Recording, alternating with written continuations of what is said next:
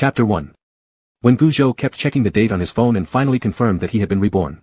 August 30th, 2016, Tuesday. It was 10 months before the end of the world, and also 10 months before his graduation. He looked headache-stricken, conflicted, and completely speechless, unable to be happy. Although it was a rebirth, he didn't want it at all. He remembered, in the summer of 17, on June 30th, the day of his formal graduation from university life. He carried a suitcase, aimlessly strolling around the campus. The train was scheduled for 6 o'clock in the afternoon, and before then, he decided to walk around and take one last look at this school where he'd lived for over 3 years. The suitcase wasn't heavy, most of its contents had already been mailed home, leaving only a few pieces of clothing, some leftover snacks, and fruit. When he arrived at Fong campus's most famous romantic spot, Lover's Lake, the weather suddenly changed without warning, as if heaven were like a mischievous child who suddenly became angry, throwing an ink bottle violently into the slowly flowing river. The bottle hit a rock, shattering into pieces, splashing ink everywhere, causing winds to rise and dark clouds to gather. In the blink of an eye, the weather turned. At that time, Guzhou simply remarked, "June's weather, unpredictable like a child's mood." Then, just like other couples who noticed the sudden change in the weather, he began to leave. Just as he walked into the entrance of the education building known as Wujiao, black rain poured down without mercy, beginning a nightmare. Guzhou clearly remembered not being drenched in the black rain, but for some unknown reason, he still turned into a zombie. After that, it felt like a dream. Hungry, extremely hungry, it was as though he hadn't eaten for thousands of years, yet all around him were tempting delicacies emitting inviting aromas. He faintly heard shrill screams, followed by uncontrollable excitement and howls like a monster, because he himself was a monster, lunging towards the food, not people but food. At that time, he was no longer human but a zombie, surviving purely by instinct. His consciousness was hazy, even unaware of who he was, knowing only to eat, eat, eat. It was a truly nauseating experience. As his abilities gradually improved, so did his self-awareness, leading to an increasing disdain for himself. Even though it wasn't voluntary, it was the truth. He was a zombie. He had eaten people. In the eyes of humans, he was someone utterly unforgivable. And he couldn't forgive himself either, driven entirely by instincts, unworthy of respect. He despised himself. So he decided to do something grandiose, become the zombie king and rally as many zombies as possible to self-detonate together. Does this count as saving the world? Does this count as making amends?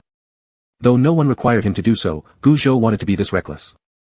What he didn't expect was that when so many zombies detonated together, the space couldn't handle such an immense amount of energy.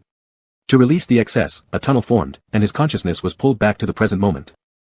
Thinking he'd completed his mission only to find himself returned to square one, it sucked. Moreover, Guzhou knew he was destined to turn into a zombie once again due to his special dark ability. This was the primary reason why he could become the zombie king. For example, water manipulators perform better in water-rich environments. In the context of the apocalypse, dark abilities were lethal weapons. But these lethal weapons not only killed others but also themselves. During the early days of the apocalypse, his abilities started awakening. Black rain was the source of darkness in the apocalypse. Thus, he transformed into a zombie without getting soaked into black rain due to his awakened abilities unconsciously absorbing dark energy. Even though his post-apocalypse self could control whether to absorb dark energy, choosing not to would mean giving up his own abilities, leading to certain death. As Guzhou thought about this, his weak spiritual force began moving involuntarily. He then sensed an inexplicable pull. Was this dark energy? Guzhou was somewhat surprised. What's going on? Withdrawing what little remained of his spiritual force, he searched for the source of the dark energy. Through his mental awareness, he saw a black stone outside the dormitory building. Gently touching it with his spiritual force, a familiar sensation washed over him. Could this be his ability core? Apparently, his ability core had also come back with him. This would be quite comforting given his unexpected return through reincarnation. Perhaps, he could really start a different life. Guzhou immediately went downstairs and picked up the black energy core, forcibly suppressing the urge to absorb it. Well, since he was given a rebirth along with the energy core, perhaps he could leap straight to becoming the zombie king without going through that nightmare of eating people. That would be good.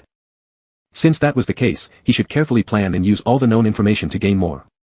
Thus, Guzhou turned on his computer and re-registered an account, naming it Ji Yan. Qin Yu was an extremely boring person. As the heiress of the Qin family, born into wealth, she never had to worry about food, drink, or entertainment. Her life starting point was much higher than others. After seeing too many things and doing too many activities, she eventually grew tired.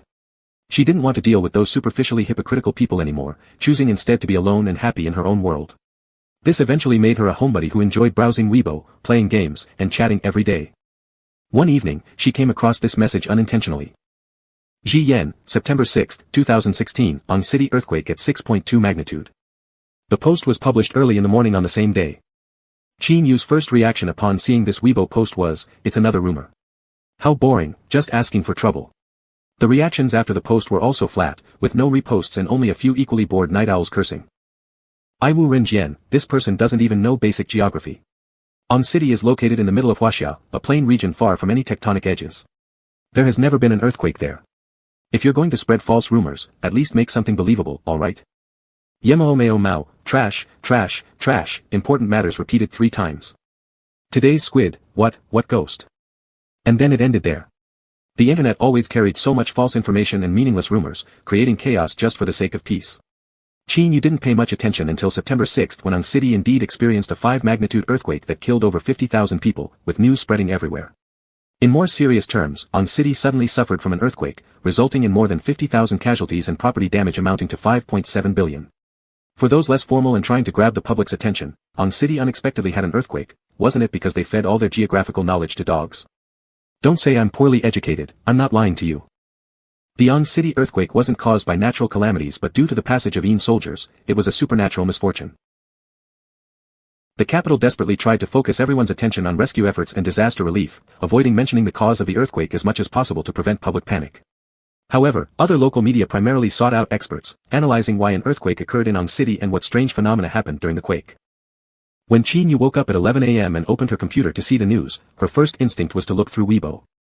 The headline on Weibo was #Ang City Earthquake #. Qin Yu directly searched for Ji Yan and found that already someone was commenting, "Holy crap, this is some sort of divine person, take my knee." There were also those cursing loudly below, "Why didn't you warn people multiple times? Are you enjoying the fact that so many people died?" Though the number of forwards was not very high, it still reached over 500. Qin Yu considered and decided to forward it herself. Her social circle belonged to the upper class, forwarding it would enhance Ji Yan's visibility. If there was such accurate information again, it might help reduce losses. Qin Yu V, I'm just forwarding it, believe or not is up to you. Then Qin Yu closed the webpage and started playing games. Though she felt regretful about the Ang City earthquake, since nothing had happened close to her, she did not have deep feelings. She couldn't empathize fully with the heart-wrenching emotions involved. After posting on Weibo, Gu Zhou immediately packed his luggage and went home. Being in the final year of university, he didn't have classes anymore and focused more on internships and job hunting. Gu Zhou applied for self-arranged internships and hadn't yet reported to the internship company when he was reborn.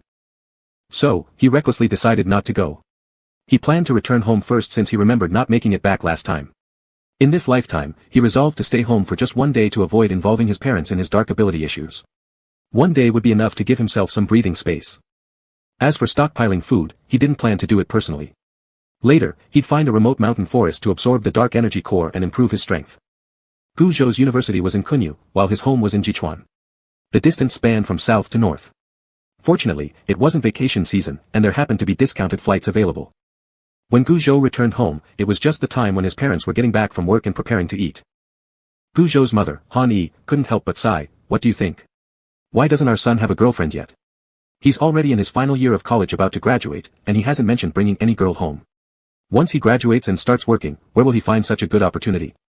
Gu Zhou's father, Gu Weijia, ate his food with big bites and responded unconcernedly, "You're worrying for nothing, our son is so handsome." Exactly because he's so handsome yet has no girlfriend, that's what I'm worried about.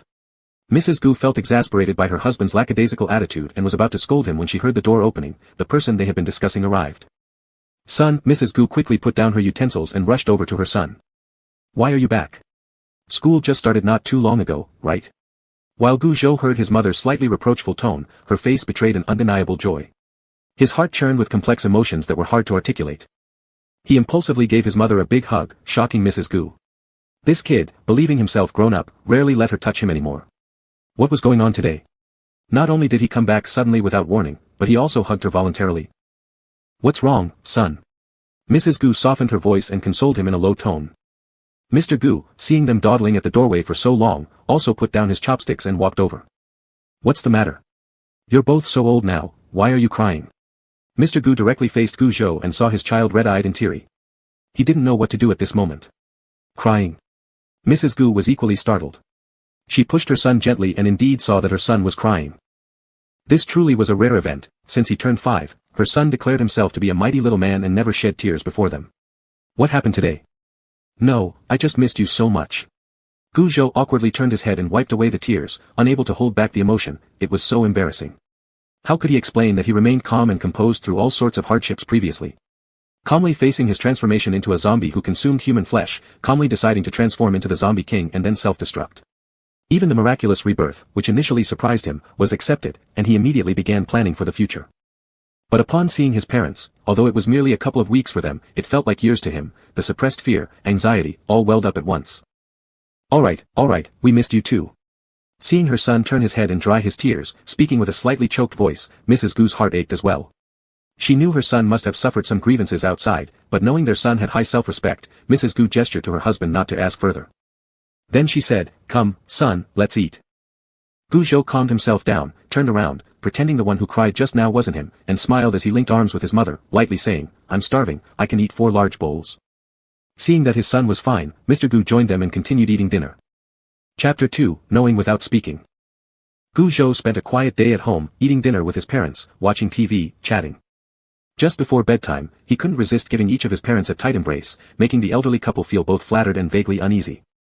They knew their son Gu Zhou well, outwardly cold but inwardly warm, seldom expressing his feelings openly, preferring to silently take action. Rarely would they hear him say things like, "Mom, Dad, I miss you," or, "For all these years, you've worked hard, it's your son's fault for not being able to stay with you when you needed me." It made them feel touched yet instinctively break out in goosebumps, truly never having witnessed their son being so emotionally raw. Gu Zhou knew his parents must have their doubts, looking at him with a mix of touching sadness and concern. He realized that compared to his usual demeanor, his behavior today was highly unusual. But there were certain words that if left unsaid now, he might lose the chance forever, not to mention how dangerous the transformation into the zombie king was, and even if successful, whether he'd have another chance after becoming the king. Humans and zombies are completely adversarial, so he would not reveal his identity. He would pretend to have died before the end of the world began, and when the time comes, he could only imagine how sad his parents would be upon hearing his death. But this was something unavoidable, life already had too many regrets, let alone an apocalypse. The September 6, 2016, earthquake in An City caused widespread attention, with all eyes from across China focused on it. An unanticipated earthquake was terrifying, sparking a wave of panic. An City, which had never experienced an earthquake before, it being one of the prosperous ancient cities in China and also a first-tier city with a population of 10 million, actually experienced an earthquake. How frightening that must have been. Despite reassurances from the government, large-scale migration of people occurred. The undamaged airports, train stations, and other hubs were crowded with those wishing to return home. They thought money might be foregone, but life must be preserved at all costs. What if another quake happened? Surviving once is fine, but surviving twice might not be so easy. Experts explained and assured the public from a professional standpoint that another earthquake in An City was unlikely, but their reassurances proved ineffective. Death was terrifying, just one instant, buildings crumbled, skyscrapers toppled, and everything turned to nothing. Human life seemed insignificant, as fragile as a leaf. Those who hadn't witnessed it themselves wouldn't understand what it felt like to be chased by death. Realizing comfort provided no relief, the nation sent armed personnel to major transportation hubs like airports, train stations, and bus stations to maintain orderly evacuation through mandatory measures. Simultaneously, swift rescue operations and material transportation were conducted. Chen Yu was one of the lucky ones to have survived the disaster. She continuously thanked her stars for following a certain Weibo post, acting under the mindset of, better safe than sorry. On that day, when she saw the Weibo post, something deep inside her stirred uneasily, her right eyelid twitching incessantly. She didn't leave any comments but quietly remembered the words in her heart. On the evening of September 5th, she requested a day off from her boss and spent the entire next day exploring a well-known suburban resort park in An City, bringing food and water along. By around 5 p.m., she had pretty much seen most of the park. Would there really be an earthquake? How could An City experience an earthquake? It's probably just me overthinking. Hopefully, it's false, a rumor, a prank. But Chen Yu's gut told her otherwise, it's coming, it's fast approaching. The earthquake will arrive soon. And indeed, in the very next moment, the ground shook violently, dust filled the air, and the sky turned dark. Everything trembled and screamed in fear and disbelief. Chen Yu sat on the grass, hugging her knees, burying her head deeply. Yes, it's true. A minute later, the ground returned to stillness. Most of the people in the suburban resort park had survived, save for a few unlucky souls crushed by falling trees or collapsed walkways. As the earthquake ended, everyone pulled out their phones and silently prayed for connection. Whenever a call successfully connected, the surrounding people offered blessings. Yet more often than not, the calls failed. Everyone gathered together for mutual comfort. Some tried rushing home by car, only to find the bridges leading into the city had collapsed, creating insurmountable obstacles. Unlike the anxious people calling their loved ones, Chen Yu opened her phone, logged on to Weibo, and directly searched for the user Jian. Sure enough, Jian had consecutively posted multiple Weibos. Jian, October 17, 2016, Fuyun Typhoon at level 9. Jian, January 28, 2017, Qingli snowstorm red alert. Jian, June 30, 2017, black rain pouring, end times begin. After posting 3 consecutive Weibos, Gu Zhou was out buying groceries, preparing to cook his parents' favorite dishes, fish-flavored shredded pork, dry-fried green beans, crispy pork, and pickled cabbage stewed with vermicelli at home. Just as Gu Zhou finished chopping the green beans into segments, he heard a slow, measured knock at the door, dong, dong, dong. Coming, wait a second. Gu Zhou washed and dried his hands before walking unhurriedly to the door. Upon opening it, he found a young general standing stiffly outside. Clad in deep green military uniform, sporting 2-star insignia on his shoulder, towering at 1.85 meters tall with a buzz-cut, piercing eyes, and a slightly serious expression, the presence of the soldier was imposing, like a grand mountain standing firmly, evoking a feeling of unattainability. Gu Zhou wasn't intimidated by his aura. He briefly looked him up and down and couldn't help but focus his gaze again on this guard's face. It was strikingly handsome. So it's true what they say about attractive men all joining the military. Wait, why does this face seem familiar? Could it be Jiang Hanyu? Jian. Outside the door, Jiang Hanyu let him scrutinize while secretly observing him in return. He seemed to be just an ordinary college student, not yet out of his schoolboy years, with a slightly naive look and clear eyes, full of vitality. Was this Jian? Gu Zhou wasn't surprised, but he did marvel at how efficient the state could be. He hadn't done anything to hide, only using an online alias. Still, less than an hour after the earthquake in city, and no more than half an hour after sending 3 Weibos, there was already a lieutenant colonel standing before him. It was incredibly fast. What Gu Zhou didn't know was that the upper echelons of the state leadership weren't even aware of Jian's prophecies yet. They were busy organizing disaster relief efforts. Jian's Weibo had yet to make it onto the front pages of news websites, remaining in a lukewarm state. And the person standing before him was here purely due to a stroke of coincidence. Qin Yu is Qin Hui's sister, a childhood friend of Jiang Hanyu.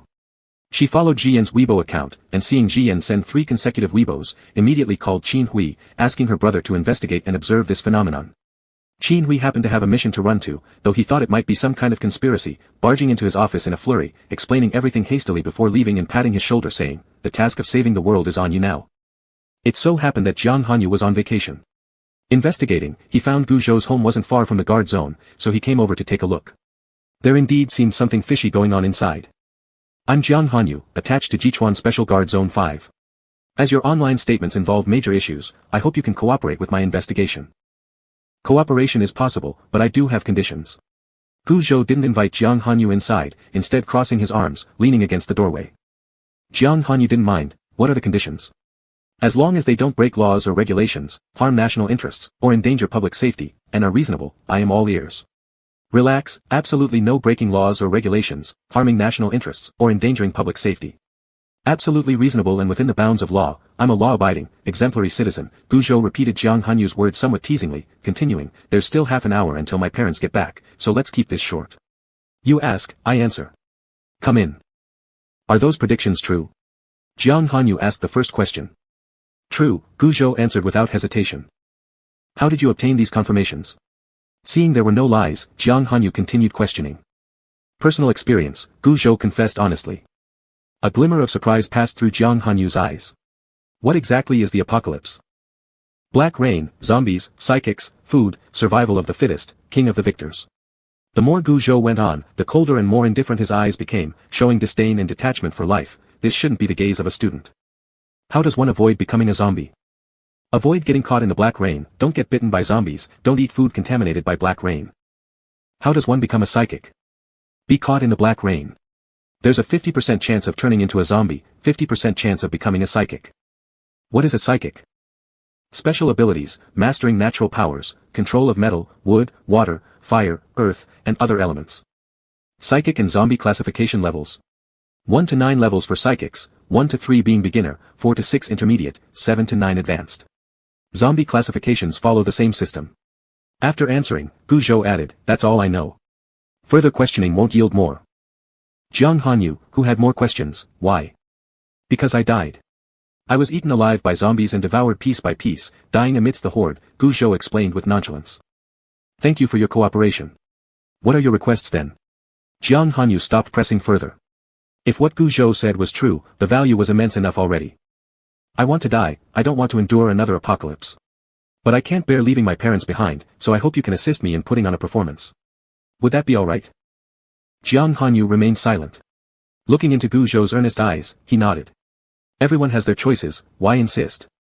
When Mr. and Mrs. Gu opened the door and saw their son together with a good-looking young man cooking in the kitchen, they thought their eyes were playing tricks on them. If the other person were a girl, it would undoubtedly be a harmonious and pleasant scene. However, since it was a boy, Mrs. Gu rubbed her eyes, accepting the reality. Boat, how can you make guests chop vegetables and cook? Han-yi tossed her bag aside, walking towards the kitchen and calling out. Mom, it's nothing. This is my close buddy, Jiang Hanyu. He doesn't mind, right? Gu Zhou patted Jiang Hanyu's shoulder, prompting him to explain. It's no trouble at all, auntie. Jiang Hanyu put the knife down and earnestly explained to Gu's mother. By now, Jiang Hanyu had already changed out of his military uniform into clothes provided by Gu Zhou, as Gu Zhou had originally said, your whole getup will shock my parents. Change quickly. Reluctantly, Jiang Hanyu slipped into a white sports t-shirt and black sporty leisure pants offered by Gu Zhou. His shoes weren't spared either, swapping them for white sneakers. Without his military attire, Jiang Hanyu appeared less sharp but gained the air of a considerate man, causing Gu's mom to remark without holding back, what a handsome young man. Do you have a girlfriend yet? Before Jiang Hanyu could respond, Gu Zhou swiftly cut in and pushed his mother out of the kitchen. Hanyu has a girlfriend, she's a campus goddess, incredibly beautiful, don't worry about it. And you, Gu's mom started, only to be interrupted again by her son. Relax, with your son being so handsome, how could there be any girl who wouldn't like him as long as they aren't blind? With these words reassuring her, Gu's mother allowed herself to be guided out of the kitchen, waiting patiently outside for the meal. Chapter 3, The Protagonist is Dead. On the other side, after reading the Weibos, Chen Yu's mind buzzed incessantly. Her intuition told her that all these were true. Chen Yu couldn't articulate why she trusted her gut instinct this way, but it had saved her from multiple dangers throughout her life. What to do?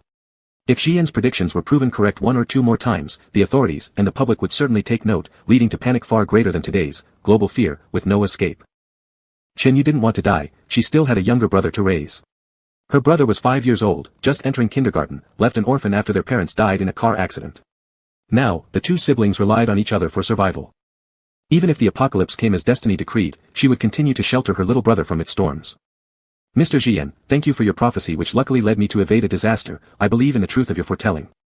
I don't know where you obtained your information, but surely you possess unique qualities like me, with a heightened sensitivity to danger. From childhood till now, I've avoided countless dangers. My intuition tells me that following you is the best choice. Allow me to follow you, and I shall contribute my utmost effort. Here are my phone, Weibo account, and bank card, all for you to manage. Passwords correspond to name-related digits. After dinner, Gu Zhou led Jiang Hanyu to his room to pass on his inheritance. Check if there's anything else you might want. Nothing. Jiang Hanyu glanced at Gu Zhou whose expression reflected joy at death and spoke indifferently. Pick one from among these few people. Gu Zhou took the phone from Jiang Hanyu and began carefully browsing through it while Jiang Hanyu picked up the previously discarded phone and seriously read through the private messages on Weibo. For a brief moment, time seemed peaceful. This one, Han Mingxian, doll face, he looks muddle-headed enough, the rest seem either formidable, shrewd, rugged, or radiant, none are suitable. Jiang Hanyu paused briefly, truly an accurate evaluation, lucky those 5 weren't present. Hand over the phone, I'll make a call to assign tasks. Big boss, what orders do you have? At this point, Yan Ming was jogging on a treadmill. Investigate Wang Si, Lu Jing, and Chen Yu. These 3 individuals were ones Jiang Hanyu discovered earlier when browsing through Gu Zhou's private messages on Weibo. Gu Zhou currently had over 100 unread private messages, some praising him as a grandmaster, others hurling insults, a few religious zealots spouting nonsense, some small ads. The remaining messages contained normal believers asking for guidance from Jian. These were the candidates marked for scrutiny by Jiang Hanyu. Acknowledged. Notify Han Mingxian to immediately proceed to Jichuan for a task awaiting execution. Acknowledged. Upon receiving the command, Yan Ming turned off the treadmill and walked from the underground training ground to his personal quarters on the top floor. Pushing open the door, he saw a 175 cm tall curly-haired boy doing handstands. Earth's gravity pulled his golden curls like stretched-out noodles, provoking a slight chuckle. Little Mingxian, you have a mission. What kind of mission? Is it fun? Accompanying Han Mingxuan's boyish looks, his voice carried a bit of a childlike tone, which always made the team members unable to resist protecting and teasing him. I don't know, the boss didn't tell me, he just asked you to go to Jichuan. I've already bought your bus ticket. Alright, I hope this mission is interesting. An hour later, Han Mingxian arrived at the destination. Exiting the bus station, at first glance, he saw his boss and also an unfamiliar man standing nearby. Boss. Mingxian quickly ran over. Let's find a place to discuss in detail. Is this true? Are we really going to do this? Even though Han Mingxian was usually absent-minded, now after hearing this news, his face showed shock and found it hard to digest. Is there really a rebirth? Is there really an apocalypse? And are you really going to commit suicide? Han Mingxian leaned his entire body on the table, eyes wide open, carefully examining Gu Zhou. After my first 4 predictions are verified, you will know.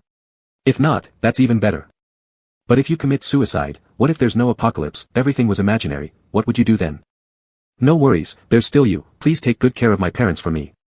Gu Zhou's expression remained calm, though occasionally he had doubts about everything he experienced. The appearance of the dark crystal nucleus told him it was real, all of it was true. Alright, I'll take care of your parents. Han Mingxian didn't persist further, although it was unimaginable, his boss believed it, accepted it, so why should he question? It's best to simply follow orders. On September 10, 2016, a local newspaper in Jichuan reported such a piece of news: a university student drowned while rescuing a drowning teenager. This news, like a drop of rainwater entering the sea, drew no attention beyond the family of those involved. When Gu Zhou's parents received the phone call, they were overwhelmed with disbelief.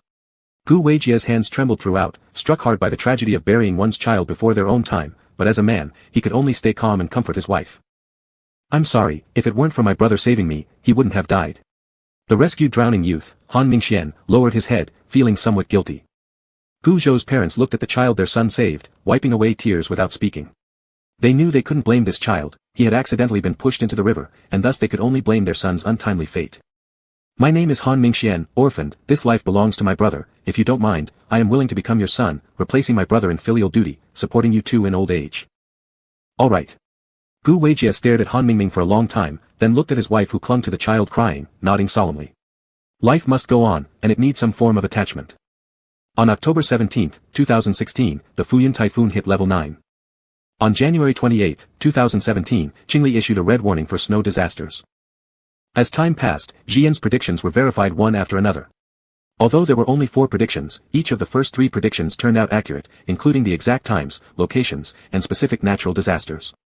With the attitude of better safe than sorry, the country prepared ahead of time, significantly reducing casualties and property loss. The truth was clear, undeniable. Jian's account began attracting a small amount of heated discussion online starting from when the second prediction was confirmed. The national authorities ordered it to be urgently deleted and registered. All the information and released predictions were classified as state secrets. If Gu Zhou hadn't died, and if there wasn't evidence from the relevant news and surveillance videos, Gu Zhou himself might likely have been detained by the state to cooperate with investigations. However, since Gu Zhou had passed away, his claim about the source of his predictions could not be traced or examined any further. The national leaders convened private meetings and decided to suppress the information temporarily. Regardless of whether the information was true or false, simply spreading it from a national perspective would cause massive upheaval and fear. Meanwhile, secretly a post-apocalypse action organization was established to adopt a series of measures against the possible upcoming apocalypse, such as food reserves, strategic material storage, and construction of underground safety zones. Even if the end of the world was false, these preparations could help with other natural disasters or accidents, ensuring no loss. Gu Weijia and his wife, Han Yi, went through numerous secret interrogations, transitioning from initial confusion, sorrow, and nervousness to present-day relief, calmness, and acceptance. Time was enough to heal the wounds and for Gu Weijia and Han Yi to understand everything that had happened. Recalling their son's strange behavior at the time, they kept silent about it, instead quietly feeling relieved that now a peaceful death might be the best ending. Knowing more meant more torment. All sorts of people racked their brains to try to learn more information about the apocalypse, but were all repelled by Jiang Hanyu's decisive actions. Jiang Hanyu had been temporarily promoted by the national president to be the head of the Jichuan safety zone for the post-apocalypse period and given greater power. Ordinary citizens continued as usual, even if they occasionally heard about the prophecies of the apocalypse, they just laughed it off, rarely believing others even when what they said seemed well supported. The deceptive appearance of calm was too convincing. Of course, there were also many who believed the apocalypse would happen. Among them were mostly young people, those who once dismissed Jian's prophecies but were proven wrong by reality. Privately, they formed apocalypse action teams and online forums where they discussed and shared information resources about how to survive during the apocalypse and what food should be prepared beforehand. They even talked about apocalypse movies. On May 29, 2017, in the tiny, unremarkable grave near the mountain waste at Jian Cemetery, there came intermittent, sharp sounds. If one could pierce through the thick burial soil and the red steel coffin lid, they would see a figure covered in rotting flesh, eyes glowing with a red light, bearing fangs, incessantly shrieking while clawing furiously with sharp nails. This creature was no longer considered human, this was Gu Zhou. Gu Zhou had faked his death using subtle dark energy, not turning into a zombie immediately but already being beyond humanity. He asked Jiang Hanyu to quickly bury him in the Jichuan Anling Cemetery, close to the edge of the forest. A specially made red steel coffin was used to prevent him from becoming a low-level zombie and breaking out to harm others. The dark crystal core that Gu Zhou possessed, he had carefully buried beneath his coffin beforehand. He'd come to this cemetery earlier to make sure it was properly placed. Every step of the plan, Gu Zhou had meticulously arranged. But without Jiang Hanyu's cooperation, any single misstep could have ruined everything. Gu Zhou originally planned to disappear without needing anyone's help to achieve his goal. But fatefully, Jiang Hanyu discovered him. And before his rebirth, Gu Zhou had met Jiang Hanyu in a brief encounter, leader of the Jihan safety zone, who harbored many abandoned and neglected ordinary people, including Gu Zhou's own parents. Before his rebirth, Gu Zhou spent 3 years in a daze until reaching level 5 when rudimentary self-awareness began forming, allowing him basic thought processes. At level 6, memories returned fully, and he decided to become the zombie emperor, putting an end to all this chaos. By level 7, he vaguely resembled a human again, regenerating flesh and hair. At level 8, except for his eyes which emitted a luminous red glow, he looked indistinguishable from a normal person. And by level 9, none could tell whether he was man or zombie in front of other psionic users of his same rank or lower. Prior to his rebirth, Gu Zhou had always trained away from the safety zones in the center of the undead, slaughtering his kind to continuously evolve. Only when reaching the 9th level bottleneck did he visit the safety zone and find his parents in the Jihan safe zone. Out of concern and guilt for them, Gu Zhou took a deeper look at both the safe zone and its leader, Jiang Hanyu. Jiang Hanyu, born as a bodyguard, was still young but already an 8th level metal elemental psionic user. Not only was his strength remarkable, but his character earned admiration for his integrity and dependability, treating others sincerely. In times of peace, these traits wouldn't count for much, but in the apocalypse, they became rare virtues, making others willing to trust, follow, and fight for him. Thus, when Gu Zhou saw Jiang Hanyu for the first time, though surprised, he felt an inexplicable sense of familiarity. When he realized this Jiang Hanyu was indeed the same one from his previous life, he altered his original plan as a way to repay him. Even if things didn't go according to his plans, it didn't matter, he was carefree, hoping that those humans who received advanced knowledge of the apocalypse could survive the long night. Chapter 4, Verifying Predictions. On June 28, 2017, the government issued a decree designating June 30th as stay-at-home day, granting 2 days off. It explicitly stated that June 29th and 30th must involve no overtime work, with all schools closed. Highways, trains, and airplanes ceased operations, forbidding travel and holidays. Everyone was instructed to return home, stay indoors, and remain inside, not driving, not getting wet in the rain. This festival symbolized that home was the safest place, emphasizing spending quality time with family, rejecting the fast pace of modern life. It was China's special creative holiday. Many people were utterly confused, but as long as they had holidays to enjoy, they welcomed the leisure time. Staying at home was not a bad idea either, and traveling outside during festivals could be too crowded anyway. Thus, some thought it would be good to buy groceries in advance and stay home with their parents and children. And those who always believed Jian's prophecies heard this news as if it were an official confirmation from the authorities, evoking mixed emotions deep inside. Is it real? Is it really going to happen? This marked the first modern national holiday created by China, and most citizens found it fascinating and were eager to try celebrating it this way, staying quietly indoors, not going anywhere, free of work or study or social engagements. It seemed as if life slowed down, all anxiety and confusion and unrest gradually dissolving. The streets were empty, no cars, no pedestrians, every shop required to close its doors. It felt as if a boisterous child had finally fallen asleep, and everything became serene. 10, 9, 8, 1, 0. June 30th has arrived. Has black rain started to fall outside? No, I hope it doesn't rain. Pray that nothing happens. This must be a lie. Nothing is happening. Jian didn't mention a specific time, just saying June 30th. Let's wait patiently and don't go out alone. Similar discussions appeared frequently on doomsday forums. The government didn't shut these forums down but allowed them to continue while assigning special personnel to supervise and guide them, teaching them how to act correctly and calming any unrest while stopping illegal statements. Chen Yu was one of these people. She firmly believed in the prophecy and possessed unique abilities. After a brief investigation, Jiang Hanyu decided to incorporate Chen Yu into the post-apocalypse operations team, letting her take charge of guiding public opinion on the forum. This coincided perfectly with her expertise. Chen Yu quit her job, staying home with her younger brother and preparing for the apocalypse, while also taking her work seriously. She loved her job and rejoiced at her earlier decision. Knowing she had the support of the safety protection squads indeed gave her much comfort. Drizzle drizzle, whether or not the apocalypse is real, it feels nice to just relax at home and treat it like a holiday. Incredible, incredible, absolutely, absolutely. This housebound festival is incredibly thoughtful. I didn't know how to explain to my parents otherwise. Plant vs. Zombie, watching zombie action movies with the whole family. Panda cutest, sleepy, can't hold on till 4 o'clock in the morning. Gotta rest. Boss, do you think black rain will come? Yan Ming looked at the colorful comments online and tapped the table to ask. I don't know either. I hope it won't happen. I hope all our efforts end up being wasted. But may it be so. Time passed quickly through the morning. Those who stayed awake all night slept through the day, waking again to find themselves still alive and crying with joy.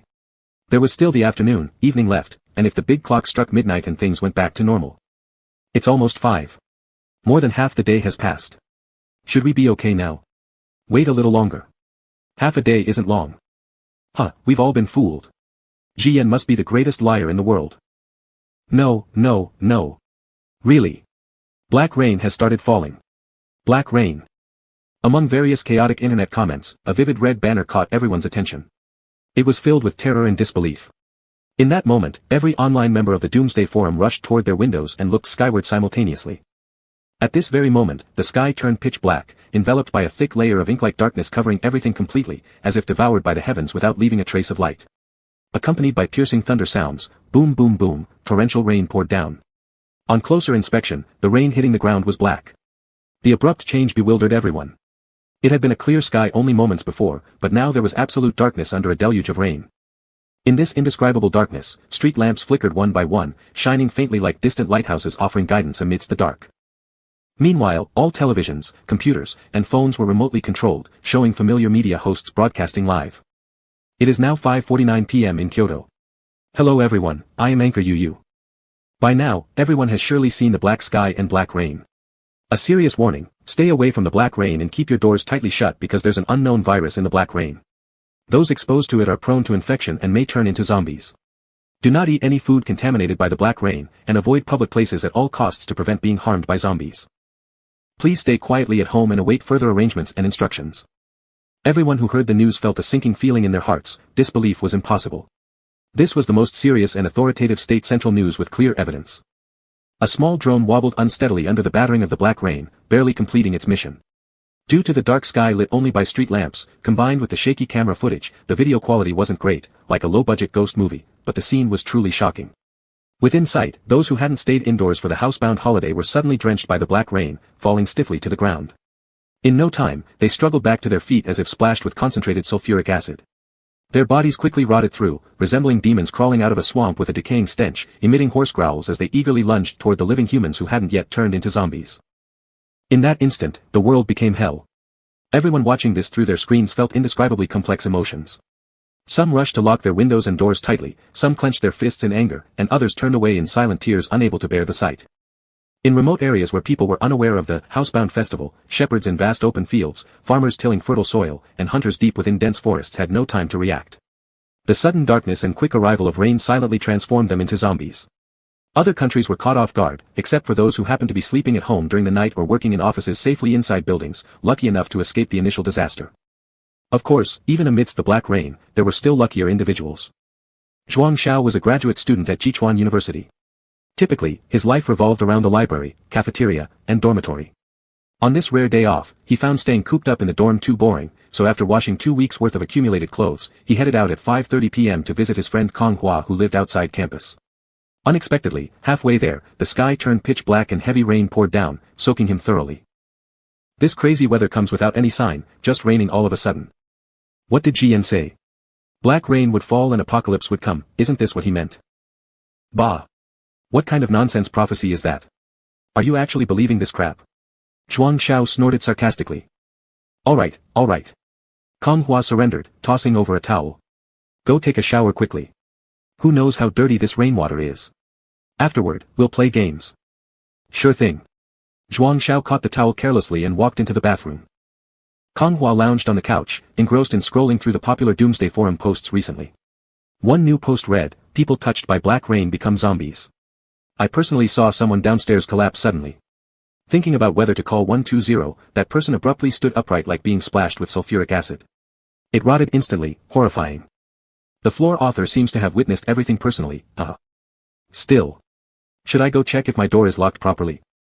It's real."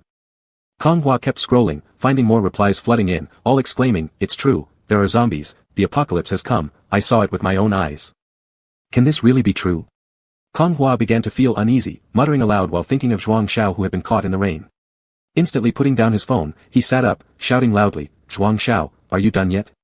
You're acting like a girl, so damn slow." Zhuang Xiao didn't reply. What replied was his phone, which unlocked itself automatically. It is now 17:49 in Kyoto. Hello everyone, I am Anchor Yu. If you unfortunately face a zombie directly, please bravely pick up a kitchen knife, a hammer, a frying pan, or any available tool, and smash its head. Kang Hua remained speechless after hearing this, grabbing the frying pan and walking toward the bathroom door. Zhuang Xiao, don't scare me. I have a frying pan in my hand. Zhuang Xiao still didn't respond. Could he really have turned into a zombie?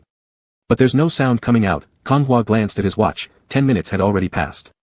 Looking at the videos on his phone, it showed that people would turn into zombies and rise within about 2 minutes. I can't wait anymore. Buddy, if you've turned into a zombie, don't blame me for being harsh. Kang Hua whispered to himself.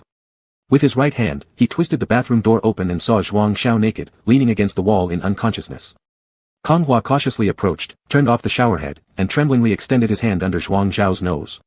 You scared the hell out of me. He's breathing. But what is going on? Zhuang Xiao, wake up quickly. Still, Zhuang Xiao didn't stir. Kang Hua went to the living room and took his phone, snapping several pictures of Zhuang Xiao. Then he added a mosaic to blur the sensitive parts. #SOS, my buddy got caught in the black rain but didn't turn into a zombie, instead, he's sleeping like a beauty princess. What should I do? Wave after wave, kiss him until he wakes. Northwest wind is good, stop messing around, be serious. It's the apocalypse. Wood Jasmine, at least put him on the bed, being naked like this isn't decent. Wave after wave, a bridal carry would be good. All world harmony, the upstairs commenter is definitely a Yuri fan. Case closed. As Kang Hua looked through these random replies, he was just about to post again, telling them to stop fooling around, when a private message arrived. Hello, I am Xia Yu Feifei, the moderator of the Jichuan End of the World Forum. Your friend's condition suggests an awakening of special abilities, so there's no need to worry.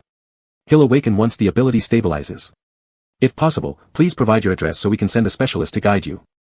Relieved, Kang Hua exhaled deeply. So this guy actually gained a hidden blessing from misfortune. Getting caught in the rain might turn someone into a zombie, but with luck, it could also awaken special abilities. It sounded pretty cool. Yet, he personally wouldn't dare to take such a risk. Having specialists come over wasn't just for guidance but also a form of indirect invitation. In the apocalypse, sticking together undoubtedly enhances chances of survival. Post by another Kang, thank you. The address is, Building 3, Room 502, Jing'an District, Jing'an Road, Jichuan University, Anlin City, Jichuan Province. 2 hours later, the doorbell rang. Through the peephole, Kang Hua saw 2 fully armed guards. These 2 were subordinates of Jiang Hanyu, Xia Jingxin and Qi Lu. When Gu Zhou reviewed their photos and information earlier, he commented that either they were rugged or dazzling. The moment Kang Hua opened the door and saw these 2 remove their helmets, his first impression was precisely that. Xia Jingxin stood at 1.90 meters, with a body resembling a fitness champion. Massive muscles made him look almost exaggerated. With stubble on his face, his appearance seemed somewhat unkempt.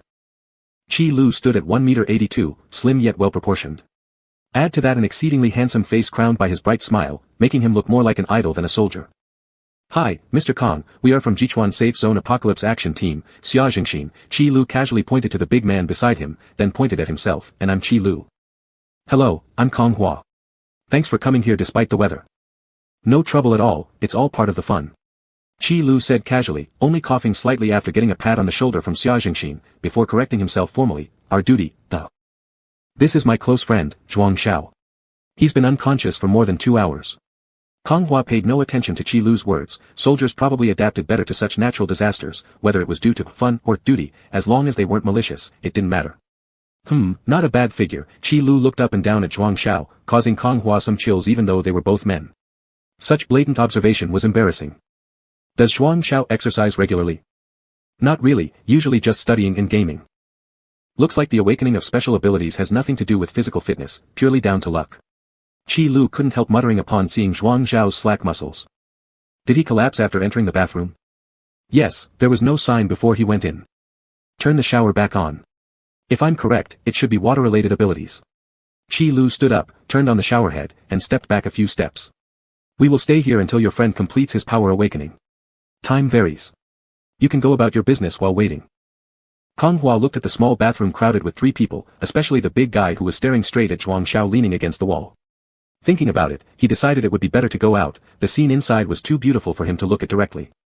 Chapter 5, The Apocalypse Comes. The sky continued to pour black rain, the world in chaos, yet Anlin Cemetery remained eerily quiet and peaceful. Gu Zhou, lying in his coffin, fully absorbed the level 10 Dark Essence Core, evolving into a level 6 zombie and regaining his memories from when he was alive. Because the level 10 Dark Essence Core had lost much of its energy through the space tunnel, the remaining energy was still enough for Gu Zhou to evolve into a level 6 zombie.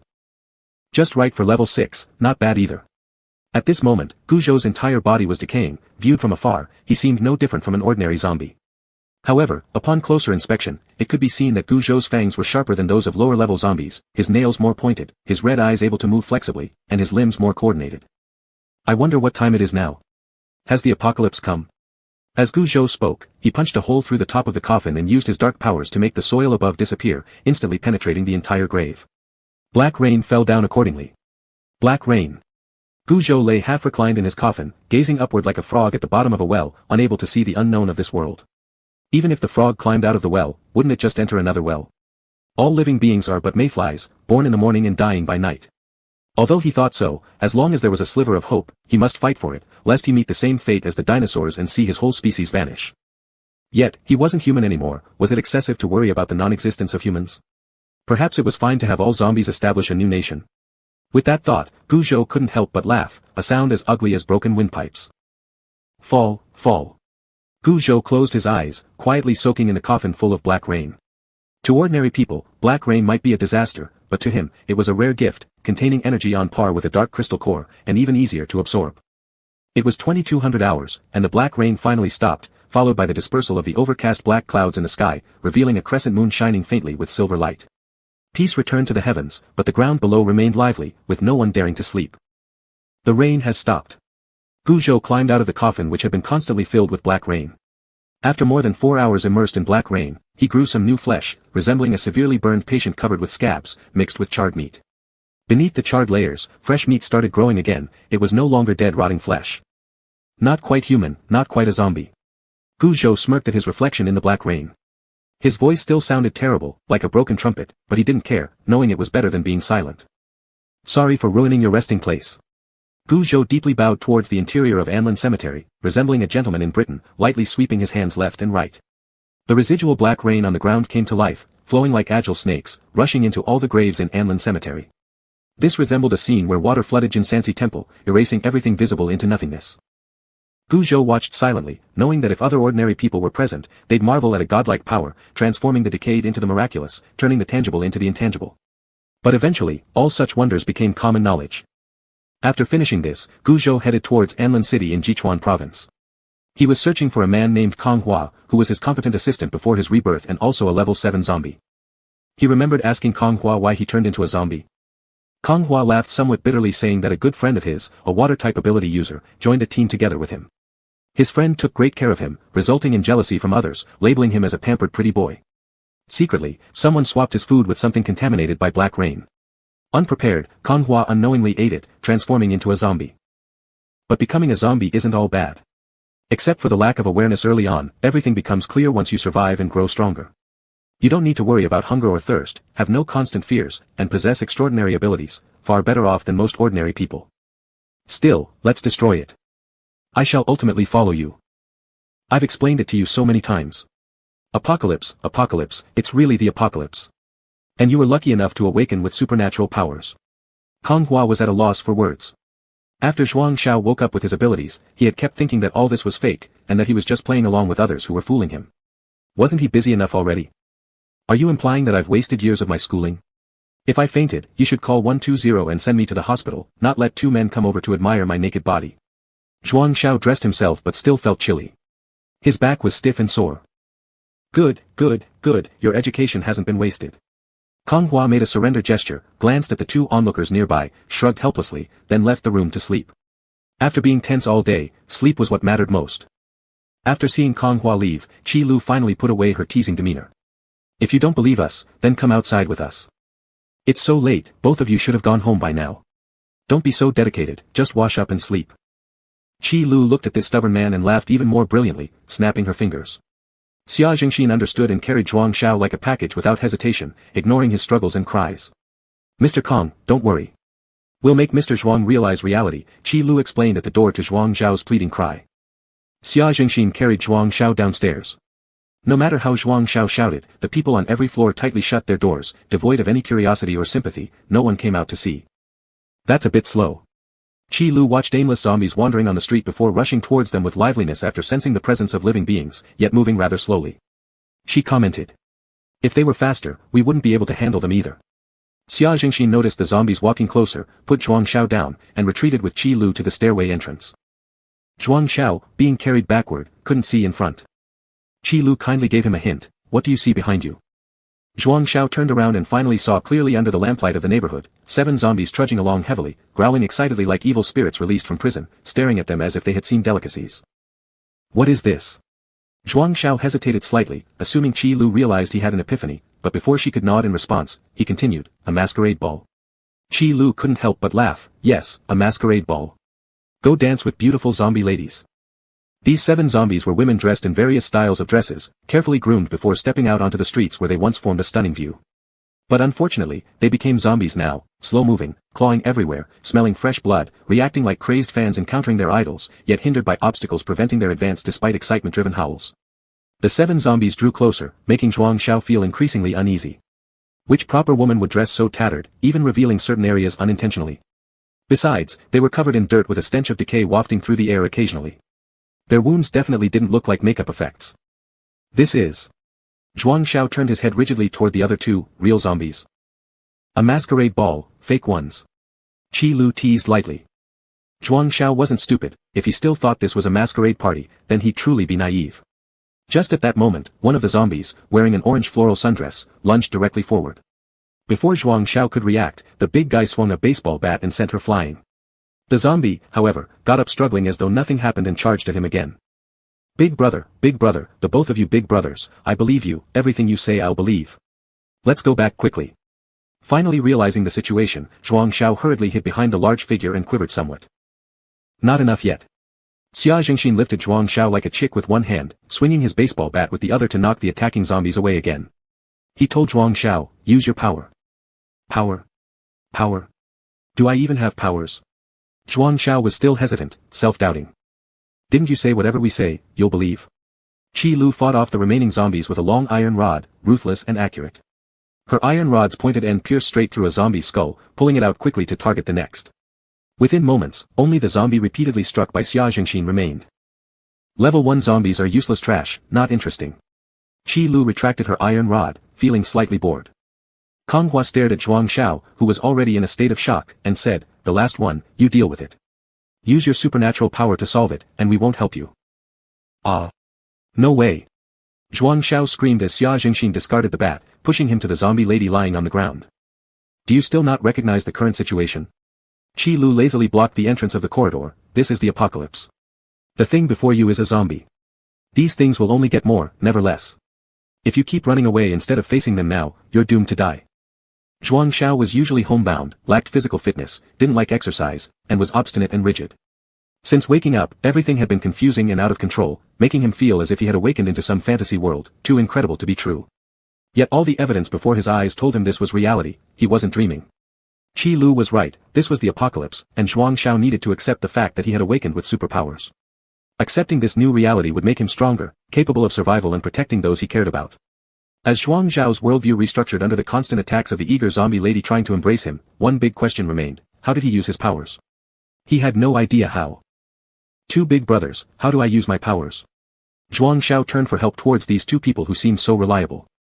We don't know either, since neither of us has such abilities. Qi Lu responded irresponsibly with a tinge of schadenfreude. But Xia Jingxin seriously provided his advice. So far, there are fewer awakened individuals, thus we cannot offer correct guidance yet. However, you can try imagining it. Supernatural powers are a form of energy within the body. Issue an order with your brain and release it outside. That makes sense, like pooping, Qi Lu coarsely summed up. Xia Jingxin was already used to her style, even though her language was rough but her logic sound. Alright then. Zhuang Xiao concentrated to experiment. Powers were within him, but where exactly? Below the navel. He felt a strange flow around his belly button area, as if a small pool of water swirled on the spot. Could this be his power? Zhuang Xiao started to try controlling this tiny swirl of energy. After being repeatedly teased and failed to bite anyone, the patience of the zombie was wearing thin. It emitted a coarse noise, its mouth wide open, and its limbs moving more flexibly. It lunged at Zhuang Xiao again. Standing frozen in place, Zhuang Xiao watched while Qi Lu and Xia Jingxin stood guard, ready to intervene. They were willing to let Zhuang Xiao face the danger alone, but they couldn't risk much, especially unsure whether someone with superpowers could become a zombie if bitten. Just as the zombie pounced toward him, Zhuang Xiao opened his eyes, swung his right hand, and shot out a tiny stream of water. It hit the zombie's face directly, to his hopeful gaze, but nothing happened. The zombie remained unaffected and continued its attack without hesitation. So this was supposed to be the promised power.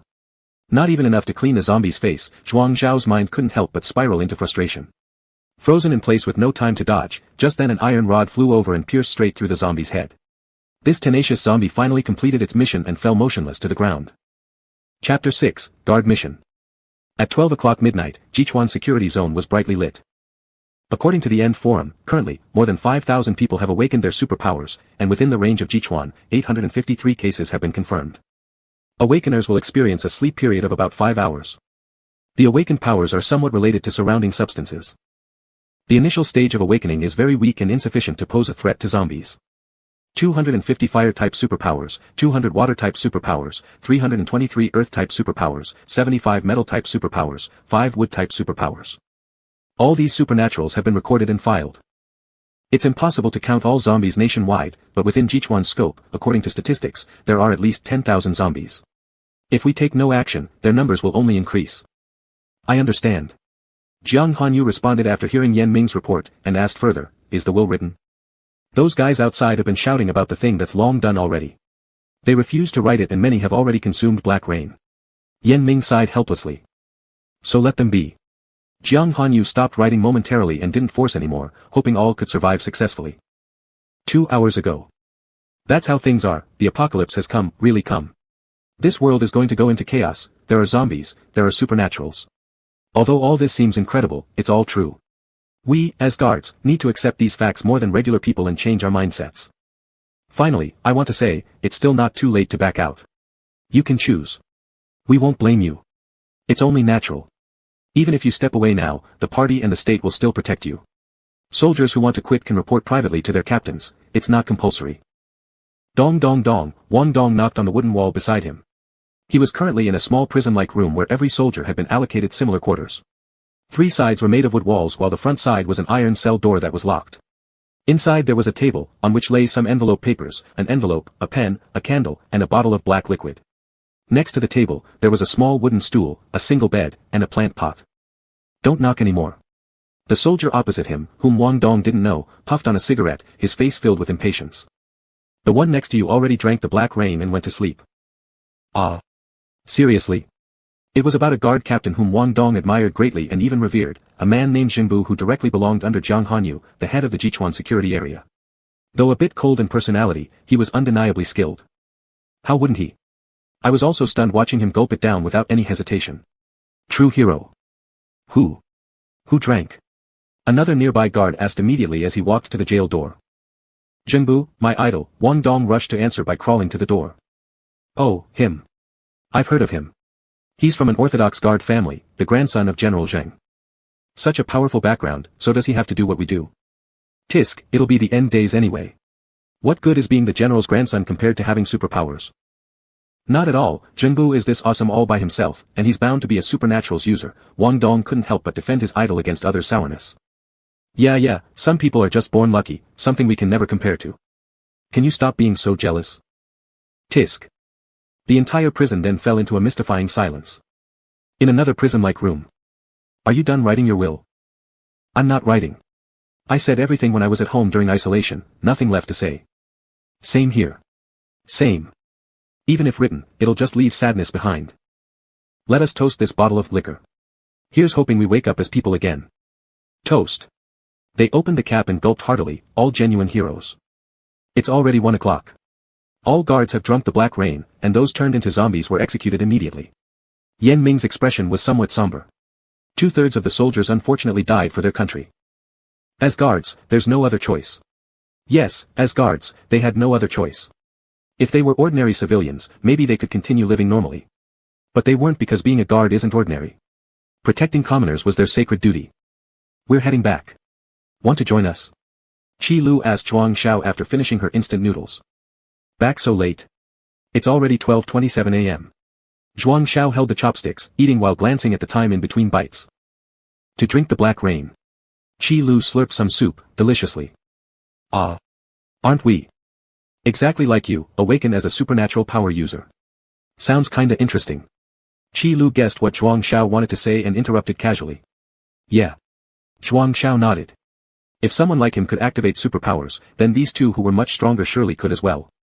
However, with such weak abilities, Zhuang Xiao feared he would struggle to survive on his own. I'll go with you, along with Kong Hua. Thanks to him this time. That's fine. Kong Hua was sleeping soundly when Zhuang Xiao pushed him awake. Did your power awaken? Actually, Kong Hua hadn't slept well. Upon seeing Zhuang Xiao, he realized that Zhuang Xiao had accepted the current situation. Yeah, water type, I'll show you. After speaking, a tiny droplet of water appeared above Zhuang Xiao's right index finger, like the dew on a lotus leaf, very small and cute. Seeing Zhuang Xiao's excited face, Kong Hua nodded and praised, what a powerful ability. Hee hee. Zhuang Xiao, seeing Kong Hua's expression, scratched his head with a shy smile and continued, Qi Lu and Xia Jingxin will leave soon. We'll go back to the guard area with them. It's safer there and it'll be more convenient for us to find our families. Thank you. Kong Hua sincerely thanked him. He had kept several private intentions in mind when writing his own message. If Zhuang Xiao hadn't taken him along, he wouldn't have resented him. Now, with the apocalypse ongoing, who could really take care of whom? You're my good buddy, anyway. When Gu Zhou arrived at Anlin City, it was already deep into the night. He closed his eyes and sensed the presence of his kind nearby, far fewer than before his rebirth. He didn't know how much faith the country had placed in his prophecy or how much preparation they had made. However, judging by the rare sight of solitary zombies wandering the streets, the efforts seemed effective. He wondered where Kong Hua was now. Anlin City was so vast that searching for him would be akin to finding a needle in a haystack. Gu Zhou did not insist on this, as maybe, just maybe, Kong Hua would remain alive somewhere out there. Gu Zhou came here to select some zombies compatible with him or to blend among humans. Still, upon examining himself in front of a mirror in a large mall, Gu Zhou noticed that the skin exposed outside his clothes had formed scabs, making him look like a lizard wearing clothes, ugly, indeed, and surely terrifying to others. Carefully, Gu Zhou wrapped his entire body in bandages from foot to neck, adorned in a white leather shoes, white suit pants, a white shirt, check tie, black contact lenses, a golden-edged white mask, and an aristocratic wig. Using dark powers, he slightly corroded his nails and fangs and finally donned white silk gloves. It was fortunate that zombies had no sensation, otherwise, all this effort might have overheated Gu Zhou to death. At 1.79 meters tall, only a mere centimeter short of being perfect, Gu Zhou had a height that wasn't too bad. Coupled with his athletic build from years of training, his all-white attire made him appear, from afar, like a noble prince from the Middle Ages, brimming with a mysterious aura. Let's pretend to have a fake case of OCD, Gu Zhou said, satisfied with his reflection, a pure white figure difficult to associate with anything but pristine cleanliness. As Gu Zhou examined himself further in the mirror, the streets below erupted with wild screams and the screech of tires. How dare they, so late at night? Gu Zhou sighed. The next second, he appeared atop a building overlooking the street. The daring ones Gu Zhou observed were none other than Xia Jingxin and his group driving a jeep through hordes of excited and screaming zombies that gathered enthusiastically around the vehicle. Unable to keep up with the speed of the jeep due to their sluggish movements, the crowd of undead trailed behind. Half kneeling on the roof of the jeep and wielding an iron rod to clear their path was Qi Lu. Fortunately, the jeep was high enough that Qi Lu avoided being dragged down by the zombies. Standing high up, Gu Zhou felt admiration towards these individuals. This was still the early stages of the apocalypse, yet their adaptability was remarkable.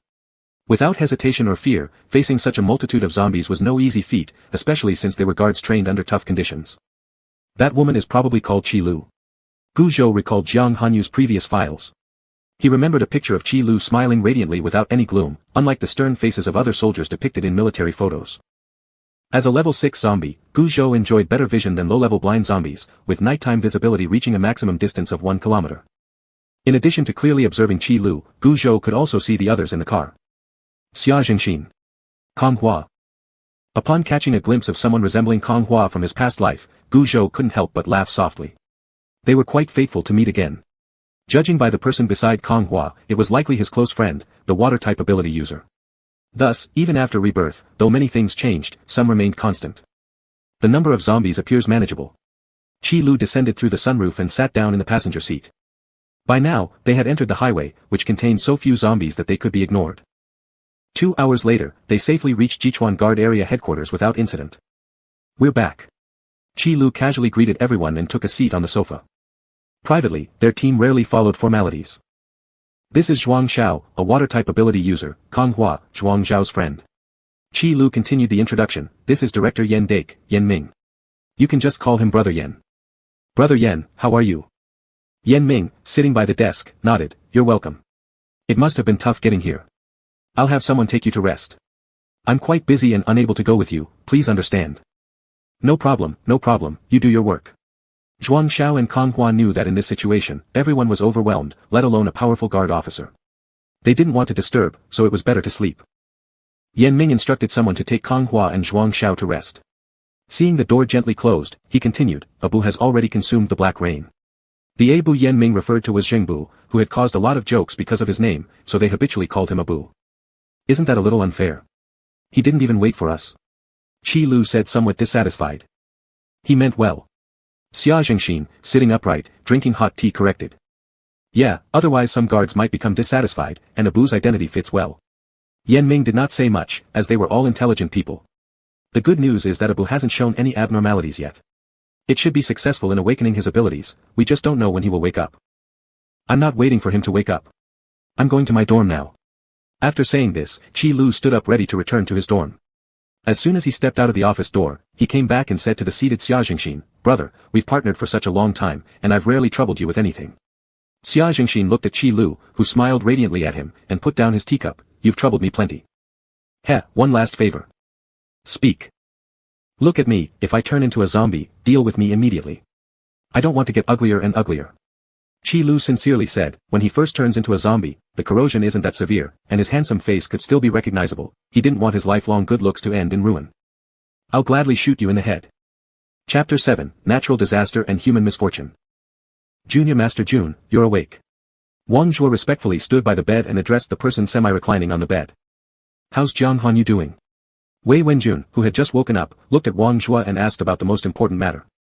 Jiang Hanyu's few subordinates, Zhengbu is still unconscious. Qin Hui hasn't returned from the mission. Qi Lu and Xia Zhengxin have just come back to the guard area, and Yan Ming is arranging security matters.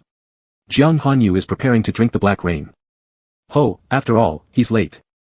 The arrangements have been made. The gates of the guard zone have been locked, and a special operations group has been arranged around the area to guard. Yan Ming reported to Jiang Hanyu, who was inside the prison, at the prison gate. It's actually unnecessary to make things so complicated. Jiang Hanyu shook the black rain in his hand, leaning against the wall while looking at Yan Ming, who had been busy. Yes, it is necessary. Hearing Jiang Hanyu say this, Yan Ming slightly furrowed his brows. Your safety is our responsibility, Chief Jiang. Jiang Hanyu was merely saying it. Yan Ming had postponed letting him drink the black rain due to concerns for his safety, which he understood fully. I see, thanks for your effort during this period. If I don't succeed, follow Plan B. Understood. After hearing the response, Jiang Hanyu unscrewed the cap, drank all the black rain in one breath, then lay flat on the bed. Soon, he felt his eyelids grow heavy, something seemed off, but the irresistible drowsiness plunged him into endless darkness. This is the Jichuan guard area. Gu Zhou followed Xia Zhengxin's group here, a place he had heard of before but never visited. He stood on a large tree next to the high iron fence of the guard area and took stock of the surroundings. I wonder if Jiang Hanyu has awakened his abilities. Gu Zhou muttered to himself. He remembered that before his rebirth, Jiang Hanyu awakened a mutated gold element ability, but he hadn't seen Jiang Hanyu in action, nor did he know how Jiang Hanyu's mutated gold element ability worked. But something seems a bit off. Gu Zhou sensed a grand troop approaching, and the guards standing guard at the entrance of the guard area were dismissed by someone. Was that Yan Ming? Director Yan, it's an honor to meet you. Looking at the smiling Wang Zhuo, Yan Ming remained expressionless. Minister Wang is truly the one deserving honor. It's nice to meet you. Sure, we'll all be one team from now on. Wang Zhuo didn't mind Yan Ming's grim expression since they were always at odds in the guard academy. Did you actually witness Jiang Hanyu drinking the sleeping pills? Rest assured. Assured, I'm assured. You're certainly a capable assistant to Director Jiang. Wang Zhuo sarcastically joked. Not anymore. Yan Ming responded calmly as if he hadn't heard Wang Zhuo's sarcasm. Seeing this side of Yan Ming, Wang Zhuo couldn't help but add a few words. Back then, when Jiang Hanyu was promoted to Major General, you eagerly followed him. Now, I wonder what benefits your new master has offered that made you betray and turn your back, truly showing great loyalty. Yan Ming knew that Wang Zhuo was mocking him for seeking personal gain and being loyal to anyone who could benefit him. So what? If there's profit to be gained, why not take it? The world had already turned into an apocalypse, the old ways no longer fit. Ideological differences kept him from following Jiang Hanyu any further. Jiang Hanyu is in the deepest level of the prison. Yan Ming opened the military gate, ignored Wang Zhuo, walked straight out to a car parked outside, sat down, and closed his eyes to rest. I'll wait for you here. Wang Zhuo, seeing Yan Ming deliberately ignoring him, stopped embarrassing himself. He turned around and addressed the group of psi ability users behind him carrying guns. Psi ability users stay, those who can be recruited will be, those who refuse shall be captured by force. As for ordinary soldiers, eliminate them all. Yes. This was something Gu Zhou never expected. He thought with the arrival of the apocalypse, all humans would unite and overcome the difficulties together. But what was happening right before his eyes? He saw Yan Ming betraying, and patrol soldiers being slaughtered. What was going on? He remembered that in his previous life, Yan Ming had always been a reliable aide to Jiang Hanyu. How did he betray him now? Though he knew that his rebirth and his prophecies would alter many things, he didn't expect it to change relationships. However, it made sense. In an apocalypse, brothers turning against each other and relatives harming each other were common. He had been misled by his previous experiences before rebirth. In the world before Gu Zhou's rebirth, no one knew the apocalypse was coming. Although Earth showed some anomalies, no one imagined it would reach the level of an apocalypse. On the day of the Black Rain, Jiang Hanyu was still out on a mission. He patiently waited in the grass for the drug lord's arrival. Caught off guard by the sudden Black Rain, he didn't pay much attention and continued enduring it with his strong will, only to suddenly awaken his psi ability and faint without any defense. The stronger the physical constitution, the longer the time required to awaken their psi abilities, and the more powerful the awakened ability. By the time the Black Rain stopped, Jiang Hanyu was still unconscious while awakening his psi ability. The place he was lying in ambush was the mandatory route for the drug smugglers. Taking advantage of the rain stopping and the dark night, the smugglers transported drugs. A small scouting unit checking the route found the motionless Jiang Hanyu, kicked him a few times, and then shot several bullets, which inadvertently triggered Jiang Hanyu's special metal-based psi ability that allowed metal to transform into different types of hot weapons. Now, with the foreknowledge of the apocalypse, everything else becomes less important. The country went into level 1 alert status, making preparation for the apocalypse its top priority. Jiang Hanyu did not go out on missions or recklessly get drenched in black rain, so naturally, many things were different. The more we know, the more concerns we have. It wasn't that Jiang Hanyu didn't want to awaken his psi ability immediately, rather, as the director of an area, he had more concerns. In the world before Gu Zhou's rebirth, Jiang Hanyu slowly gathered people's efforts through his powerful psi ability and built safe zones. It was a long process reclaiming areas amidst numerous zombie regions, and re-establishing homes. This process was extremely arduous, but those who followed him became more loyal, admiring his strength and respecting his character. Now, this apocalypse was a foreseen one, with the country having made ample preparations. Zombies are under control, posing relatively less threat. With awakened psi abilities, humanity has been divided into 3 categories. 1. Those who have been completely eliminated, zombies. 2. Normal people who haven't been exposed to black rain. And lastly, those who have been drenched in black rain and awakened special psi abilities. What does this mean? It means that it's a world for the strong, a world of survival of the fittest. The rules of this world have changed. Yet, Jiang Hanyu used soldiers' lives as stakes, making them drink black rain to awaken their psi abilities and become protectors of those weak civilians who dare not take such a gamble. Why? Was it his duty as a guardian? Ridiculous duty as a guardian, just like his ridiculous father who was too busy helping others to ever care about his family. In the end, he died in battle, with no hint of regret in his will but instead a grandiose wish that his son would follow in his footsteps, serve the country, and work for the people. Yan Ming sat inside the car, gazing at the boundless night sky, hearing sporadic gunshots echoing around him, recalling his father. Because of his father's laughable final wish, his mother started pushing him, forcing him into training, forcing him to enroll in the Guardian Academy, and forcing him to abandon his own dreams. He did all these things perfectly, and when he got admitted to the academy, his mother passed away suddenly. He couldn't even tell what he felt about her death. When the apocalypse arrived, he didn't know why, but he sighed with relief. He had grown tired of his old way of life. For Yan Ming, the apocalypse was a kind of liberation. He no longer needed to conform to society's expectations or shoulder heavy responsibilities. However, Jiang Hanyu proposed a new plan, allowing soldiers to volunteer to drink the black rain, betting on the small chance that they might awaken their psi abilities, in order to better protect civilians unwilling to risk themselves. Most of the leaders agreed with this proposal, letting only their subordinates take such chances, while they stayed back, cowardly waiting for protection. A group of brainwashed soldiers, rushing to die believing it's honorable, feeling they're sacrificing for their country. How absurd. Jiang Hanyu's proposal has been approved by the central government, said Wei Wenjun, known as Master Jun, whose full name is Wei Wenjun, one of the geniuses of the Beijing Regent Guardian Academy alongside Jiang Hanyu. I'm aware of it. I also participated in refining it. I suggested proceeding step by step, collecting more data, summarizing and analyzing the potential conditions for awakening psi abilities, Yan Ming replied as he sat across from Jun inside a dark, little room. The dim light prevented either from seeing the other's expression. But isn't it too slow? Live experiments would be faster. Master Jun tapped the table and disagreed. It's illegal. Hearing Yan Ming say this, Master Jun couldn't help but burst into exaggerated laughter. This is the apocalypse. Laws will be defined by the powerful. Survival of the fittest, natural selection, that's the essence of this world. Protecting the weak under the pretense of kindness is hypocritical. Don't you think so? Yan Ming paused for a moment before replying, you are absolutely right. It seems our thoughts align. We should establish a world solely for psi ability users. Master Jun extended his right hand. Then let's have a pleasant cooperation. Yan Ming shook his hand firmly. After Yan Ming left, Wang Zhua, who had silently watched their discussion in the corner of the room, finally spoke up. I didn't expect Yan Ming to cooperate with us. Because essentially, Yan Ming and I are the same kind of person. Wei Wenjun stroked his leg, which had lost all sensation, and closed his eyes, lost in thought about something. Wang Zhua failed to understand, but Wei Wenjun offered no explanation. Wei Wenjun remembered how during the first firearms training in the Guardian Academy, each trainee had pictures of fugitives set in front of them. Yan Ming's accuracy was the worst, always singled out by instructors to practice extra hours after school. Once, feeling irritated, Wei Wenjun came to the firearms range hoping to vent, and saw Yan Ming hitting all 10 targets in succession, each time striking directly at vital points of the people in the photos. But the faces in those photos were unfamiliar to him. Out of curiosity, he checked further and found that the individuals in those pictures were exactly those saved by Yan Ming's father, Captain Yan Jian. At that moment, Wei Wenjun realized Yan Ming and himself were fundamentally the same type of person. Chapter 8, Pushed to the Brink. In the Jichuan Guardian Zone, there were no prisons initially, there were merely several solitary confinement rooms. For this particular scheme, 10 underground jails were quickly constructed. Guards who drank black rain and turned into zombies were immediately killed on sight, yet the probability of psi ability awakening in a single prison remained less than 1/7. This ratio was much higher than that among ordinary citizens, yet it still evoked feelings of cruelty. Jiang Hanyu believed that sacrifice was necessary. Over time, zombies would only grow stronger, not weaker, and more numerous, not fewer. Globally, the most common resources before, now the most crucial water and soil resources, had all been contaminated by the black rain.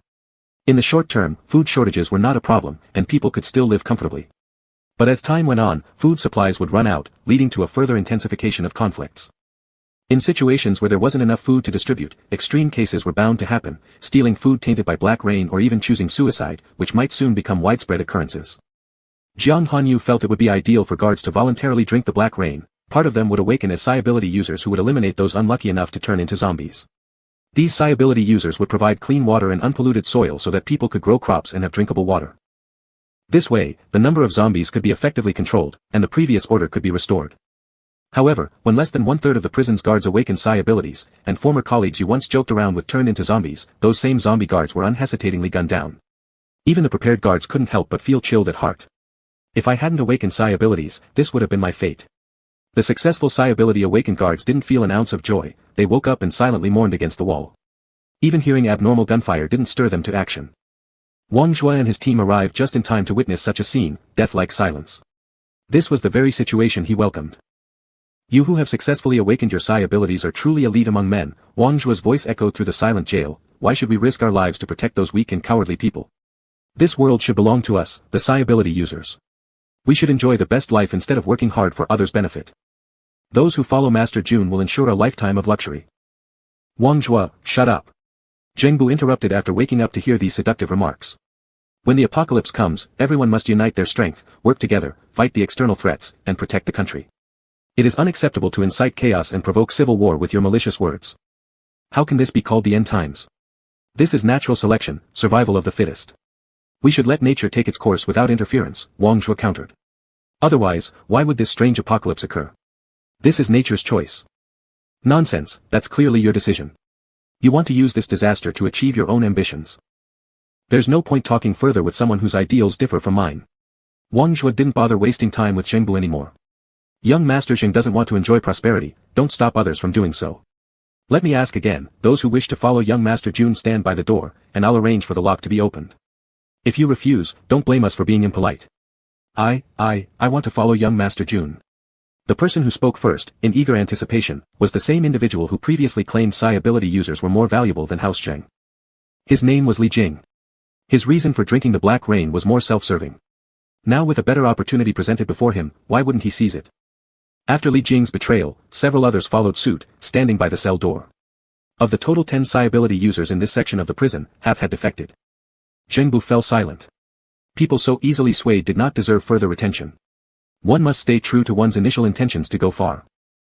The psi ability users who betrayed now trailed behind Wang Zhua's group, leaving the remaining soldiers waiting for Zheng Bu's instructions. Naturally, in this scenario, Zheng Bu became their anchor of confidence. May you not betray your conscience, Zheng Bu looked at the guards bowing their heads and said. At the same time, he placed both hands on the prison door, unleashing his psi abilities, which warped the door into an opening large enough for one person to pass through. The 4 remaining individuals inside the prison received their cue, each using their own psi abilities to emerge. Leader Zheng. Wang Dong and the other 4 resolutely stood beside Zhengbu. Though heartbroken over the sacrificed guards, it was a choice they made willingly, risking transformation into zombies for greater strength and the power to protect those they loved. Though the final results weren't promising and the sacrifices exceeded plans, they never forgot their original purpose. We are psi ability users, but more importantly, guardians of the nation. Wang Zhuo smirked disdainfully. A bunch of deluded saviors, having no understanding of the vastness of heaven and earth. Words are meaningless, let's see who can laugh till the end. Wang Zhuo signaled to take action. Since their psi abilities were still weak in the early stages, guns were more effective. The psi ability users following behind raised their guns, uniformly, and pulled the triggers, aiming and fired. In such a confined space of the corridor without any cover to hide behind, Zhengbu didn't plan to fight head-on either, it was futile sacrifice. At the very moment their triggers were pulled, Zhengbu immediately unleashed his psi ability, drawing the steel from both sides to form an impenetrable iron gate that blocked the bullets. Go. Wang Dong thought they were about to have a big battle but was stunned. Upon reflection, it made sense, there were over 30 psi ability users on the other side. It would be better to preserve their strength. Xia Jingxin stayed in the dormitory guarding Qi Lu, who had just drunk the black rain. 10 minutes passed with no abnormal signs, so Xia Jingxin put down the iron rod he had been gripping tightly all along. Suddenly, he heard a barrage of gunfire, which seemed off. Soldiers required to drink the black rain by midnight should have already been executed if turned into zombies. There shouldn't be gunfire now. Xia Jingxin picked up the iron rod again and approached the window. In the dim light, he could vaguely see the gates wide open, and a large number of strangers intruded, attacking every guard they saw. Yan Ming. At the sight of this, Xia Jingxin knew Yan Ming betrayed them, otherwise, the guard's defense wouldn't be so loose. Director Jiang. With Yan Ming's betrayal, Director Jiang likely faced grave danger. Xia Jingxin became restless, but he couldn't leave Qi Lu alone. So he directly lifted the sleeping Qi Lu onto his shoulder and rushed toward where the guests rested. Zhuang Xiao, Kong Hua, wake up. Zhuang Xiao and Kong Hua slept soundly. They had gone through a lot that day, naturally tired, and their snores followed each other incessantly. But this was not the time to sleep. Xia Jingxin pushed them awake. The awakened Zhuang Xiao and Kong Hua were still somewhat dazed. You shouldn't sleep this deeply from now on, Xia Jingxin frowned and said. Seeing Xia Jingxin with Qi Lu on his shoulder and the serious look on his face, as well as the gunshots outside, Kong Hua guessed danger was approaching. He got off the bed and splashed water from the table onto his face. I understand. Zhuang Xiao was still puzzled. Why? Why can't we have a proper sleep? There is treason within the military zone. The situation might not be good, Xia Jingxin explained. It can't be. Zhuang Xiao couldn't believe it. Kong Hua thought it was the zombies coming, not expecting the situation to be more severe. He poured another bottle of water onto Zhuang Xiao's head. Wake up. We don't have time for you to linger on the bed. Being unexpectedly drenched, Zhuang Xiao took it as usual. Maybe his awakening of water-type psi abilities had something to do with Kong Hua's special way of waking people up. I'll send you out through the back later. You help me take care of Qi Lu. Xia Jingxin walked ahead, speaking while moving forward. Aren't you coming with us? No, I have other things to do. Xia Jingxin grabbed a ladder, hiding at a secluded corner, allowing them to climb out over the wall.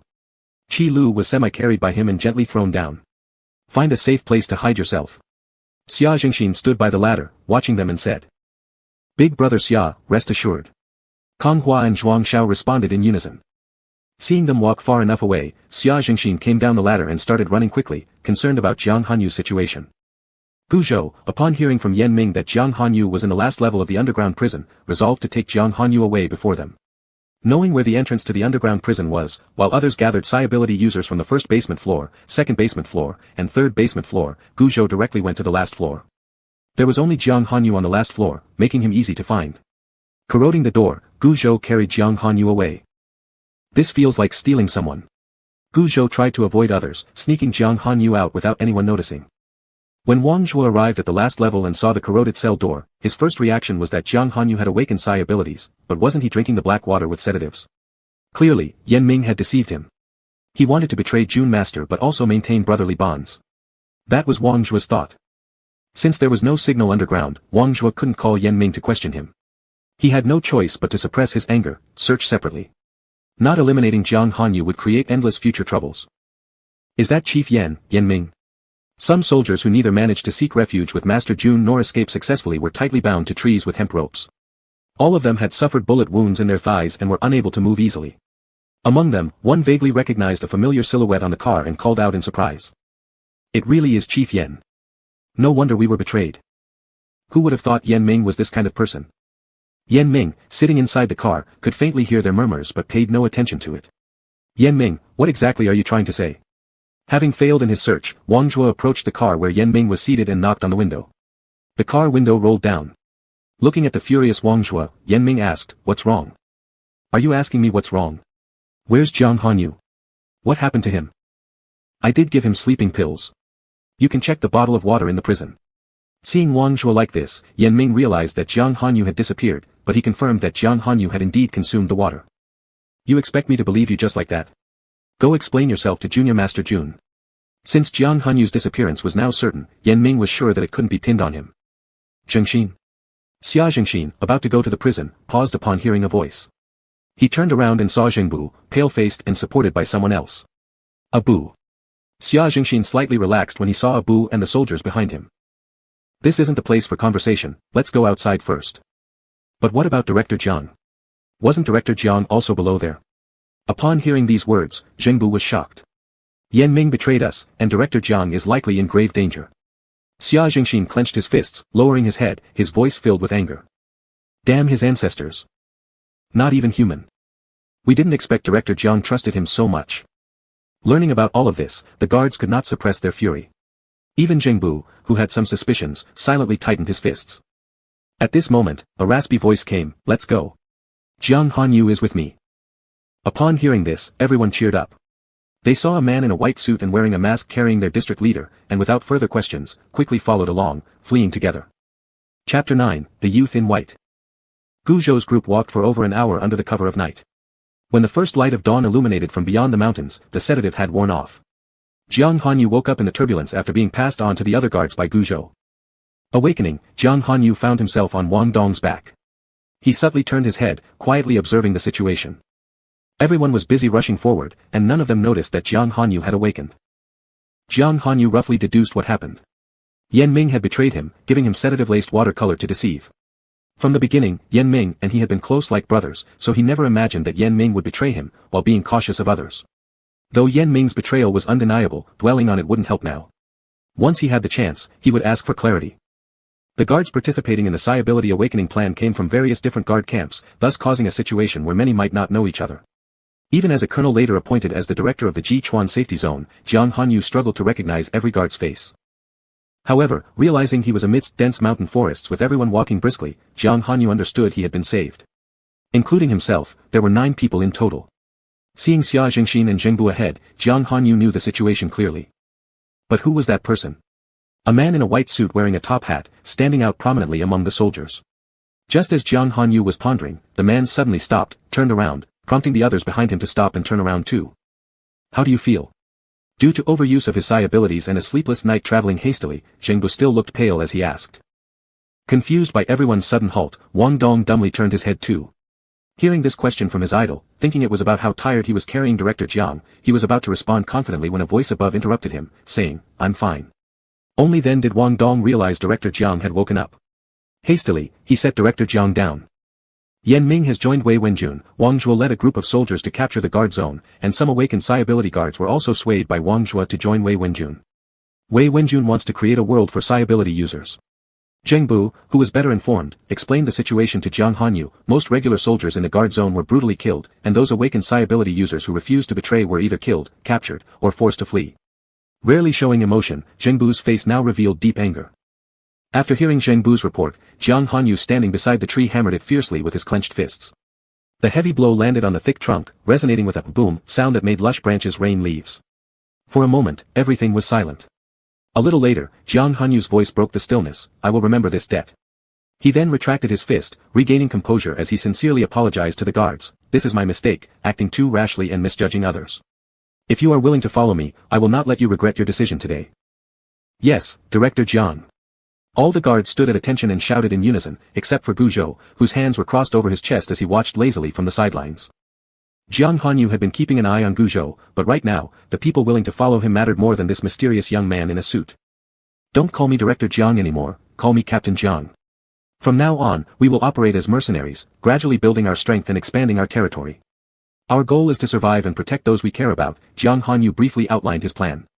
However, he knew one crucial point in his heart: if he didn't have the necessary abilities, he couldn't keep them following him long-term or change what might happen. For him, awakening psi abilities was currently most important. Since we all didn't know each other before, let's make brief introductions. I am Jiang Hanyu, still a regular person so far, since they would form a mercenary group together, knowing each other was necessary. Zheng Bu, first-tier metal psi ability user. Xia Zhengxin, still a regular person. Wang Dong, first-tier wood psi ability user. Sun Zhe, first-tier earth psi ability user. Huang Yu, first-tier metal psi ability user. Zhang Baomu, first-tier wood psi ability user. Li Yu, first-tier water psi ability user. Each of them introduced themselves in turn, leaving only Guzhou, who remained unmoved despite their stares and did not speak. Before, they had all wondered about this mysterious youth in a white suit, but in their haste to move forward, combined with the strange aura he emitted, seeming as if he were in a world of his own, they tacitly agreed not to pry. It's him who saved you, Brother Jiang. Xia Zhengxin clarified. Thank you for saving my life. But may I ask who you are? How did you know where I was? And why did you go out of your way to rescue me? It wasn't that Jiang Hanyu was overly cautious, it was just that the circumstances were too suspicious. This individual was completely covered, wearing a mask, and seemed perfectly coincidental to save him, making it hard to rule out ulterior motives. Zhou Gu. Gu Zhou reversed his name and continued to explain succinctly, looking for Kong Hua, heard, Director Jiang. Due to his still undeveloped vocal cords, his voice sounded abnormally hoarse. Afraid further speaking might reveal any abnormalities, he chose concise wording. Kong Hua. Hearing this unfamiliar name, Jiang Hanyu repeated it questioningly. Kong Hua is someone we brought back. Xia Zhengxin hadn't expected this person to be a friend of Kong Hua's. I let Kong Hua and Zhuang Xiao leave ahead with Qi Lu, who is undergoing psi ability awakening. In this way, everyone understood that this person was looking for Kong Hua and happened to overhear their conversation, thus rescuing Jiang Hanyu by coincidence. Nevertheless, the reliability of these words needed to be verified by asking Kong Hua later, a matter not pressing at the moment. Since Kong Hua and the rest are with us, you can stay with us, Jiang Hanyu decided, feeling that even if there were suspicions, proper gratitude must still be shown. All right. Gu Zhou nodded. Then let's continue moving towards Huixian Tower. After thinking for a while, Jiang Hanyu made the decision to head to Huixian Tower, Qin Hui's vacation resort located in the suburbs of Jichuan. As long as they remained within Jichuan's range, they'd be relatively safe. Before the apocalypse, the precautions Jiang Hanyu implemented in Jichuan gave him confidence that the area had fewer zombies. Master Jun, among the 67 psi ability users rounded up from Jiang Hanyu's side, 32 managed to escape, and 94 were captured. Wang Zhuo reported respectfully to Wei Wenjun. Those 94 individuals refused to submit and have already been sent to the underground laboratory for Professor Luo and his team to conduct live experiments.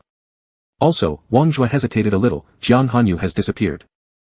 The face of Wei Wenjun, who had originally been slightly smug, immediately darkened. How could he disappear? I reckon Yan Ming intentionally neglected this detail. Wang Zhuo secretly glanced at Yan Ming standing beside him. Yan Ming, seeing that Wei Wenjun was glaring at him in disapproval, calmly responded, since I have betrayed Jiang Hanyu, I wouldn't leave myself any regrets. I know Jiang Hanyu better than you do, he seeks revenge for every grudge. That's correct. Wei Wenjun believed such astute Yan Ming would not make such a mistake. Jiang Hanyu might have been rescued by someone else, but how far could he escape? Now that he controlled all of Jichuan, capturing a small fry like Jiang Hanyu would be effortless. There were currently more pressing matters than capturing Jiang Hanyu. While the incident concerning the guard zone in Jichuan hasn't leaked out yet, Wang Zhuo arranged for people to assassinate those dissenters. Yan Ming, you issue an announcement and tell the ordinary people that if they want to continue living in Jichuan safe zone, they need to drink the black rain, either become psi ability users or leave the safe zone. Chen Yu, who had been managing post-apocalypse forums from home, felt her heart racing as she dialed Yan Ming's number. Her heartbeat grew even faster when the call connected and without thought, she hastily hung up. On the other end, Yan Ming didn't pay much attention after preparing to answer the call only to have it cut off.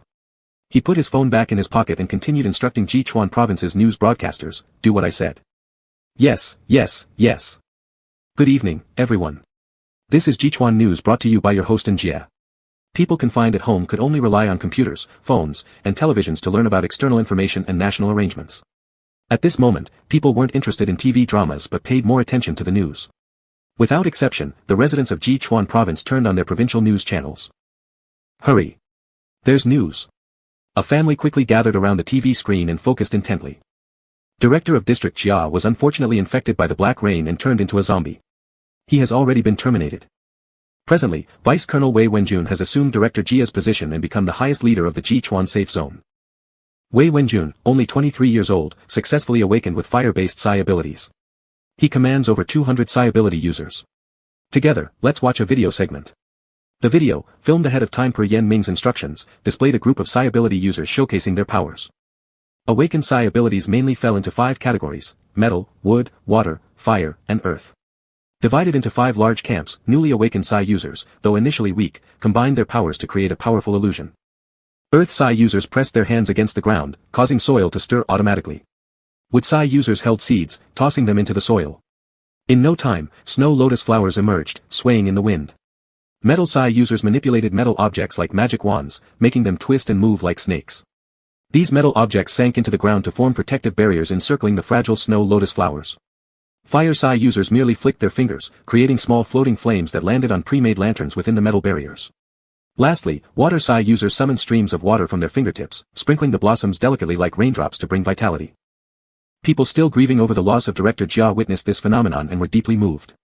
This was what psi abilities were, turning decay into miracles. While everything shown in films or TV might seem simple, in reality, it was astonishing beyond imagination. But upon reflection, humanity's world itself was full of wonders: the car, ship, plane, television, robots, and as people took these for granted, a new era began. This is not special effects.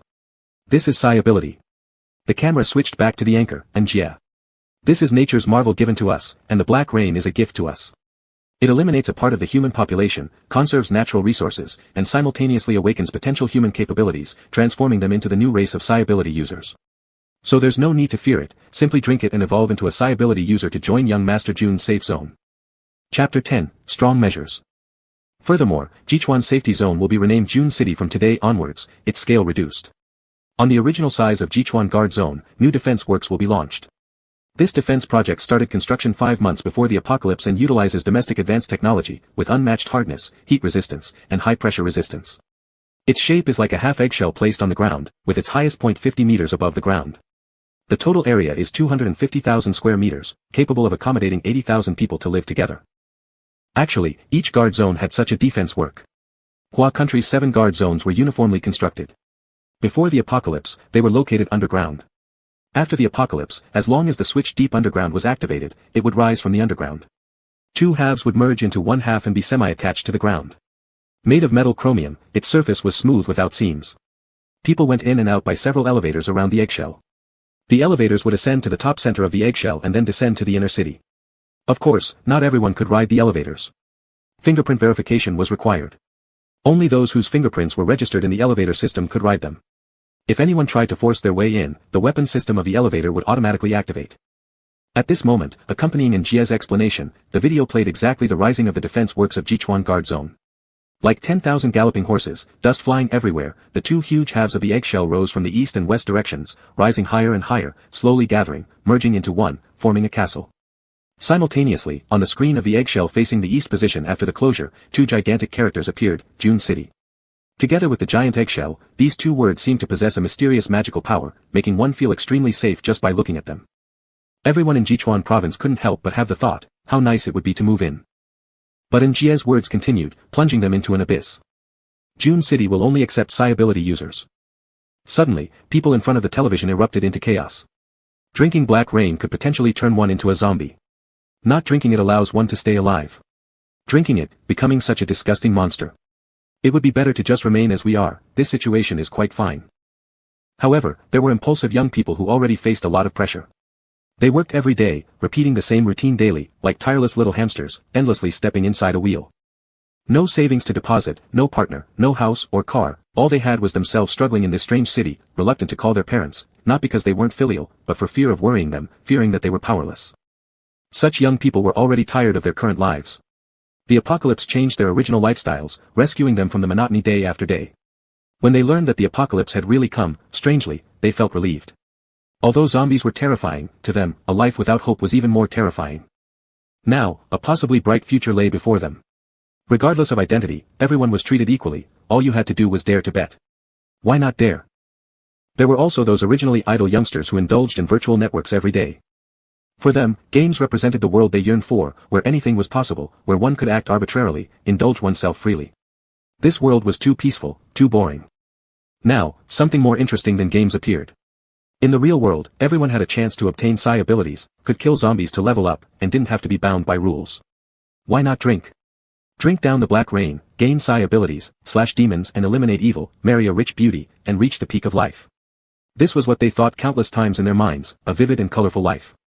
People who drank the black rain either truly desired psi abilities, or were truly driven to despair by life, or genuinely sought to change their current situations, or sincerely believed they had the main character aura. In short, they decided to drink the black rain and gamble. But a problem arose. When the black rain fell, they avoided it at all costs. Now that the black rain had stopped, where could they find it within Jichuan province? Jichuan did not have any rivers or lakes, so it looked like they'd need to go out and look. Zhao Jianhao, Du Jia, and Xiang Yang spent the stay-at-home festival not staying at home but staying at internet cafes. Officially, according to national regulations, internet cafes were supposed to close, but secretly, how could they pass up such a good opportunity to make money? What stay-at-home festival? What Chinese-created holiday? What slowing down our lives? What being with our families? None of that compared to the practicality of money. Bars, late-night snack shops, and others were all the same. What's shown publicly is one thing, but behind closed doors, another. We don't want to celebrate the stay-at-home festival. What can you do about it? And why regulate holidays anyway? It wasn't until the black rain poured down, and the apocalypse arrived, that everyone understood the nation's painstaking efforts. But now, all discussions came too late. Those who didn't stay home mostly unfortunately turned into zombies, wandering on the streets, yearning for blood. Zhao Jianhao, Du Jia, and Xiang Yang only learned about the arrival of the apocalypse the next day, on June 30th. The three of them had played games all night, wearing headphones and fully immersed in their gameplay. Occasionally hearing others' screams of fright, they thought someone nearby was just watching a horror movie and paid no attention. The internet cafe's doors were tightly locked, but they never noticed. When the network administrator muttered something about the end times and zombies, they assumed the admin was just watching zombie movies and discussing the plot. Not only did Zhao Jianhao and his two friends think this way, but all those who were absorbed in gaming also did not deliberately pay attention to the real situation. What should we do? Boss? The female network administrator, Xiaofang, asked while looking at the news on her phone. Don't sell the food, leave it in the warehouse, I'll lock it later. I'll go lock the back door too. After that, we can only wait for national instructions. The 45-year-old boss, Uncle Song Qiao, nonchalantly replied while smoking. Alright, I'll go now. Xiaofang, who had no backbone and was scared witless by the mention of zombies, nodded quickly and picked up the instant noodles, sausages, and mineral water from the counter, putting them into shopping baskets before heading to the warehouse. Uncle Song Qiao extinguished his cigarette, then slowly descended the stairs. He approached the hidden small door located behind the large hall on the first floor. The main entrance was already locked, and the gamers had come in through this small door. Originally, Uncle Song Qiao intended to quietly drive out all the patrons without them knowing, but such an action would be too risky. If these impulsive young men found out after leaving, he'd likely be the first to suffer repercussions. So Uncle Song Qiao locked the door from the inside, using a key to add an additional safety bar. Now, even if the people inside had keys, they still wouldn't be able to get out. On the morning of the second day of the apocalypse at 7 a.m., Zhao Jianhao and the others woke up amidst the chaos. Let us out. Where's the food? Why is the counter empty? What's the meaning of this, boss? Shut up. Shut up. With a yellow buzz cut, Du Jia's headache worsened from the noise, so he leaped up, flung open the private room door, and shouted loudly at the crowd gathered around the counter. The group surrounding the counter was stunned momentarily. Then, realizing their suppressed anger needed venting, the group became inflamed. Have you gone stupid in your sleep or what? Still sleeping like a pig. You've got a pig brain. Humph, you fool with no idea of the situation. The world has ended, you dumbass. The group cursed Du Jia endlessly. Even if Du Jia was groggy upon waking, his consciousness snapped clear when he realized he had unintentionally caused trouble. What's going on? Zhao Jianhao stepped out and asked the somewhat stunned Du Jia. I don't know, it's just too noisy. I couldn't help but yell. Du Jia looked confused at the array of insults coming his way. Why was everyone so angry? Why were there so many people clustered together? Why weren't they playing games? Sorry, guys. Zhao Jianhao, 35 years old, looked aged due to long-term sleeplessness and his untrimmed beard, yet his voice remained unusually pleasant and magnetic, adding charm to his disheveled appearance. My friend here didn't mean to do it intentionally. He stayed up all night and woke up cranky in the morning. I'm sure everyone has been through this kind of thing and can understand. Zhao Jianhao apologized humbly, and since none of the present were looking for a fight, the matter was passed over. So, what happened? Why aren't you guys playing games or going home? Why are you blocking the front desk? Zhao Jianhao asked what Du Jia wanted to say. The group looked at the two individuals who seemed completely unaware of the current situation. Since there was nothing better to do with neither the boss nor the network administrator in sight, everyone took turns explaining. Yesterday afternoon, there was a huge rainstorm. The sky grew dark. I originally wanted to go home, but seeing the weather outside, I decided to stay up all night instead. considering it was too much hassle to head back. I didn't pay any attention to the rain. I finally got some holiday time, so I wanted to play to my heart's content. So did I. Then I received a call from my parents telling me that the apocalypse had come, but I thought they were trying to trick me into going home, so I laughed at them. Same here. A friend called me saying it was a prank, so I ignored it. Me too, I simply hung up and continued playing PUBG. I didn't plan to stay up all night. Around 10 o'clock, I saw the rain had stopped and was about to head home. Unexpectedly, both the front and back doors of the internet cafe were locked, and neither the boss nor that little beauty could be found. Too tired, I just picked a sofa randomly to sleep. Woke up this morning, went to pee, glanced outside the window, and got so scared I almost peed myself. There really were zombies eating people, horrifying. Upon hearing his scream, nearly half the people rushed to check out the toilet window. Because it was an internet cafe, to create a more comfortable surfing environment, this cafe's computer room had no windows, but instead had installed ventilation facilities, keeping the indoor air circulating. Didn't expect it to be real doomsday, zombies. It felt like I was dreaming. Zhao Jianhao listened to their chattering, one comment after another, some even started chatting among themselves, and his eyebrows furrowed tighter and tighter. The zombie apocalypse didn't seem fake. But humans are bizarre sometimes, at times they believe others upon hearing it, and at other times, no matter how much others say, they won't believe, needing to see it with their own eyes. Seeing is believing, hearing is deceiving. Zhao Jianhao directly walked to the restroom, Du Jia followed Zhao Jianhao, and together they opened the small window there. Outside the window, the world seemed not much different from before, as sunny a sun, as azure a sky, as towering skyscrapers, but those pools of blood and slowly walking zombies told them that the previous group of people hadn't been lying. Call Xiangyang awake, let's watch TV. Chapter 11, Hui Mountain and Yu Lake. The city of June only accepts individuals with special powers. Upon Anjia's words, everyone at different computers couldn't help muttering curses under their breaths. Humph, wants to recruit capable ones yet doesn't want to bear any risks, said Xiangyang, who had her hair in a small ponytail, lazily lounging on the seat with her eyes half closed. It's human nature, and it's the way things will go. Zhao Jianhao seriously searched for news about the apocalypse while clicking into the Gichuan area's apocalypse forum, saying indifferently. The apocalypse forum. Seeing Zhao Jianhao enter this website, Du Jia followed suit. Apocalypse information has been around for quite a while already. Looking at the pinned announcement on the apocalypse forum, Du Jia was greatly shocked. Even if we knew earlier, we wouldn't have believed it.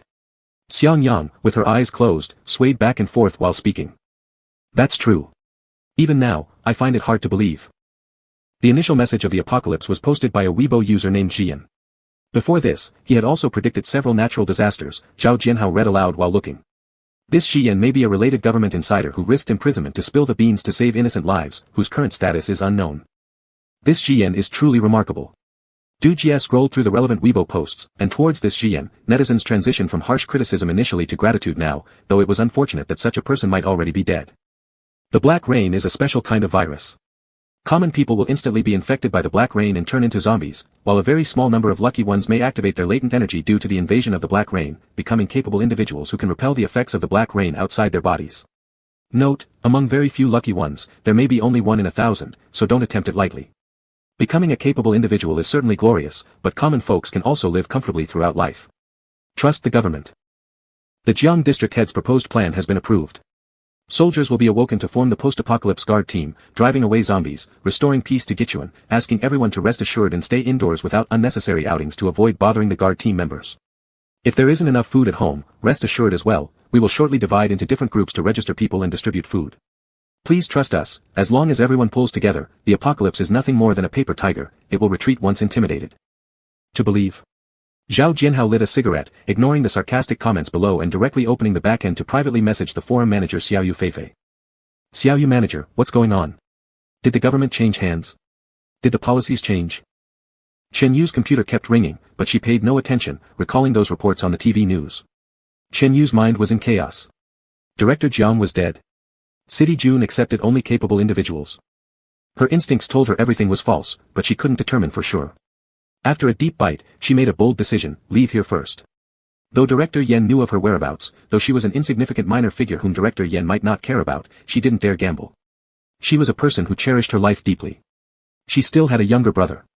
There was absolutely no way she would let her brother drink the black rain. But where to go? Where is the safe place? Chen Yu didn't know for now. She walked into the inner room where her younger brother Chen Chen was building blocks on the floor.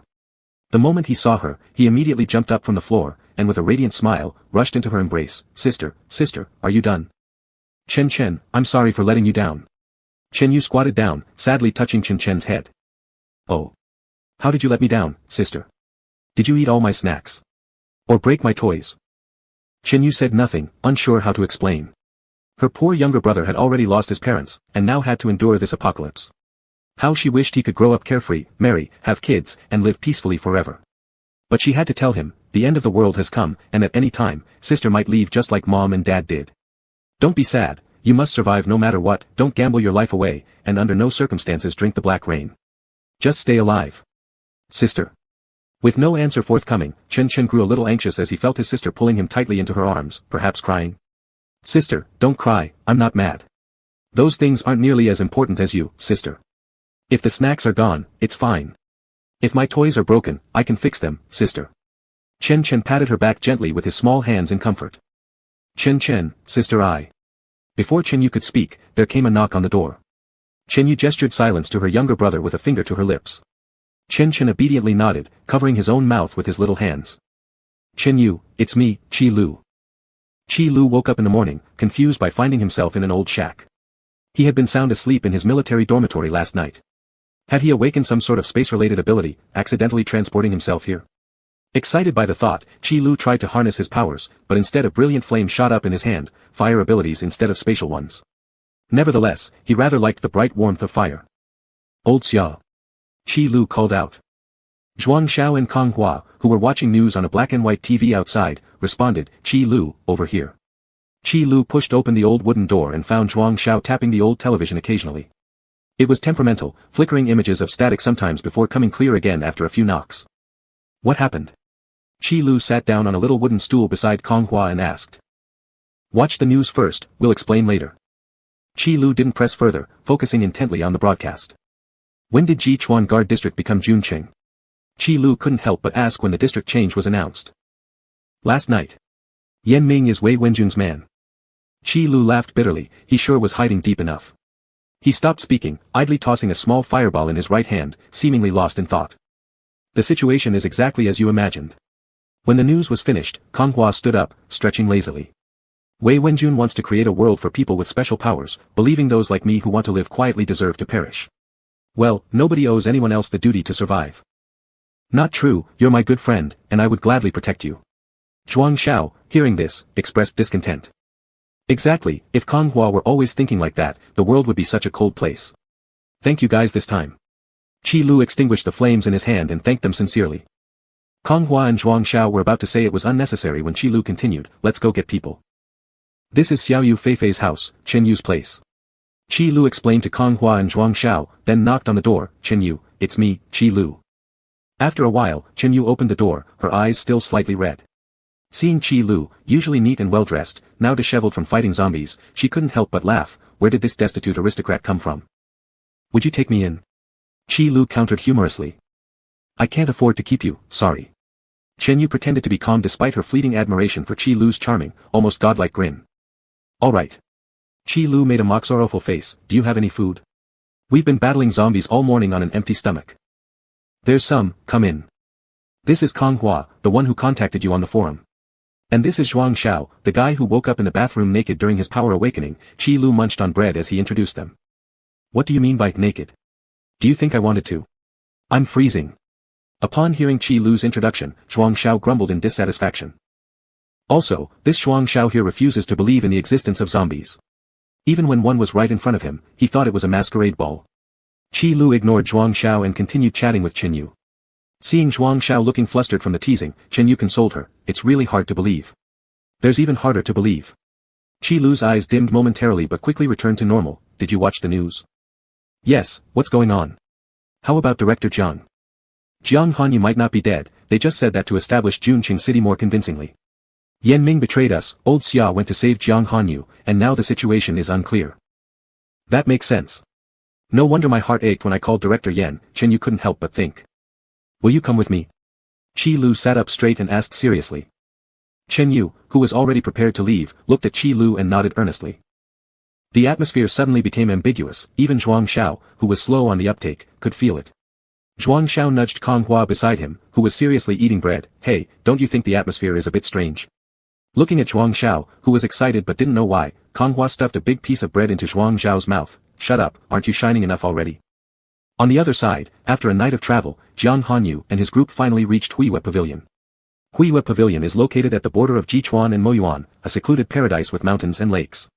It was carefully selected by the Qin family as a gift for the brother-sister pair, Qin Hui and Qin Yu, and named Huiwe Pavilion as a place for them to play and take vacations.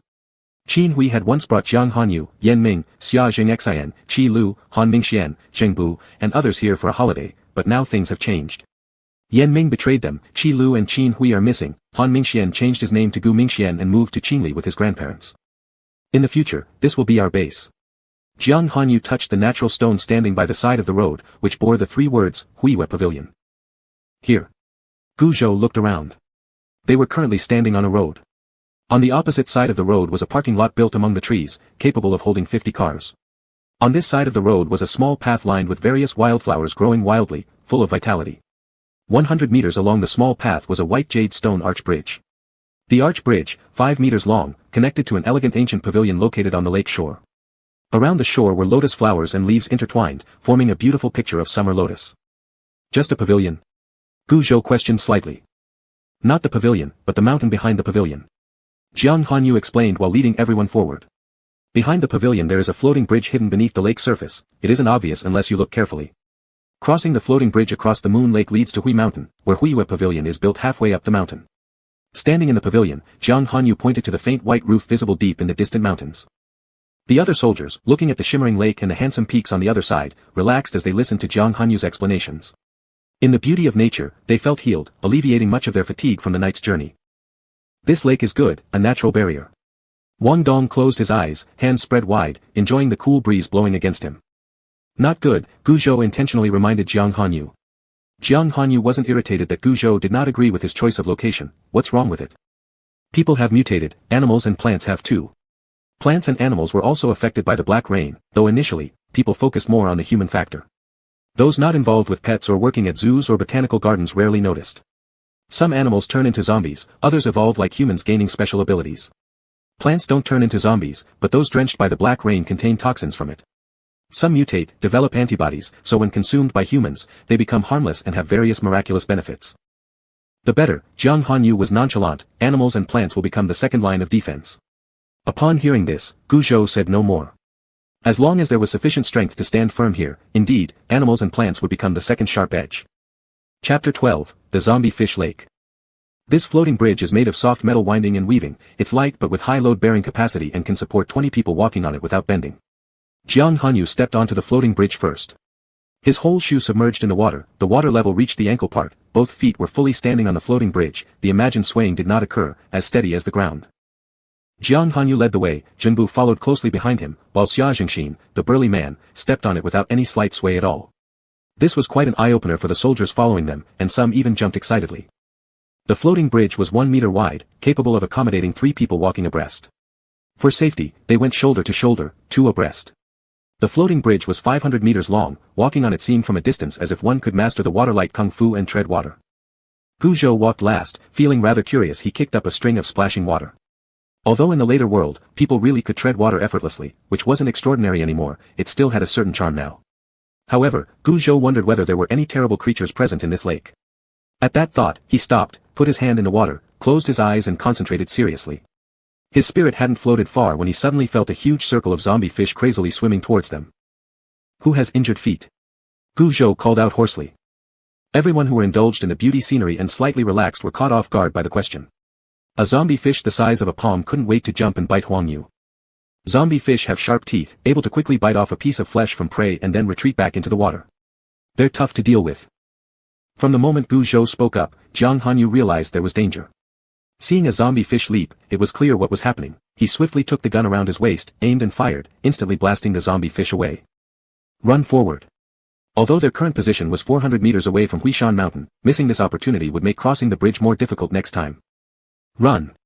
Seeing countless zombie fish leaping out of the water, everyone's scalp wanted to burst. Everyone took long strides and started running wildly. Because of the resistance in the water, they ran slower than usual. Sun Zhe, who ran slowest, unfortunately got bitten. Unable to withstand being bitten off a piece of flesh, Sun Zhe groaned softly. The taste of meat's freshness and blood's sweetness invigorated the zombie fish further, making them swim faster. It was 1 minute, a very long minute. Except for Guzhou, each person was at least bitten once. But they couldn't stop moving, or else it meant death. A cluster of zombie fish would rush toward you, eating your flesh and sucking your blood until even your bones were crushed piece by piece and swallowed into their bellies. Only by running faster could one avoid such a dismembered end. Finally arrived. That was everyone's only thought upon reaching the shore. Looking at the dense group of zombie fish lingering by the shore unwilling to leave, everyone had a residual fear in their hearts. Sun Tzu was in the worst condition, having been bitten twice on the calf, 5 times on the thigh, 3 times on the waist sides, twice on the shoulders, and 6 times on the arms, getting bitten a total of 18 times. Covered in blood all over, he probably wouldn't have left a single bone if Guzhou hadn't carried him. With great effort to stay conscious before seeing safe arrival ashore, Sun Tzu weakly thanked Guzhou before fainting directly. Looking at Jiang Hanyu leaning against the tree, Guzhou directly approached and said, "We can't stay here, it's more dangerous."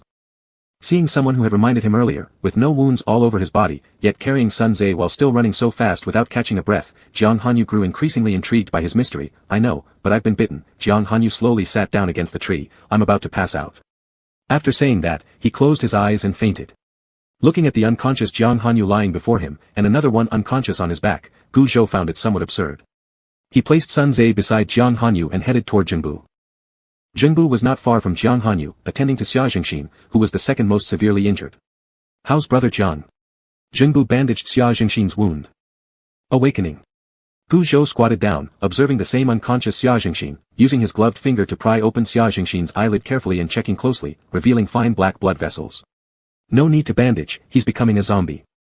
Guzhou's words paused Jinbu's hands momentarily, then continuing the bandaging as if not hearing anything. "Our group of several people have been together since university, trained together, enlisted together, selected for the special forces together, and executed missions together.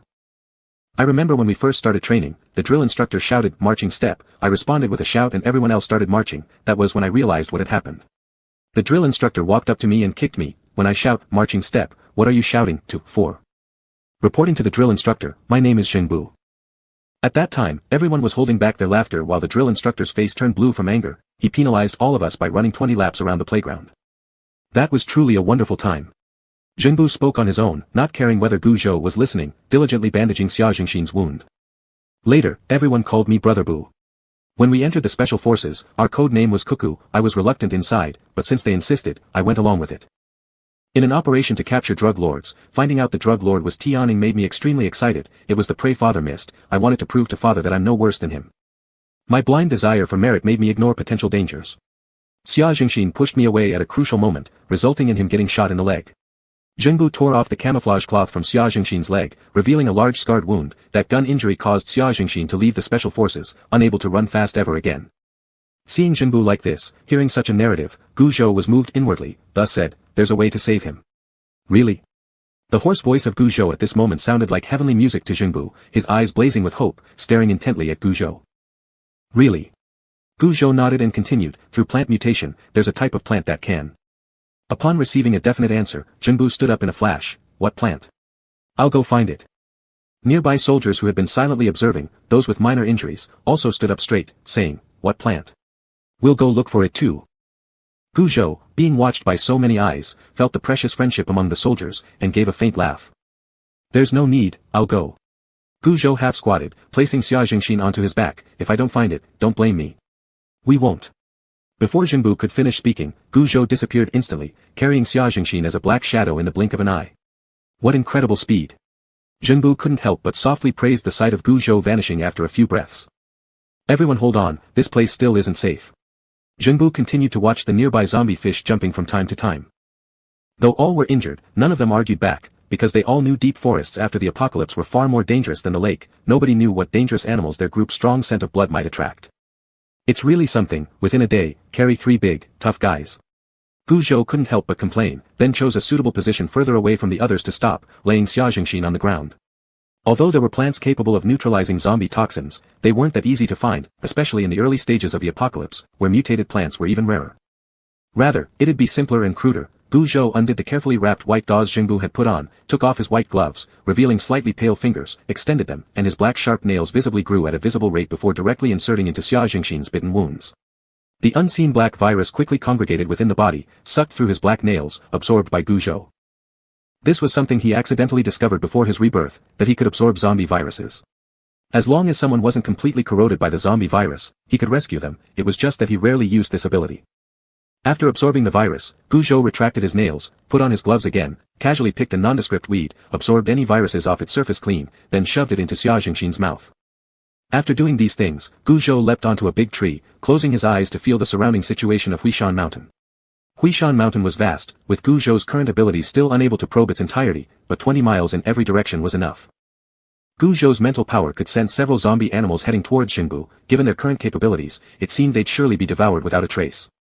People generally have weaker abilities upon initial awakening, mainly relying on their natural strength, but once they reached higher levels later on, powerful psychics could easily dominate the battlefield. Gu Zhou used his mental authority to drive away some of the more dangerous zombie animals, like zombie tigers, zombie snakes, and zombie bears, controlling their numbers within a range that the current group could handle. Animals sensing the mental authority from a higher level transition from sprinting to stillness, instinct made them submit, shifting from an offensive state to aimlessly wandering around. This was the apocalypse, peril lurking everywhere. He could only help temporarily, not forever. Having done all this, Gu Zhou stopped paying attention to the situation over there and earnestly searched for the mutated animal he desired. Even before his rebirth, he had always yearned to raise a mutated animal, but dared not. In the period before his rebirth, everyone concealed their true strength, unfathomable depths lay everywhere. In the deep forests, dragons and tigers were hidden, so it was already a miracle if mutated animals would even accept him as their master. But now, things were different. He could bully around with his 6th level ability advantage. What kind of mutated animal should he choose? Gu Zhou's mental power skimmed past various animals. There were many mutated animals in the deep mountains, a wide variety of species. After being baptized by the black rain, these mutated animals had undergone certain changes. The little hedgehog curled into a ball, nestled among the fallen leaves. If you looked closely, the spines on its skin were sharper, like actual needles. The small squirrel leapt through the forest, flicking its fluffy tail which caused a pine cone to drop with a pop. The little golden oriole hopped excitedly on a branch, suddenly letting out a clear melodious chirp that solidified like a blade and sliced off a small fruit. As for the large mutated animals, they were currently nestled in their dens, sleeping soundly, unseen. But what was that? A white cat. Far away, on a small mound, a little white lump caught the eye, a long white tail swaying side to side. The other end of its body was buried at the entrance of a small burrow, grunting hard while trying to dig out. Finally, after exerting force with its forelimbs, it crawled out but because of the effort rolled backward several times until it ended up in Gu Zhou's hands. This is what you brought yourself to me. Gu Zhou poked the little white ball's forehead where a black king's mark was etched, looking quite satisfied at the star-like pupils glaring adorably back at him. Sister, where are we going? Chen Chen hugged the toy car slightly anxiously. To a safer place. Chen Yu carefully packed food that could last long into Chen Chen's school bag. But isn't home the safest place? Chen Chen didn't yet understand what had happened. Not necessarily. The safest place is by sister's side. I will protect Chen Chen well. Does Chen Chen trust sister? Chen Yu squatted down, looking straight into Chen Chen's eyes, speaking gently and kindly. Seeing her own sister, Chen Chen nodded full of trust, holding her sister's hand tightly. Alright, where are we heading? Chen Yu, with a backpack on her shoulders and holding Chen Chen's hand, walked out of the bedroom. Qi Lu took over Chen Yu's bag naturally and said, to Mu Family Village. I just checked downstairs, there are more zombies. Is it because of that news? So many people want to become psychics and live in June City. Chen Yu broke the point succinctly. Yes, the sooner we leave, the better. Jichuan will eventually fall into zombie chaos unless Wei Wenjun intervenes. Qi Lu's tone grew somber as he had just seen someone step out and scoop up the remaining black rainwater, drinking it with longing expressions, believing they would awaken psychic powers. However, their smiles froze when they fell down, only to struggle back up as a zombie. After saying this to Chen Yu, Qi Lu called out to Zhuang Xiao and Kong Hua who were packing grains in the kitchen, let's go.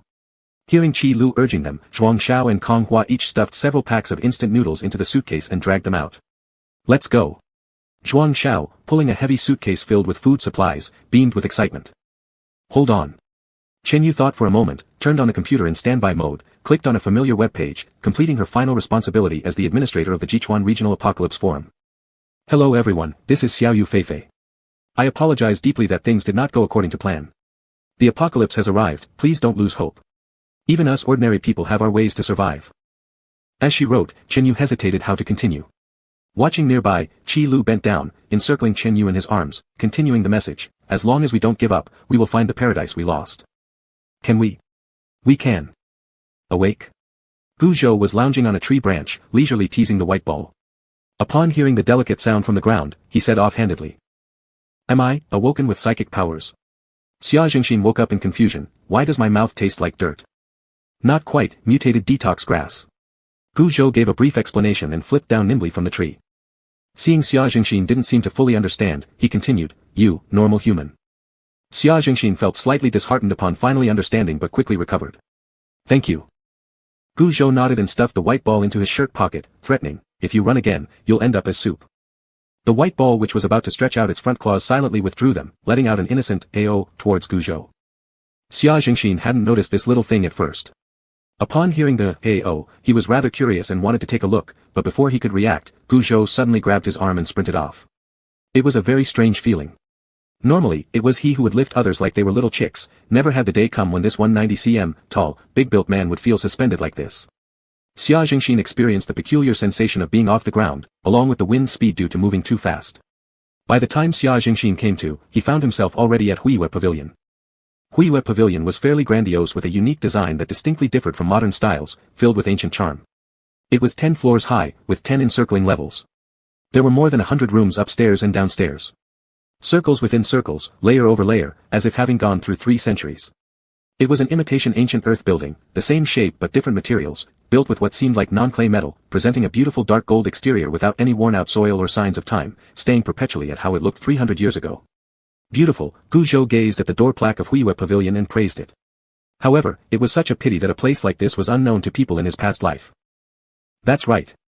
Xia Jingxin explained the origins of these 3 characters. At that time, Lady Qin, Li Yan, upon finding out she was pregnant with twins, everyone in the Qin household was elated beyond measure. Qin Hong, Qin Hui's father, had this Huiyue Pavilion built. Coincidentally, just as the building was completed and was about to be inscribed, Qin Hui and Qin Yu were born. Uncle Qin Hong said, "Qin Hui and Qin Yu, their brilliance gathering happiness. This is the most joyful matter, and everyone should share in the joy. Therefore, this building is called Huiyue Pavilion." "I see." Gu Zhou mused, "So, your name?" "Xia Jingxin." "Isn't that like chicken cutlet Jingxin?" Never did he expect this person in front of him to joke about his name. Xia Jingxin laughed heartily. "No, it's not because my dad and mom love chicken cutlet Jingxin, they hope that I will be upright and wealthy." Gu Zhou nodded, thinking about his own name. Gu Zhou, traveling for thousands of miles, riding the wind and breaking waves, only that he didn't know how his parents were faring now. Gu Zhou ceased dwelling on it, pushing open the red pear wood-made crimson door, while Xia Jingxin followed closely behind. Seeing no one in the middle made him feel slightly odd, he shouted loudly, "Abu, where are you guys?" "Not here, we're below." Gu Zhou replied simply, "Come up yourself, training." Xia Jingxin, accustomed to Gu Zhou's speaking style, mentally translated what he meant instantly. Nodding, he didn't think Gu Zhou was cold-hearted. As a soldier, constant training was already habitual, even more so in the apocalypse world. "There's a landline here." Xia Jingxin took Gu Zhou on a tour to acquaint him with Huiyue Pavilion. On reaching the 2nd floor, Xia Jingxin suddenly remembered something. Qi Lu should have brought his phone, let's call him then. Meanwhile, Qi Lu's group was heading towards the parking lot not far away. They encountered a problem right now. There was a large group of zombies aimlessly wandering near the supermarket ahead. Direct confrontation would be disastrous against such a large number of zombies. Qi Lu made a gesture, indicating to detour via a side route to the parking lot. Right at this moment, Qi Lu's phone, which had always been useless, suddenly rang. A lively rendition of the March of the Volunteers ignited all the zombies' excitement thoroughly. "Run! Hurry!" Qi Lu had the urge to swear, grabbing the phone as he ran, answering, "Old Xia." Hearing the angry yet robust voice of his partner and the chaotic footsteps and zombie roars, Xia Jingxin realized calling was untimely, showing absolutely no sympathy. "Oh, hearing that you're alive reassures me. Don't give me that bull crap." Qi Lu cradled Chen Chen nearby, "I've got a kid here. In that case, find a place to hide until the zombies settle down, then make your move." "Alright, I'll contact you later." "Chen Chen, don't be afraid." Qi Lu hung up the phone, put his phone into the pocket carelessly, used his hand to cover Chen Chen's eyes and at the same time checked the nearby Chen Yu to confirm her safety. "Brother, I'm not afraid." Chen Chen took Qi Lu's hand away and looked at the zombies behind without any fear. "They are not scary, I'm not afraid." Qi Lu just thought that Chen Chen was comforting his sister, so he lovingly touched Chen Chen's head. "Let's go to the Shingrong Internet Cafe." In the Shingrong Internet Cafe, a group of people were becoming increasingly restless. "Where has the boss gone? Let's go out, become an awakened one. It's almost noon. We will starve to death like this. What should we do? What should we do?" Just as everyone was very anxious, Song Qiao appeared. Song Qiao didn't care about everyone's reaction. He stretched out his fat hand, enveloping Xiao Fong entirely in his greasy bosom. "I know everyone is anxious, but what's there to be anxious about? The apocalypse has arrived, we are surrounded by zombies, everyone here is destined to die. Might as well enjoy ourselves now." Seeing that no one reacted, Song Qiao continued, "I've worked hard my whole life, I don't even know what for, worrying endlessly and bearing endless responsibilities every day. The apocalypse is good, oh so good, it means complete liberation. As he spoke, he openly took advantage of Xiao Fang in front of everyone. At this moment how could Xiao Fang have the face to raise her head? Filled with shame she buried herself entirely in Song Qiao's arms, unwilling to meet everyone's gaze. Du Jia couldn't bear to watch anymore, wanting to rush over. Zhao Jianhao held him back. That beautiful female net administrator didn't say anything, meaning she's consenting to this behavior. But Du Jia wanted to defend Xiao Fang. There's nothing more to say, this kind of phenomenon is common in the apocalypse. So because it happens everywhere, we can do nothing. Xiang Yang seeing this lightly whistled, shouting, "Sister, if you say no, then I'll come save you." What kind of saving? Song Qiao dissatisfied said, "This little girl is enjoying herself too, right?" Song Qiao forcibly pinched Xiao Fang's face and asked. Thinking about the locked food supplies, thinking about how her body had already been defiled by that beast Song Qiao, Xiao Fang strongly endured the humiliation in her heart, forcing out a smile, yes. Hearing the anticipated answer, Song Qiao moved his grip from Xiao Fang's chin to caressing her face. "I've kindly taken all of you in, not driven you out merely to play a game together. So, give me a bit of face. Are you crazy? At this time, who still wants to play games?" Someone murmured under their breath. Some people interestedly shouted, "What game?" "The news says black rain can awaken powers, so let's play this game. Since we're going to die anyway, we might as well take a gamble and play around." Song Qiao took out a bottle of black rain, acting quite serious. What does he mean by this? Struck by Xiao Fang's answer, Du Jia recovered after a while and quietly asked. "He's letting us gamble, while he reaps the benefits. Isn't he afraid we'll turn on him?" "So, he's gambling too, happily gambling," Xiang Yang explained faintly, conveniently yawning widely. "Play then." After a long stalemate, someone finally shouted, some echoed the call, some tacitly agreed. Otherwise? Everyone has their own thoughts, staying in stalemate is no good either. It's better to follow the internet cafe boss, stepping out would mean facing zombies, why not gamble here to gain abilities, make a call, and go to June City? That's good, let me explain the game rules. While they argued softly, Song Qiao leisurely took out identical paper cups, filling one with black rain, one with soy sauce, one with vinegar, one with Coke, filling them cup by cup. The rule is simple, 4 people in a group, each choosing 1 cup to drink it all. The 3 who get non-black rain need to guard the one who gets black rain. If he turns into a zombie he must kill, if he awakens power he must protect. The group expecting 1 cup of black rain per person sighed in relief upon hearing these rules, cheering in agreement. The game began. Chapter 14, Connection Established. Not far from where Qi Lu and his group were, cutting through the small path led directly to the rear door of the Shenrong Internet Cafe. The back door is locked. Kong Hua, running ahead, told Qi Lu who had slightly lagged behind. "Move aside, let me handle it." Qi Lu held Chen Chen with one hand while flames burned on the other, directly aimed at the lock core. He violently forced it open in a second. "Get inside first." Qi Lu kicked the door open, nodding his chin to indicate for them to go ahead and follow him closely. Chen Yu led Chen Chen into the room followed by Kong Hua. Zhuang Xiao was about to enter but Qi Lu pulled him back. Zhuang Xiao's eyes widened in confusion. "What are you doing?" "Training." After speaking, he shut the door. "You haven't killed a single zombie yet, you need to start training, learn how to adapt to using your powers. My power can barely squeeze out a small water droplet, not even enough to quench a zombie's thirst." Besides, Zhuang Xiao stared at the tightly packed group of zombies following them down the narrow path and swallowed hard, saying, "There are just too many. Only real combat makes you stronger, our terrain here is advantageous. When you're tired, you can rest inside." After saying this, Qi Lu flicked his finger, sending a bright spark toward the zombie's head. The unfeeling zombie didn't feel pain, but still excitedly roared at them. "Isn't this too fake?" Watching the sparks burning brightly on the zombie's head and gradually wrapping the entire zombie in flames, turning it into ashes within seconds, Zhuang Xiao couldn't help shouting. "Zombies don't sense pain, this might be an advantage of our abilities. Like remote magic compared to fighting zombies with weapons, if their heads aren't cut off, they will keep getting up, keep charging endlessly." Alright. Watching Qi Lu defeat one zombie with just a bit of spark made Zhuang Xiao envious beyond words. If he had awakened fire-based powers, it would have been perfect. As much as Zhuang Xiao complained, he understood Qi Lu's well-meaning gesture, trying to imitate Qi Lu's method, snapping his index finger repeatedly but no water drops appeared. His ability only showed once before, now he doesn't know how to use it. Compared to regular people, soldiers have undergone specialized training, being familiar with and having greater control over their bodies. Moreover, as long as Qi Lu hasn't exhausted his abilities, he continuously activates them, playing around with throwing fireballs. Just as Zhuang Xiao was frowning, deep in thought, Qi Lu lifted the focused Zhuang Xiao and threw him inside the room. Startled, he looked up randomly and saw several shiny grains lying on the ground nearby. "I've called you several times, and you didn't respond." Qi Lu's face looked somewhat pale after exhausting his abilities. Realizing this, Zhuang Xiao felt a bit embarrassed. He hadn't noticed when he lost himself in his own world. As he watched Qi Lu close the door with Kong Hua pushing a sofa for reinforcement, Zhuang Xiao suddenly said, "There are some grains of rice." "What kind of grains?" Kong Hua accepted the water from Chen Yu handed over and gave it to Zhuang Xiao while asking. "I just saw that there were small white grains left in the body of the burnt zombies." "Might be an illusion. If it was grains, they should have popped already." Kong Hua analyzed. "Yeah, but Zhuang Xiao couldn't shake the strange feeling about those shiny grains on the ground. I'll give Lao Xia a call." After eating the bread Chen Yu offered, Qi Lu half lay lazily on the sofa. The phone connected immediately, but the voice wasn't Xia Jingxin's. "Who are you?" Qi Lu hesitated a bit. "Zhou Gu, Kong Hua's friend," Gu Zhou replied. "Kong Hua's friend?" Qi Lu looked towards Kong Hua. Kong Hua, unexpectedly mentioned, turned back to look at Qi Lu strangely. "His friend?" "Yes." Gu Zhou affirmed. "Where is Lao Xia?" "Asleep." Unable to help thinking sideways, Qi Lu seriously reflected on himself. It was a man on the other side of the line. "Where are you all?"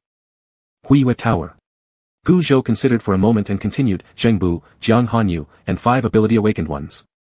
"That's good." Hearing that Jiang Hanyu and the others were safe, Qi Lu sighed in relief. "Let Brother Jiang take the call, I have something important to tell him." "Arousing abilities." "Where's a bull?" "He's not here." Qi Lu fell silent for a moment. "Then I'll give the phone to Kong Hua, you guys talk." Qi Lu threw the phone to Kong Hua, Zhuang Xiao quickly gathered around and switched the phone to speaker mode. "Hello, I'm Kong Hua. Which friend of mine are you talking about?" Upon hearing the familiar voice of an old friend, Gu Zhou couldn't help but laugh, though his laughter was somewhat terrifying, low and hoarse. "Where are you?" Without an answer, Kong Hua, who had patiently asked again, countered, "Who are you?" Gu Zhou was someone reborn, while Kong Hua wasn't. Mentioning he was a friend of Kong Hua earlier was to reduce Jiang Hanyu's suspicions, but how coincidental could it be that he just happened to be in Jichuan military zone and happened to save Jiang Hanyu? In fact, this coincidence did exist. He followed Kong Hua to the military area, only they hadn't started getting acquainted yet in this life. But that didn't matter. He had saved Jiang Hanyu, and now Xia Jingxin as well. Even if they were suspicious about anything, what could they do? "Kong Hua, you don't need to ask right now, you may find out later." If Gu Zhou said so much, Xia Jingxin might find it interesting if he were awake, but unfortunately, the person on the other side had no idea about Gu Zhou's style. "Where are you?" Gu Zhou asked again. Qi Lu shook his head at Kong Hua, signaling that Zhou Gu was rather suspicious, and Zhuang Xiao nodded in agreement several times. Tisk. Hearing no response, Gu Zhou, knowing he was suspected of having ulterior motives, kicked Xia Jingxin, who was sleeping soundly beside him. Although Xia Jingxin had expelled the zombie virus from his body, due to heavy blood loss, he was still feeling weak and had fallen asleep unintentionally. "What's wrong?" Woken by his benefactor, Xia Jingxin dared not show anger even though he wanted to speak up. "I've been suspected." Gu Zhou tossed the phone to Xia Jingxin. Xia Jingxin chuckled unkindly, "Every bit of you is full of suspicion." Pretending not to hear, Gu Zhou pulled his hat lower and sat on a chair with his eyes closed for some rest. "Qi Lu, where are you?" Qi Lu's group had heard everything from the other side, exchanging puzzled looks. Qi Lu then grabbed the phone. "Who's that guy?" "To be honest, I don't know much either. He claims to be a friend of Kong Hua's. He went with us to the Jichuan military zone that day, but that's not important. What's important is that he saved Jiang Hanyu, and also saved my life." "What's wrong with you?" Qi Lu worriedly asked. "Nothing serious. Won't die. On Moon Lake Floating Bridge, I got bitten a few times by zombie fish, nearly turning into a zombie. Zhou Gu carried me around looking for mutated plants, and I survived thanks to that." Xia Jingxin explained the situation in detail and continued, "He shouldn't belong to them over there. Zhou Gu is too unpredictable and doesn't get involved in unnecessary things." "That's true. Indeed, there was no need, but this man was indeed suspicious everywhere. Even though we don't know his purpose, he currently has no intention of harming us and instead has helped us repeatedly. Moreover, now it's the apocalypse era, who doesn't have a little secret or two?" "Understood. We're currently at Shingrong Net Bar next to Fulong Supermarket." Qi Lu informed them of their location. "We plan to reach Mutsuan before sunset. Mutsuan is located in the suburbs, less crowded, with fewer zombies, and it's closer to Huey Pavilion." "Good, please come back safely. Rest assured, every time we go on missions, we return safely every time. By the way, when Brother Jiang wakes up, tell him Wei Wenjun renamed the Jichuan safety zone as June City, accepting only those with abilities to enter the city. This is forcing ordinary people to drink black rain." "I understand. Be extremely careful." Upon hearing Qi Lu's message, Xia Jingxin couldn't help but remind again. "I'll hang up, there's noise upstairs." Immediately standing upon hearing the sounds of panic from upstairs, Qi Lu said seriously. Hearing noises upstairs, Chi Lu quickly hung up the phone. The first floor of Shinrong Net Bar was a billiard hall, rarely visited, while the second floor was the proper internet cafe. Chi Lu had thought there would be people upstairs, but didn't expect so many. Being cut off mid-conversation, Xia Jingxin felt concerned, for now, he couldn't do much, and neither could he help more in the future. Relax, I'll go, said Gu Zhou casually, snapping his hat back on as he stood up and spoke to Xia Jingxin. The situation in Jichuan should be very dangerous right now. Xia Jingxin was glad that Gu Zhou was willing to go, but he was also worried. It's not dangerous for me, Gu Zhou was quite confident about this point. Where's a car? Seeing that Gu Zhou insisted on going, confidently, Xia Jingxin stopped hindering. There's a parking lot opposite the entrance we came in through, with several backup cars stored there. Okay, Gu Zhou made a gesture, waved his hand, and disappeared in the blink of an eye. Upon hearing the commotion upstairs, Chi Lu quickly ended the call. Thinking about it, the second floor of the Shinrong Net Bar was indeed filled with people, far more than expected. When he rushed to the second floor of the internet cafe, people on the second floor were playing games and had no time to care about other things.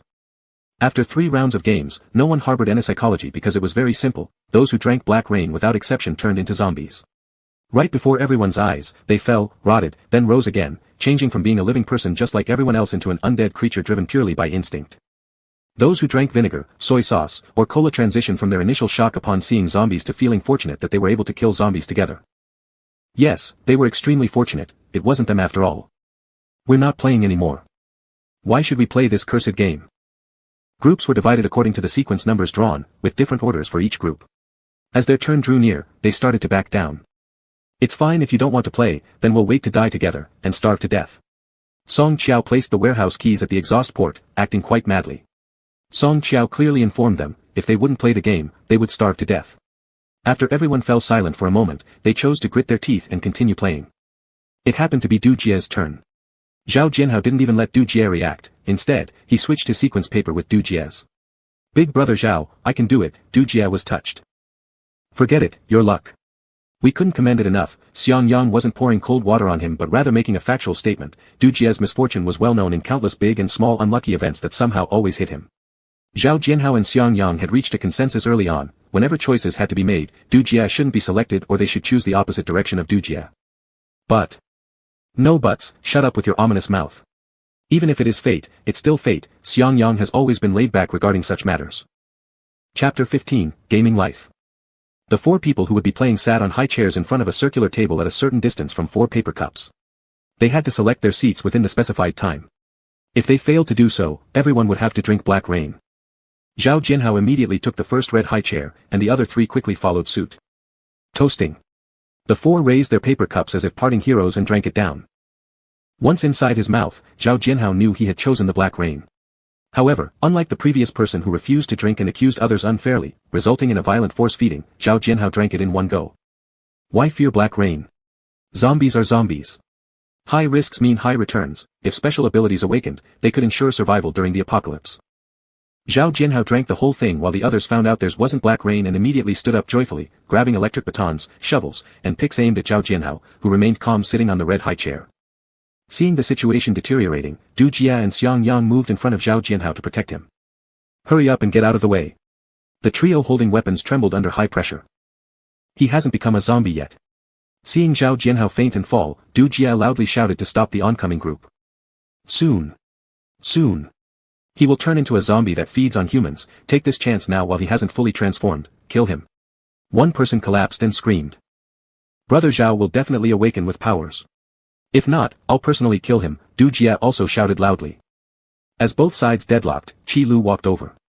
Ignoring all the people looking at her with measuring gazes, she stopped in front of Du Jie and raised a ball of flame in her hand. I'm a power user, let me examine him. The moment Chi Lu spoke, everyone's gaze toward her changed immediately, becoming extraordinarily heated, as if followers looking at deities. Du Jie hesitated slightly, but Xiang Yang pulled him aside directly and politely said to Chi Lu, we leave it in your hands. Chi Lu extinguished the flame in her hand and checked Zhao Jianhao's breath using her finger. People turning into zombies generally see their breathing weaken until stopping completely, while those awakening powers retain normal breathing, a fact Chi Lu observed multiple times. Power awakening in progress. Sensing steady breathing, Chi Lu came to a conclusion and turned around to say to the trio holding weapons. Upon hearing this, the 3 people immediately put down their weapons, grinning somewhat obsequiously. Yes, yes, yes, great power user adult. Upon hearing the title, Chi Lu slightly furrowed her brow but didn't say anything. Instead, she looked at Song Qiao, the internet cafe owner. Everyone has their own choice, why force them to play this kind of game? Song Qiao, being named by a power user, didn't panic at all and still smiled as he said, I'm doing it for their good. Think about it, great power user adult, if we let them out now, most of them would end up as zombies' food. By keeping them here and doing nothing, it will only increase their unease. Why not have everyone play some games to divert attention while awakening as power users increases their chances of survival? Isn't that great? Listening to such sophistical arguments, Qi Lu smirked coldly, if that's the case, how about I treat you to a drink? Qi Lu picked up the paper cup on the circular table and sniffed them one by one. After confirming that the drink in her hand was black rain, she handed it over to Song Qiao. Song Qiao took the paper cup with his chubby hands and walked to the front of everyone saying, the quantity of black rain is limited, currently, there are only 10 cups. That means 10 more people have the chance to become power users. Miss this opportunity, and they'll need to look for black rain outside themselves. Song Qiao pointed to the outside, where the danger level was obvious, everyone could even hear the screams of zombies. Missing this chance would mean that they would need to take greater risks to gamble for becoming power users. If Qi Lu hadn't appeared, and Zhao Jianhao hadn't awakened his powers, the group wouldn't be so tempted. However, at present, most eyes were on Qi Lu and Zhao Jianhao, feeling full of hope and confidence, believing they were definitely special enough to become power users as long as they drank this black rain. The braver ones immediately rushed over and snatched the paper cup from Song Qiao before he could pretend to drink, gulping it down instantly. This action seemed to trigger something, most of the crowd started rushing to the circular table, grabbing any cup and drinking it. Qi Lu casually stopped one person, who reacted as though his last hope had been cut off. He grabbed Qi Lu's hand and knelt down, pleading, power user adult, please let me go, I want to become a power user. Qi Lu looked down at the kneeling man, feeling a mixture of emotions. Watching Song Qiao smirking smugly in the distance, all she felt was helplessness. She withdrew her hand, and the man immediately expressed his gratitude profusely before running to the table again to check which cups weren't fully consumed. Now it's not me making them play games, they're rushing to play. Song Qiao ignored Qi Lu's glare that suggested she wanted to kill him, raising both hands as if to show his helplessness. Yes. Qi Lu collected herself, looking at the crazed group fighting for paper cups and then at the few remaining people standing still. Will you come with me? Xiang Yang, Du Jie, and a man named Wu Duan nodded. Then let's go. Qi Lu stopped caring about the others behind and took the lead walking forward. Xiang Yang and Du Jie carried Zhao Jianhao on their backs respectively, one supporting the side while the other held him up. Wu Duan thought for a moment and also helped support Zhao Jianhao a bit. Seeing their intent to leave, Song Qiao dragged Xiao Fang, who was frightened stiff, and happily followed after them. What do you mean by this, Mr. Song? Du Jie saw Song Qiao following behind them and instantly felt extremely disgusted. To go with you. Song Qiao squinted his eyes, appearing as cunning as a fox, urging them along, hurry up, hurry up. Seeing Song Qiao's demeanor, Du Jie became angry but couldn't vent. Xiang Yang, carrying Zhao Jianhao, seeing this remarked, let's go first. Du Jie knew well that in a little while, the second floor might be flooded with zombies. By then, they'd be unable to leave. What made him upset was the instigator behind this situation acting like an innocent victim, following them, while the brainwashed individuals remained blindly obsessed, paying a painful price for such a slim probability. Ah! Run quickly! A cry of terror echoed from the second floor as those who drank black rain turned into zombies, rising up to bite the nearby people who were still searching for black rain. The fresh human meat greatly stimulated their instincts, causing them to surge forward in a frenzy, like throwing a piece of meat into piranha-infested waters. In no time, a living person was completely devoured, without even turning into a zombie.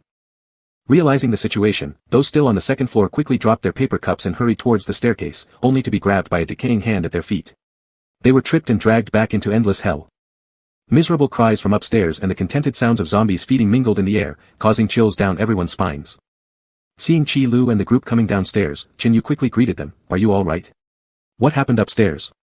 Qi Lu glanced at Chen Yu and smiled, "Nothing, just a bunch of people who don't know when they're about to die."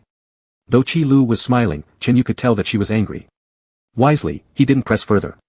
He noticed a few unfamiliar faces trailing behind Qi Lu, while a nearly 50-year-old overweight uncle trailed last, pulling his daughter along. Song Qiao walked at the end, closing the iron door leading to the corridor, then locking it securely. Everyone tacitly agreed with his actions. What other choice was there? Who would willingly play hero and go save them one by one? Of course, it was possible to rescue them, but Qi Lu had no intention to. Not only had her abilities been almost drained from the start, seeing the previous scene reminded her of Yan Ming.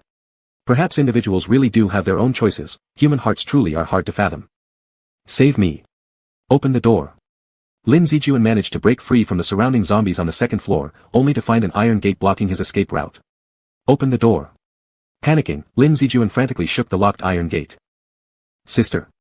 Awakened by the commotion, Chen Chen looked puzzled upon seeing the figure trapped inside the gate. Why is that brother locked inside? What did he do wrong? Chen Yu struggled to explain, not knowing exactly what had transpired. But now a life hung before her eyes, so she questioned, Qi Lu, you're a soldier. Have you forgotten your principles? Qi Lu stared into Chen Yu's clear eyes, noticing Chen Chen's confused inquiry, then silently walked over to Song Qiao and lifted him up by the collar, opened the door. With his feet suspended off the ground, Song Qiao's face turned red from lack of breath. Oh, open, open. Cough, cough. Master power user, if you'd simply asked, I'd surely open the door. Why resort to violence? After being put down, Song Qiao panted a few times, expressing his resentment. Finally unable to bear it any longer, Du Jie intervened. Seeing Song Qiao hesitate and delay taking out the keys, knowing full well how long it would take for him to unlock the door before it was too late, Du Jie directly approached Song Qiao, fishing through his pockets for the key. With the keys in hand, he rushed toward the iron gate. At this moment, the zombies on the second floor finished consuming the humans upstairs and excitedly stampeded down. Hurry! Tears welled up in Lin Zijuan's eyes as a wave of zombies was fast approaching. His face filled with terror. Alright, come out quick. Du Jie unlocked the gate, and Lin Zijuan scrambled out, rolling to safety. Du Jie promptly shut the iron gate again. By this time, the zombies had reached Du Jie's very front, separated from him by merely the thickness of the gate. Seeing the situation, Qi Lu pulled Du Jie back forcefully. Before Du Jie even registered the movement, he lost his balance and tumbled down to the first floor. Simultaneously, a zombie reached its arm out and clawed into Qi Lu's wrist, blackened nails digging deep into the arteries. Looking at the eager zombie trying to shove her hand into its mouth, Qi Lu responded with a powerful counter-movement, dislocating the zombie's entire arm. Immediately afterward, all the zombies gathered around the iron gate, stretching their hands outward, attempting to grab her. In response, Qi Lu swiftly leaped back, executing a perfect backflip, landing safely on the first floor. Are you okay? Let me see. Chen Yu hurried over, lifting Qi Lu's injured wrist. Deep claw marks surrounded the area, oozing with coagulated black blood. Don't touch it, Qi Lu warned, holding her wounded wrist with her other hand. Be careful, it might carry the zombie virus. Okay, I won't touch it, Chen Yu drew her hand back, placing it behind her. Won't the power users turn into zombies? No, don't worry, replied Qi Lu, looking at the concerned Chen Yu. Qi Lu, should we leave now? Initially planning to reach Mu village tonight, given the current state, things looked quite dire. Kang Hua approached and asked Qi Lu. Qi Lu glanced around. On their side, Zhuang Xiao, Kang Hua, Chen Yu, and Chen Chen formed a small group. The three others from earlier clearly stuck together. The internet cafe owner was pulling Xiao Fong to play pool, leaving two more standing nearby, eagerly gazing at her. How's the situation outside? Not good. Kang Hua did not explain with words but directly pulled the curtain. On the first floor, nearly half of the area was made into a floor-to-ceiling window. As the curtain gradually opened, the light instantly became bright, and at the same time, the numerous zombies with their faces pressed against the glass were directly revealed to everyone. Chapter 16, Tian Man. After watching the news released by Jichuan Province, everyone felt a chill in their hearts. Were they abandoned? It was a very strange feeling, like air, which seemed omnipresent under normal circumstances, so it was ignored, its importance overlooked, everything considered to be naturally as it should be, just like peace, life day after day, repetitive and monotonous, dull and tasteless. And now, realizing this with a start, things were better before, possessing without cherishing, regretting only after losing. What should we do? The food at home isn't that much, how long can we hide there? Or take the risk and go outside? No, that's too scary. The internet began with frenzied scrolling. Family members worriedly discussed future paths with each other, and more people dared to venture out. By the time Guzhou reached Jichuan, it was already 5 o'clock in the afternoon. Guzhou drove slowly on the main street, looking at the scenes on both sides of the road where groups of aimlessly wandering zombies roamed. Guzhou couldn't help but lament that all the country's efforts and Jiang Hanyu's considerations had been wasted. According to this current trend, Jichuan would eventually fall into zombie territory. Shenrong Internet Cafe first. Guzhou thought about Sun Zhe he had carried over his shoulder, the white shirt on his back must have been stained with large patches of blood. He decided to head to a clothes boutique first. Anyway, with so many zombies around, Kang Hua and the others wouldn't be going anywhere anytime soon. Walking into the largest clothing building, Guzhou casually wandered around. The little white fluff ball that had been cramped up in the pocket finally jumped out and landed lightly on the ground, raising its little tail, slightly lifting its head, strutting confidently in front of Guzhou, looking quite stylish. Ow! The little white fluff suddenly called out, as if it smelled something but didn't dare approach directly for fear that the smelly person behind might cook it into a soup. A dog? Guzhou also noticed a dog barking and rushing towards him. Woof woof woof. It was a purebred German shepherd with a completely black back, yellow belly, tall build, and imposing appearance. Do. Footsteps followed afterward, belonging to a woman with a sweet voice, regular and delicate features, her hair tied into a bun, subtly made up, sporting a pair of pristine white legs, exuding a clean-cut elegance in every movement. Woof woof woof. The German shepherd named Dawes stopped in front of Goujo, face to face with the little white fluff. The situation looked like a big dog wanting to bully a kitten, but Goujo knew the dog targeted him because his body emitted the same smell as the zombies outside. Dawes.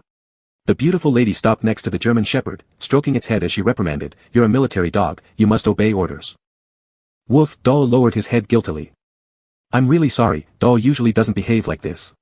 The beauty picked up the little white fluff and handed it to Goujo, probably because this little guy is too cute. She couldn't resist patting the little white fluff one more time. Goujo, ignoring the look of enjoyment on the little white fluff's face, took it and threw it back into his pocket, saying, "No problem." Seeing this mysterious and suspicious masked man who showed no interest in conversing with her, Tian Man Man continued, "My name is Tian Man Man, I am a police officer, and this is my guard dog, Dawes." Dawes didn't understand why his owner was talking to such a smelly person, but he still barked along to show cooperation. "And you? What's your name? Why are you here?" Tian Man Man asked with a sweet smile. "Zhou Gu, looking for clothes." Goujo knew Tian Man Man suspected him because suspicion was a common trait among police officers. "Oh," Tian Man Man circled around Goujo once, noticing the scattered patches of blood on the back of his shirt. "Why is there blood on the back of your shirt?" "Saving someone, carrying them." "Where is the person you saved?" Tian Man Man continued asking questions. "At home." Seeing Tian Man Man's tendency to continue questioning, Goujo took the initiative to ask first, "Where can I find white men's clothing?" "Why do you specifically need white men's clothing?" Tian Man Man didn't give a direct answer. "Personal preference, I have a cleanliness phobia, please stay away from me." Zhou Gu was getting a little impatient. The first time being regarded as something dirty, Tian Man Man found it kind of novel. Occupational habit, can't help but ask a few more questions. As she said that, she walked a few steps forward, keeping an appropriate distance from Zhou Gu. "In order to make up for it, let me take you shopping. You can pick whatever clothes you like," Tian Man Man said very generously. To be honest, this kind of woman is really good at winning people's affection, knowing the limits, and clever too, making her hard to dislike. At least Zhou Gu didn't dislike her. He silently followed behind Tian Man Man with Dawes, the guard dog, staring at him vigilantly. "This piece of clothing is nice, pure white, and even has pockets." Tian Man Man pointed at the white shirt on the plastic model and said, "Since you have cleanliness phobia, I won't touch it for you." "Thank you." After changing into the new clothes, Zhou Gu thanked Tian Man Man who was waiting nearby. Don't mention it. Actually, I've always had a wish, which is one day to go shopping with someone I like. I'd pick clothes for him and he'd carry my bags, but unfortunately." At this point, Tian Man Man's expression turned slightly gloomy. Seeing Tian Man Man wanted to share her thoughts, Zhou Gu prompted, "Unfortunately what?" "Unfortunately, he's gone." Tian Man Man stroked Dawes' fur. "Do you know Jiang Hanyu?" "No." Zhou Gu fell silent for a moment, wondering if by coincidence he had encountered Jiang Hanyu's girlfriend. "Well, there are not many people in Jichuan who wouldn't know him." Tian Man Man's voice was filled with pride, then with a slightly choked tone continued, "I've had a crush on him for 6 years, but unfortunately before I could confess, he left first." "Oh, that's indeed unfortunate." Zhou Gu did not intend to tell Tian Man Man that Jiang Hanyu was still alive. He was worried about potential trouble. "Leaving is leaving, luckily there's you now." Tian Man Man quickly recovered, so women's emotions come and go quickly. "Me?" Zhou Gu didn't understand. "Yes, you're my boyfriend now, you must accompany me around the market. I don't want to stay single forever. I want to have a boyfriend before I die, someone to eat all the delicious food with, visit all the fun places, wear all kinds of beautiful clothes.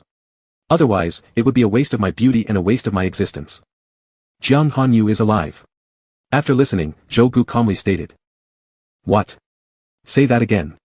Tian Man Man suspected she had heard wrong. "Jiang Hanyu is alive." Zhou Gu calmly repeated once more. "Yay!" Tian Man Man instantly jumped excitedly. "I told you, my husband is so capable, how could he easily bite the dust? Come on, let's set off right now. I'm going to confess to him, and give birth to his children." Tian Man Man pulled Zhou Gu out the door. Zhou Gu, caught by the pull, quietly withdrew his hand back and silently followed behind Tian Man Man. "Ah yes, where to?" Only when Tian Man Man reached the door did she remember to ask. "Shenrong Internet Cafe."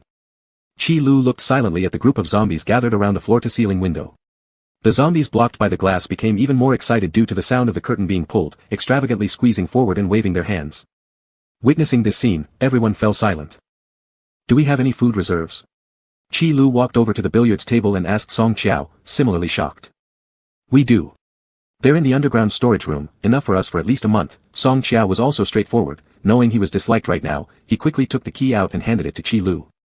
Qi Lu glanced at him, took the key, considering some sort of unspoken agreement. That's all for today.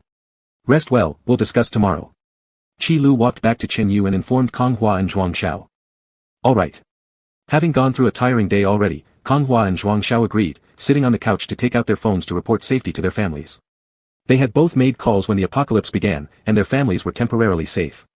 Now they decided to call again to confirm. No connection. No signal. Kong Hua carefully checked the phone screen, no signal. What does this mean? No signal. Zhuang Xiao noticed the same issue.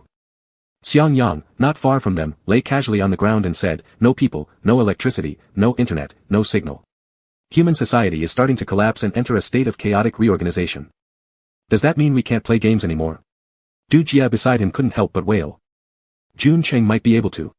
Xiang Yang spoke with some depth, then closed his eyes to rest. As the sun set, the light inside began to gradually dim until it was pitch black. The occasional sound of zombies outside the floor-to-ceiling window created a real horror movie scene. Everyone had their own thoughts, everyone except Xiang Yang and Chen Chen were closing their eyes, lost in thought. Suddenly, two glaring beams of light shot from the distance. The group of zombies surrounding the floor-to-ceiling window excitedly turned towards the source of the sound, rushing toward it. Qi Lu immediately stood up and walked quickly to the floor-to-ceiling window, as did the others who also got up and moved toward the windows. Following the light, they could see a heavily modified large jeep. Inside the jeep sat a man and a woman. The man wore a mysterious gold wire mask, and the woman's features were delicate, possessing a uniqueen resembled a celestial being. The man drove violently, crashing through everything. The jeep was powerful too, with no dents on its front hood, only the sticky remains of zombie flesh. The zombies, even after being thrown aside, continued to surge back. Those trampled underfoot simply became part of the road as Guzhou increased the speed and directly ran over the zombie corpses. The small jeep was like a solitary boat in an ocean of zombies, bouncing up and down, facing the danger of being devoured by the zombies. Guzhou showed no fear, he himself was a zombie and had nothing to fear. But the girl next to him wasn't simple either, possessing special ice-based powers, and the military dog was also a mutated animal, remaining calm and composed despite the chaos. Although she was somewhat lively, she was brave and decisive, such a woman was indeed rare and valuable in this apocalyptic world. Chapter 17, Meeting at Xinrong. Here we are, get out of the car. Guzhou parked the jeep beside the floor-to-ceiling window of Xinrong Internet Cafe and told Tian Manman sitting in the passenger seat. Just a moment. Tian Manman took out a bottle of mineral water from her portable little backpack. The cap of the mineral water bottle held a wood stopper about 10 centimeters long. She slowly unscrewed it and drew it out bit by bit. If observed closely, one would find that the middle of the wooden plug connected to a thin cotton thread, filled with water. I'll show you a magic trick. Tian Manman, slightly proud, raised her chin at Guzhou. Ice crystallized wherever her delicate hands passed, transforming the wood stopper along with the moistened cotton thread into an icy crystal water whip. Dao! Tian Manman called out, signaling Dao to prepare for battle, readying to bite the zombies. Woof! Dao rushed out of the jeep first, tackling down 5 or 6 zombies in one dive. Great job! Tian Manman stepped out of the car next, swinging the ice crystal water whip hard, clearing a circle around herself of zombies. Qi Lu used the car headlights to clearly see Tian Manman's appearance and greeted her in slight surprise. Manman, didn't expect it to be Manman.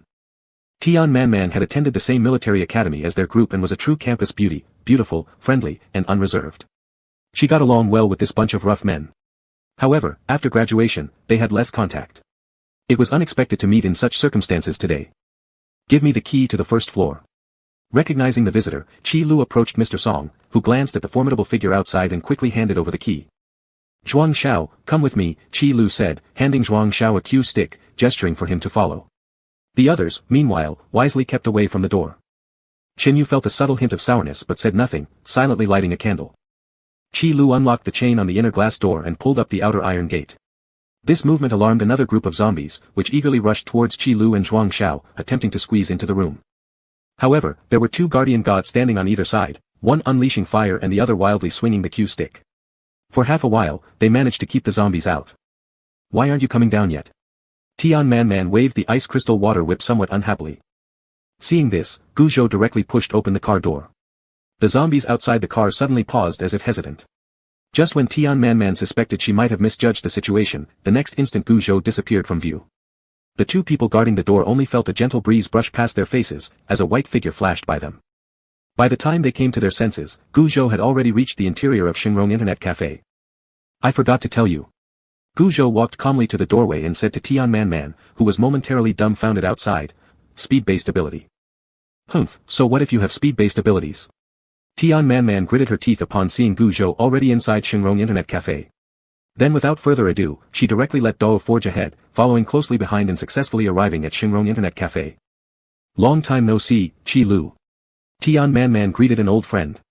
"Long time no see, Man Man."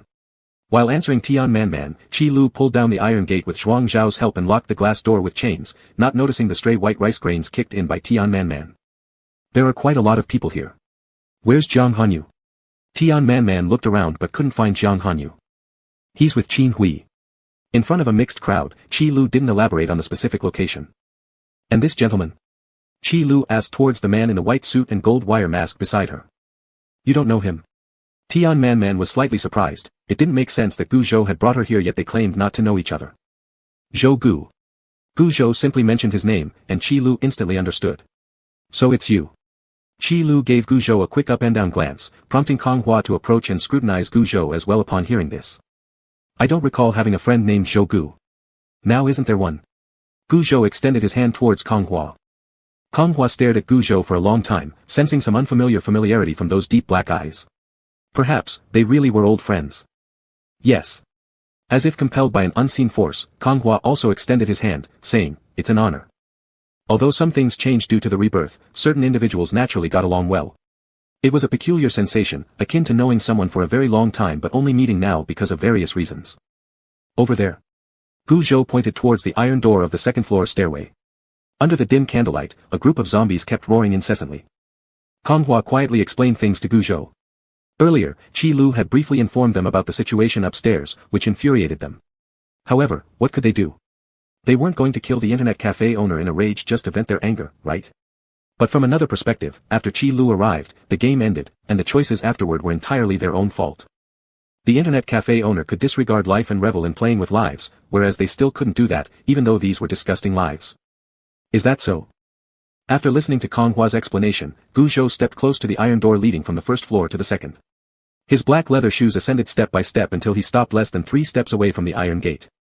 He observed the zombies continuously reaching out their rotten fingers toward him, trying to get within reach. Gu Zhou lowered his voice and said, "Since you become my subjects, any grievances must be settled immediately." Gu Zhou's voice was originally hoarse, and combined with his deliberate lowering of tone, others couldn't comprehend his words. However, his boldness in being so near the zombies caught everyone's attention. What was he planning to do? "Zhou Gu, what are you planning to do?" Tian Man Man loudly questioned while reminiscing with Qi Lu. "It's too noisy." Gu Zhou turned around, facing Tian Man Man head-on with his back to a swarm of zombies. He wasn't at all worried about the zombies reaching him and dragging him into perdition. "Kill." At the same time as Gu Zhou answered Tian Man Man, he flung his right hand backward. No one saw clearly how it happened, but the chain wrapped around the iron door snapped on cue. The zombies jammed at the entrance surged forward like unleashed floodwaters, some even rolling straight down to the first floor. Zhou Gu. Caught unprepared, the rest were left scrambling. Meanwhile, the culprit casually sat cross-legged on the billiard table. "Don't you like games?"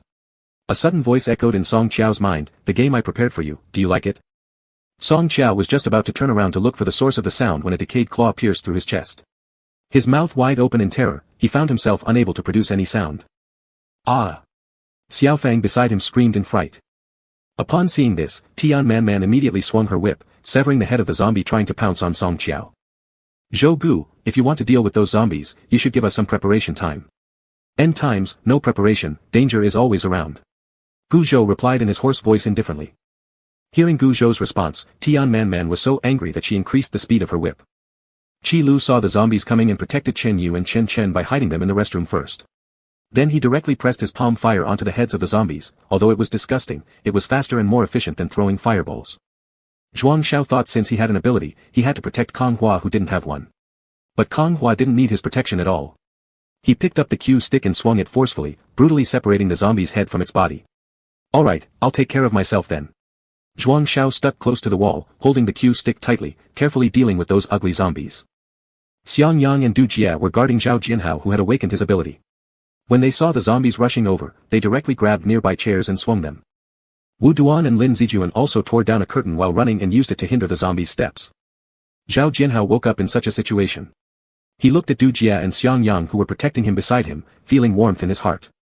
In the end times, it was hard enough just to survive oneself, let alone risk their lives to protect others, which was truly precious and rare. Zhao Jianhao stood up and stretched his limbs.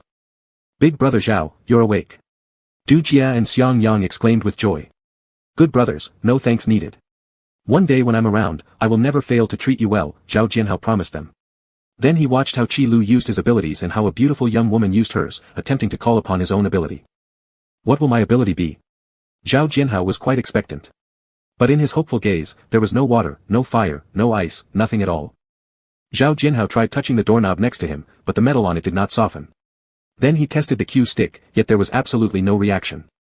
What's going on? Du Jia asked as he knocked down a zombie. I don't know. Forget it, let's deal with these zombies first. After half an hour, all the zombies were cleared out. Except for Boss Song, everyone else miraculously escaped unharmed, without even the smallest scratch. Everyone could only conclude that Boss Song had bad luck, or maybe it was an incomprehensible matter of cause and effect. Only Gu Zhou knew inside himself. He disliked Song Qiao, manipulating others through lies. At the same time, he resented these zombies. Even if they regained self-awareness as 6th level zombies, they were useless creatures. Better to avenge oneself and dissolve into nothingness. You sure are relaxed. Tian Man rolled her eyes exaggeratedly at Gu Zhou sitting peacefully on the pool table. Gu Zhou nodded, jumped down from the pool table, glanced casually at Zhao Jianhao as if unintentionally, then avoided stepping on where the zombies lay and silently walked upstairs. Everyone upstairs, there are rooms upstairs. Seeing this, Qi Lu picked up a candle and said to the others who were exhausted from a whole day of ordeal. Hey, Qi Lu. After asking Xiang Yang for the names of everyone present, Zhao Jianhao called out to Qi Lu who was about to go upstairs. What? Qi Lu stopped, having a decent impression of Zhao Jianhao. How do we know what our ability is? This mainly depends on your sense. When you get close to something related to your ability, you'll feel a connection. Qi Lu pondered for a moment before responding seriously. Thanks. Though Zhao Jianhao heard Qi Lu say this, he still couldn't figure anything out. It seemed like he needed more trials. Chapter 18, Secret Recruitment. Midnight, complete silence, pitch black. Knock knock knock. There was a knock on the door of the room where Du Jia, Xiang Yang, and Zhao Jianhao were staying. Zhao Jianhao, who had been unconscious after awakening his ability, wasn't asleep yet, closing his eyes and pondering the future, when he heard someone knocking on the door. He immediately went to the door and asked, Who is it? Why are you knocking at midnight? It's me, Zhou Gu. Zhou Gu. Zhao Jianhao knew about Zhou Gu, because Du Jia mentioned him earlier in the room. He said that Zhou Gu had speed-based abilities, and relied on his speed regardless of others' safety. Then Du Jia praised, saying that Zhou Gu did well in getting rid of Boss Song, who deserved his fate. Zhao Jianhao wondered why this Zhou Gu had come looking for him. When Zhao Jianhao opened the door, he saw Gu Zhou holding a beer bottle with a candle inside, appearing even more mysterious under the dim light. Speak outside. Sure. Zhao Jianhao glanced at the sleeping Du Jia and Xiang Yang, closed the door, and followed Gu Zhou to his room. You must be curious why I've come to you. Gu Zhou placed the candle carefully after Zhao Jianhao closed the door. Yes, why have you come? Zhao Jianhao sat on a random chair after closing the door. Do you know what your ability is? Gu Zhou didn't beat around the bush and went straight to the point. What is it? Upon hearing this, Zhao Jianhao immediately sat up straight, focusing intently on Gu Zhou. Playing cards. Gu Zhou casually tossed a card towards Zhao Jianhao. A miraculous thing happened, the card thrown by Gu Zhou seemed imbued with magic, hovering in midair in Zhao Jianhao's hand. To put it simply, it's about controlling playing cards, Gu Zhou explained while watching Zhao Jianhao's astonished eyes. This is a special ability. Initially, you can use the cards like darts, but later on, you can summon mystical creatures from within the cards. Even though Zhao Jianhao had astonishing composure, he couldn't help being thrilled upon hearing such an explanation. This kind of ability sounded amazing. Once it grew stronger, he would practically become a summoner. However, how could Zhou Gu know so clearly? How do you know? Zhao Jianhao asked. Have you heard of Ji Yan? Ji Yan? Zhao Jianhao pondered deeply. He remembered seeing mentions of Ji Yan on the Apocalypse Forum, the one who foresaw the coming apocalypse. Could it be that Zhou Gu also possessed prophetic abilities? The world is full of inexplicable things. I know your ability just as Ji Yan knew the apocalypse was coming. Moreover, I also know that one day, you will be mine. Gu Zhou feigned a deep and mysterious tone. In the world before his rebirth, he had met Zhao Jianhao but they weren't close. In this timeline, however, he needed Zhao Jianhao's help. Will I be yours? Zhao Jianhao found it hard to believe. Yes, you'll follow me, serve me as your master. If this wasn't the end times, Zhao Jianhao would think this teenager in front of him was just indulging in adolescent fantasy. This is for you. Gu Zhou paid no attention to Zhao Jianhao's skeptical expression, reaching into his pocket and tossing something over. If one day, you find yourself in a dead end, feeling powerless, overwhelmed with despair, crush it. I'll appear and guide you through the difficulties. Zhao Jianhao caught what Gu Zhou threw at him. What was this? A bone? And what did those words mean? Dead end? Powerless? Despair? Was this really predicting his future? Zhao Jianhao never believed in fate, he thought everything could be shaped by human effort. Even during the apocalypse, he firmly believed that if one were strong enough, they could carve out their place in the world. Although I don't know how you found out about my ability, you can't predict my future so confidently.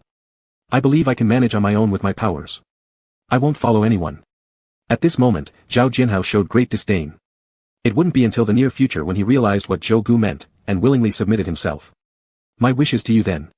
Gu Zhou sent blessings toward Zhao Jianhao, full of ambitious plans to make a mark in the apocalyptic world. In the world before his rebirth, Zhao Jianhao was an incredibly renowned figure, even more prestigious than Gu Zhou, the zombie king. After regaining consciousness, Gu Zhou despised himself every day, tirelessly improving his powers to eventually ascend as the zombie king and self-destruct, destroying the world. That was the type of person he was, someone who set goals for himself and pursued them step by step until completion. He remembered hearing Zhao Jianhao's name for the first time when zombies commonly reached level 6. At level 6, zombies regained self-awareness, a pivotal turning point in the zombie world, marking the start of irreconcilable conflict between humans and zombies. Could zombies regain self-awareness? Could they truly return to being human? No, they were monsters clad in human skins, avengers rising from hell. Ability users reacted strongly, and safe zones resisted these zombies' entry. Deep-rooted prejudices made zombies hunt down ability users, while the latter relied on crystals found in zombie brains to enhance their powers. Their enmity ran deep, beyond reconciliation. Some zombies deluded themselves into thinking they could return to the human world. How absurd. Under the influence of ability users' propaganda, zombies became even more loathed beings. Not only did they feast on human flesh, but they could transform into the semblance of your beloved ones to deceive you, lowering your guard before slowly devouring you. Even if there were zombies that wanted to return to the human world, after experiencing one or two betrayals by their loved ones, they would eventually forsake their human identity and become sworn enemies of humanity. Zhao Jianhao became famous because he was a misfit, neither accepted by the human realm nor embraced by the zombie realm. Zhao Jianhao had an alias, Corpse Keeper. When people first met him, his left hand was often holding two thick iron chains, each end locking two zombies. The entire bodies of these zombies were wrapped tightly in layers upon layers of chains. Because of his extraordinary power, the safe zones made an exception to let him in, though he had to pay triple the normal living fee. He often entered and exited the safe zone alone with his two chained zombies, hunting crystal cores to feed them. Ever since the safe zones learned that zombies could regain self-awareness, they intended to capture Zhao Jianhao and use the two zombies he kept for research. But someone inadvertently leaked the news, and Zhao Jianhao disappeared from the safe zones ever since.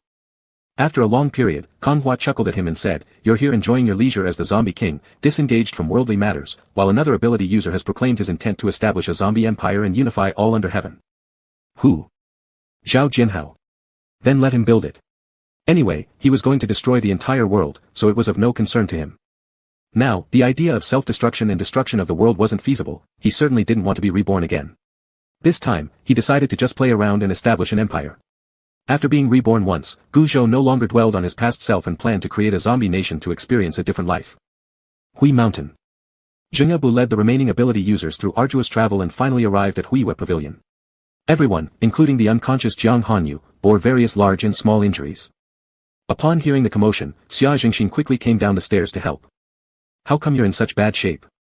Seeing everyone barely standing, Xia Jingxin carried them inside one by one and secured the main gate.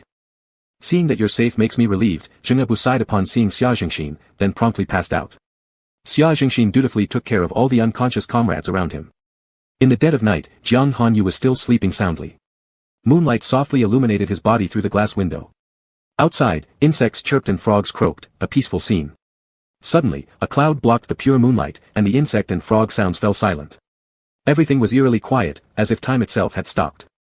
A mutant golden-crowned flying fox, the largest bat species in the world, with a wingspan of 7 or 8 meters hung upside down on a nearby tree branch. It sensed a powerful wave of ability energy. If it could consume this human within, it would evolve into something far stronger. Affected by the black rain, it realized it was different from before. Although it couldn't pinpoint exactly what had changed, it knew the transformation was positive. Driven by instinct, the bat's goal was clear: eat the human and drain its blood. With no hesitation, it shattered the glass and charged straight toward Jiang Hanyu. From the moment they noticed the unsettling silence, Zheng Bu and Xia Jingxin exchanged knowing glances and braced themselves. As soon as they heard the shattering of glass, they sprang into action. What was that? A golden bat? Both were momentarily stunned by the enormous creature, especially when they saw it attempting to snatch Jiang Hanyu away with its claws. Xia Jingxin immediately pulled out a gun and fired. The bullet hit the bat's wing, creating a small hole without causing significant damage. Aim for the heart, instructed Jing'abu, who had little remaining ability energy and was focusing hard on summoning what was left. Got it. Xia Jingxin attempted to take aim.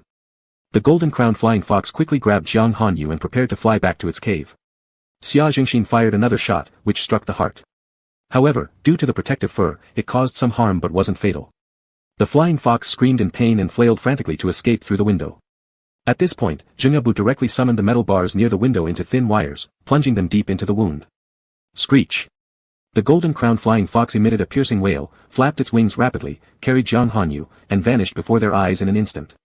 Xia Jingxin and Jingbu quickly ran to the window, watching the golden-crowned flying fox flying farther and farther away, helplessly hitting the wall with all their might. At first, the golden-crowned flying fox flew smoothly. But as time passed, it lost a large amount of blood, which attracted the greed of other mutated animals. With great difficulty, it managed to reach its cave with only a last breath left. Meanwhile, Jiang Hanyu, held under its claws, was also covered in wounds, especially where he had been scratched by the flying fox's claws. 2 deep claw marks on his abdomen went straight to the bone. Both were hanging by a thread. With weak breaths, the golden-crowned flying fox looked at the prey it had brought back unhappily, feeling that it had made a big loss. It barely managed to swallow Jiang Hanyu whole and then peacefully closed its eyes. Chapter 19, The Purpose of Crystal Cores. When the sky brightened once again and a new day began, it was the 3rd day since the apocalypse started. There was no electricity, no internet, and all communication lines were cut off. Each household, even every individual, became an isolated island, devoid of news or guidance. The people from Shinrong Net Bar woke up early and gathered in the living room on the 3rd floor. The 3 women formed a tight-knit circle, discussing something unknown. The men sat quietly on the sofa, without phones, without television, and with little conversation, eating breakfast in silence. Qi Lu, come here, Tian Man called out to Qi Lu.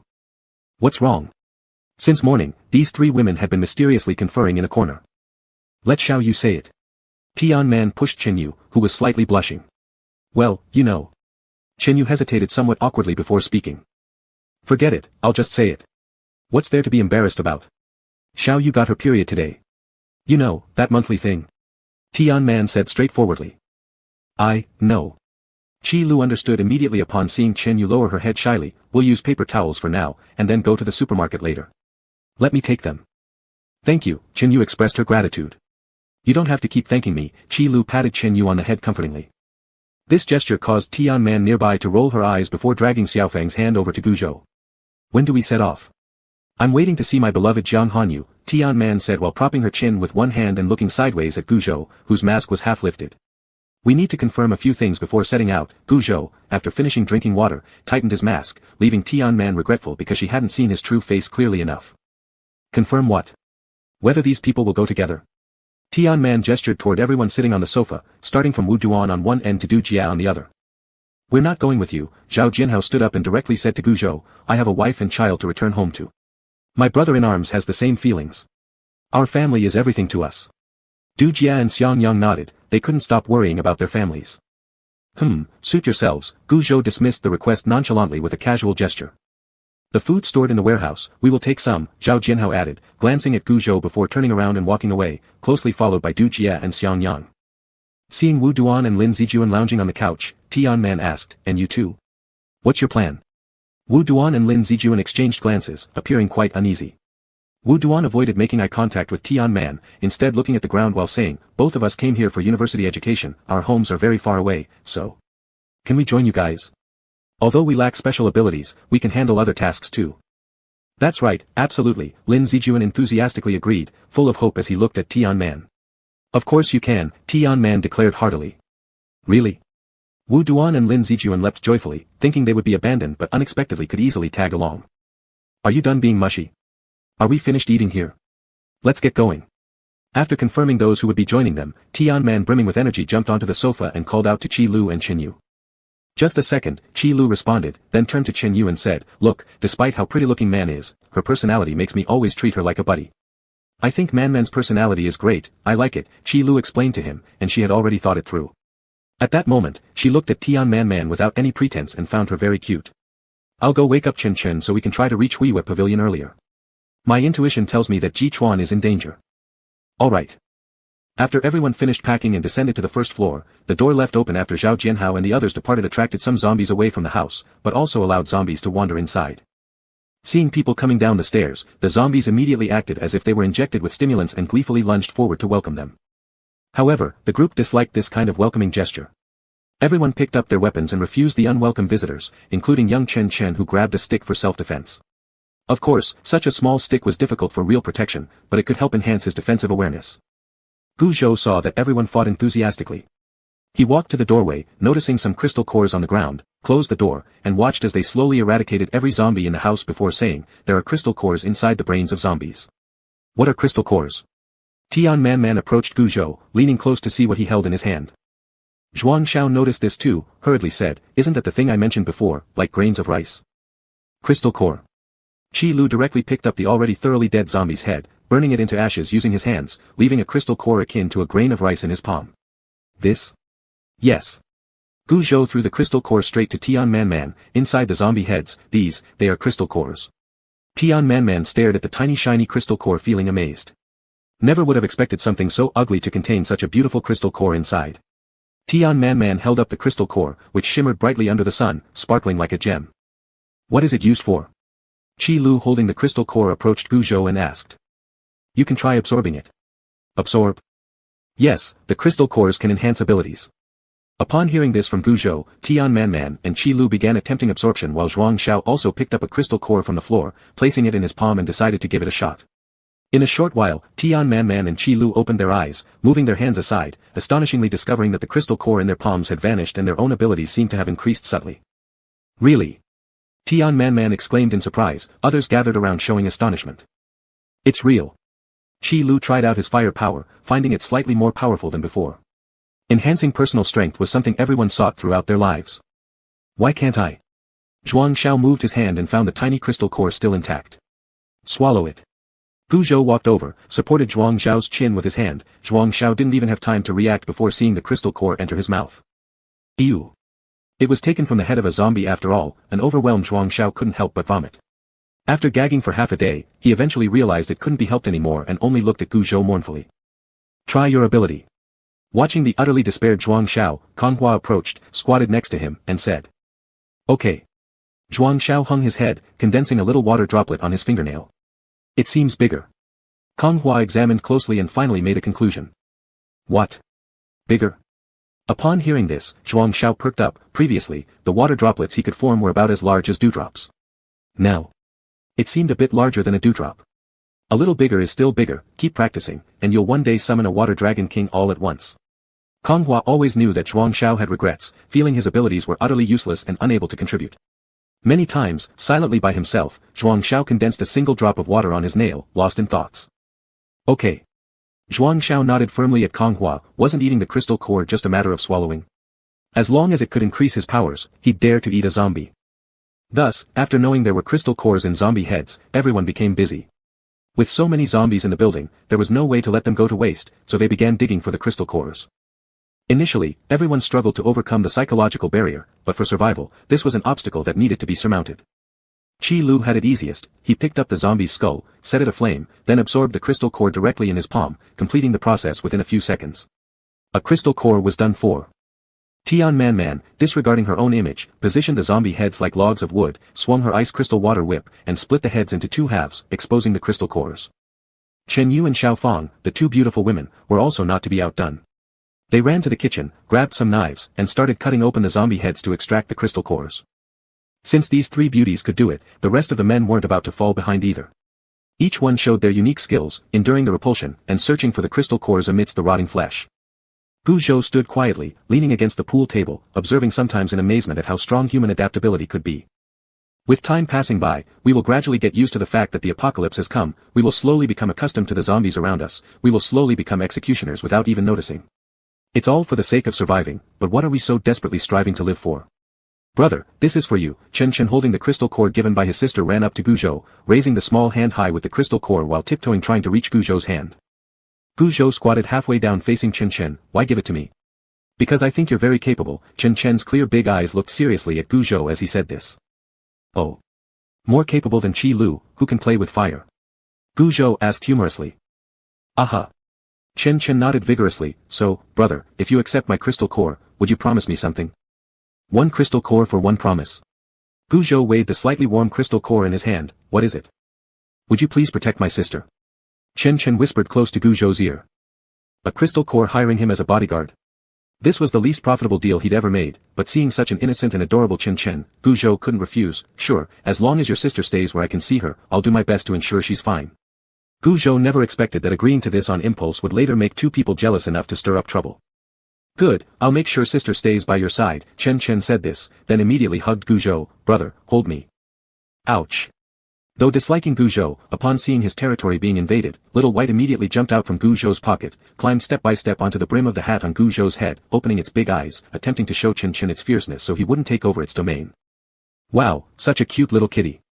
Chen Chen saw Little White's milk-tough demeanor and wanted to scoop it up, but unfortunately, Little White was too fast, refusing to be held. Gu Zhou directly reached out and lifted Little White by its neck, placing it in Chen Chen's arms. Protect him. Oh, Little White grudgingly agreed. Perhaps, this was the reason to continue living, warmth that makes one reluctant to let go. Chapter 20, The First Confrontation. After some time collecting crystal cores, relying on his pseudo-speed ability advantage, Gu Zhou drove an SUV from the parking lot. There were 2 cars in total with 10 people, divided into 2 groups, one ahead and the other following towards Hui Mountain. Qi Lu, Xiao Fang, Tian Man Man, Wu Duan, Lin Zijuan in one car. Gu Zhou, Kong Hua, Zhuang Xiao, Chen Chen, Chen Yu in another car. Before this, Qi Lu secretly took Tian Man Man to the supermarket and got a bunch of large band-aids, since apart from Chen Yu, there were 2 other girls. And why didn't Chen Chen and Chen Yu ride with Qi Lu? Because Qi Lu couldn't argue with Chen Chen. Once Chen Chen made a face indicating he was about to cry, his sister completely lost her resolve and had no choice but to comply, ignoring Qi Lu's hopeful gaze, opting to travel with Gu Zhou instead. There were many zombies outside the cars, densely packed like ants. Seeing the vehicles as if they were blocks of candy, they crazily swarmed forward. However, due to their uncoordinated limbs and slow speed, they were useless. Zombies blocking the way in front of the car were simply rammed through with boosted power. Along the way, they really didn't encounter any significant difficulties. Konghua drove the jeep. We don't have enough fuel. Shall we go to the highway gas station? Gu Zhou sitting in the back nodded. The fuel within the city has already been rated empty. An hour later, Konghua arrived at the nearest service area. Far away, they could already see other cars parked at the gas station. There are people. Just park and check it out first. Konghua directly parked the car at the service station for refueling, followed closely by Qi Lu. Hey, we've claimed this place. Move along, move along. One person, seeing their vehicle pull in, appeared rather displeased. In his hand was a baseball bat, which he rapped repeatedly as he walked over. Behind him closely followed his group. At a rough glance, there were about 10 of them. This isn't your private property, so why should we? Tian Man Man, with her quick temper, angrily shouted back, rushing to the front. Whoa, where did this pretty little thing come from? The leader, exposing his large bare arms and sporting a blue-faced demon tattoo across his chest, swallowed once upon laying eyes on Tian Man Man's curvaceous figure. With a lecherous expression, he pointed at her with his baseball bat. Back off and put away that lecherous look. Tian Man Man immediately struck the baseball bat to the ground, placing her hands on her hips and glaring ferociously. TSK, this girl has spunk. We like feisty, brothers. Saying this, he signaled everyone to move in. Be gentle with the beauty, don't mar her face, it'd ruin the appetite. Humph. Upon hearing such crude words, Tian Man Man instantly lashed out with her whip. However, the other party swiftly dodged like a shadow. Judging by his speed, he was a speed anomaly just like Gu Zhou. Gu Zhou. Tian Man Man called out, asking him to deal with the speed anomaly user. Gu Zhou gave an indifferent glance. Right then, the bulky man, relying on his speed advantage, tried to get close to Tian Man Man, intending mischief. Tian Man Man didn't react fast enough, and when she tried to kick him, he caught her leg. Enraged, she swung her ice crystal water whip, but the target nimbly evaded it again. This showcased the edge of speed anomalies, they're fast. Just as the large man's roving hands were about to touch Tian Man Man's thigh, Qi Lu quickly threw a fireball his way. It was immediately extinguished by one of his companions using a water ball. Gradually, the others formed a circle around them, attempting to ensure no one escaped. Gu Zhou. Watching Gu Zhou still standing leisurely by, Tian Man Man couldn't help feeling frustrated. In anger, her ice crystal water whip extended several centimeters further and whipped out, striking the man's face. A distinct red streak marked the pudgy man's round face, an injury he hadn't suffered since the apocalypse began. His demeanor instantly became serious. You wretched woman, I'll show you some real colors. With these words, his stout frame moved swiftly, and despite Tian Man Man swinging her whip left and right, none landed. Like a pestering mosquito, he darted all around her. Seeing the opportunity for his big hand to touch her thigh, Qi Lu hastily threw another fireball, which was once more neutralized by a wiry, thin dwarf companion. While the burly men continued their antics targeting Tian Man, the rest set their sights on the two beauties among this group, Chen Yu and Xiaofang. Chen Yu exuded an elegant, scholarly demeanor, coupled with her resilience gained from raising her younger brother alone, adding a unique toughness beyond the average woman. Her soft yet determined gaze mesmerized even these former thugs who normally admired from afar. And Xiaofang. She was fair-skinned with dainty legs, standing tall and upright, and due to fear, her visage bore a rabbit-like endearing appearance, making her impossible not to look at. "Today is our lucky day, three beauties," they said, rushing forward towards the ladies in droves. At this point, Qi Lu, Kang Hua, and Zhuang Xiao stood firmly before Chen Yu and Xiaofang, each utilizing their own abilities to protect them. Meanwhile, Lin Zijuan, spotting the others using abilities across from them, panicked and turned to run, hastily jumping onto the SUV to escape. Wu Duan, noticing this, also ran over and joined Lin Zijuan, escaping together. This scene provoked loud laughter from the opposing side. They fled. "They were scared away by us. They're running off, good riddance." Qi Lu showed no concern for the fleeing duo. He lunged directly and snapped the neck of an opponent with one swift motion, leaving them stunned. Such clean, precise killing had been achieved without any visible use of abnormal power. "What are you gawking at? We have so many anomaly users here." Qi Lu, being a guardian, had undergone various rigorous trainings. Agile, adept in multiple martial arts styles, and augmented with his anomaly powers, he fought smoothly like fish in water. He killed 2 opponents and held 3 others at bay single-handedly. Zhuang Xiao and Kang Hua, backs pressed against each other, used iron rods to barely dodge their adversaries' anomalies. An iron wire shot toward Kang Hua's chest, resembling a venomous snake. Just as it seemed inevitable, Gu Zhou suddenly appeared, intercepting the wire with his bare hands. The flexible iron wire writhed under his grip, but Gu Zhou deftly flipped his wrist, redirecting it into the heart of its wielder, causing immediate death. Watching their comrades die one after another, they finally realized they had met their match. "Leader. Our men are almost gone." "What?" The chubby man who was preoccupied with dodging Tian Man's attacks didn't immediately react. Just as he was about to check on the situation of his brothers, Tian Man seized the chance, and her ice crystal water whip moved like a live snake, instantly tying up the big fatty securely. This left the fatty stunned. Upon careful observation, it became clear that including himself, only 4 people from their side remained. It wasn't over yet. In the time it took for them to exchange a few words, Qi Lu seized another opportunity. A powerful sweep of his long legs sent one opponent crashing to the ground with a fatal collision. "We are anomalies. We belong to June City. You can't treat us this way." The remaining men lost all fighting spirit and wailed helplessly. "June City." Qi Lu paused at the familiar name. Thinking Qi Lu was scared, they hurriedly nodded. Yes, we're from June City. You anomaly users can join us, there are plenty of benefits inside." "Oh." Afraid that Qi Lu wouldn't believe him, the man quickly added, appealing to what any anomaly user would desire most, "June City has food, beauties, and most importantly, crystal cores. Crystals that can enhance your anomalies." Noticing Qi Lu's disapproving glance after mentioning beauties, the man promptly corrected himself.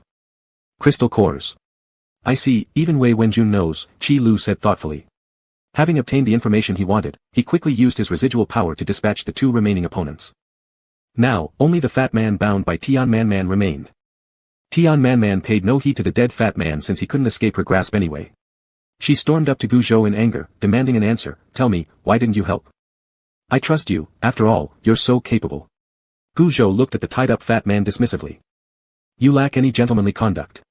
Even though I am skilled, as a man, you should naturally show your masculine side, stepping before a woman to protect her, just like Qi Lu does. You're a female guardian, not a girl." With that, Gu Zhou simply slipped away, unable to understand where any protection was needed. Infuriated, Tian Man took her frustration out on the defenseless fatty. After all, with his thick skin, he could withstand the beating.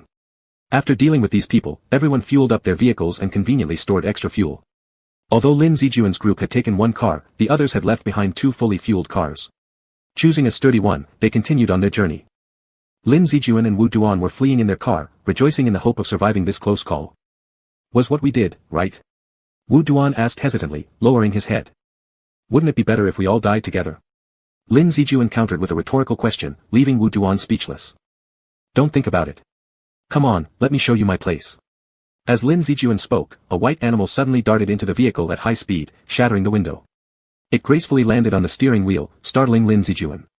He instinctively swerved hard to the right, crashing into the guardrail, and the tremendous inertia caused Lin Zijuan and Wu Duan's deaths. "Brother, where is the little white fluff in your pocket?" "There." Leaving the service area gas station, Gu Zhou lowered his car window. The little white ball of fur was licking its paws on the mile marker, then leapt directly into the car upon seeing Gu Zhou. Gu Zhou, showing disdain, tossed the fluffy creature to Chen Chen. Passing along the highway, the group spotted the familiar SUV crashed face-first into the railing. Seeing the two bodies, Zhuang Xiao mused on the irony of fate. They would have been fine if they hadn't run, it was fitting, wasn't it? At 9 o'clock in the evening, having survived a minor wave of zombies, the group finally reached the parking lot in front of Moon Lake. The car can't go any further. Let's rest at the parking lot tonight, Qi Lu said, glancing at the sky as he parked. No one disagreed. Earlier, they had heard Zhou Gu mention that Moon Lake had zombie fish. In the pitch-black night, visibility was non-existent, so it would be wise to wait until morning before crossing Moon Lake. You stay here, Gu Zhou parked alongside them and announced, I'll go ahead. Still sulking at Gu Zhou, Tian Man, standing far away, forgot her anger the moment she heard, quickly approaching, I'm coming too. I want to see Jiang Hanyu. Sorry, I have cleanliness obsession, Gu Zhou replied, vanishing into the darkness like avoiding something filthy. Frustrated twice in one day by Gu Zhou, Tian Man could only look on silently. What are you doing? Seeing Xia Jingxin and his group return, torches in hand, Gu Zhou questioned them. Upon seeing Gu Zhou return, Xia Jingxin immediately became overjoyed. Zhou Gu, please help. Brother Jiang was taken away by a bat, and we don't know if he's alive or dead. All right. It seemed to Gu Zhou that his rebirth had somehow caused misfortune for Jiang Hanyu. As a form of compensation, Gu Zhou decided to set out in the middle of the night. Chapter 21, Searching for Hanyu. In the dark night, Gu Zhou could still see clearly, as if wearing a pair of night vision goggles. Huishan Mountain in the night was filled with nocturnal animals, along with wandering zombie creatures. At Gu Zhou's command, these zombie creatures sprang into action like summoned guards, searching for traces of Jiang Hanyu. The little white fluff also helped, jumping around, assisting in the search. Gu Zhou directly unleashed his mental energy, scanning the surroundings. Area after area yielded no results, as if a pebble had been dropped into the vast sea, leaving not a trace behind. A giant bat? More likely it would be hiding in a cave. Gu Zhou focused on searching the caves. Finally, his mental force located a large bat, about 7 meters across, but there was no one around it. Gu Zhou pondered for a moment and stepped inside. The cave sat high upon a cliff face, about 5 meters tall, resembling a giant's gaping mouth. The atmosphere was damp and dim, covered in moss, with vines intertwining everywhere and spider webs randomly scattered across the region. If Gu Zhou hadn't experienced the apocalypse nor been reborn, he might have been afraid to enter alone. But now, he felt no fear, calmly striding deep into the cavern as if strolling through clouds. Indeed, there was a giant bat, but it was dead, having been so for about a day. Its fur had lost some of its luster, and ants were crawling all over it. Gu Zhou squatted down and examined carefully. Then he noticed that the bat's belly was slightly swollen. When he gently pressed it, the warm sensation confirmed something within. Careful probing revealed an outline, the shape of a human, approximately 1.9 meters tall. It must be Jiang Hanyu. Gu Zhou placed his ear close to the bat's belly and could feel the heartbeat. Jiang Hanyu was still alive. However, Gu Zhou didn't act immediately to rescue him. Perhaps this was an opportunity. Before his rebirth, some ordinary people swallowed by mutated animals were presumed dead, only for them to later emerge from the creature's stomach transformed into animal-based anomaly users, gaining certain animalistic traits. Perhaps, Jiang Hanyu could achieve this transformation too. The fact that he was still alive suggested such a possibility. Since the person had been found, Gu Zhou wasn't in a hurry anymore. He found a clean spot in the cave, laid down some freshly picked leaves, and meditated as he waited for Jiang Hanyu to emerge. When Jiang Hanyu woke up, he realized he was inside the bat's stomach. He was conscious, but his body couldn't move. His eyelids felt incredibly heavy, unable to open. Being swallowed by the bat, knowing the feeling of being burned by its gastric acid and slowly digested, this was vividly clear to him. Fortunately, the bat had died, and he'd managed to hold on until the end. During the process of awakening his anomaly, he absorbed all of the bat's energy cleanly, feeling revitalized and invigorated. As soon as he could finally open his eyes and regain control of his body, Jiang Hanyu attempted to use his powers. A blade of wind cut through the bat's belly instantly, returning him to the world. Being enveloped by the bat wasn't a pleasant experience. Jiang Hanyu was soaked in sticky fluid all over his body, but unfortunately, there was no water in the cave. Suddenly, Jiang Hanyu sensed something peculiar drawing him in, much like how the Tian Crown Flying Fox was drawn to Jiang Hanyu. In turn, Jiang Hanyu was attracted to Gu Zhou. The blood of a powerful anomaly user that absorbs others' abilities is the instinct of the Tian Crown Flying Fox, and Jiang Hanyu inherited this trait. Even in the darkness of night, Jiang Hanyu could see clearly. Sitting on fresh green leaves was someone. Who was it? It was Zhou Gu. What a delicious sight, making him crave their blood. Unwittingly drawn in, Jiang Hanyu took step after cautious step toward Gu Zhou, slowly crouching beside him, his gaze lingering on the neck of Gu Zhou. Why wear cloth? Why cover such a tempting neck? Jiang Hanyu reached out and touched the skin of Gu Zhou's neck as though caressing a beloved lover. Although Gu Zhou was meditating, he had long been paying attention to Jiang Hanyu. Watching him approach like one possessed, Gu Zhou stayed still, curious to see what Jiang Hanyu intended. Touching my neck. Gu Zhou could feel the warm hand gliding over his neck. Then, feeling Jiang Hanyu's breath growing closer, Gu Zhou opened his eyes and stood up. Hanyu Jiang paused for a moment, confused about what had just happened. Was it the bat's instinct? Or was he thirsty for blood? Zhou Gu's blood must have tasted wonderful. With that thought, Jiang patted himself lightly and stood up. Sorry, I lost control of myself. It's fine. At first, it's normal to be controlled by animal instincts when you're not used to them. Gu Zhou's voice was slowly healing with the improvement of his ability. Now unless you listened closely, it was hard to hear any hoarseness. This is the second time you've saved me. Since emerging from the bat's body, Hanyu Jiang felt inexplicably fond of Gu Zhou and couldn't help wanting to stay with him, and drink his blood. When this thought crossed his mind, he sighed and took a few steps back. So, seeing Hanyu Jiang retreat, Gu Zhou couldn't resist teasing him as he stepped forward. In response to your great kindness, I'll protect you in the future. Jiang Hanyu stated seriously. Sure, why not? Who would refuse a free fighter? Besides, Gu Zhou wasn't really adept at physical combat despite his speed ability. We should rest tonight and return tomorrow. Considering how tired Gu Zhou might be from searching for him, Jiang suggested they take a break. Nothing particularly mattered to Gu Zhou, so he replied, whatever, then reclined back on the fresh green leaves, closing his eyes again. Hanyu Jiang stared at Gu Zhou for a long time, but to avoid unconsciously pouncing on him and drinking his blood, he went to the bat and cut its wings off with wind blades. Then, he found a spot slightly farther away from Gu Zhou, laid them out, closed his eyes, and started sensing changes in his body. The next morning, as soon as dawn broke, both of them opened their eyes and approached the edge of the cave. This place isn't bad. It can be our secret base later. Yeah, assuming we clear out the bats first. Gu Zhou recalled the dismembered bats inside the cave. Their corpses were probably going to rot into something terrible. You're right. Hanyu Jiang turned back, dragging the bat out. The bat meat could be brought back, mutated animal meat is edible. Gu Zhou suggested. It'd be inconvenient on the way, and it might attract other animals. Hanyu Jiang frowned and kicked the bat down the cliff, where it landed with a loud thud. Let's go, he said, grabbing a vine and pressing his foot against the cliff wall as he began descending. How far is Huixian Pavilion from here? Jiang asked Gu Zhou, who was moving faster than him. With your speed and potential dangers along the way, it will take at least 3 days. Not bad, it can serve as practice. Should I head back alone or accompany you? Together, Xia Beichuan also needs training. Gu Zhou threw out a seemingly unremarkable white ball, speaking calmly. Is this, a cat? Hanyu Jiang stared at the white ball, whose size resembled a palm, and asked with confusion. Oh, misunderstood as a cat, the small white fluff became so upset that its fur bristled, jumping onto Hanyu Jiang's head and wildly scratching it. Tiger, it's a fierce tiger. Gu Zhou silently mouthed these words to Jiang Hanyu, only like this could Xia Beichuan behave properly. Ah, Xia Beichuan is a tiger, a mighty tiger. Jiang Hanyu exaggeratedly imitated Gu Zhou, and sure enough, the white ball on his head stopped scratching.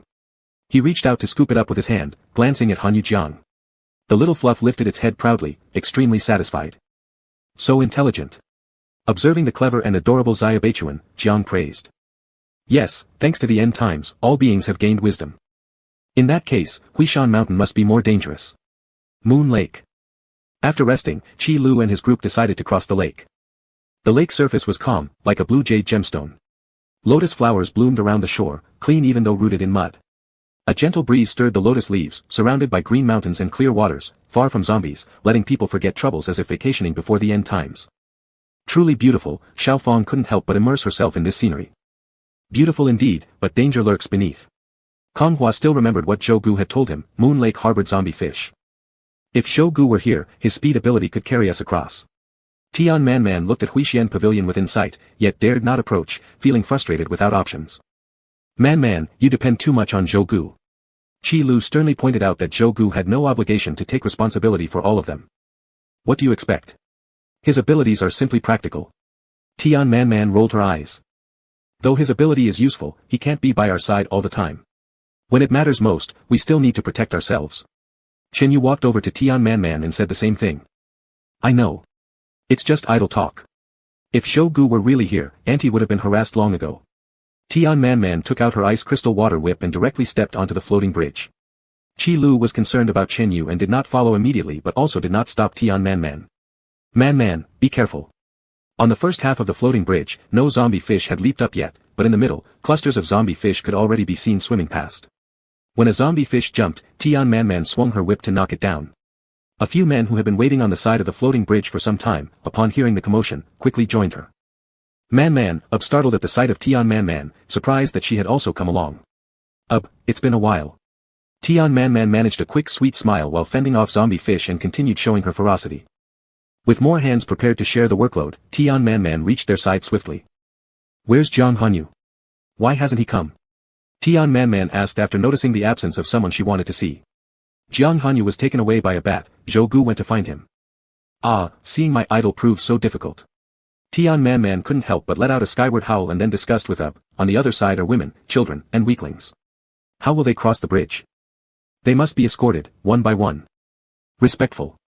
Tian Man gave an appreciative thumb up as she observed the group whose wounds were not yet fully healed. It counts as training. The more I use my abilities, the quicker I exhaust them, but the next day, the faster my abilities improve. I've noticed the same. Here, this is for you. Tian Man handed out a pile of small crystals, level 1 zombie crystals. They enhance abilities. Absorb together, go all in later. Chapter 22, Mutated Animals. After 3 days of arduous travel, Guzhou and Jiang Hanyu had just crossed over a hilltop. It wasn't that they lacked speed, it was that the obstructions they met along the way were too numerous. Zombie animals were relatively easy to handle, Jiang Hanyu alone could deal with them effectively. However, whenever they encountered mutated animals, it always resulted in fierce battles. During these 3 days, they had fought against a mutated brown bear. The bear's thick hide was impossible for Jiang Hanyu's wind blades to cut through. Luckily, the bear's movements were sluggish, and it wasn't sensitive to motionless objects. They rested quietly when tired and waited until their strength returned before attacking the bear's eyes and paws from both directions, slowly wearing it down until it fell. Once they'd overcome the brown bear, Jiang Hanyu discovered the benefit of mutated animals. They could be eaten, containing energy that was easy to absorb and tasted good, especially the bear's paws. Although they had limited tools in the forest, they managed to roast it over fire, which still provided a satisfying taste. After solving the food problem, Jiang Hanyu's ability recovered to a certain extent. Shall we keep going? Jiang Hanyu raised an eyebrow and asked.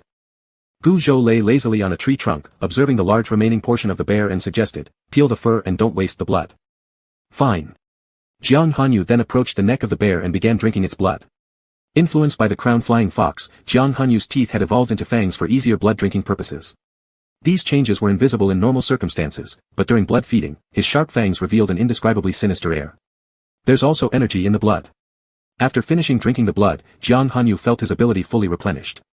Being swallowed into the bat's stomach hadn't entirely been without benefit. He then started peeling the skin off the bear. Without a knife, he had to continue emitting his powers, utilizing wind blades to separate the hide. At first, it was awkward, resulting in holes being cut into the fur, but gradually he became smoother and skillfully managed to completely peel the whole hide. Let's go. Having eaten their fill, they set off again. After Jiang Hanyu drank the blood, Gu Zhou clearly found that Jiang Hanyu looked at him fewer times, though Jiang Hanyu himself remained unaware. There's a mutated python ahead. Gu Zhou stood on a branch and looked into the distance. We'll take a detour then, Jiang Hanyu blurted out without hesitation. It's too late, we've been targeted. Gu Zhou helplessly gestured as a giant python coiled around the huge trees ahead hissed, flicking its tongue as it slithered closer. Then we run. Unwilling to face the snake, Jiang Hanyu took off running first. Why not give it a try? Gu Zhou effortlessly followed Jiang Hanyu and asked. No, we can't win. There's no way to attack. TSK, what a pity. I was looking forward to a man versus snake battle. Gu Zhou sounded extremely regretful, almost like he enjoyed the chaos without caring about the trouble. But the python behind them gave an impressive chase, as if hearing Gu Zhou's thoughts, and moved very quickly, using the dense trees to swiftly slither closer. In no time, it dropped from above, blocking Jiang Hanyu's path dead on. Good luck. Seeing this, Gu Zhou shamefully retreated first. He had speed abilities but couldn't help, so he didn't want to be in Jiang Hanyu's way. Facing the mutated giant python that flicked its forked tongue at him, Jiang Hanyu conjured a wind blade in his hand. There was no way around it. With his level 1 wind ability, he could only simply form wind blades and unleash a few gusts of wind. Truly, relying solely on wind-based powers to fight such a huge snake was entirely impractical. However, fighting it was inevitable. It stared at him intently, ready to swallow him at the first movement, seemingly determined to eat him. Jiang Hanyu whispered to the small white lump on his shoulder, when it happens, go for its eyes. Oh, the white lump showed it understood and then lightly leaped onto a tree. The enormous python completely ignored the tiny white lump that wouldn't even fill a tooth gap. Impatient, it shook its tail, causing dirt to fly everywhere, obscuring their vision. Unable to see, Jiang Hanyu remained calm, standing still, and listening carefully for sounds. Agilely flipping to the right, he narrowly avoided disaster before rushing towards an area densely packed with trees. Along the way, he occasionally used the wind blade to cut down several trees, creating some hindrance for the python.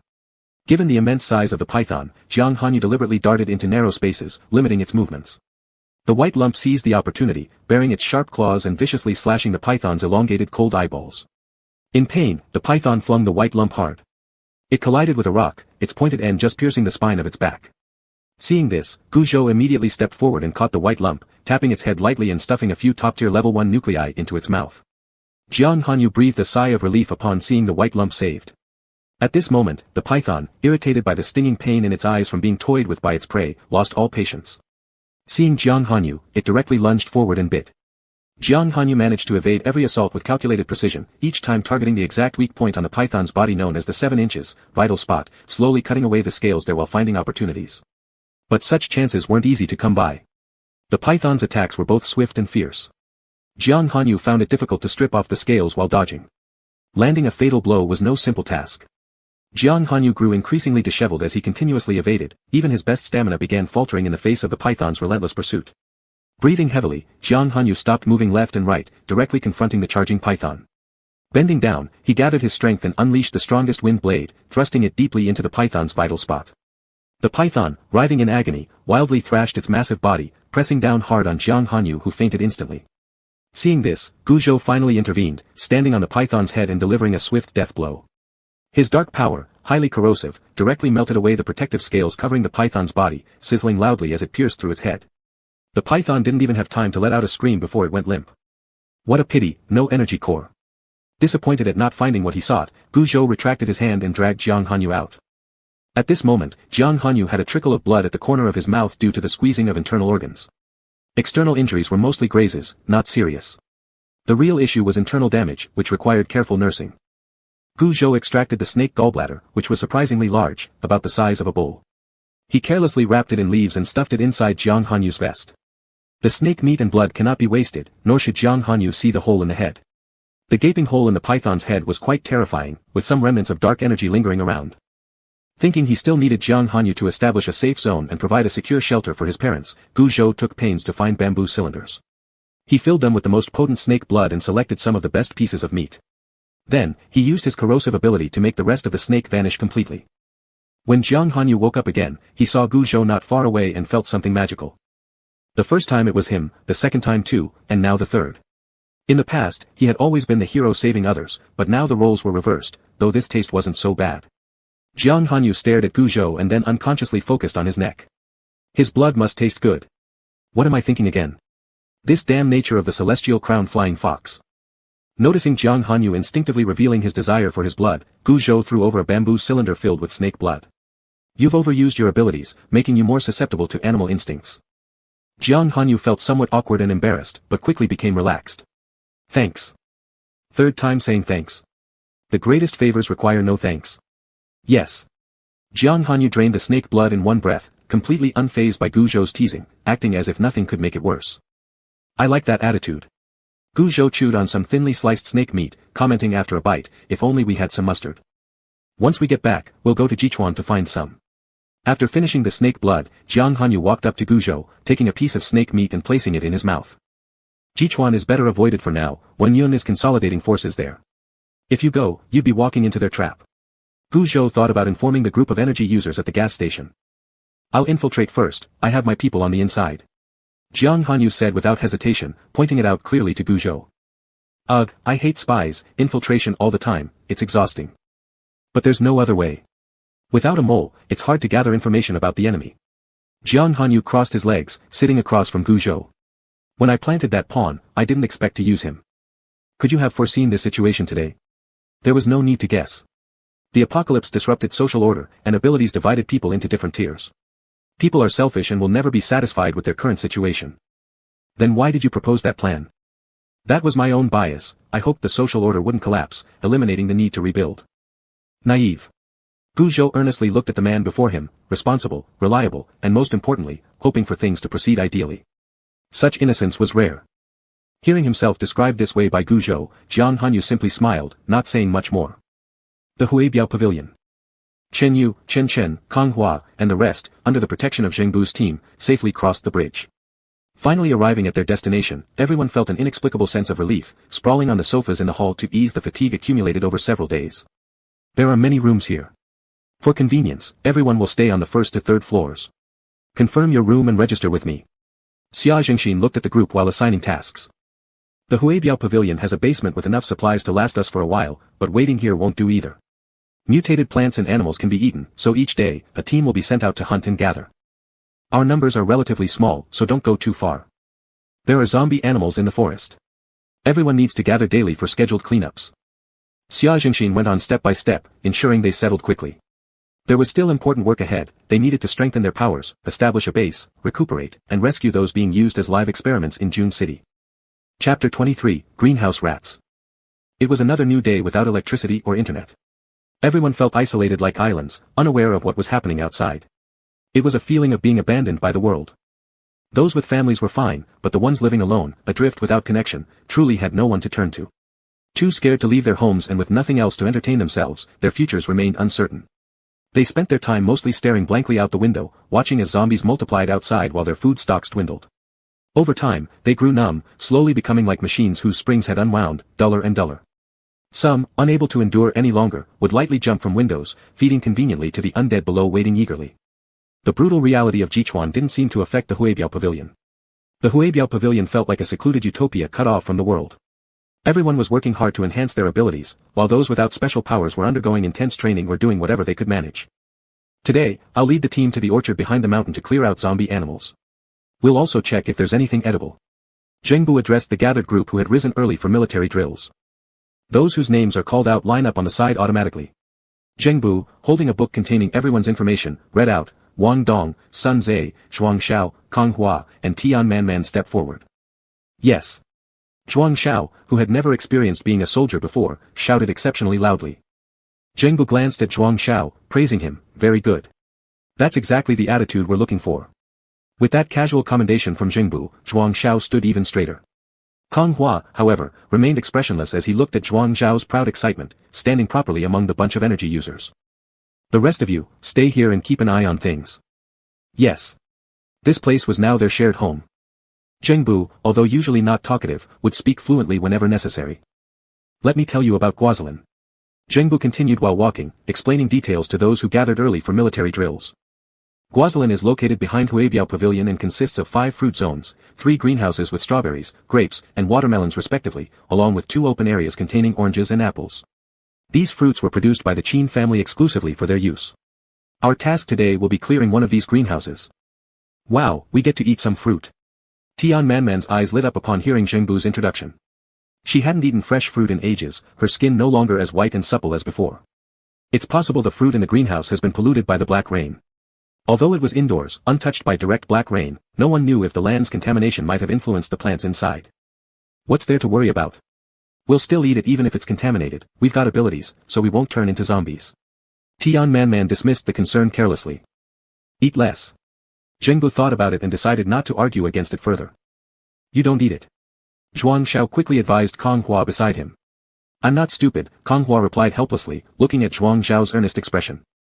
After walking about 10 minutes down a path paved with pebbles, they reached the first greenhouse filled with watermelons. Walking ahead, Zhengbu unlocked the iron wire door and gently pushed it open, letting out a blast of heat. Leading the way inside, Zhengbu inspected but found no signs of abnormalities within the greenhouse. It appeared normal, with emerald vines winding across and large watermelons hidden among them. No issues detected yet, come in. Zhengbu signaled them to follow with a wave of his hand. Tian Manman eagerly jumped inside, walking directly to a full watermelon. She squatted down, took out a small fruit knife, cut through the watermelon, revealing its bright red pulp as she severed it cleanly. Delicious and sweet. Tian Manman bit into the watermelon, gesturing everyone else to come over and share. The group, deprived of watermelon for such a long time, sat down immediately and began devouring it greedily, except for Kang Hua. Kang Hua, what a pity, you can't enjoy it.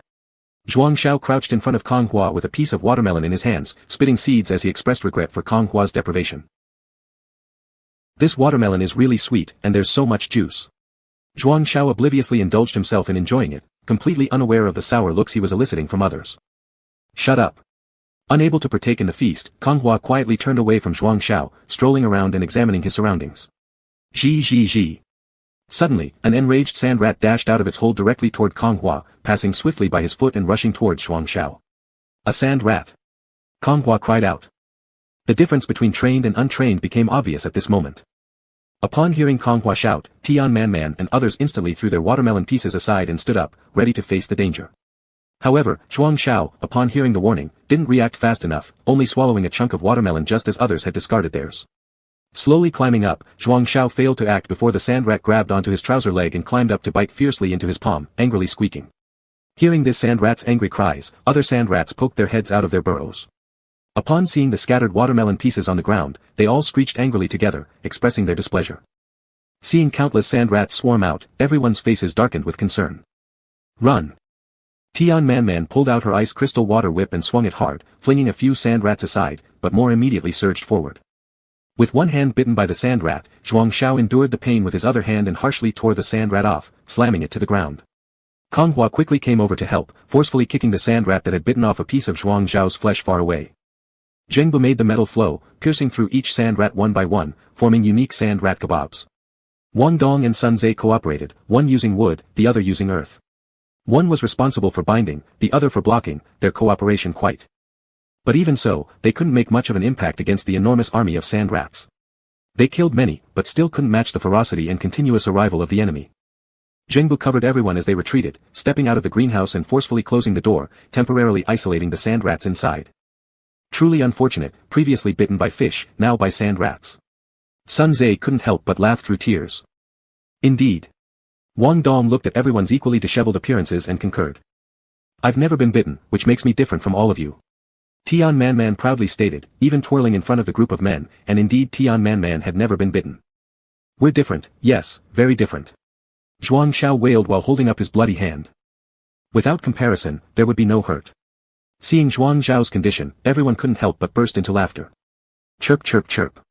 Listening to the mass of mice chirping inside the shed, everyone felt dizzy. What should we do now? Tian Man Man asked. Cockroach poison. Rat poison. Zhuang Xiao hesitated. The black rain didn't turn them into zombies, I doubt the rat poison will work either. Kong Hua countered. Release a few rats at a time, eliminate them, then release more.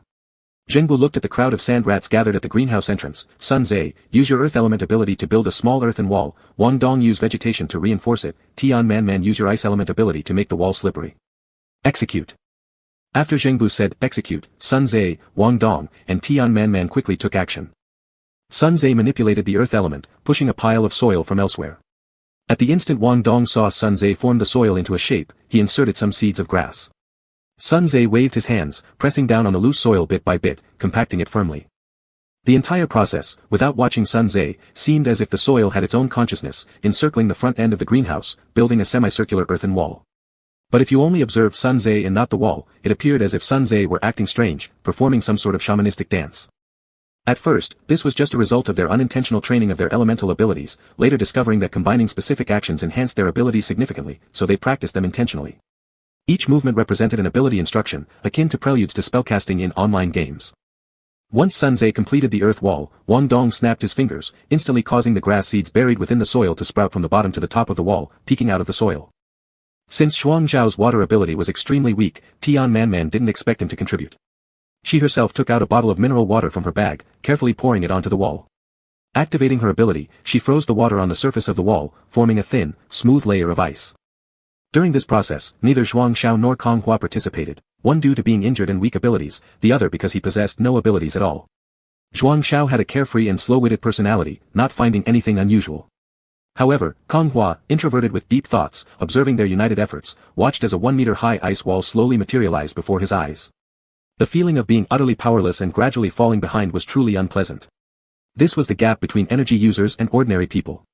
Initially, it wasn't apparent, but as time passed, a vast chasm began to form. Prepare to open the door. Zhengbu stood outside the ice wall, gripping an iron rod, signaling everyone to prepare. All right. Everyone stood evenly apart around the ice wall, weapons in hand, poised for battle. Ability activated, stretch. With Zhengbu's index and middle fingers together, pushing outward, the iron rod shot forward as if attached to a spring. Hook. His fingers bent inward, forming a hook at the front end of the rod, tightly grabbing the greenhouse door handle. Pull.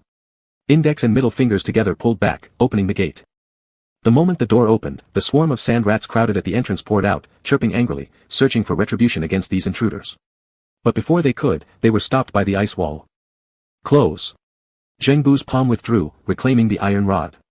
The doors were shut, trapping the hasty rodents like fish in a barrel. A grand and intense extermination of the sand rats thus commenced.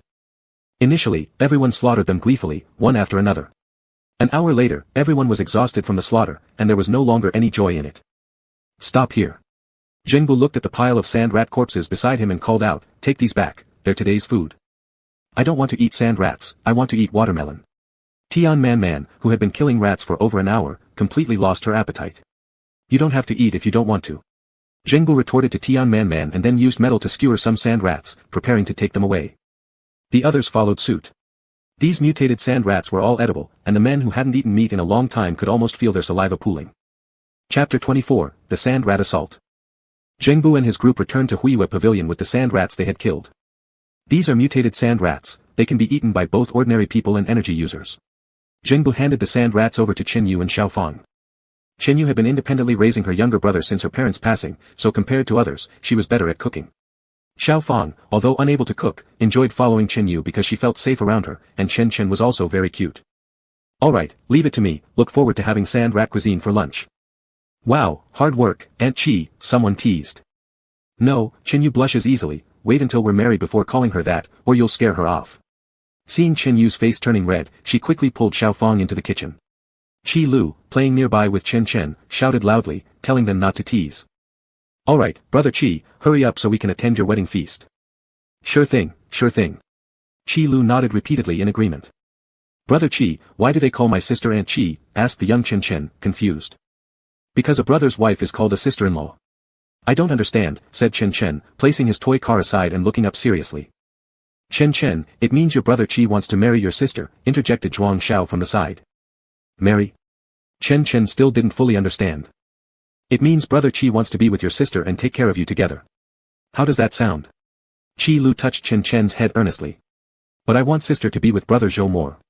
Recalling his promise with Zhou Gu, Chen innocently responded. Why? Qi Lu felt as if he had been stabbed by an invisible blade. Brother Zhou is capable, he promised to protect sister well. Seeming to have heard a major piece of gossip, those present glanced at each other awkwardly and quietly slipped away, discussing softly outside the hall about how Zhou Gu liked Qinyu. I will be better than Zhou Gu, I will use my life to protect your sister. Okay, that works. As long as you're better than brother Zhou, I'll let you marry my sister. Assuming he had sealed the deal with his future brother-in-law, Qi Lu gave a confident smile, unknowingly jumping into the pit he dug himself. Red braised sand rat meat, steamed sand rat meat, charcoal grilled sand rat meat, deep fried sand rat meat. Since vegetables couldn't be clearly identified as mutated or non-mutated and might be poisonous, Qinyu refrained from adding them, instead finding different ways to prepare the sand rat meat for various tastes. The eating area was unified in the courtyard on the first floor where a large table was placed, and at meal times, everyone would automatically gather here and wait for food. However, today, for everyone who hadn't eaten meat for several days, the aroma was irresistible. Previously, for convenience, everyone just ate instant noodles, bread, and sausages. Today, fresh ingredients, savory meat, the scent wafting to the nose was unforgettable. Everyone unconsciously set aside their tasks and arrived early at the courtyard table to wait for the meal. Let's bring out the dishes. Qinyu told everyone after finishing cooking. Yay, meat time. Everyone eagerly responded. And in this warm and festive moment, none of them noticed that several sand rats which had sneaked out from the greenhouse were trailing behind, emitting chirping sounds, seemingly discussing something. At midnight, a group of sand rats tunneled out from under the greenhouse, gathering their allies, swarming together. Among them, one sand rat stood out significantly for its size, approximately half a meter tall. It was exceptionally prominent among the group. It was the Sand Rat King, the leader of many sand rats, the first mutated level 2 sand rat with particularly sharp incisors. And, fortunately, it had awakened to a special power, the earth element. Level 1 mutated animals don't possess special abilities. When they accumulate enough energy to reach level 2, they automatically awaken with a natural ability that suits their nature, no need to sleep for it, just like this sand rat. The fruit greenhouse was considered by it as their territory. Not only had its territory been invaded today, but also a group of its subordinates had been brutally killed. As the Sand Rat King, it had to lead its gang and take revenge. Chirp chirp chirp. Kill, gnaw, gnaw. Chirp chirp chirp. Eat, eat, eat. The group of sand rats reached an agreement and infiltrated Huiyue Pavilion through tunnels. Traveling. Another hour and we'll reach Huiyue Pavilion. Guzhou held in his hand Xiao Baituan whose size had slightly increased after evolving into level 2. Jiang Hanhu looked at the darkening sky and nodded. The sooner we arrive, the sooner we can have a good sleep. All right. After Guzhou finished speaking, he tossed Xiao Baituan to Jiang Hanyu. Xiao Baituan, still unsure about what happened, barked toward Guzhou, asking why he was thrown. I'm going ahead, you're too slow.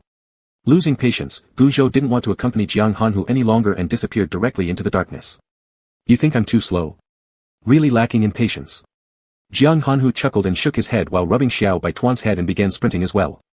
My hand hurts so much I can't sleep. Zhuang Xiao pushed Konghua's door open, woke him up, and showed him his injured hand, making a face full of pain. If you can't sleep, why wake me up? Konghua turned his head away, not wanting to deal with this neurotic person. I keep hearing rat noises, it feels like I'm hallucinating. Zhuang Xiao, ignoring Konghua's indifference, mumbled to himself. My hand is inflamed, I peeked under the bandage, and it's all rotten. All those years spent studying hard for nothing, didn't even get my graduation certificate, how pitiful. Konghua, tired of listening to Zhuang Xiao's endless chatter, gave in and sat up resignedly. Let me take a look. What do you want to look at? Zhuang Xiao jumped in fright at Konghua's sudden movement. Your hand, show it to me.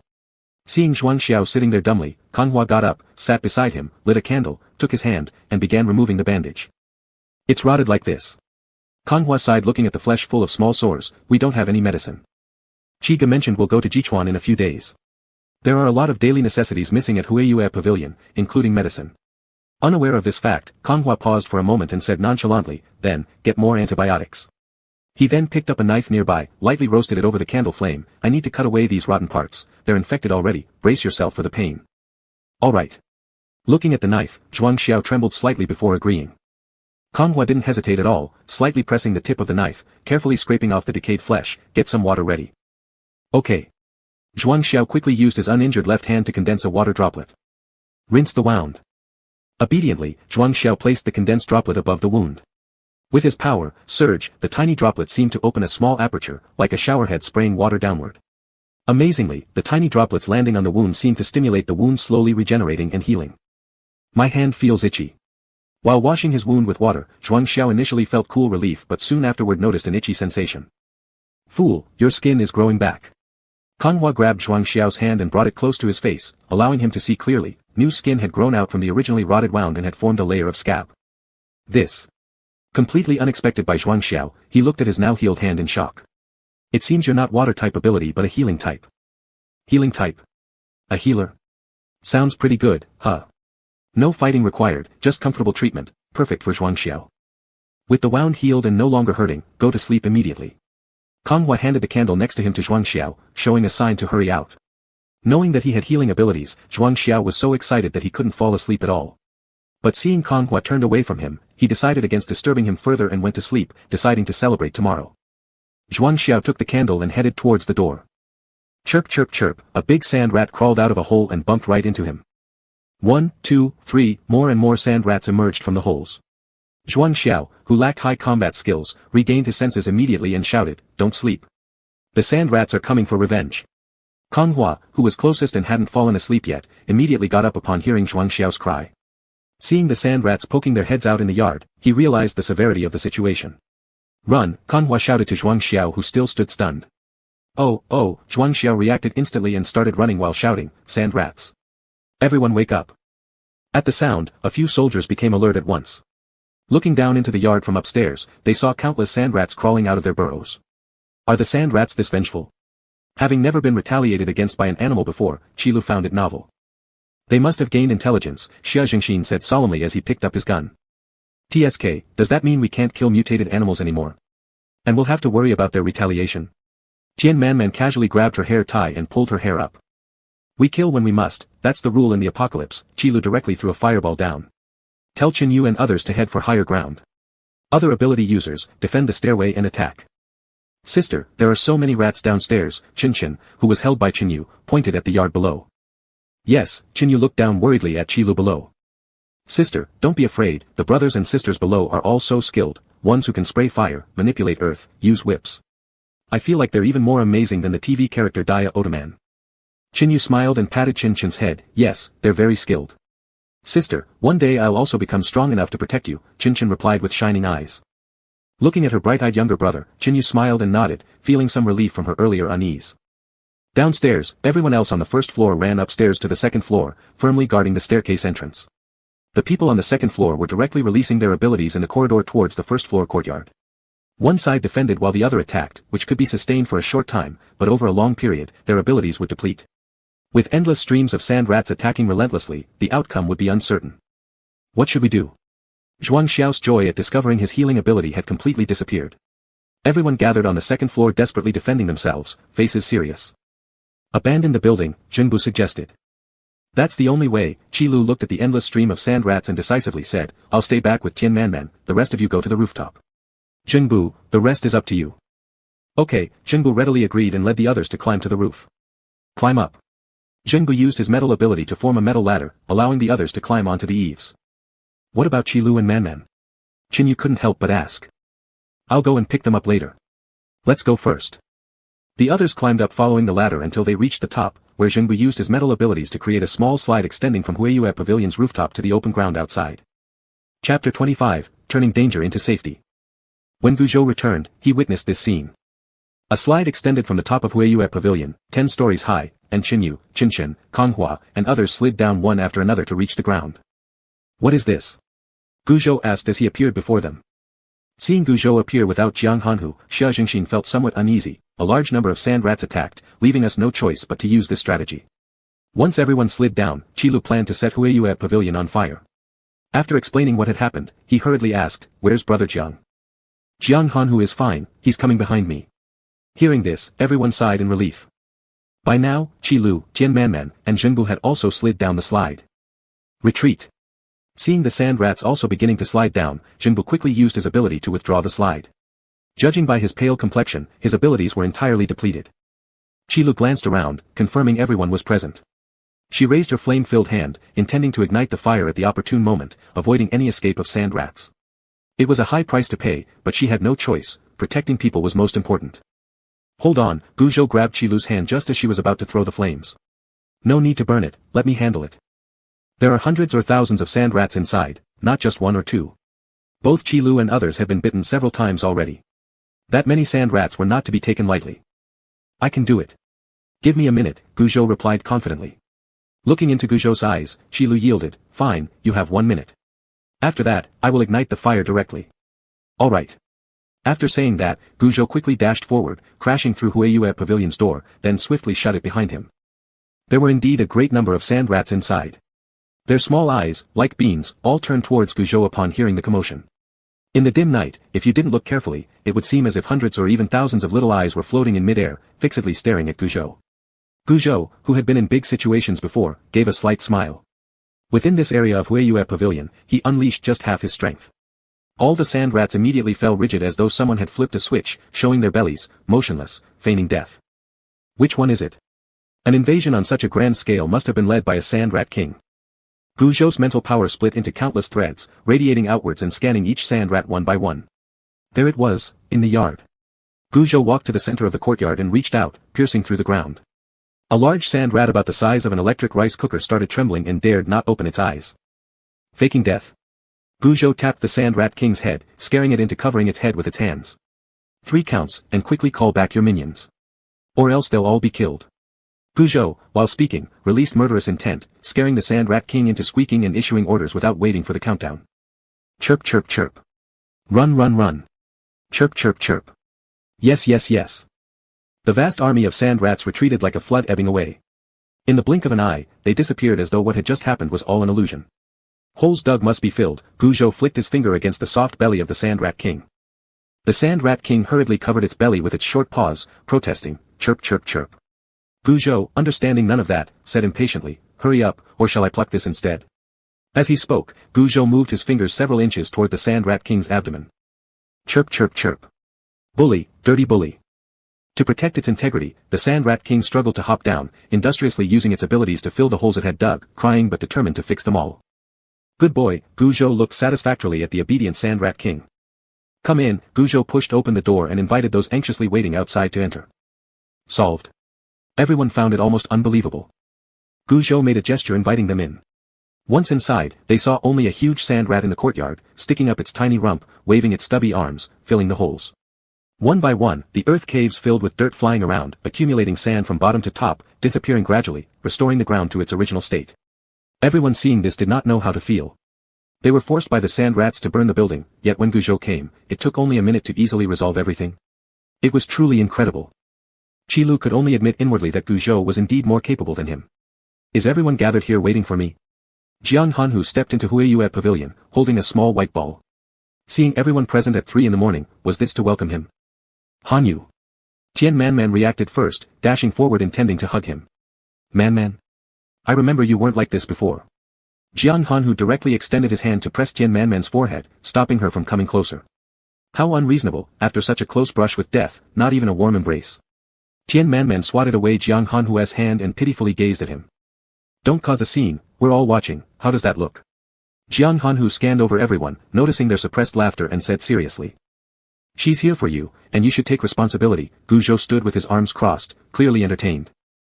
Jiang Hanhu walked straight to Guzhou. You've saved my life twice, perhaps I owe you some responsibility. What nonsense. Jiang Hanhu leaned close to Guzhou's ear and explained, my life belongs to you, which means the person behind it also does. Guzhou, having been flirted with by a male for the first time, startled and directly used his powers to step back a few steps, causing everyone to burst out laughing uncontrollably. At the moment, everyone thought Jiang Hanhu was teasing Guzhou because he liked creating trouble, but unexpectedly, Jiang Hanhu had actually taken a liking to him. What exactly happened just now? Returning to business, Jiang Hanhu was not a fool. Seeing everyone's disheveled appearances, exhausted faces, along with their various cuts and bite marks, something serious must have happened just now. Qilu stepped forward and reported, a group of sand rats invaded the yard earlier. We were planning to abandon the building and set it on fire, but luckily, Guzhou arrived in time. Once again, Guzhou, debts owed are never ending. Jiang Hanhu glanced at Guzhou who stood calmly beside him, one hand petting the white ball and the other lightly kicking the sand rat king with his toes. Jiang Hanhu became so absorbed in watching this that he couldn't take his eyes off it.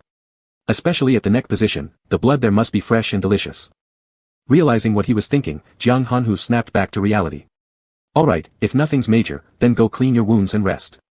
Brutal training begins tomorrow. Guzhou can save you once, but not twice or thrice. Yes. Qilu, Zhengbu, Xia Zhengxin, and others immediately stood at attention and shouted loudly. Dismissed. Jiang Hanhu announced the dismissal, and everyone returned to their rooms. Just then, Zhuang Xiao spoke up, everyone, wait a moment. What is it? Qilu and others stopped. My ability can heal wounds, I'll treat all of you. Zhuang Xiao finally found something he could contribute and wasn't about to miss the opportunity. Qilu, half believing, walked over to Zhuang Xiao and took off the thick layer of outerwear he was wearing, exposing 2 arms filled with sand rat bite marks, each like nails driven into flesh, leaving a trail of bloody holes. Try me.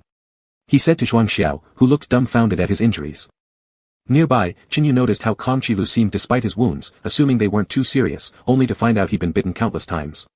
Speechless for a moment, tears streamed down her face. Earlier, when she hadn't seen Qilu, her heart had raced with panic and helplessness. Unbeknownst to her, Qilu had already taken root in her heart. Why are you crying? After Zhuang Xiao's treatment, the bite marks on Qilu's hands disappeared completely. Seeing Zhuang Xiao's power depleted, Qilu didn't push for more and simply turned to look at nearby Qinyu, who appeared to have tears streaming down her cheeks. Could she be crying for him? Such a foolish girl. It's just. I feel so useless. How could you be useless? Qilu embraced Qinyu, who didn't resist but instead leaned into his chest, listening to his steady heartbeat. Your mere presence means everything to me. But I can't help with anything, and I also have a younger brother. Foolish girl, you don't need to help. Just waiting for me is enough. Your younger brother is very cute, Qilu smiled, looking far away where young Qinchin was making funny faces from Xiaofang's arms. You've done more than enough already. Believe in me. Alright. Not knowing what else to say, Qinyu buried her red face in Qilu's chest, trusting him as she waited. Big brother Qi, don't forget your promise. Just as the atmosphere reached its peak, everyone quietly tiptoed away to give them some privacy. Unexpectedly, Qinchin in Xiaofang's arms suddenly called out to Qilu. I won't forget, Qilu answered loudly. What did you promise him? Qinyu immediately pushed away from Qilu and asked curiously. I promised him that I'd marry you, Qilu grinned and flicked her nose. Ashamed, Qinyu ran off, shouting, who said I want you to marry me? Smiling, Qilu watched Qinyu's fleeing silhouette, his gaze filled with deep affection. Brother Zhou, don't be sad. Xia Zhengxin tried to place a friendly arm around Guzhou, who glared at him with a piercing look, causing Xia Zhengxin to retract his hand hastily before continuing, don't be sad. Sad about what? Thinking Guzhou was embarrassed to admit being upset, Xia Zhengxin immediately responded, I get it, I get it. There's nothing worth being sad about. Where there's grass under the sky, there's no need to yearn for just one flower. Confused by what grass or flowers meant, Guzhou ignored him and directly pushed open his room door, slamming it shut behind him, shutting Xia Jingxin out. He, leader. Upon seeing Jiang Hanhu passing by, Xia Jingxin greeted him cheerfully, relieved that the leader was unharmed. Whose room is this? Jiang Hanhu nodded slightly and then pointed to the bedroom next to Guzhou's. Mine. I'll take it. Go find another one. Jiang Hanhu patted Xia Jingxin's shoulder, entering the room first before closing the door. Xia Jingxin stood frozen for a moment with an expression full of confusion before realizing his room had been taken. Well, with so many rooms available, he would find another. Shaking his head, Xia Jingxin left to find a new room. Meanwhile, Jiang Hanhu in the room next to Guzhou couldn't sleep. He wasn't sure why he wanted this particular room, perhaps it was because Guzhou's scent was too tempting. Chapter 26, Training Competition. At dawn, everyone rose promptly at 6 o'clock. Though they had slept less than 2 hours, the events of yesterday strongly reminded them, in this end-of-the-world scenario, lacking strength makes survival difficult. Jiang Hanhu looked at the guard standing neatly before him and spoke seriously. Most of us are originally from a guard background. Even though our country is no longer a country and our home is no longer a home, we must always remember our mission, stick to our original aspirations, and uphold justice in our hearts. Never forget. Uphold. Our Jichuan Guard District, initially having 10 teams, now has less than one small team remaining. The remaining brothers have either fled or been killed, and some were used as live test subjects by Wei Wenjuan. If we don't settle this score, it would betray the memory of our fallen comrades, those who endured humiliations. Settle the score. Settle the score. We need to intensify our training. Like devils from hell, undergo 18 levels of torment, break through the gates of hell, seek vengeance against Wei Wenjuan, and demand justice. Training. Revenge. The upcoming training will be brutal. I'll select one outstanding individual from among you to join me for an infiltration into June City. In June City, we'll establish informants, plan meticulously, and then launch a decisive attack. This process will be long, because my mistake cost us the first move, but as long as there's a chance, we'll do whatever it takes to rescue the suffering brothers from their live experiment facility, take control of June City, and work hard to restore the previous order. We'll bring your families to safety, allowing them to escape the woes of this world forever. Guzhou leaned on the railing from the third floor, looking down at Jiang Hanhu and his team. Hearing these words, his heart also burned with fervor, and he couldn't resist following Jiang Hanhu, ready to go through fire and water for him without hesitation. Zhou Gu. Suddenly, Jiang Hanhu glanced in his direction. Confused, Guzhou leaped directly over the railing from the third floor, landing accurately beside Jiang Hanhu and asked, "What's up?" The goal of today's training is to capture Zhou Gu. As Jiang Hanhu suddenly reached out to grab Guzhou's arm and raised it high, announcing the day's exercise. Feeling helpless as the subject of training, Guzhou brushed off Jiang Hanhu's hand with no good humor. Now the training begins. Without any regard for Guzhou's opinion, Jiang Hanhu unilaterally announced the start. He observed the group of energetic ability users eager to begin, especially Qilu, whose eyes glowed fiercely as if victory was assured. Seeing this, Guzhou decided to seriously engage in this game. You won't catch me, not one of you. Guzhou easily wriggled out of Jiang Hanhu's grasp like a swallow, lightly flipping back to the second floor. Though speed wasn't his primary power, the darkness ability allowed him greater advantage. Wherever there was shadow, he could vanish into it. Seeing Guzhou leap onto another floor, everyone started moving into action. Qilu sprinted, took a few steps for momentum, leapt up forcefully, grabbing the edge of the second floor railing, swinging forwards and backwards until she reached the second floor. Watching Qilu approach, Guzhou sneered and quickly moved up to the third floor. Qilu wouldn't be outdone and climbed hand over hand in record time. Too slow, Guzhou mocked Qilu as she caught up. I'll catch you sooner or later. Qilu extended her index finger, firing fireballs to hinder Guzhou's movements. Don't burn the building down after missing it yesterday. Guzhou dodged the incoming sparks while warning her. Don't worry, I know what I'm doing. As others watched, they too began using their abilities to climb, each displaying their unique talents. Zhengbu relied on metal, extending iron hooks which he launched straight to the fourth floor to prepare for lying in wait. Wang Dong strained to grow vines. Thin, snake-like branches twisted and wove together, slowly climbing upward. Suanzhe attempted to elevate the ground beneath him, creating an earthen lift, but it barely managed to raise half a meter before stalling. Tian Manman directly utilized her ice crystal water whip. With a light flick of her wrist, her foot gained support to rise effortlessly, reaching the second floor before charging toward Guzhou full of vitality. Several people surrounded Guzhou from all sides, sharp icicles, flexible vines from the floor, and claw machine pincers locked onto him from different directions. How naive. Guzhou's feet swayed left and right like nimble fingers dancing on a piano, dodging icicles with ease. With a somersault, he jumped onto the railing to evade the vine-covered floor. As for the iron pincers heading his way, Guzhou sprinted across the railing and rolled out of harm's way at the last second. The tongs miscalculated and instead clamped onto Tian Manman, who was unable to dodge in time. Attention! Zhou Gu. Seeing Zhou Gu charging over, Tian Man reacted quickly, but she couldn't keep up with Gu Zhou's speed. When the tongs came, Tian Man simply didn't have enough time to avoid them, getting trapped instantly. Tian Man immediately let go, pretending nothing had happened and ignoring her capture entirely as she continued chasing after Gu Zhou. An hour later. Gu Zhou passed by them repeatedly, even tauntingly moonwalking, slowly gliding past their faces. They were powerless to catch him, he wriggled around like an eel. Despite their coordinated efforts, it proved impossible to grab him. The use of abilities is too slow, lacking flexibility, and there are too many wasteful attempts, leading to weakness later on. Jiang Hanqiu stayed downstairs the entire time, observing how they used their abilities. Now, he made them realign themselves into ranks and began addressing them. To wield your abilities fluently, initially you must combine movements with them to use them smoothly. However, I hope each of you can eventually reach the stage where you only need mental commands. Abilities without forewarning will emerge spontaneously. Jiang Hanqiu pointed out what he considered their biggest flaw: if actions became predictable, enemies could anticipate the next ability move and restrain them easily. Everyone knew this principle, yet bypassing physical motions to directly summon abilities posed significant challenges since no medium existed for such execution. But in the next moment, before anyone realized Jiang Hanqiu moved, they felt a razor-sharp gust pass by their cheeks. A strand of hair spun in circles mid-air before falling softly to the ground. My ability is wind. Because it had been so late yesterday, Jiang Hanqiu hadn't disclosed which ability he'd awakened to. At that very moment, he showcased it without warning or action, revealing his invisible wind blade that brushed against their faces. Recalling it now, had that blade targeted their necks instead, every one of them would have been left lifeless. Do not embellish your abilities with too much flair. Strike suddenly when least expected. This afternoon we'll continue training on the Moon Lake floating bridge. By the end of the week, after enduring various grueling exercises, everyone had successfully leveled up their abilities to rank 2. Upgrading powers actually posed great difficulty, especially during the early and later stages. In the beginning, they needed to experiment extensively, summarize frequently, and ultimately find ways suitable for themselves to boost their skills. This journey presented certain challenges for those who trusted in science, requiring them to dismantle their original worldview and reassemble it, embracing concepts once thought implausible, like metaphysics. Without any references, everything started from scratch. While most ability users globally remained stuck at rank 1, Jiang Hanqiu and his group leveling to rank 2 stood testament to their strength. The 15th day of this post-apocalyptic world. Jiang Hanqiu gazed toward the other side of Moon Lake. Now comes our final training task: be the first to reach the pavilion at Moon Lake, pluck the lotus flower, and present it to me. That person shall be declared the ultimate victor. Looking in the direction specified by Jiang Hanqiu, they noticed a vast expanse of lotus leaves surrounding just one standing, solitary lotus flower swaying gracefully in the breeze.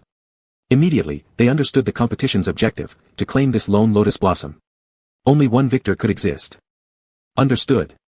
Begin the race, commanded Jiang Hanqiu, setting all participants in motion. Who do you think will win?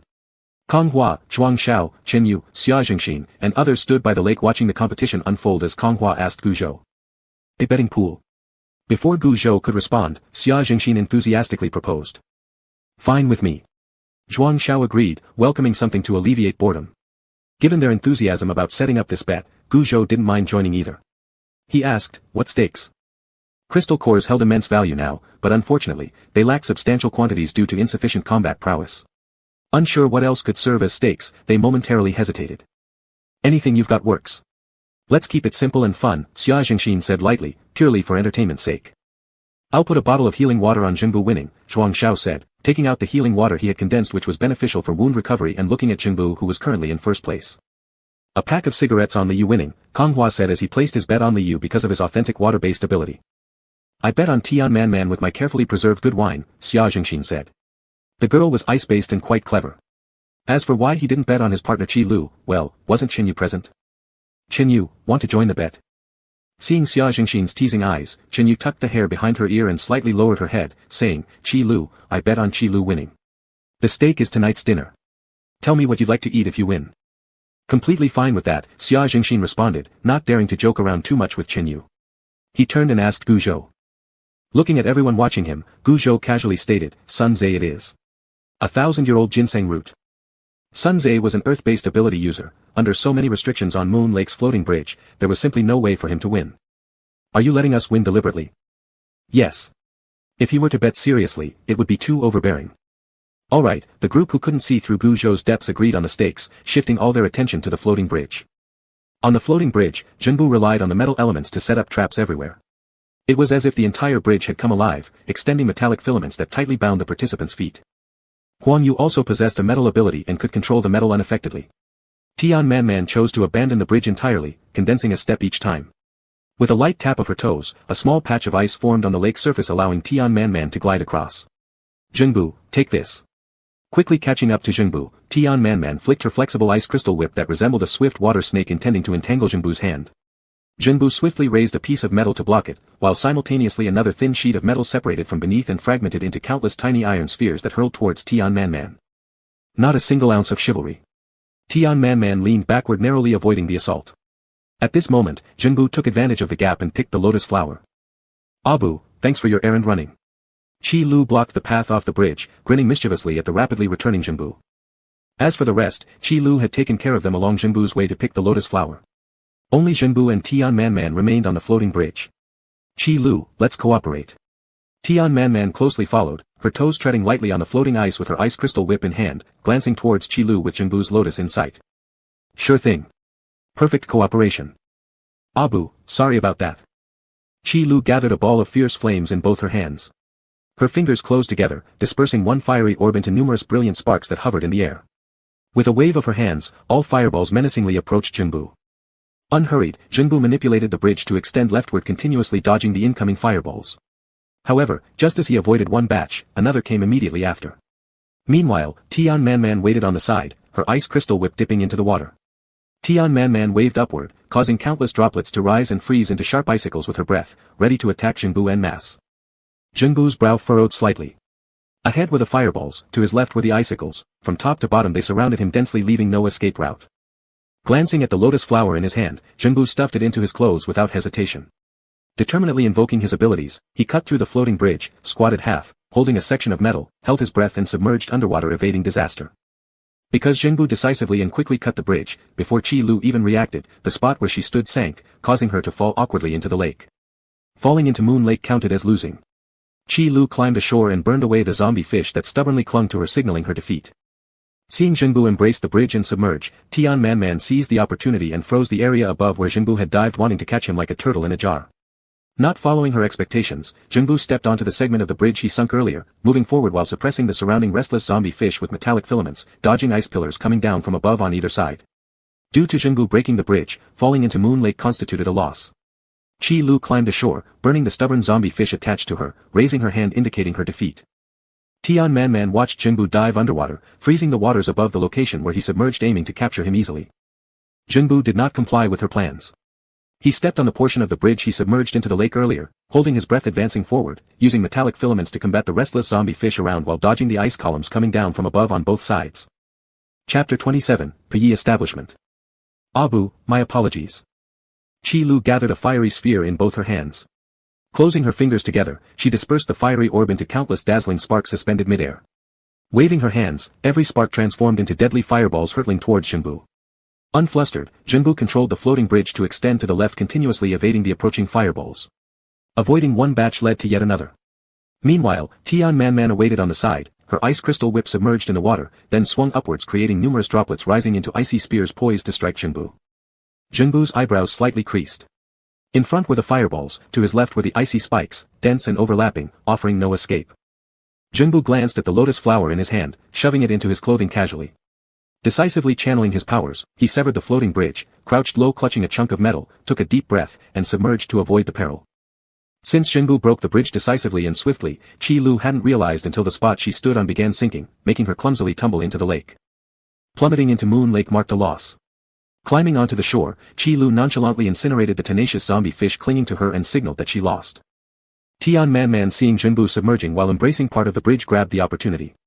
She directly froze the waters above where Jingbu dove in, attempting to catch him like trapping a turtle in a jar. Contrary to her plan, Jingbu treaded on the part of the floating bridge he had sunk earlier. Suppressing the agitated zombie fish with metal wires around while deftly avoiding the ice pikes descending from above, navigating skillfully. Finally, they reached the lakeside. Jingbu once again confirmed Tian Man's position at the bottom of the lake, fully activating his remaining abilities.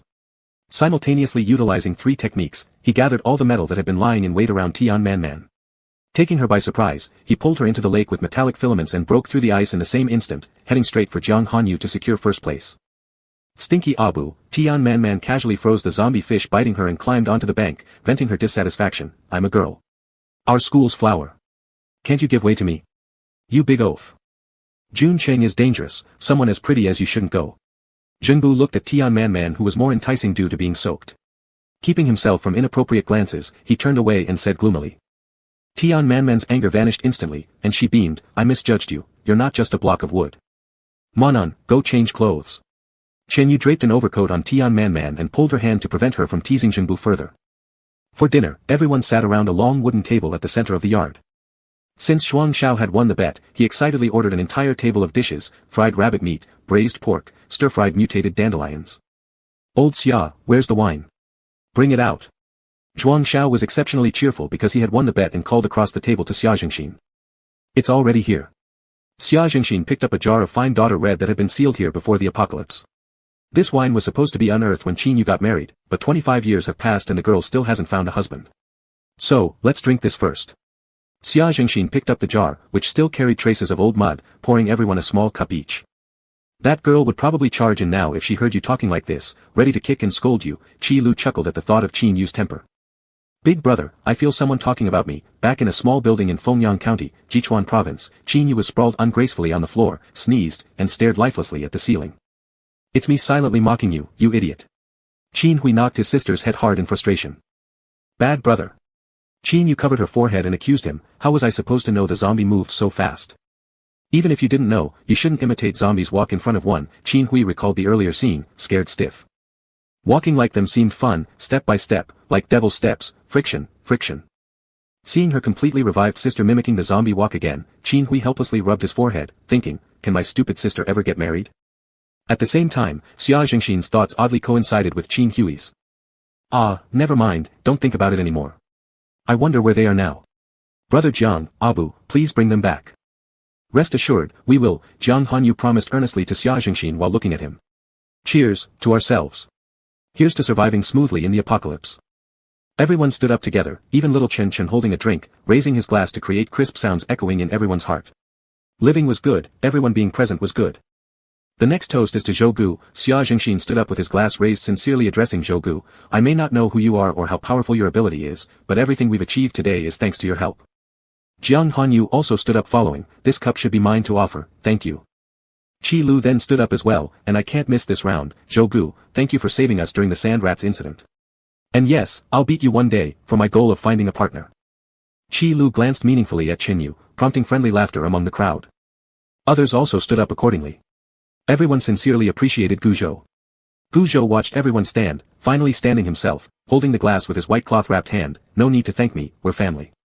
Although they were unaware how they'd feel when discovering he was the zombie king, right now he considered himself alive, not a walking corpse. I have a few serious matters to announce. To prevent everyone drinking too much, Jiang Hanyu couldn't help but ruin the mood. When we left Jichuan Guard District, I said that I would establish a mercenary group. Seeing that Jiang Hanyu had serious matters to announce, everyone put down their chopsticks and listened attentively. Because of various reasons, it's been delayed until now. We haven't named the group yet, nor have we established relevant positions or operational processes. Currently, Xia Jingxin is temporarily set as the Minister of Logistics, managing supplies and distribution. Understood. Xia Jingxin accepted without hesitation. Even though he didn't have any superhuman abilities, he could contribute to the team and he believed in himself. Qi Lu will temporarily be Minister of Supernatural Abilities, overseeing those with powers. Zhuang Xiao will temporarily be Group Leader for Medical Affairs, handling daily medical issues. Awakened to healing abilities, Zhuang Xiao helplessly nodded his agreement. Zhengbu as Captain of the Task Execution Squad 1, Tian Man as Captain of Task Execution Squad 2. The rest of you are to be assigned by these 5 people. Jiang Hanyu made the simple assignments and continued, Zhengbu, follow me to Junqing tomorrow. The rest of the responsibilities are yours. You may go around to conduct evaluations. Whether they have supernatural abilities or not, as long as their characters are fine, you can recruit them into our mercenary group. Crystal cores will serve as circulating currency, all missions must have clear pricing. No one should gain without effort. Those who have been saved but refuse to work, let them survive on their own. All I have to say has been said. The name of the mercenary group is up to you to decide. Others hesitated for a moment, what should this be called? What? Huiyue. No good, it feels a bit too feminine. I can't think of anything, leader, just pick something randomly. I can't think of anything either, keep going. Seeing the group deep in thought, Jiang Hanyu remained unmoved. He also didn't know what it should be called. How about Broken Knight Mercenaries? Gu Zhou suddenly spoke up, driving out darkness brings light, which means the sun and moon. Good, broken night, thunderous night split open like a sharp blade, tearing through the long night. No one raised objections. From this point forward, the Broken Knight mercenary group was officially formed. The next day, at the floating bridge of Moon Lake. Leaving, I'm handing over the Broken Knight mercenary group to you guys. Jiang Hanyu's deep-set eyes gazed at Qi Lu, Xia Jingxin, and Tian Manman. Boss, don't worry. Yes, no more words. Take care. Jiang Hanyu stepped onto the floating bridge, Zhengbu following closely behind. At the start, zombie fish in Moon Lake caused them plenty of trouble, almost costing them their lives. Now, leaving the place, zombie fish in Moon Lake were no longer intimidating. Any zombie fish daring to leap up would either be cleaved in two by wind blades or struck down by the small iron spheres. Watching Jiang Hanyu's handsome back figure, Tian Manman couldn't help feeling uneasy and shouted loudly to Jiang Hanyu, "You're not allowed to date anyone else." Jiang Hanyu didn't even spare her a glance, casually waving his hand. He wasn't interested in romance, Tian Manman was overthinking it. Later, it turned out both of them underestimated each other. "You're not coming?" Kong Hua asked Gu Zhou standing beside him. "Yes." Gu Zhou stroked the soft fur of the little white ball, looking far away. "When do we leave?" "Solve your issue first, then we'll go."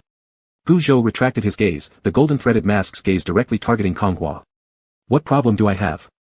Kong Hua felt somewhat uneasy, slightly evading Gu Zhou's gaze. "You lack supernatural abilities, and there's no chance you'll awaken to them." Gu Zhou frankly stated. "Ah, it's nothing, being normal is actually great." Kong Hua experienced a brief moment of panic but quickly restored his calmness. "No problem, not having supernatural abilities doesn't matter. But that's not absolute. There's another way to obtain abilities, but you'd pay a price beyond your imagination." Gu Zhou lowered his voice, his lips involuntarily curving upward. "What kind of price?" Kong Hua blurted out unconsciously. "Come find me when you've really made up your mind. But I prefer you staying as you are now. I fear you might do something foolish, overthinking things and making a mess of everything." Gu Zhou recalled Kong Hua from his previous life, seemingly a gentleman on the outside but utterly insane inside. Otherwise, how would he have followed himself in destroying the world? "Thank you." Kong Hua put down his disguise. "I want to awaken to supernatural abilities but I'm afraid to gamble. Afraid that once I do, I'll turn into a zombie and lose everything. I want to live well, and if I could find my family, that would be best. But even if I can't, I don't want to be useless, incapable of helping in any way. In the past, Zhuang Xiao always relied on me for many things he couldn't handle. Now, he has begun to take charge independently, and it's become him I rely on. It's not bitterness, but the gap between us scares me. I fear that supernatural ability users and ordinary people will gradually become two classes with an insurmountable divide. He goes up, while I go down, until later, I can't even catch up." Finally speaking out the thoughts buried in his heart, Kong Hua felt much relieved. Things are like this, unavoidable. Gu Zhou didn't offer comfort but instead spoke the truth. Ability users and ordinary people may claim equality, but true equality is difficult to achieve. That's reality. "I know, I'm waiting. When I make my decision, I'll come find you." "Oh right, there's one more thing. Tell Qi Lu not to eat plants polluted by black rain. It affects the upgrade of supernatural abilities and makes it easy to turn into zombies. Mutated plants can be eaten, but let Zhuang Xiao learn how to distinguish them." Chapter 28, A Long-Awaited Reunion. After letting Kong Hua know that he was leaving, Gu Zhou went to Juncheng. To be cautious, Gu Zhou didn't drive, instead using his supernatural abilities to transform into a shadow and weave through the darkness. To get to Juncheng, one had to pass through either Fengyang County or Jichuan Province. Jichuan was a provincial capital and a big city. After half a month, almost all of it had turned into a zombie zone, with only a few unknown individuals holding out desperately. Gu Zhou first arrived at Jichuan and randomly sat on a sofa on the top floor of Yunding, a landmark building. Yunding was shaped like a tower, over 300 meters high, with 101 floors. It was an important landmark and a famous tourist spot in Jichuan. Without external walls, its entire facade was made of glass bricks. In the daytime, it sparkled brilliantly under the sun, while at night, it shimmered with colors under neon lights. Half laying on the crystal sofa surrounding the inner side of the glass exterior, Gu Zhou looked outside and saw the city teeming with zombies. From a high vantage point, they appeared like ants, without their own consciousness, driven purely by instinct. I wonder if more than half a month has passed, would it bring me any surprises? Gu Zhou closed his eyes briefly and sent out commands to all the zombies within the range of Jichuan, climb to Yunding. Instantly, the zombies from all directions set off toward Yunding, extending their hands and walking with clumsy legs, jostling against each other as if injected with adrenaline, emitting excited screeches as they headed toward Yunding. If someone could witness this scene, they would surely feel panic. What's going on? All the zombies are surging in one direction. What's happening? If these zombies could talk, they would say they are welcoming their king. Even though these low-level zombies themselves don't know why, yet excitement fills them.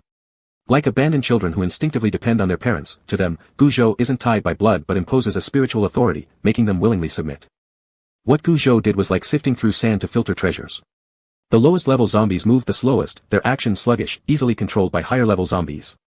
However, the higher the level of a zombie, the more nimble and quick their movements became. If a level 3 zombie appeared, it would awaken to supernatural abilities. Human ability users awaken at level 1. Animal and plant mutants awaken at level 2. Zombie ability users awaken at level 3. In some mysterious sense, perhaps allowing humans to awaken first serves as a form of protection.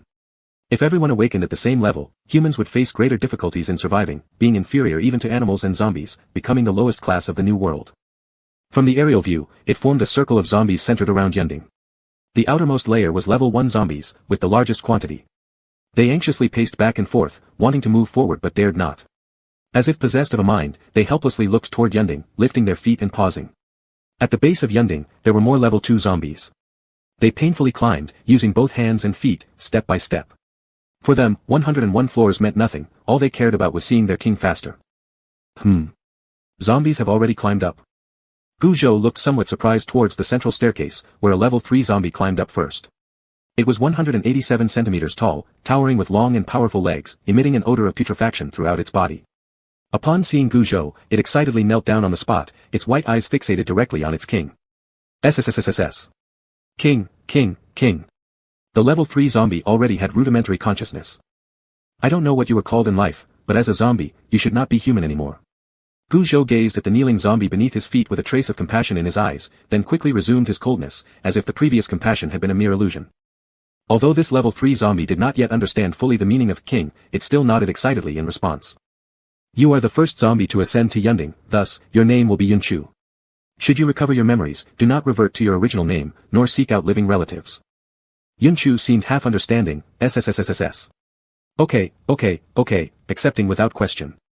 At that moment, Yunchu believed whatever his king said was right. Later, he would realize how correct his king had truly been. He was named Yunchu, only Yunchu. Yunchu, Jichuan is under your control. I hope you bring me surprises. Guzhou wanted to build a zombie kingdom but disliked managing it, so he devised this plan. SSSSS. Good, everything the king said was perfect. Looking at such obedient zombies, Guzhou felt momentarily merciful. But could he allow himself such feelings? Absolutely not. This was precisely when zombies were easiest to deceive. Once they regained their consciousness, it would become far more challenging to manage them. They'd all be headstrong and uncooperative, finding every excuse to shirk their responsibilities. If you've agreed, keep your promise. Don't quit once you think you're strong enough.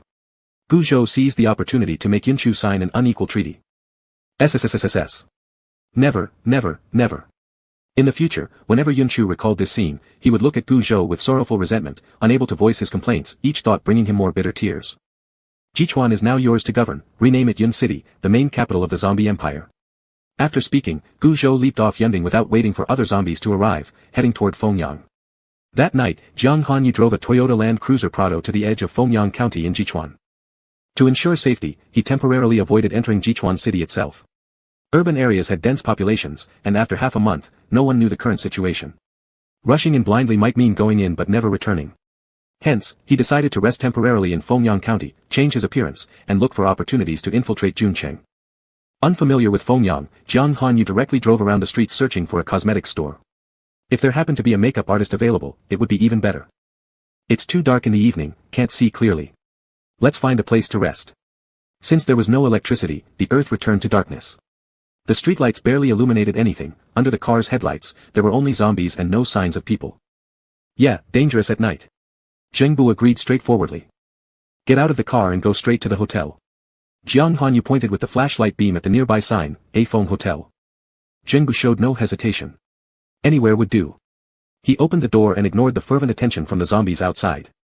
Wearing a headlamp on his forehead, 5 fine golden threads coiled around his hands like snakes with life, wriggling their bodies before simultaneously attacking the heads of these low-level zombies. Each strike was precise and effective. They then retrieved crystalline cores, gently placing them into Zhengbu's left hand. The door is locked, someone may be inside. Zhengbu informed Jiang Hanyu, who had parked the car. Break it open. Jiang Hanyu watched as the increasing noise drew more zombies to the area. He spoke decisively. Enter. Zhengbu let one of the fine metal wires slip through the crack in the door, twisting hard until it opened. Jiang Hanyu and Zhengbu entered A Feng Hotel swiftly, with Zhengbu sealing the door completely using the metal wire. A Feng Hotel had 2 floors. On the first floor, Jiang Hanyu and Zhengbu conducted a thorough search inside and out. No one was present. It seemed like whoever lived there was upstairs. No need to go upstairs.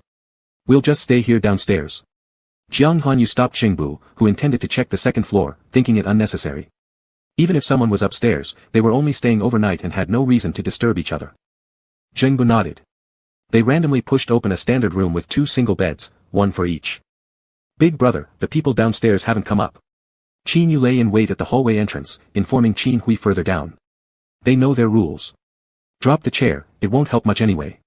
Seeing his sister stubbornly holding onto the chair despite her exhaustion, Qin Hui rolled his eyes. It does feel a bit tiring.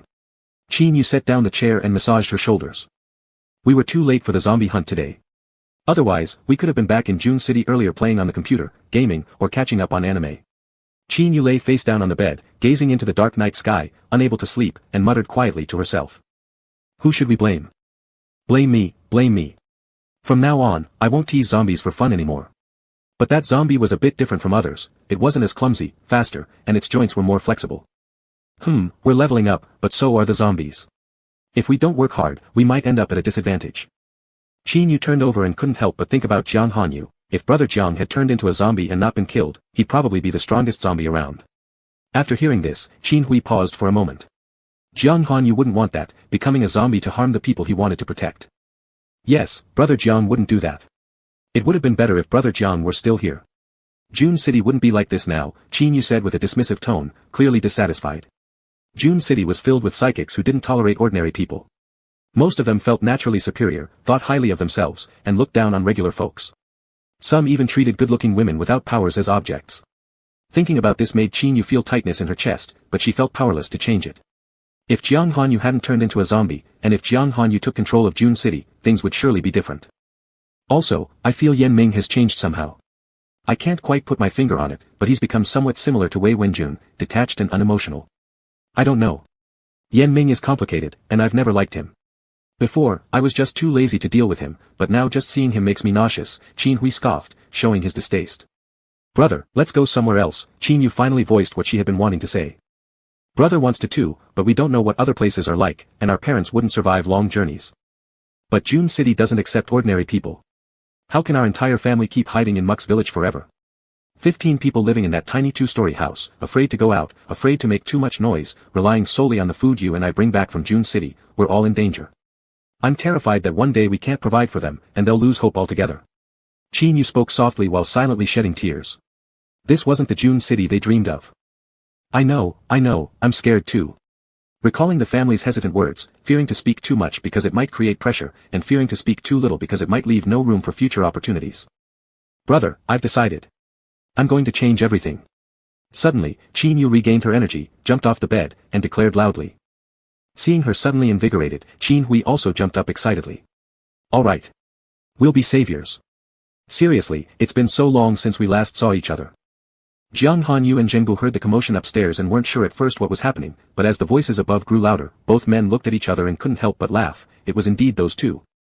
Brother Jiang. Abu. Hanyu. Abu. Chapter 29, Level 2 Zombies. You're still alive. Qin Hui darted forward and embraced the brothers he thought were already gone. Not dead, barely survived. Neither did Jiang Hanyu expect to meet Qin Hui and Qin Yu again here. He gave Zhengbu's shoulder a strong pat. Is this Qin Yu? Jiang Hanyu glanced uncertainly at the girl standing beside Qin Hui. Yeah, it's me. I had to cut my hair short because I didn't want others coveting my beauty, Qin Yu joked lightheartedly, casually running her hand over her unevenly chopped hair. Qin Hui and Qin Yu were twins, Qin Hui being 180 centimeters tall with a sunny and handsome demeanor, whereas his younger sister Qin Yu stood at 160 centimeters with similarly pretty features. In the pre-apocalypse world, Qin Yu had loved her waist-length smooth hair and often wore vintage Lolita dresses. Now, with her long hair gone and wearing sportswear for easier movement, she looked almost identical to Qin Hui but appeared several years younger, like a younger brother. This is actually good, old Xia will worry even more about whether anyone will marry you. Jiang Hanyu ruffled Qin Yu's head. He watched her grow up, and since none of them had sisters, they all treated Qin Yu like their shared younger sister. Big brother Xia is still alive. Qin Yu's eyes lit up, and she squealed excitedly. Hurry, tell us who else is still alive. Qin Yu and Qin Hui eagerly looked at Jiang Hanyu. Everyone's alive, at Huibu Pavilion, waiting for you to come home. Ah. Huibu. That's wonderful. Qin Yu was so delighted that she bounced around, then suddenly remembered something, reining in her smile and asking seriously, only people with psychic abilities are accepted, right? Her tone was somewhat hesitant. Stupid girl, how could that be? I haven't forgotten my identity or my responsibilities, Jiang Hanyu replied earnestly. That's great, I'll follow you, savior sir. Qin Yu spun around, imitating the etiquette from anime characters, pretending to pinch her non-existent skirt, slightly bending her knees as she bowed respectfully to Jiang Hanyu. Not a savior, just doing my part, Jiang Hanyu corrected her. Yes, but you're the savior of those who need to be saved. Alright, stop all this talk about saviors, let's do what we can. Qin Hui interjected, forgetting his own words from earlier about being a savior, cutting off further conversation. They were on completely different wavelengths, arguing wouldn't get them anywhere. What are you two up to? Qin Hui quickly changed the topic. We're planning to infiltrate June City and scout out the situation. So, what happened? Why did you say, barely survived, before? The situation is like this. Jiang Hanyu briefly recounted the events leading up to now. I told you Yan Ming wasn't good. Qin Yu seethed, wanting nothing more than to rush over and deal with Yan Ming right now. If you go to June City, I'll take you both, said Qin Hui, equally enraged. The twin expressions of anger mirrored each other, brows knitted, tense faces, and teeth grinding in fury, their eyes burning with wrath. Alright, Zhenbu, you take Qin Yu and Uncle Qin back to Huibu Pavilion first. I and Qin Hui will head to June City, Jiang Hanyu suggested after discussing their recent circumstances with Qin Hui. Uncle Qin and others were crammed into Muk's village, it would be safer for them to return to Huibu Pavilion sooner rather than later to avoid any surprises. Qin Yu wanted to join them in going to June City but was interrupted by Zhenbu, who rarely spoke up. Fine, I'll make sure Uncle Qin and everyone else arrive safely at Huibu Pavilion. Then turning to Qin Yu, he added, I don't know where they are either, but if you go, they'll feel reassured. Alright, agreed Qin Yu, knowing her parents would never allow her to spy in June City, she abandoned the thought and nodded obediently. Get some rest. Hold on. Qin Yu ran over, hugging both Jiang Hanyu and Zhenbu tightly, sighing in relief, muttering to herself that it wasn't a dream. Good night, big brothers, Qin Yu smiled sweetly at them and politely closed the door behind her. It's good that it wasn't a dream. June City. Gu Zhou had arrived near June City. Observing the giant egg-shaped structure standing seamlessly within Jichuan's protectorate area, Gu Zhou marveled at the power of the state, an almost incalculable force of a nation created such a formidable building. Even someone like him, a zombie king, would need to expend effort to penetrate it. It could be corroded, but it wasn't worth the risk, not knowing if the eggshell held additional alarm mechanisms. Thus, Gu Zhou refrained from making an attempt. Let's wait until tomorrow, he decided, finding an empty house nearby to rest. The next morning at 7 a.m., a small circular section at the top of the white egg-like structure began to rise.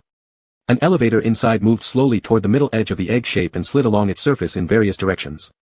On closer inspection, one could see fixed tracks allowing the elevators to ascend and descend on the shell. The elevator descended from the top, reaching the intersection between the ground and the egg structure, stopping stably. As the doors opened, several people stepped out. Life is pretty good now, fighting zombies, earning crystal cores, leveling up, it's way better than life before the apocalypse. This era is much more fun. Yeah, waking up psychic powers is truly a blessing. In June City, they give you housing and cars directly without needing to suffer working for others or tolerating disrespect. Absolutely, this isn't the apocalypse, it's more like a paradise crafted specifically for us psychics. The group chatted happily, extremely proud and satisfied. Initially, when the apocalypse came and they heard about zombies, they were deeply frightened. Watching the news, they all decided to try awakening their abilities. Miraculously succeeding, they called the number provided and were smoothly welcomed into June City. Upon arrival at June City, there were designated personnel to register them, taking their fingerprints, allocating single apartments equipped with modern conveniences including water, electricity, internet, and functioning phones within the city limits. Additionally, they received luxurious cars, a dream come true in pre-apocalypse times. How many years would one have to work hard for such luxuries? These advancements were beyond imagination. However, in the world after the apocalypse, becoming a psychic meant instant elevation above others, standing out among ordinary people. They were the ones who were eventually going to be eliminated, while we are the evolved, the favored children of natural selection. Almost all the psychics joining June City thought this way. Who cared about those soon-to-die ordinary people? Even family members weren't that close. Why care about those being devoured by zombies? There was no responsibility or obligation. What mattered most was oneself. Finally, they didn't have to struggle at the bottom of society anymore, and finally, they weren't crushed under the weight of money. As long as one had psychic abilities, they could defeat zombies, dig out the crystal cores from their heads, pay 21st grade crystal cores daily as toll for entering and leaving the city gates. It was so easy, and the zombies were easy to kill too. Yes, low-level zombies were easy to kill, but it wasn't certain for mid-level or high-level ones. Guzhou was tailing these few individuals, watching them smugly use their powers, looking down on the zombies with disdain. They used their abilities to trip up the zombies while mocking them. The rejects of society. Haha, no matter how glorious you were before, you ended up as a zombie. You fired me. I'll crush you until you're dead. Using the killing of zombies as a way to vent the grievances buried deep in their hearts, this was the apocalypse. Guzhou had no intention of intervening when he saw this scene. The world of zombies was like this. If you hadn't regained self-awareness, you were just a shell, not a true zombie. For those who weren't his subjects, Guzhou wouldn't meddle. But just as Guzhou was about to leave, the situation reversed. The suppressed zombies suddenly went berserk, moving with incredible speed. Level 2 zombies, they've leveled up. Guzhou's lips curved into a smile as he hid in the treetops like a bystander, quite interested. What's happening? Seeing the zombies break free from the wooden vines, an event that had never occurred before, everyone started panicking. Maybe the wooden vines were too thin, make them thicker, another person said, unconcerned. Alright. As the zombies were about to lunge toward them with their bites, the wood-type psychic hastily thickened the vines to tie them up. The zombie was wrapped tightly from head to toe, like a dumpling, unable to move. Not good, my psychic power is depleted. Overusing it without properly calculating one's own abilities resulted in psychic energy exhaustion. No problem, I'll take the damn crystal core from this zombie and let you absorb it. That person walked closer to the zombie, metal pliers in hand, attempting to rip off the zombie's head directly. A nearby zombie lying on the ground struggling to rise caught their attention, then another one did the same, more and more began to awaken. Seeing the struggling zombies crawling towards them, the group, who previously thought zombies were as soft as tofu, began to panic and shouted, something's wrong. We clearly killed them before. Humph, Guzhou couldn't help but sneer. They were already dead, as long as the crystal core was not removed, they wouldn't stop. Like cockroaches that cannot be easily killed, given time, they would return as demons, becoming increasingly terrifying. Previously, level 1 zombies required longer repair times, giving them a false sense of security that simply defeating zombies was enough without immediately extracting the crystal core. This was a serious mistake. With the zombies closing in around them, the one intending to take the crystal core panicked, discarding his weapon and turning to flee. What are you running for? Another person grabbed him busily, why panic? Just defeat them again, watch this. After saying that, he took a swig of alcohol, placed his finger a few inches away from his mouth, and forcefully sprayed, forming a huge fireball that burned towards the zombies. The zombies lit up like candles, but did not fall, still rushing forward engulfed in flames. In an instant, a sea of fire consumed everything, including those 3 people. Idiots, Guzhou remarked. Then he jumped down from the tree, hoping to pick up the leftovers. Although level 2 zombie crystal cores were useless to him, he could give them away as gifts. First come, first served, mine. A small, dirty child rushed over, spreading his arms to block him. Share the spoils equally. No, they're all mine. The child who barely reached his chest replied stubbornly, unwilling to yield. Do you have psychic powers? Seeing such a bold child, Guzhou asked. No, they're still mine. The child pressed his lips together tightly, straightening his back, afraid that Guzhou would step forward. Willing to die for those crystal cores? Guzhou intended to scare him. I want the cores, and I also want to live. The kid was sharp, yet also incredibly stupid. Fortunately, the person in front of him was Guzhou. Humph. In a flash, Guzhou appeared right beside the child, completely bypassing him. With a wave of his hand, all the crystal cores on the ground automatically gathered into his palm, sparkling brightly in the white cotton-wrapped hand, looking absolutely stunning. You. Seeing all the crystal cores taken away, the kid became furious. His cheeks puffed up as he glared at Guzhou with clear dissatisfaction. He felt helpless but had no way to stop him. After all, he was just an ordinary person. What could he do? Thinking about this, the child felt extremely aggrieved and began to cry softly, Wah! Hold out your hand. Guzhou walked over to the child. The kid ignored him, refusing to pay attention to the big bad guy before him. Woo! Do you not want the crystal cores anymore? I'll give them all to you. Guzhou grabbed the child's hand, opened it, and placed the crystal cores back inside. This? The kid glanced at the crystal cores in his hand, then looked again at the mysterious man wearing a mask. To his surprise, the man returned all the cores to him. Overwhelmed with joy, the child forgot to cry, his nose still running, and grinned widely at Guzhou. Thank you, uncle. Uncle? Fine. What's your name? Guyu. Could he really be his nephew? Chapter 30, Outer City Trade. Are you alone? Yes, I snuck out. I want to fight zombies, get some crystal cores, and get lots of them. Perhaps because Guzhou gave all the crystal cores to Guyu, the boy trusted him quite a bit. Don't you know it's dangerous? I know, but I need more crystal cores. Gu Yu slightly lowered his head with guilt, tightly gripping the crystal core in his hand while staring at his feet. Why do you need so many crystal cores? To exchange for medicine, water, food, and deals with psychics. Gu Zhou fell silent for a moment, roughly guessing what the situation might be. Normal people couldn't eat food or drink water contaminated by black rain. In order to survive, they had no choice but to trade with psychics. I'll send you back, it's unsafe here. Already convinced that Gu Zhou was a good person, Gu Yu wasn't afraid of being harmed and nodded continuously. We need to get medicine first. Gu Yu carefully avoided areas with too many zombies, taking various winding paths, using different buildings as cover. He moved quietly and nimbly, occasionally checking to make sure this uncle was still following. Following Gu Yu, Gu Zhou returned to a familiar place, June City. Compared to the few people seen earlier in the morning, the outskirts of June City were now bustling with activity. Most ordinary people gathered around the egg-shaped structure, waiting for psychics to come out from June City. Although June City looked down on ordinary people, they were very willing to trade. They even built simple barbed wire fences around the city to keep zombies away and assigned people to clean the area, which is why there weren't many zombies around here. However, June City did not allow ordinary people to live there. Trading was only allowed between 9 a.m. and 4 p.m. during the day. This timing was due to the fact that most psychics left before 9 a.m. and gradually returned after 4 p.m. Some ill-tempered psychics would see the large crowds blocking the elevators and immediately start killing people, leading to an unspoken agreement between both sides. At this moment, an elevator atop the egg-shaped structure descended. Everyone in the vicinity looked up expectantly, waiting for the psychic to step out and begin trading. Ding! The elevator doors opened, and a small group of psychics emerged, unsurprisingly greeted by a crowd of eager ordinary people. Who has the latest version of the Pineapple Phone 9X? One of the psychics addressed the silently awaiting crowd. I do. I have one. A person squeezed through the crowd, smiling humbly. Let me see. The psychic took the phone, examining it carefully. It was indeed the correct model, the limited edition Pineapple 9X. What do you want? His tone was condescending, more like giving charity than making an equal trade. Esteemed psychic sir, I'd like to exchange it for some uncontaminated water and food. All right. The psychic nodded, turning to Old Su nearby. Old Su, lend some water. 10 crystal cores. Deal. Then, they saw Old Su condensing clean water into a mineral water bottle, tightening the cap, and tossing it carelessly onto the ground. The ordinary person quickly bent down to pick it up in fright. 2 bags of bread, enough. Enough, enough, enough. That person nodded hurriedly, took the bread, and stuffed it inside his clothes, not daring to stay an extra second in the trading area before hurrying to leave. This was the trade exchange in the outer district of June City. The psychics relied on June City and their powers to hoard all the food from surrounding supermarkets, further controlling the ordinary people and letting them live without dignity.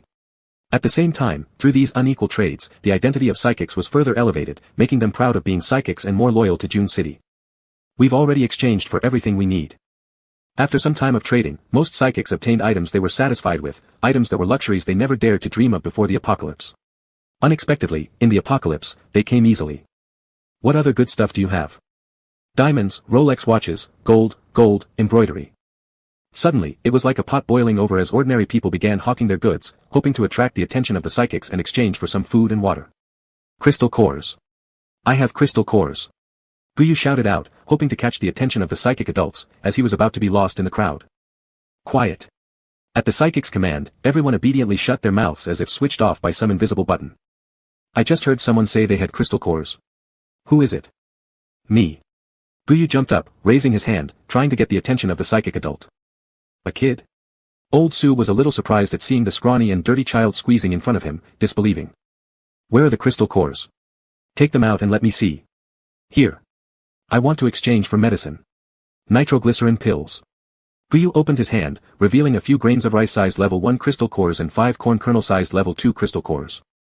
Old Su wasn't unfamiliar with level 1 crystal cores, but he'd never seen level 2 ones before. He carefully examined one, sensing that it was indeed a crystal core, containing greater energy. Yu Jiang, take a look. The one who previously traded for the Pineapple Phone 9X was Yu Jiang. He took the crystal core Old Su handed him and was surprised. This is a level 2 crystal core. Upon hearing this, several psychics traveling with Yu Jiang immediately surrounded them. Where are they? Let me see.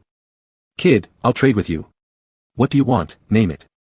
I want medicine, nitroglycerin pills, and no one is allowed to snatch them from me.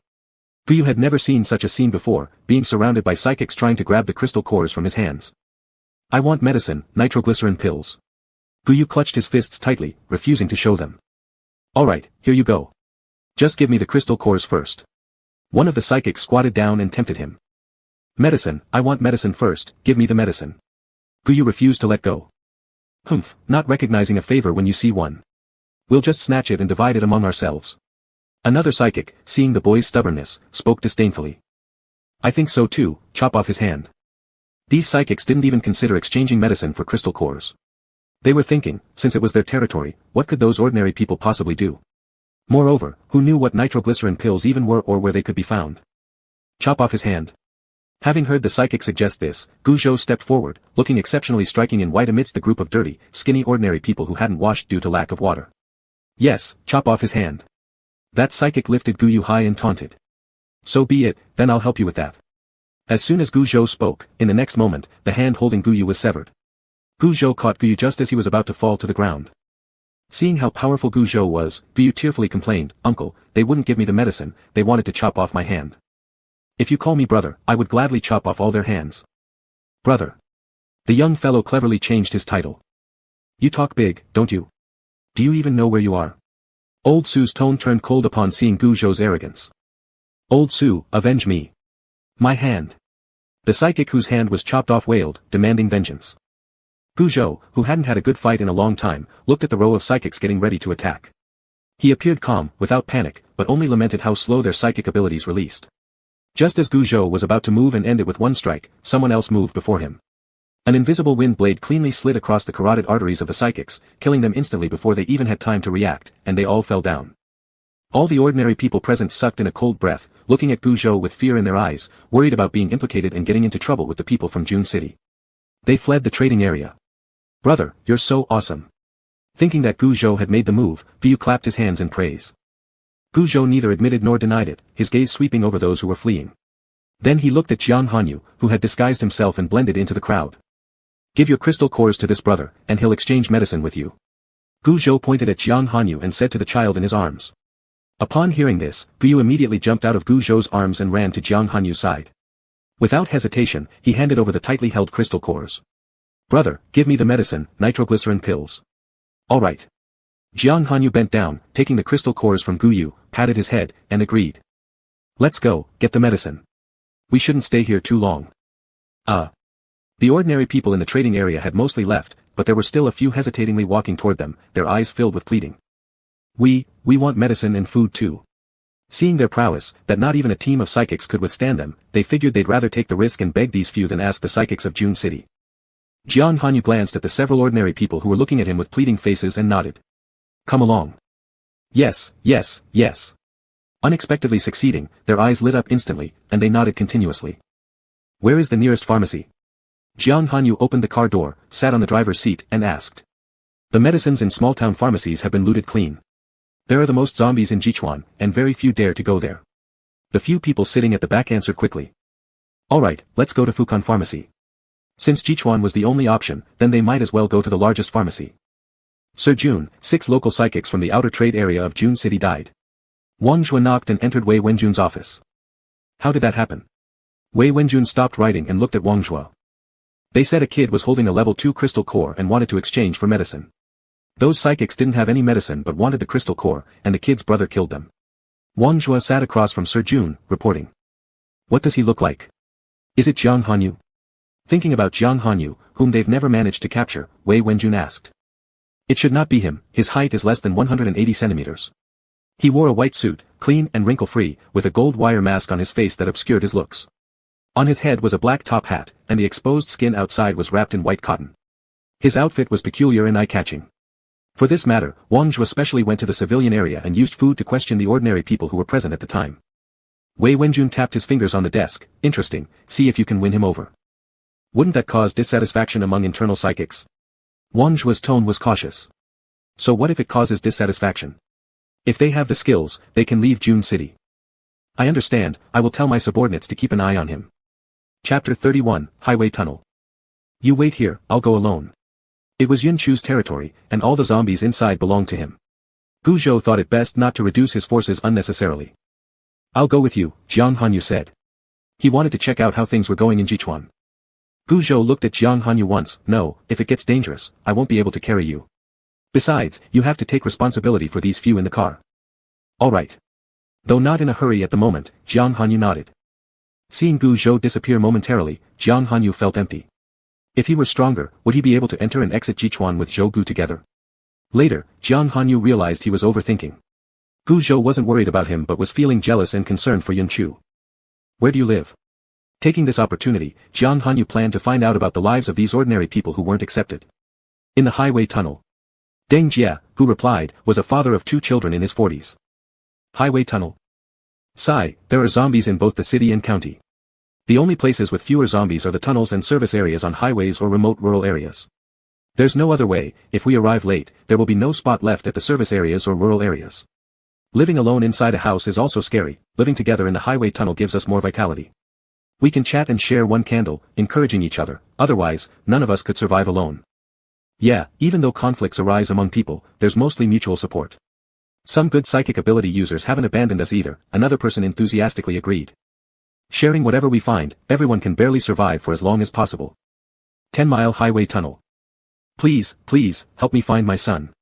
Lu Yu, Gu Yu's mother, agitatedly grabbed Du Hang, a fire element psychic from the 10-mile highway tunnel, pleading desperately. Aunt Lu, don't get so upset. You have heart disease, please calm down. We will look for little Yu, don't worry, Du Hang consoled her. My little Yu, he's all I have left.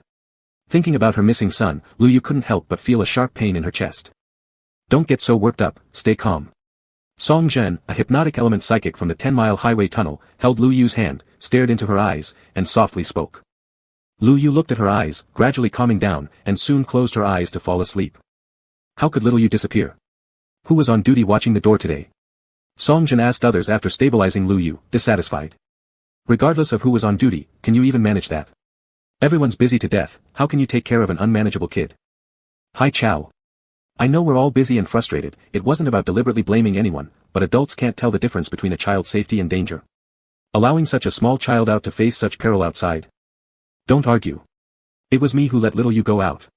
Chow Xian stepped forward as they were about to start arguing. He said he hadn't been outside for so long, he had forgotten what the outside world was like being cooped up in this tunnel, and I gave in, allowing him to go. Well, here it is, their team leader Meng Ping came over. The key point is to bring little Yu back. Once the others return this afternoon, perhaps some of them might head to June City's outer trade zone. Meng Ping just mentioned this when the iron gate at the entrance of the 10-mile highway tunnel started clanging. Mr. Chow Xian, we've returned, could you open the door, please? They glanced at each other, slightly puzzled. How early? Chow Xian walked to the door and shouted. Ah, forget it, don't ask. That little Yu somehow found himself a brother who killed 6 psychics of June City. Fearing retaliation, they came back early. Where is little Yu now? He went with his brother. Lucky guy, attached himself to someone powerful. We originally thought of following little Yu, but never mind, getting old, losing courage. After saying this, the speaker returned to his spot and lay down to sleep. Little Yu should come back, another returning person remarked. He went out to exchange medicine for Aunt Lu. Brother Meng, what do you think should we do? Wait until little Yu comes back, then see if we gain an ally. 2 hours later, Gu Zhou pushed a shopping cart back, containing 2 crates of instant noodles, a crate of mineral water, some common medicine, and speedy heart pills. Brother, you're amazing, Gu Yu praised, admiring him, and so did the other ordinary people. Average, Gu Zhou threw the things into the trunk, sat on the car, and told Jiang Hanyu, let's go. Which highway tunnel? Jiang Hanyu started the car and asked. Qingji Expressway 8li Tunnel, those 3 people replied. 10li Tunnel, Gu Yu thought for a moment and said. There were 10 tunnels on the Qingji Expressway, ranging from 1li to 10li. Kid, didn't expect we'd be on the same expressway. Deng Jia intentionally wanted to improve relations with Gu Yu. Aha. Who's the captain in your tunnel? Captain Meng, super awesome. Children don't have ulterior motives, thinking and answering right away. But looking at Gu Zhou again, added, my brother is the most awesome. Savoring the lollipop given by Gu Zhou, he happily placed it in his mouth and slowly licked it, making the 3 remaining ordinary people look on with envy. Lollipops were now a rare delicacy for them. Captain Meng knows, its mutated thunder elemental ability. June City tried to recruit several times but failed. Yeah, June City is quite enraged above. Heard there have been a few private skirmishes, but none of them have won. Sigh, if our captain was that strong, we wouldn't have been chased out of the service area.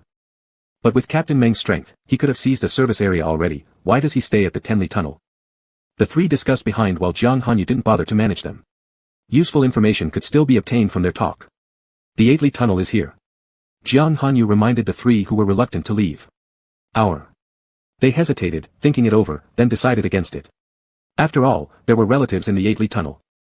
Thank you, you are really good people.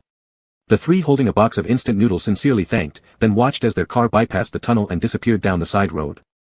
The Tenli tunnel is here, should we get off? Jiang Hanyu asked Zhou Gu beside him. Let's just stay here today and see Captain Meng. Jiang Hanyu had exactly this intention and got off the car. Qin Hui helped retrieve things from the trunk and followed Guyu together towards the entrance of the Tenli tunnel. Big brother Chao Xian, please open the door. Chao Xian, after confirming with Captain Meng nodding nearby, opened the iron gate. Good day, Captain Meng. Seeing Captain Meng, Guyu greeted and then went off with the medicine to find his mother. He wanted to tell her that he was very capable. You all, thank you for safely bringing Guyu home. My name is Meng Ping, I'm responsible for the Tenli tunnel. The long-awaited Meng Ping said. My name is Jiang Yu, the leader of Broken Knight Mercenary Group. Jiang Hanyu didn't want to expose himself too early, friend or foe was unclear. Zhou Gu. Upon seeing Meng Ping's attention turn to him, Gu Zhou directly gave his name. Qin Jun. Qin Hui, like Jiang Hanyu, used one character as his name. After the introductions, they sat down in a single room carved out inside the highway tunnel. The conditions were rather primitive, just a few wooden boards, some wooden chairs, and a coffee table. Conditions are very simple, care may be insufficient, your understanding is appreciated. Small talk usually marked the beginning of conversations. It's fine. Is this the person who killed 6 June City Psy users? Meng Ping paid more attention to Zhou Gu. 1 against 6, silent and swift victory, it indicated someone powerful. Gu Zhou, strangely accused, glanced at Jiang Hanyu and lightly shifted the blame, it wasn't me, it was him. Seeing Meng Ping's slight disbelief, Gu Zhou continued, I didn't get a chance to move before he did. He's a wind element user. Oh, I see. Meng Ping looked at Jiang Hanyu and bluntly said, I'll speak straightforwardly. I plan to establish another safe zone different from June City. Different how? Psy users coexist with normal people. Psy users handle external threats, normal people handle internal affairs. They can live peacefully and mutually support each other. That sounds feasible. It's a good deed. However, June City will not allow it. We these Psy users, June City recruited us several times, but because we couldn't abandon our loved ones, and June City refused to accept them, we've been at an impasse until now. June City regards us as thorns in their sides, wishing to eliminate us once and for all. Meng Ping showed a trace of anger at this point. They were originally commoners too, why must they distinguish so clearly? After hearing this, Jiang Hanyu fell silent for a moment and asked, so what do you plan to do? I want to attack June City. Meng Ping expressed his idea without reservation, thinking anyone who dared kill June City Psy users must have some grudge with June City. It would be tough. Not to mention June City being filled with Psy users, breaking through their defense would be hard. And within June City, they secretly conduct live experiments, who knows what cards they might hold. Live experiments? This was something Meng Ping had no knowledge of. Yes, I speculate that June City intentionally lets ordinary people drink black rain. Partly to expand their power and partly to increase the number of zombies, so they can get more crystal cores for Psy users to upgrade. This was Jiang Hanyu's early guess after hearing the news, then meeting Qin Hui, their conversation strengthened his suspicion. Madness. Those zombies were once people. If that news was a conspiracy, how many commoners have been deceived into becoming zombies, mere stepping stones for the evolution of Psy users? Meng Ping stopped for a moment upon saying this, and Gu Zhou glanced at him knowingly. The fact that zombies were originally humans touched on a sore spot. No other way out, once one turns into a zombie, they can only be exterminated, Jiang Hanyu said coldly, refusing to indulge just because they were once people. I understand, but I despise June City's actions even more. It has made me more determined to take over June City, however, my own power is limited, which is why I want you to join us. We won't join, but we can cooperate and help give you a hand. The requirement is simple, we hope you'll truly achieve what you've promised, a city where normal people and Psy users can live peacefully together. Agreed. Chapter 32, Gu Zhou Upgrades. The two parties carefully detailed and confirmed their cooperation. Gu Zhou showed no interest and stood up, intending to explore the Tenli tunnel. Gu Zhou came out of the room, and the ordinary people of the Tenli tunnel who heard the noise immediately focused their eyes on him. Gu Zhou didn't mind and observed the tunnel attentively. Because of Meng Ping's lightning elemental ability that could generate electricity, lights in the Tenli tunnel stayed on day and night, although somewhat dim, but clear enough to see everything. On the road, every 5 centimeters apart, there was a block of 2 by 5 square meters area separated by wire mesh. At night it was covered with cloth, during the day some areas would open directly revealing the rudimentary decorations inside, a bed spread on the ground, bowls for eating, washing clothes. Wherever Gu Zhou went, these people's gazes followed. They had heard about the peripheral trading around June City since living close meant being bored, and even minor news got passed mouth to mouth, making everyone aware. This guy was certainly formidable, but he was good to Xiaoyu, looking at it from that perspective he probably wouldn't get angry. His clothes were so white and clean, his gold thread mask was mysterious, capable and strong, hooking up with him would surely mean no worries about food or clothing. A lot of women of suitable age in the Tenli tunnel had these thoughts. The apocalypse was harsher on them women. Being physically weaker already made them burdens, adding an attractive face and a sexy figure invited all sorts of things that everybody knew well. Still, it was early days of the apocalypse, with some clinging on to remnants of morality and law. As time went by in this apocalypse, who knows what will happen. It'd be better to make preparations earlier, find a powerful Psi user to marry. Even if not marrying, having such a person nearby serving would suffice. So when Gu Zhou walked to Xiaoyu's place, a group of women surrounded Xiaoyu showing concern. Xiaoyu, next time don't go outside alone. What if something happens? Your mother would worry sick. Yes, you could ask adult Meng for help. Everyone is so worried. They all talked noisily, leaving Xiaoyu confused as to why these unfamiliar aunties suddenly surrounded him with such talk. Xiaoyu, come here. Gu Zhou paid no attention to those women. Yes. Hearing Gu Zhou calling him, Xiaoyu hurriedly ran over. Brother, what's up? Take brother for a walk. All right. Xiaoyu obediently nodded, though he wasn't sure what was interesting to look at since people were everywhere. Indeed, there were all kinds of people everywhere, huddled in small groups. They stared at Gu Zhou and Xiaoyu, pointing fingers and whispering. But they weren't bold enough to do it openly, glancing away and gossiping quietly together. Some had bed curtains drawn tightly closed, sealed off entirely from sight. Xiaoyu accompanied Gu Zhou walking further ahead, children pulled at their parents crying of hunger, someone sat blank-eyed and dazed, some played poker, others laughed optimistically. Such 100 different states of human lives, anything and everything present. People generally looked dirty and underfed, barely fed and clothed. In similar life conditions, some remained optimistic, some pessimistic, some felt fulfilled while others isolated. Let's go back. Gu Zhou walked from one end to the other, then turned back, and his expression under the mask couldn't be seen. Done with the discussion, we're eating instant noodles tonight.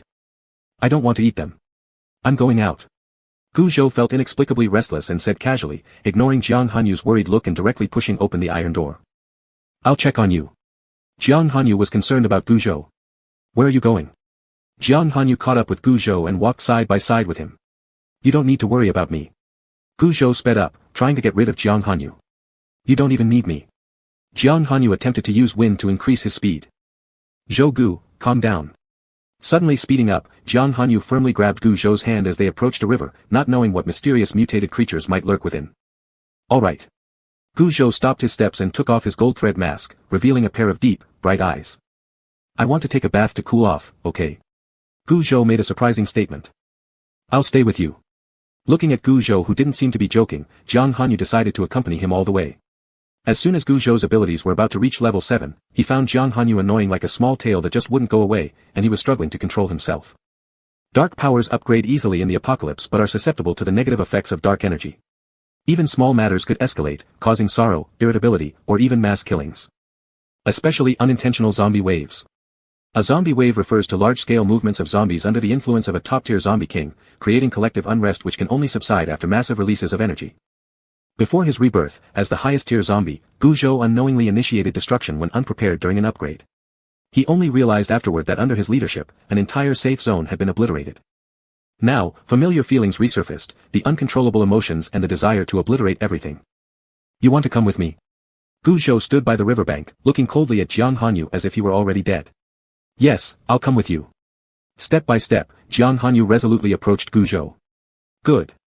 Gu Zhou stepped into the river, provocatively eyeing Jiang Hanyu and signaling him to join. Jiang Hanyu did not back down. If he said he would come, he would indeed, so he followed Gu Zhou into the water. The river, affected by black rain, was murky and slightly black, preventing visibility of the riverbed. With autumn approaching, the water was somewhat cool. Gu Zhou and Jiang Hanyu moved from the shallow part where the water barely reached their knees, then gradually up to their shoulders, and finally their necks. Gu Zhou didn't stop, neither did Jiang Hanyu. Eventually, Gu Zhou was entirely submerged while Jiang Hanyu had only his head above water. Shall I hold you? Seeing Gu Zhou wanting to move further toward the middle, Jiang Hanyu couldn't help but ask. No thanks. Gu Zhou refused Jiang Hanyu's offer, diving straight into the water. Just before losing consciousness, he vaguely thought that he clearly intended to drive Jiang Hanyu away, yet why did he let him stay? Perhaps it was because of those words, I'll stay with you. Seeing Gu Zhou sink into the water, Jiang Hanyu wanted to pull him out. When he dived in, however, he discovered that Gu Zhou did not need to breathe. Yes, no breathing was required. After multiple confirmations, Jiang Hanyu was sure of this fact. But blood still flowed. Jiang Hanyu touched Gu Zhou's neck and could feel the blood circulation. Instead of pulling Gu Zhou out, Jiang Hanyu let him sink to the bottom of the river, occasionally diving underwater to check on him to make sure nothing was wrong. Jiang Hanyu watched as the dark energy gathered around Gu Zhou in the river, and he dimly guessed something significant, but he didn't leave. He promised Gu Zhou that he would stay with him. In Jichuan province, all the zombies were restless and anxious. Yun Chu looked somewhat confusedly towards the north, feeling as if the king's presence had appeared. King. All the zombies seemed summoned, collectively moving northward. The zombie wave began. The June City Live Experiment Base. What's happening? Why are these zombies reacting so much? Professor Luo, who was conducting an experiment, asked, looking at the zombies bound to the operating table struggling violently. Usually, these zombies would remain quiet for a period if fed enough flesh and blood, but now, they ignored the blood and meat offered right in front of their mouths, instead struggling fiercely and emitting a hissing sound, which had never happened before. I don't know, it's been like this since a little while ago, the assistant replied respectfully. Directly paralyze the crystal core and proceed to the next experiment, transplanting the zombie crystal core into a human body. Okay. June City suburbs. What's happening? Why are there so many zombies today? These, Psi-energy users, all looked pale as they watched the mass of zombies collectively surge over. Run. There's a large group of zombies behind us. Zombie animals. So many zombie animals. The sentence wasn't even finished when they were swallowed up by the horde, devoured quickly and completely. 10-mile tunnel. Meng Captain, something's wrong. There are so many zombies gathering outside, it's never happened before. Don't go out. All of you come back inside and seal the iron doors tight. Huizhan Huiwe Pavilion. Qi Lu, I have a bad feeling, said Qin Yu, looking at the darkened sky as Qi Lu was about to head out. What kind of feeling? Qi Lu stopped in her tracks and asked seriously. Don't go out. Qin Yu's brows furrowed tightly, his face pale as he squatted down, hugging his knees, trembling all over. At that moment, Jin also came over and said, the zombie animals of Huizhan Mountain, and the zombie fish of Yue Lake, their movements are all unusual. Don't go out. Tell everyone to come back. Same idea. All over the world, zombies in various regions were affected to varying degrees. Zhou Gu. Watching the circle of zombie fish surrounding him and Gu Zhou, Jiang Hanyu didn't know how to react as he held on to Gu Zhou. At first, when he saw the zombie fish closing in, though he guessed Zhou Gu's identity, he couldn't be sure and feared Zhou Gu might get bitten by the zombie fish, so he pulled him into his arms, only to result in this situation. The zombie fish surrounded them but did not advance nor retreat. They just hovered around as if waiting for something. As for why the zombie fish weren't biting him, Jiang Hanyu attributed it to the fact that he was holding on to Gu Zhou. As time passed, the sky grew heavier, darker. The darkness energy within the river swirled faster and faster. The zombie fish circling Gu Zhou started attacking each other. Their corpses sank into the river, the crystal cores fusing with the water, which then spun around and entered Gu Zhou's body. Gu Zhou's level 6 crystal core continuously absorbed energy. Round after round, finally reaching its maximum capacity, the level 6 crystal core shattered, revealing a small deep black bead that moved along the bloodstream from the brain position to the heart's position. It beat with a thump-thump rhythm. A miraculous sight unfolded. Under the beating of the deep black bead, Gu Zhou regained life, beginning metabolism anew. Darkness energy circulated through his system, replacing blood and transporting energy to various organs. The flow of the river water gently unraveled the white cotton bindings wrapped around Gu Zhou. The white cotton covering his hands, feet, and face was carried away farther and farther. Jiang Hanyu stared in a trance as Gu Zhou's appearance revealed skin transforming from dryness to a lustrous fairness. Scabs fell off his body, leaving him like a lotus emerging from the water, displaying an instantaneous beauty. A beauty that defied gender distinctions, breathtaking and stunning, a one-of-a-kind beauty that transcended ordinary bounds. Without realizing it, Jiang Hanyu was entranced and slowly leaned his head closer. Zhou Gu, Gu Zhou. Their lips met, sparking a feeling of attraction. Chapter 33, Secret Plotting. Worldwide, zombies continued to riot restlessly, launching attacks on various safe zones. An already dire situation became worse. Awake? When Gu Zhou opened his eyes again, he saw Jiang Hanyu's face, and felt himself being cradled in his arms. He could feel the warmth from where their skins touched, giving him an inexplicable sense of peace. Gu Zhou placed his hand on his newly beating heart, his ruby glass eyes gazing at Jiang Hanyu. Do you know everything? So obvious. Holding Gu Zhou while heading back, the surrounding zombie fish parted ways to let them pass but refused to leave. Gu Zhou. Ji Yan. Zombie King. Zhou Gu. Hearing Jiang Hanyu speak these names, Gu Zhou realized his disguises had all fallen apart, and decided to be carefree now. Yes, dark psychic powers, destined to become a zombie, naturally born as the Zombie King. Sounds pretty good, naturally born royalty. Yes, can control all zombies, but that's not what I want. What do you want? Gu Zhou gazed at the dark sky, reminiscing about the moment he regained consciousness before his rebirth. Back then, he was a level 5 zombie, mingling among zombie crowds in various cities. His hands were drenched in blood every day, he didn't know how many Psy-energy users he had devoured. The surrounding safe zones regarded him as the Ghost King, spreading tales that encountering the Ghost King meant certain death, with few Psy-energy users surviving.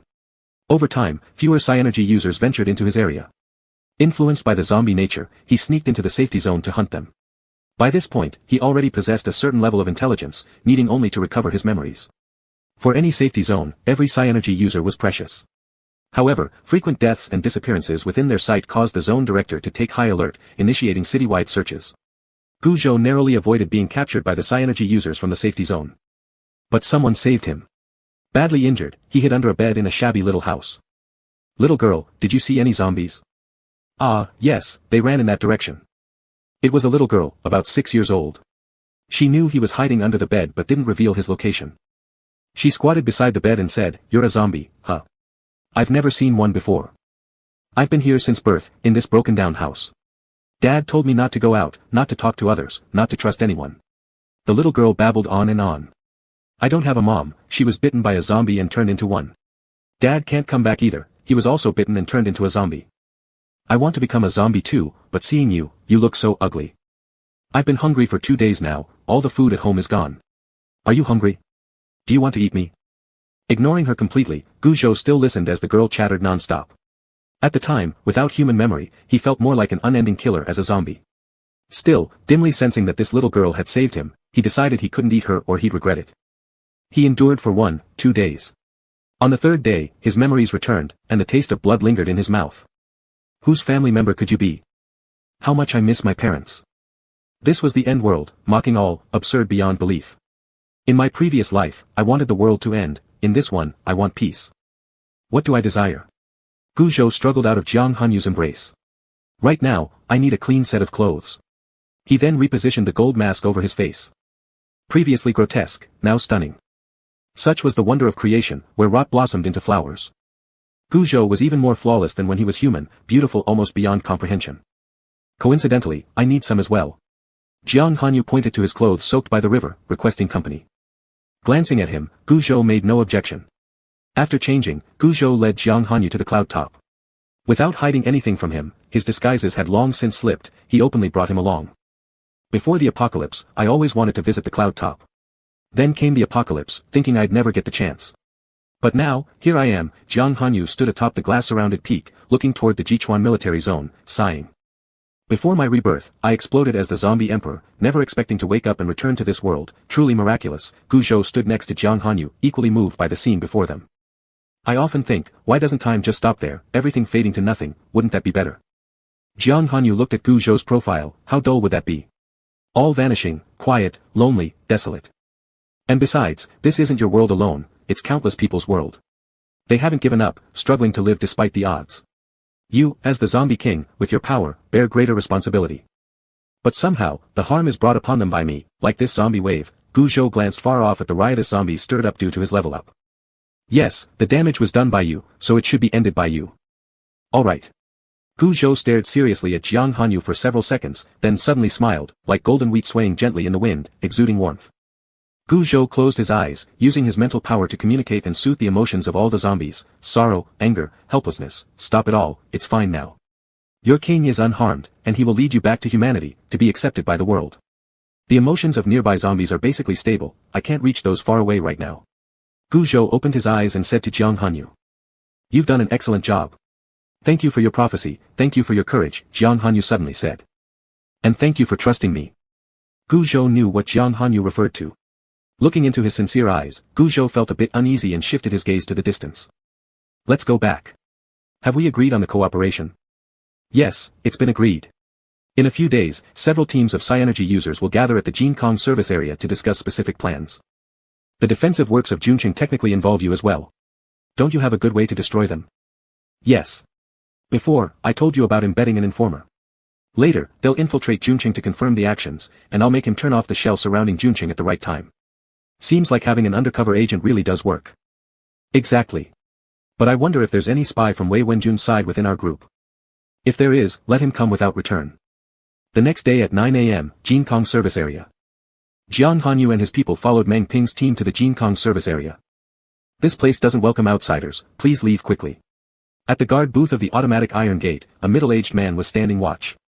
Meng Ping rolled down the car window and said, "No distinction between inside and outside, blind eyes unable to recognize family."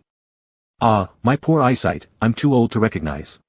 The middle-aged man looked apologetic, immediately pressing the button to open the gate which slowly opened. Upon arriving inside the Jin Kong service area, there were already 5 teams waiting. Seeing Meng Ping arrive, their captain stood up and greeted him. "We've been waiting for you. And who is this? Why do you bring 3 unfamiliar faces? Rest assured, they're definitely not from Junqing. Surely everyone knows the story about one person killing 6 Psy-energy users from Junqing before. This is that person." Meng Ping introduced Jiang Yu to everyone. "This is Jiang Yu, a level 2 wind element Psy-energy user."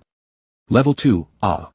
The captains, currently at the stage between level 1 and level 2 Psy-energy users, all praised. "That makes sense, he cannot be underestimated." "But isn't it supposed to be a white-robed masked man?" Another captain questioned, pointing at Gu Zhou. "That's a misunderstanding. Young brother Zhou Gu didn't even act. It was Jiang Yu." Seeing their slight doubts but no further questioning, since not being part of Junqing was all that mattered, as long as they were strong enough. The 6 small team captains sat around a long table one by one. Meng Ping asked Jiang Hanyu to sit beside him, following the principle that they weren't one team but rather 2 cooperative ones. As for the other team members and Gu Zhou, Qin Hui, and others, they sat on long benches a certain distance away, merely listening in and not participating in the discussion. Among these 7 individuals, besides Jiang Hanyu, Meng Ping was the most powerful. Everyone was somewhat familiar with Jiang Hanyu eliminating 6 Junqing Psy-energy users instantly with his strength alone, but because they weren't very acquainted, everyone naturally defaulted to Meng Ping, with both significant power and leadership, as the meeting's overseer. Junqing doesn't accept ordinary people. All of us here have our own family. We don't want our loved ones risking themselves drinking black rain. We don't want to abandon our family and go to Junqing ourselves. Neither do we wish our families to wander aimlessly during the apocalypse. Therefore, we're here not just for ourselves, but for more people's happiness. Junqing has the best defensive engineering thus far, but instead of utilizing it reasonably, it's used for arrogant and self-centered Psy-energy users who've forgotten their roots. This is truly the biggest waste. So what we must do now is crush them and capture their city. First item for discussion, how to breach Junqing. Second item for discussion, how to win with fewer numbers. Third item for discussion, if victorious, how should we deal with the Psy-energy users from Junqing? Meng Ping listed the questions one by one, letting them discuss and eventually summarize the results. After 3 hours of discussion, the final action plan was determined as follows: infiltrate Junqing, create conflicts to incite internal unrest in Junqing, take advantage of the chaos to disable Junqing's defense mechanism, lure zombies to surround and attack, seize the opportunity to hold Wei Wenjun hostage. If Wei Wenjun agrees to accept ordinary people, it would be the best outcome, otherwise, forcibly take over Junqing. Are there any objections? Meng Ping announced the final action plan and asked. No. Everyone nodded in agreement. In that case, let's infiltrate Junqing first and decide the next steps from there. Meng Ping took out another sheet of paper, which was filled with messy writing. To infiltrate Junqing, it's up to you, whoever can get in should do so. However, everyone needs a makeover, and for this, you can find Miao Shui. Meng Ping pointed at Miao Shui, who stood up with a bright smile. My Psy-energy ability belongs to the special category, called disguise. I can make you ugly or beautiful, but there is a time limit, it's not permanent. Miao Shui had a very pale complexion, like a snow lotus, noble and sacred. When everyone looked at her, she playfully tapped herself with her hand, and instantly, subtle changes occurred on her face. Her skin became dry and yellow instead of smooth and hydrated, her eyes lost their luster, and her plump red lips became protruding and pale. A series of minute changes made her look just like an ordinary person. This was the marvel of the disguised Psy-energy. Chapter 34, Rising Storms. We need to join Junqing. After being disguised, Jiang Hanyu looked like a kind-hearted but dull giant, while Qin Jun resembled a stay-at-home young man who lacked exercise due to sleepless nights. The two of them knocked on the service point set up exclusively for receiving Psy-energy users outside of Junqing. You, what's your name? The registrar was a college student in his early 20s who looked rather inexperienced. He pointed at Jiang Hanyu and asked. Jiang Yu. Gender? Male. Age? 27. Psy-energy? Wind. The young college student finished asking questions, and without him making any movements, the nearby computer quickly typed by itself, registered. Wait for internal review from Junqing, then fingerprint recording will follow. After explaining, the young college student turned to Qin Jun and said, your turn, same questions.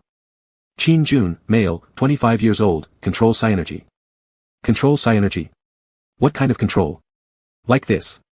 Qin Jun activated his Psy-energy, causing all small objects in the service area to float in the air as if defying gravity. Gravity control could increase or decrease Earth's gravitational influence on objects. Got it. You two please wait here for a moment. Jiang Hanyu and Qin Jun sat down casually, and Jiang Hanyu intentionally tried to pry for information. How many Psy-energy users are joining Junqing these days? The young college student glanced at him but remained silent. Jiang Hanyu gave a simple-minded laugh and said, "We traveled such a long way from elsewhere. It's not easy for us to understand the situation." Saying this, he handed over a crystal core.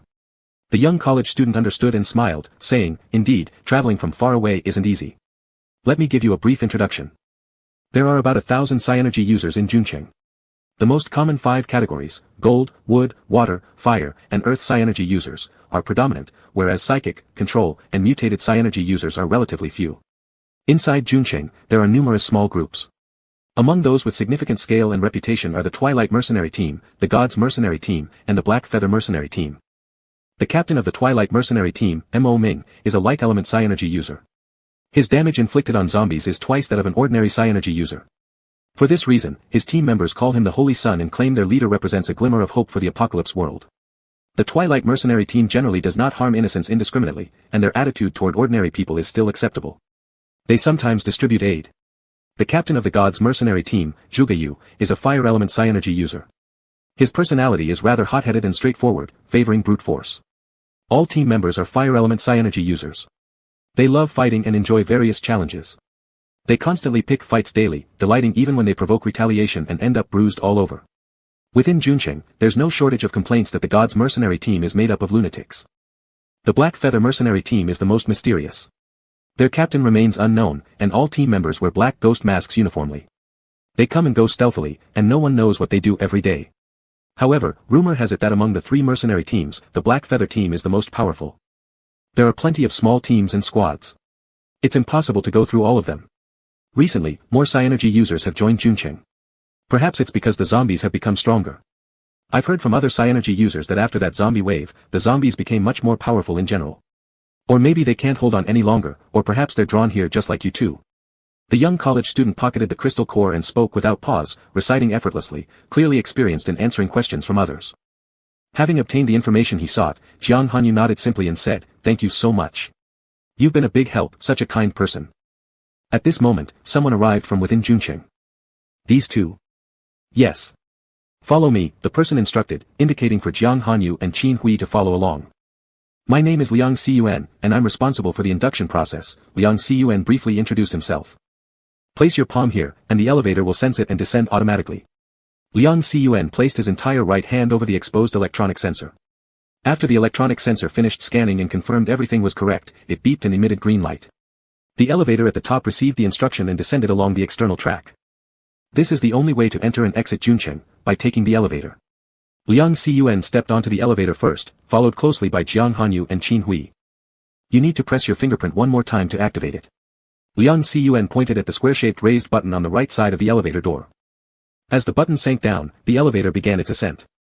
Normally, everyone in the elevator has to press their fingerprint once.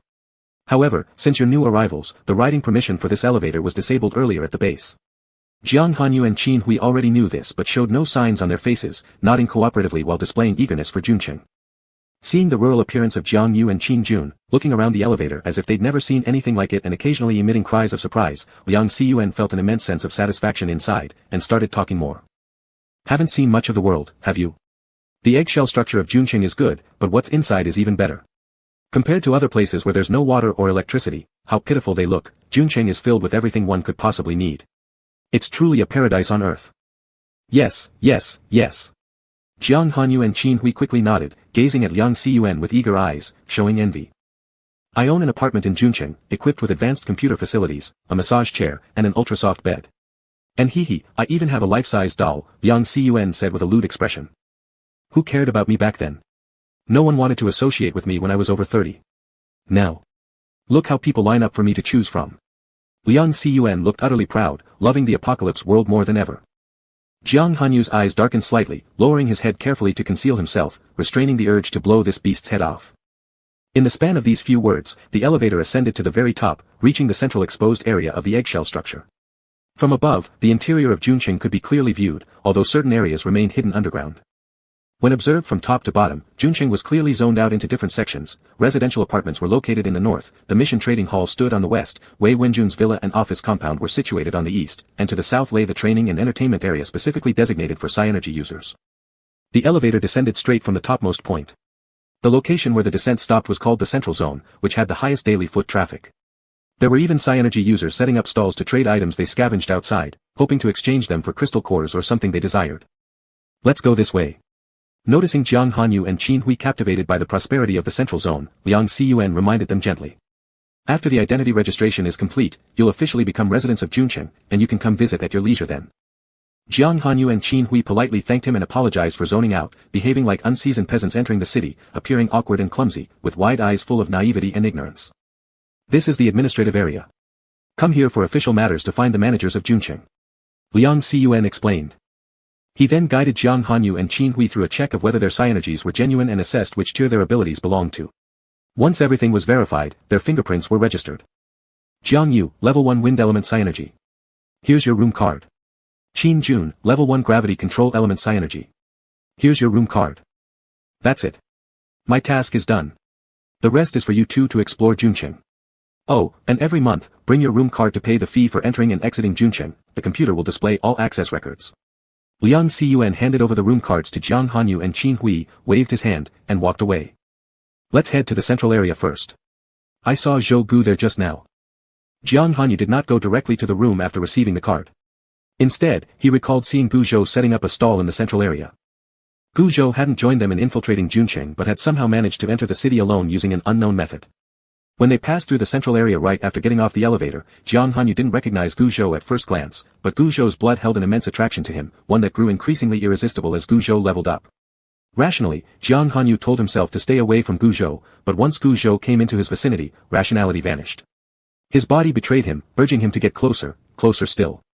At first, Jiang Hanyu didn't understand these feelings, but upon recalling the day their lips met, Jiang Hanyu realized, even if he was slow on the uptake, that he harbored romantic feelings toward a man, desiring a lifelong bond with him, a notion even more absurd than his desire to drink Gu Zhou's blood. Absurd or not, it was the apocalypse anyway. Why care so much? If he liked someone, then he should go after them. Jiang Hanyu wasn't one to lack decisiveness. Gu Zhou sat cross-legged on a white cloth laid out on the ground, casually flipping through a book, with various chaotic plants haphazardly arranged before him. He had randomly collected these plants from nearby parks.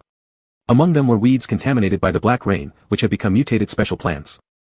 In the early days of the apocalypse, few people paid attention to changes in plants. For ordinary people, bitten once, scared 10 times, they thought all plants were polluted by the black rain and therefore unsafe to eat. For Psy-energy users, there seemed to be no difference between black rain polluted plants and mutated ones. However, in the middle phase of the apocalypse, everyone realized how wrong they were. Post-apocalyptic plants turned out to be unusual treasures with numerous benefits, though also rife with misconceptions. Psy-energy users indiscriminately ate food regardless of whether the plants were contaminated by black rain, assuming that being Psy-energy users meant they were invincible, unaffected even after drinking the black rain. What harm could tainted grain do? But during the middle stage of the apocalypse, Psy-energy users in safe zones were shockingly seen turning into zombies under public scrutiny, leading to multiple deaths among Psy-energy users. This caused great alarm within safe zones. After some investigation, it turned out that black rain polluted food like fruits and vegetables was to blame. While Psy-energy users awakened their abilities due to black rain, they were not entirely immune to its toxins. These toxins, consumed through contaminated plants over a long period, would accumulate in the body secretly affecting ability upgrades. Once the toxins exceeded what the user could endure, the person would mutate and turn into a zombie. Since then, safe zones began to take apocalypse-era plants very seriously. They found that some mutated plants could resist zombie viruses or even boost Psy-energy, allowing regular people to awaken Psy abilities. Chapter 35, Striking and Becoming Acquainted. What are you selling? Upon hearing someone ask, Gu Zhou looked up to see a man around 25 years old, with a flat top haircut, a square face, well-proportioned physique, standing at 191 centimeters tall, like a basketball player, pointing to a pile of mutated plants on the white cloth and asking interestedly. Plants. Gu Zhou glanced at him briefly, his height irked him. He picked up his book and responded absent-mindedly. Hey, I'm talking to you. Another man accompanying him, also towering like a basketball player, became dissatisfied with Gu Zhou's attitude. The surrounding Psy-energy users weren't surprised by this scene. Weren't these members of God's mercenary team, namely Zhejiu, the team leader, and member Lu Yan? They didn't expect them to show up in the central area today. The pity, though, was for this young man in white mask who seemed weak, yet somehow caught the attention of the bigwigs from God's mercenary. Gu Zhou buried himself in reading and completely ignored the commotion around him, oblivious to the looks of sympathy directed at him. Hey! Seeing that Gu Zhou was ignoring him, Lu Yan, known for his fiery temper, approached directly and used his foot to step on the white cloth where the plants were displayed, kicking everything into chaos. Gu Zhou showed little reaction to seeing his plants scattered, but the black mud footprint on the pristine white cloth was glaringly obvious. Even though he wasn't a true neat freak, the sight bothered even his mild obsession with cleanliness. Gu Zhou put down his book and stood up, ignoring Zhu Ju's fiery gaze as he directly delivered a kick. Before Lu Yan could react, he was sent flying. The onlookers were startled. It seemed this slender young man still had some skills, which explained why he'd caught the attention of God's mercenary team. I want to spar with you. If you win, I'll take all these plants. To Zhu Ju, they were nothing more than a bunch of weeds. To Gu Zhou, not only did Zhu Ju deserve a beating, but he also sought to take advantage of him. Fine by Gu Zhou if they wanted to fight, yet it felt too unfair. Reflecting on his own 7th level abilities versus Zhu Ju's mere 2nd level, a 5-grade difference, it was akin to an adult bullying a child. Thinking it over, Gu Zhou decided against it. You're too weak, Gu Zhou stated frankly. Upon hearing those words, the surrounding observers who had been watching immediately erupted into chatter. Is this the newcomer to Junqing? You're too weak. Does he know whom he's talking to? The audacious youth, though this time we support you, strike. Let Mr. Zhuj give him a taste of your power. Amidst the crowd's mocking laughter at his supposed recklessness, Gu Zhou showed no irritation. Zhu Ju stared steadily at Gu Zhou. Oh. Am I weak? How about we see for ourselves? With that, he swung a fiery punch. Too slow. Though Zhu Ju's punch was swift, Gu Zhou dodged even quicker. Failing in one attempt, Zhu Ju continued unleashing successive punches, yet Gu Zhou evaded them effortlessly while mocking, still too slow. How about this then? Seeing his attacks having no effect, Zhu Ju became increasingly excited instead of discouraged. A large smile spread across his lips, eyes gleaming with fervent intent.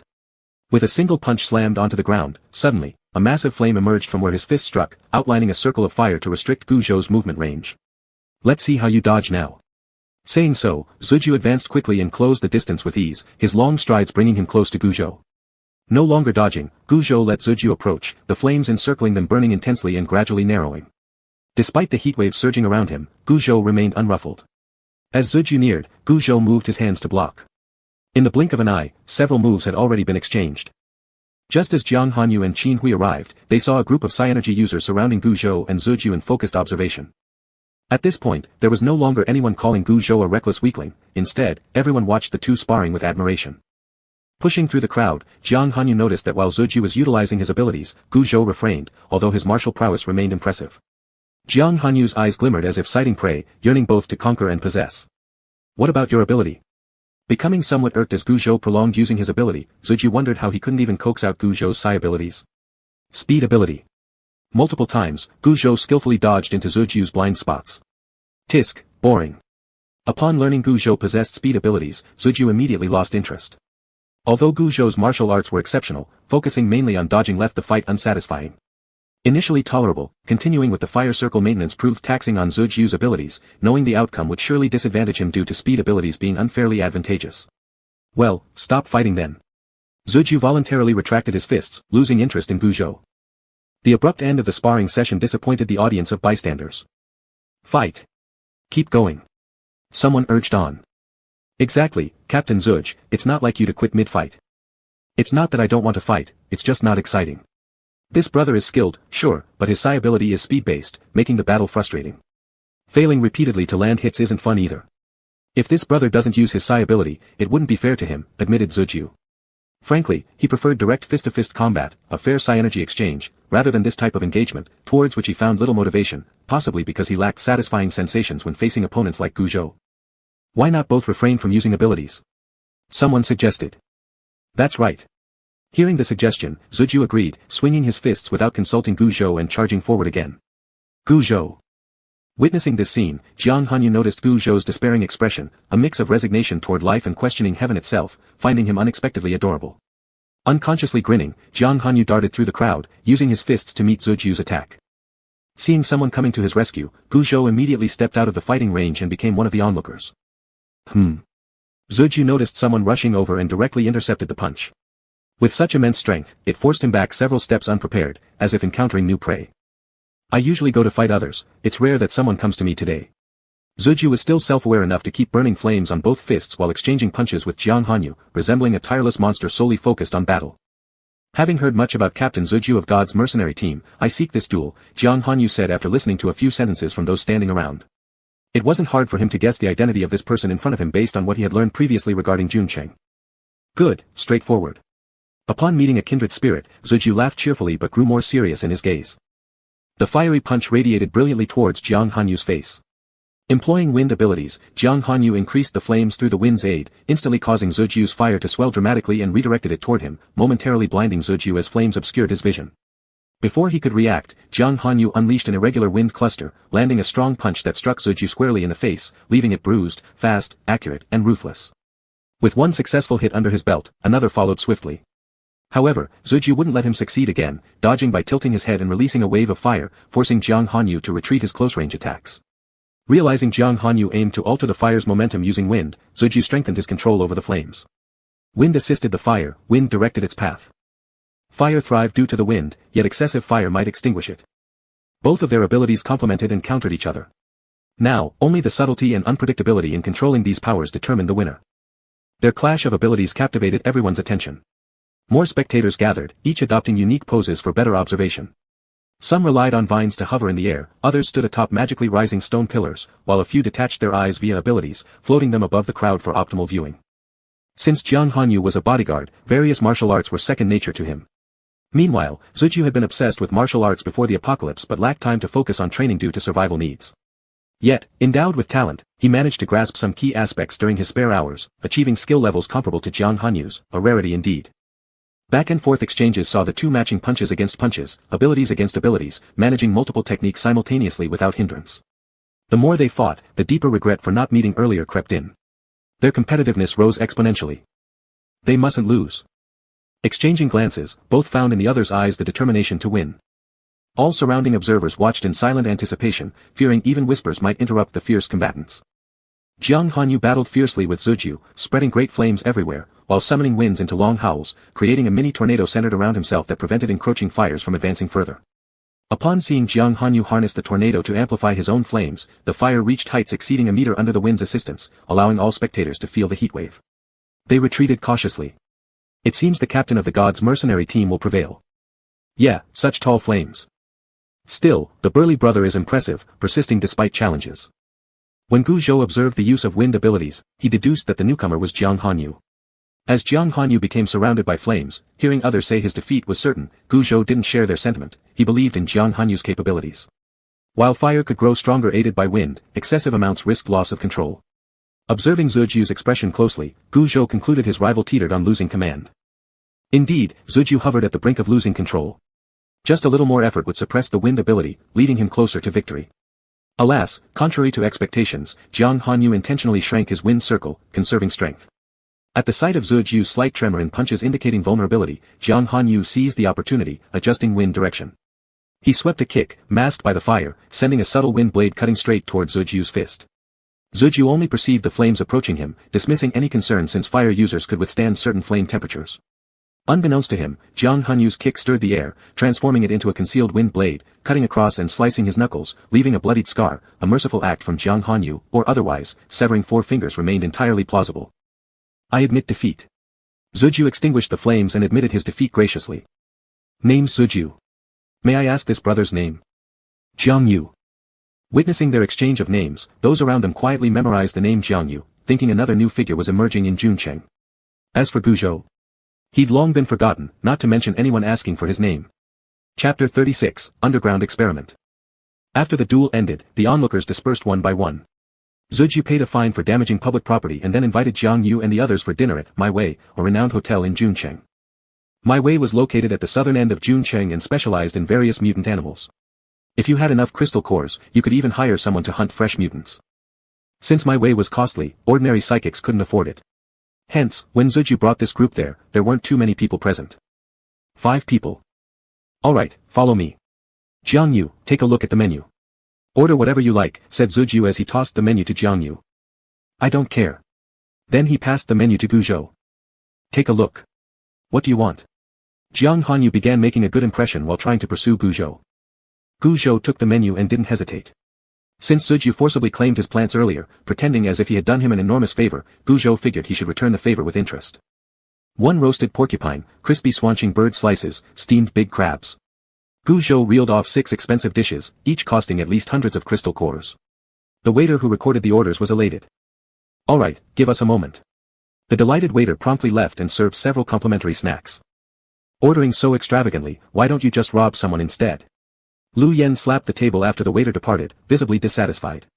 The guy specifically ordered the most expensive items, having money wasn't an excuse to waste it this way. "Sit down." Zuju bellowed. "We're not poor. Stop acting cheaply." Zuju was irked that Lu Yen made him lose face. If he dared invite them here, he surely could afford it. It was embarrassing seeing his team behave this way. "Waiter, add these dishes too."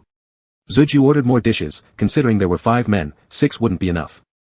Seeing the leader do this, Lu Yen begrudgingly glared at Gu Zhou a few times, lowered his head, and started eating. These were all crystal cores, so the more he ate, the better it would be for him. Gu Zhou saw this and found it somewhat amusing. Truly typical members of the God's mercenary team, straightforward and naive but good-hearted. "Would you like to join our mercenary team?"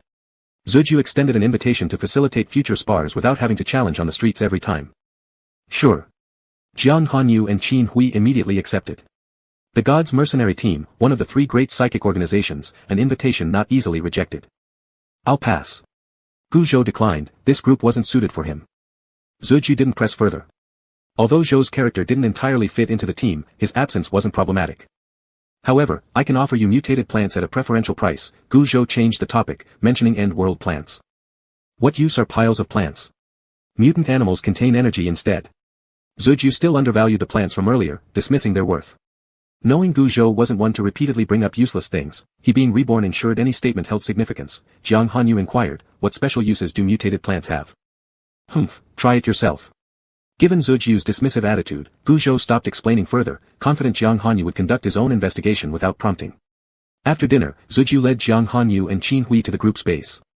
Gu Zhou opted out of the visit, choosing instead to secretly infiltrate the laboratory to inspect the live experiments, bold due to his mastery. Hiding in secrecy, Gu Zhou unleashed a powerful mental force that encompassed all of Juncheng, including underground locations, projected vividly in his mind. It was difficult to detect the mental power at first, and fewer individuals knew how to defend against it. Even if they tried, the defense remained almost futile. "The laboratory is here." According to the feedback in Gu Zhou's mind, the lab's entrance lay beneath Wei Wenjun's villa. Gu Zhou darted through the shadows, as agile as a black cat, leaping deftly among the dark corners. "We're here." Gu Zhou looked at Juncheng's best European-style building, carefully bypassed the guards, melted into the shadows, and hid beneath the shadow of one of the laboratory staff. He followed them together through the elevator, going straight to the 3rd basement floor. A25, how is the status of the test subjects in Area A that you're responsible for? A25 had just exited the elevator when he encountered Su Cheng, Luo Professor's assistant, waiting at the entrance. Su Assistant, according to yesterday's records, all 25 test subjects in Area A have shown varying degrees of rejection. There's a 90% chance the experiment will fail. Looks like it's not easy to transplant zombie crystal cores. Get back to work. After understanding the situation, Su Cheng signaled A25 to return to work. Yes. A25 bowed his head and withdrew, heading directly to the Area A under his charge. "Professor." Su Cheng knocked on the door of Professor Luo's office and entered upon permission. Luo Professor's office was filled with various electronic devices, documents and materials scattered all over the floor. Luo Professor sat messily on the ground, flipping through research literature with disheveled hair. Su Cheng carefully maneuvered around the colored materials on the ground, avoiding touching or stepping on them. He respectfully squatted in front of Luo Professor. "Professor, the experiment of transplanting zombie crystal cores into normal people in Area A is likely to fail. Failure is fine. Find the reasons and continue." Luo Professor seemed indifferent. The mutual coexistence experiment within Area B, involving swapping ability nuclei among psychics, has less than a 5% success rate according to the simulation. Should we proceed with the surgery this afternoon? Proceed. More psychics will come even if they die. Don't think they're so precious. Once here, they are nothing more than white mice for experimentation. Luo Professor detected some regret in Su Cheng regarding the remaining psychics and scoffed. Yes. Area C's research on crystal cores has made certain progress. Crystal cores represent a new energy source that could replace various resources currently lacking on Earth. If these evolve within zombies as they upgrade, level 3 zombies must possess abilities. Has any level 3 zombie been spotted outside? Not yet. If any appear, ask Wei Wenjun to release a mission to capture a live level 3 zombie. The reward will be a vial of the ability-boosting probability agent. Also, start a new experimental Area D, to artificially cultivate level 3 zombies. I want to see how the crystal core evolves into different abilities. Luo Professor's eyes flashed with madness. But what if we can't control the level 3 zombies? Su Cheng was somewhat worried. How could we not control them? Embed a chip in the crystal core, and controlling a zombie would be more than enough. Luo Professor dismissed this notion. Understood. Su Cheng left. Gu Zhou, who followed Su Cheng inside and remained hidden in the shadows, understood clearly, with a complex expression. Experiments were indeed a good method to uncover mysteries of the apocalypse, but they were too cruel and inhumane. But this is the apocalypse. What place is there for humanity? It's merely a matter of differing stances. This is the task trading hall. Zujiu, having learned that Jiang Hanyu and Qin Hui joined Jun Qing today, personally accompanied them for a tour. The interior walls of the task trading hall were all electronic screens, rolling through various missions one after another. Different requirements and standards were noted behind each mission. To accept any mission, one simply logs into the nearby task machine, enters the relevant mission code, confirms qualification, and collects the task. Upon receiving the task, it automatically exits from the electronic screen, no longer rolling. Very convenient and secure. In the task trading hall, tasks could only be claimed in the name of an employment team, not individually. Hence, employment teams were very important, divided into different levels. The first classification standard was based on the number and difficulty of completed tasks, ranging from 1 star to 5 stars. The second was by psychic grade levels. If half or more of the members in an employment team are high-level psychics, the team would directly ascend in rank, without needing to raise their rank by completing missions. Our God's mercenary team is 2-star, meaning we can take almost all missions. When mentioning this, Zuju was quite proud. Several days ago, we completed a large mission that was rewarding, but came at a rather heavy cost. Luckily, we've taken a few days off to let everyone recuperate. Zuju gave a brief introduction about the group's current situation. The God's mercenary team, with 7 central members, are all first-level psychics, but their strength must not be underestimated. The other 100 or so reserve members have marginal abilities. Your joining, along with Qin Jun's, is like adding wings to a tiger. Zuju looked at Jiang Hanyu and Qin Jun with great appreciation. Both acted proud to have joined the 2-star team known as the God's mercenary team. Capture a level 3 zombie. Speaking of which, has a level 3 zombie already appeared? The reward is activation agent and 2000 second level crystal cores. What's an activation agent? It's supposedly a new medicine under research that increases the chance for normal people to become psychics. There's such an agent. Doesn't seem useful for us, does it? You don't have any family. This could be a big help for siblings. TCH, feeding them occasionally is enough already. Consider me kind-hearted. A new mission just appeared, a 4-star one, marked in red, hard to overlook. People might not care much about the activation agent, but the reward of 1000 first-level crystal cores was tempting. Hurry up. Once seeing this mission, Zuju directly rushed to the task machine and logged in with his fingerprint, trying to snatch the mission. Snatching mission. The task machine prompted. It seemed another 2-star mercenary team was also vying for the mission. With rich rewards, each mercenary team would assign dedicated people to wait here for such missions, ready to grab them once they appeared. 4-star mission locked, multiple teams allowed to take it, rewards go to the first finisher. We did snatch it, but we'd better hurry. Hearing the system prompt sound, Zuju told Lu Yen, go contact the other brothers and ask if anyone wants to join the mission, if not, it's fine. Alright, I'll make the calls. How about it, are you interested? Level 3 zombies. I'm interested. Good then, meet at the center area tomorrow at 8 a.m. I'll go to the medical college and purchase some healing potions. After pondering over the inventory of healing potions, Zuju decided to get more for safety reasons. The plants bought from Zhou Gu can be taken to the medical college for identification, Jiang Hanyu reminded. Since it was convenient anyway, Zuju thought, let's identify them, alright. Chapter 37, Huibiao Reconstruction. The next morning at 8 o'clock, Jiang Hanyu and Qin Hui arrived punctually at the central zone. Since the target to capture was similar to Gu Zhou's kind, Jiang Hanyu didn't invite him but casually mentioned the matter to Gu Zhou the night before. Took on a mission, need to leave Junqing City tomorrow. Jiang Hanyu voluntarily informed him about his schedule, causing Gu Zhou to glance at him curiously, wondering why he had told him. Go if you want, right? Though that's what Gu Zhou thought in his mind, his mouth still asked, why are you going? Took on a mission, 4 stars, capturing a level 3 zombie. In that case, today when I went to the underground lab, I coincidentally heard that Professor Luo wanted to use level 3 zombies for experiments. Gu Zhou recalled his information from infiltrating the underground laboratory earlier that day. You went to the underground lab? Yeah, being level 7 isn't just for show. Sneaking into the lab was a piece of cake for me. You people may have to be careful, but not me. Gu Zhou played games while talking absent-mindedly. Indeed. Watching Gu Zhou masterfully playing the game, Jiang Hanyu relaxed the tension he hadn't even realized was building up, moving closer to Gu Zhou. Are those people still okay? Jiang Hanyu dared not ask, but knew he had to face it. Not good, really bad. Gu Zhou controlled the game character to cold-bloodedly kill monsters. Could white mice possibly be doing well? Yes, sorry for asking unnecessary questions. Currently, haven't made contact with informants yet. Once we do, combined with Puyi Mercenary Group, 10 Mile Highway Tunnel Alliance, and God's Mercenary Team, we'll stir up some trouble and start taking action. Missing the first opportunity, with shaky foundations, they had to bide their time until the right moment. Trouble doesn't need stirring. When you bring back the level 3 zombie, it'll be the perfect time to act. Gu Zhou calculated the dates, it was getting close. A global crisis involving mutations was about to begin. If so, I'll let Qin Hui go ahead to Huibiao Pavilion to arrange a meeting with Qi Lu and set them up for ambush. I'll go. No need for Qin Hui, I just happen to have some business at Huishan. Thinking about the impending mutation crisis, he realized that the best way to win hearts and minds would be through a bioluminescent plant called glowgrass. However, after visiting nearby parks without finding it, he thought it might be better to return to Huishan where there were more plants. Alright, then it's up to you to make this trip. Jiang Hanyu stared intently at Gu Zhou's profile as Gu Zhou was completely engrossed in his game, fully focused. Don't look at me like that, it feels weird, Gu Zhou said, feeling unnerved despite his concentration under the gaze of a grown man. What's so weird? Jiang Hanyu didn't see it, instead moved even closer, stretching out his hand to directly pull off Gu Zhou's mask, revealing a strikingly ambiguous face. It's me who looks good, and I'm afraid if you keep staring, you won't be able to handle it.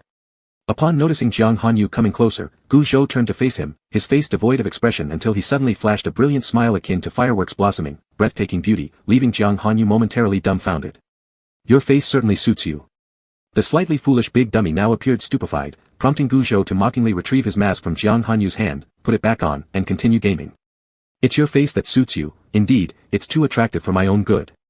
Jiang Hanyu placed his hand over his chest, sensing his own heartbeat, speaking earnestly. Thank you. If you can't take it anymore, please stand up and go to bed. Gu Zhou dismissed him immediately, not wanting him to distract his game. Alright.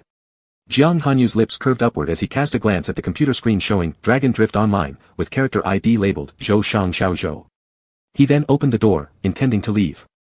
Oh, by the way, if you want to capture a level 3 zombie, Jichuan is currently the only place available.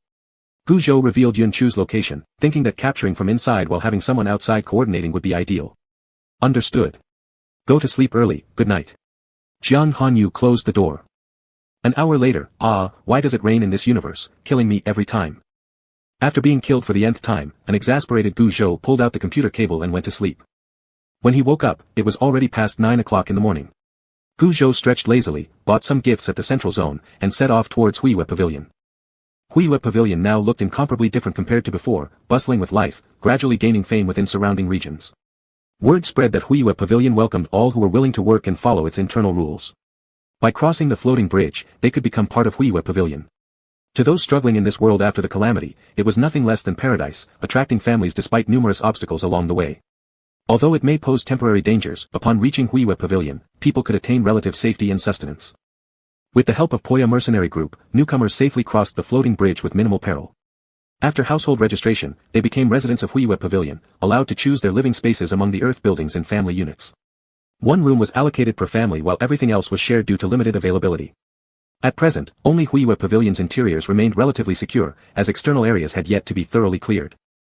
Food sources mainly included hunting mutated animals.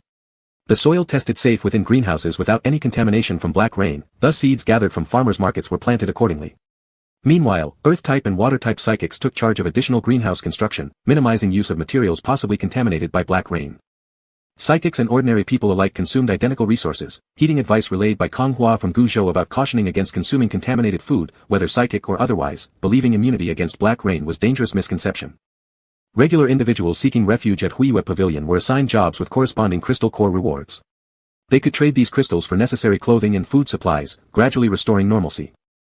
Huiwe Pavilion valued college students and specialized professionals across various fields, establishing laboratories while partially resuming power and internet services around Huishan. Dr. Zhuang Xiao became more adept as head of the medical department, apprenticing under traditional Chinese medicine practitioners while discovering diverse uses of mutated plants. However, contaminated ones posed significant risks, ordinary people consuming them risked turning into zombies whereas psychics, over time, could transform into mutated zombies themselves.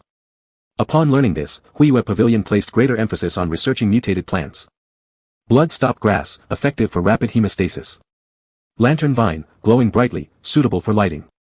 Glow grass, driving away portions of zombie virus particles. Huiwe Pavilion also had 3 mutated animals, one was Xiao Baituan, the second was Danyu, the guard dog of Tian Man, and the third was the Sand Rat King that Gu Zhou had threatened before.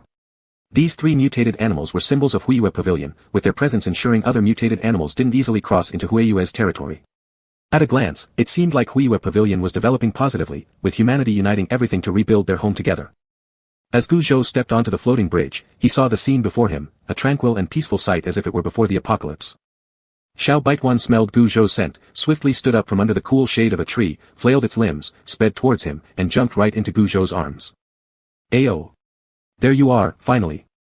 Seeing Xiao Baituan, who was now plumper than when he left, Gu Zhou stroked the animal from head to tail, satisfied with its softness, and decided not to throw it off. Only getting fatter while showing no progress in your abilities whatsoever, Gu Zhou muttered as he walked across the bridge. The two bridge guards at the other end of the floating bridge hadn't met Gu Zhou before, but seeing how intimate Xiao Baituan was with him, they hesitated about his identity. Sorry, may I ask who you are? Zhou Gu. Got it, please wait a moment. Immediately after saying this, they made a call. Xia Zhengxin, who was currently organizing affairs inside Huiyue Pavilion, received the call and upon hearing the name, Zhou Gu, became immediately overjoyed. No need to check, let him in. Wait, I'll come meet him personally. Be sure to properly welcome Zhou Gu, he is a great benefactor to our entire Huiyue Pavilion. After hearing Xia Zhengxin say this, the two naturally dared not be disrespectful. Manager Xia will be here shortly, Mr. Zhou, please take a seat. With that, using their metal powers, they bent some metal into a chair. What do you think of Huiyue Pavilion? Gu Zhou asked idly since there wasn't much else to do. It's wonderful, truly a utopia. We could have never imagined this before. That's right. I secretly drank black rain to awaken my metal power and naively thought June City might allow my parents to join me. How naive I was. I stayed locked at home hiding from everything, until my food ran out and I got bitten by a zombie. Thinking I would die soon, fortunately Captain Chi appeared, saved me, and I luckily awakened my powers. It's truly something to be grateful for. When Xia Zhengxin reached the floating bridge and saw Gu Zhou from afar, he shouted loudly, filled with emotion, Zhou Gu. Gu Zhou gave a casual wave and walked forward. Welcome back. Xia Zhengxin wanted to hug Gu Zhou but was dodged. I appreciate the sentiment, but no hugging, thank you. Alright then. Xia Zhengxin wasn't bothered at all. Pointing around at the various changes, he said, a perimeter around Huiyue Pavilion has been marked out, intending to build a city centered on Huiyue Pavilion, and Qi Lu, Zhenbu, and others are taking turns cleaning up.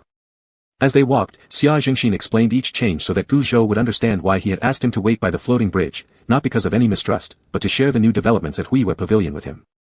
We plan to cut down this area of trees to build houses, as Huiyue Pavilion's 10 floors are nearly full.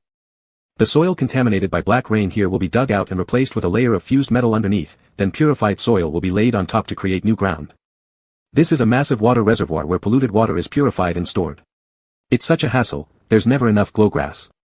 This area is designated as livestock pens to hold those mutated animals. They're incredibly hard to handle though. No matter how strong the cages are, some always manage to escape. Some mutated animals have gained intelligence. Once they do, they develop abilities and can serve as combat pets. Xia Zhengxin led Gu Zhou around for quite a long time, pride radiating from his expression like a child eagerly presenting their test paper to their parents, hoping for praise.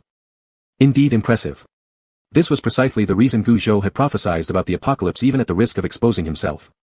The preparations made before the apocalypse, although not fully realized in June City, still bore fruit in another place, making everything worthwhile and nothing wasted.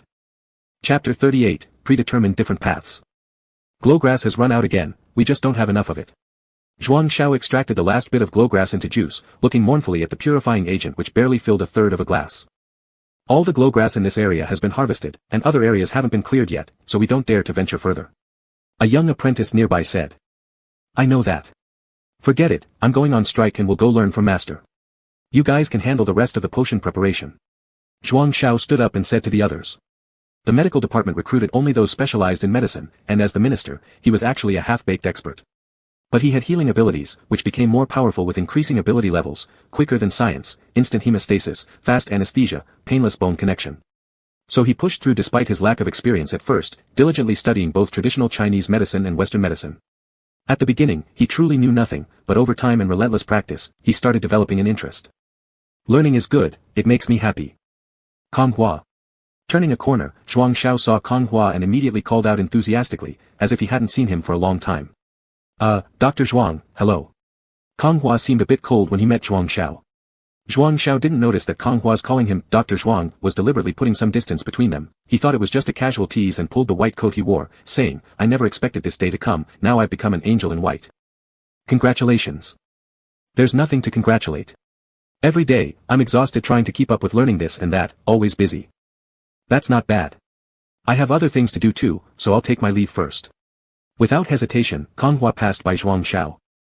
Something felt off about Kang Hua, though Zhuang Xiao couldn't pinpoint exactly what, so he shook his head and went to find his master. After walking around the corner, Kang Hua paused for a few seconds, leaned against the wall, turned back and looked at Zhuang Xiao's figure. His eyes darkened slightly, then he raised a self-mocking smile. It's impossible, forever impossible.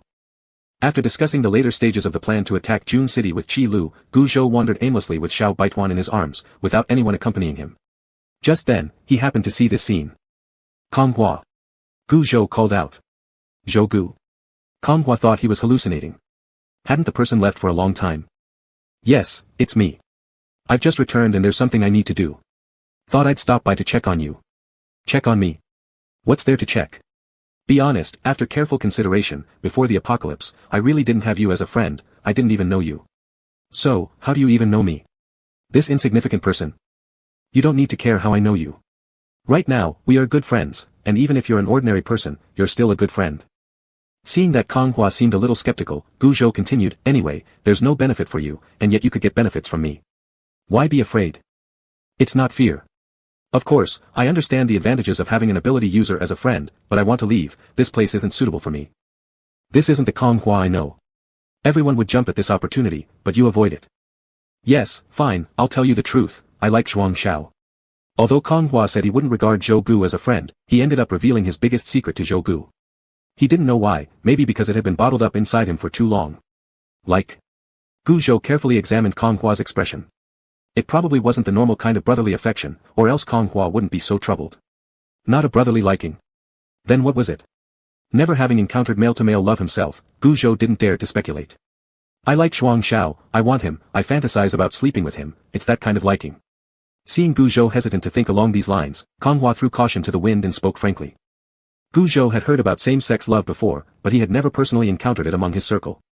After pausing for a second, he accepted the reality. Zhuang Xiao seems quite dense. Gu Zhou reflected on Zhuang Xiao's character. Yeah. Kang Hua laughed bitterly, I want to go home, leave this place, but my hometown is too far away, and now transportation in the apocalypse is inconvenient. I'll escort you part of the way when the time comes. Gu Zhou didn't want to meddle in Kang Hua and Zhuang Xiao's matters.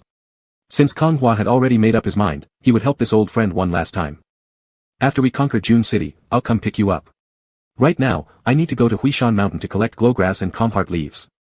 Thank you. After talking with Kang Hua, Gu Zhou took Xiao Baituan and ventured deep into Huishan Mountain alone. Nowadays, it was hard to meet a spatial ability user. If there were one, it would be extremely convenient since they could produce space rings. However, spatial ability users usually kept a low profile, it was a rare chance to encounter one. Gu Zhou had no choice but to carry a woven bag and start gathering plants in a more down-to-earth manner. As soon as he squatted down, Gu Zhou felt a pain from his little finger. Zhao Jianhao had finally used the item Gu Zhou gave him. After leaving Jichuan, Zhao Jianhao, Du Jia, and Xiang Yang drove toward the second nearest safe zone to June City, which was Qingli Safe Zone. The Qingli Safe Zone accepted both ability users and regular people. However, the ability users resided safely in the inner city while the commoners stayed in the relatively dangerous outer city. There was no interference in the lives of those in the outer city, they were left to survive on their own. But still, ordinary people who paid 200 first-grade crystal cores or 100 second-grade crystal cores per month were allowed to live in the inner city too, not an easy task. After that mysterious zombie wave, the zombies upgraded universally and evolved into second-grade zombies, becoming stronger, faster, and harder to kill compared to first-grade zombies. At the beginning, Zhao Jianhao could hunt 600 zombies per month for the three of them to reside peacefully in the inner city. But now he was getting increasingly tired. Knowing themselves as burdens, Du Jia and Xiang Yang voluntarily moved out of the inner city and decided to settle down in the outer city. Brother Zhao, you don't need to worry about us two anymore. Just focus on your life, we're fine outside the city, Du Jia said while holding their belongings, resisting Zhao Jianhao's attempt to keep them.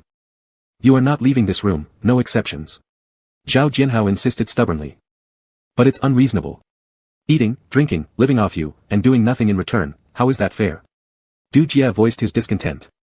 I'm your elder brother here, no nonsense. Stay put, we'll discuss it when I come back, Zhao Jianhao glanced at the time and pushed them back into the room. I have a mission to do, stop whining about useless things. With that, Zhao Jianhao rushed out. I told you, we can't just leave openly, Xiang Yang sprawled on the bed, already predicting such an outcome. But leaving without a word? How can we do that to brother Zhao who has been so good to us? Du Jie lay flat on the bed, staring at the ceiling and muttering softly. At the current situation, we might have no other choice. Can we really expect brother Zhao to support us forever? We're not related by blood. Xiang Yang worried that if the situation dragged on too long, even Zhao Jianhao would feel dissatisfied. It was better to leave sooner and preserve their friendship. Alright, let me write a note and prepare to go. Du Jie jumped up and started searching for paper and pen. Just then, the doorbell rang. Brother Zhao, did you forget something? Du Jie questioned aloud and walked to open the door. Outside stood an unfamiliar woman, her hair flowing all the way down to her waist. She was dressed seductively, showing off her curvaceous figure. If it weren't for the domineering air she exuded, Du Jie might have mistaken her for a special service attendant. May I ask what business brings you here, miss? Du Jie asked, noting how high the woman held her nose. Humph. Li Na flicked her hair with a cold laugh, pushed the door open, and entered as if she owned the place. The two of you freeloaders hanging around brother Zhao's house waiting to die should get out right now. Li Na sat cross-legged on the armchair and ordered Du Jie and Xiang Yang rudely. Upon hearing that, Du Jie and Xiang Yang's faces darkened instantly. Willingly leaving was one thing, being kicked out by someone else was another. What? You plan on staying longer? Seeing no reaction from them, Li Na immediately turned stern. I'm telling you, this will be my home, and brother Zhao will be my man. Be smart, and leave this place. Take a look at yourself, what kind of person are you? Brother Zhao would choose you. If he really liked you, you wouldn't be rushing over like this. Try saying that after brother Zhao returns. Xiang Yang retorted sharply, hitting the nail on the head. Still better than the two of you. Li Na stood up, her hair moving like a snake and growing longer, wrapping around Du Jie and Xiang Yang before tossing them outside. If you're men, don't come back. Stand on your own feet, don't act like women fighting with a man over a woman, Li Na sneered, her hair flying about dramatically, hands crossed over her chest. We've been wanting to leave. Du Jie said angrily and grabbed Xiang Yang to go. Xiang Yang patted Du Jie, asking him to wait a moment, hope when brother Zhao comes back tonight, you won't be thrown out. A woman can't beat the two of us useless men, that would be funny. After finishing his words, he turned around and left without looking back. That's right, brother Zhao is not blind. Du Jie followed quickly. As soon as the two left, they didn't expect that meeting brother Zhao again would feel like an era had passed. When Zhao Jianhao returned, it was already dusk. Dragging his exhausted body, he unlocked the door with his key. He did not see the familiar duo playing games in the living room. Walking into the bedroom, he saw Li Na lying in his bed wearing lace sleepwear. Where are they? Zhao Jianhao walked to the bedside, grabbed Li Na, and asked, seemingly completely unmoved by her beauty. Brother Zhao, Li Na cooed in a soft, sweet voice, her arms encircling Zhao Jianhao's neck to try to seduce him and calm his anger. I suggest you behave yourself, if you want a man so much, I don't advise leaving you on the street. Zhao Jianhao's tone was severe. But Li Na was oblivious, confident in her own charm. She figured any normal man wouldn't resist such an easy offer. Could you really bear to do that, brother Zhao? Li Na pleaded pitifully. Card, position transfer. Seeing that Li Na still hadn't grasped the situation, Zhao Jianhao directly took out a card, attached it to Li Na's forehead, activated his ability, slightly shifted her position, and tossed her onto the street. When Li Na came to her senses and found herself sitting on the street in her lace nightgown, she shouted angrily, I must be blind. Chapter 39, Taking You as My Master. Afterward, Zhao Jianhao started frantically searching for Du Jie and Xiang Yang, asking other members of the employment group to help while also publishing relevant tasks on the platform. Many people couldn't understand why he bothered. They were just two ordinary friends. After the apocalypse, ordinary people and ability users naturally divided themselves into different classes. Even if they were friends before, who cared? This society itself was cold-hearted, minding one's own business regardless of other situations was the norm. From elementary school through middle school, high school, and college, it felt like sifting for gold, layer after layer being eliminated, graded, until classmates who once shared the same school and classroom eventually met years later and found no trace of intimacy or connection. As time went by, the distance grew, differences widened, and they fell into separate worlds, each busy with their own affairs day after day. However, this world wasn't what Zhao Jianhao liked. If they were good brothers, then they should remain lifelong good brothers. Neither of them had changed, why should they change? Zhao Jianhao remembered junior high school, the toughest time of his life. Many times, he wanted to die. At only 14, he thought he'd reached the end of his life. His mother suffered from mental illness and got lost somewhere alone, while his father worked hard elsewhere, leaving him to live with his grandmother in poverty. His classmates inexplicably disliked him and often isolated him for no reason. Back then, he constantly wondered, why should people live? Why should people live? For food? Drink? Work? Or for others? Not knowing what to do, not wanting to study, not capable of studying, having no friends, and with parents absent, all he had was a grandmother who didn't understand anything but interfered too much. Back then, as he walked along the road, he felt there was nothing left worth living for, so he decided to leave but still had a bit of worry for his grandmother. So, he said to Du Jie from the neighboring class, "Du Jie, can you do me a favor?" "What favor?" "Speak." Du Jie was a friend he met by chance during physical education class. They weren't very close yet, occasionally exchanging a few words. Still, Du Jie was the only person Zhao Jianhao could think of asking for help. "I'm going to leave here. Can you deliver this envelope to my grandma for me?" He handed over the prepared envelope to Du Jie. "Sure." Du Jie readily agreed, taking the envelope. "How will I know how to give it to your grandma?" Du Jie casually shoved the envelope into his pocket and asked. "She will come. You just hand it over when she does." "Who is it for?" Xiang Yang was in the same class as Du Jie and sat next to him. Seeing Du Jie called out, he curiously asked. "It's Zhao Jianhao from the neighboring class. He asked me to deliver this envelope to his grandma because he said he's leaving." Du Jie took out the envelope for Xiang Yang to see as he carelessly leaned on the desk. "I've heard of him.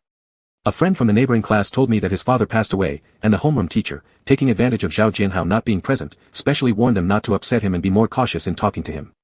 Xiang Yang picked up the envelope, unintentionally touching it and feeling a bank card inside. "What does this mean? Shouldn't we just go and console Zhao Jianhao? His mother is mentally ill. Our neighboring class's teacher was worried Zhao Jianhao might also become unstable."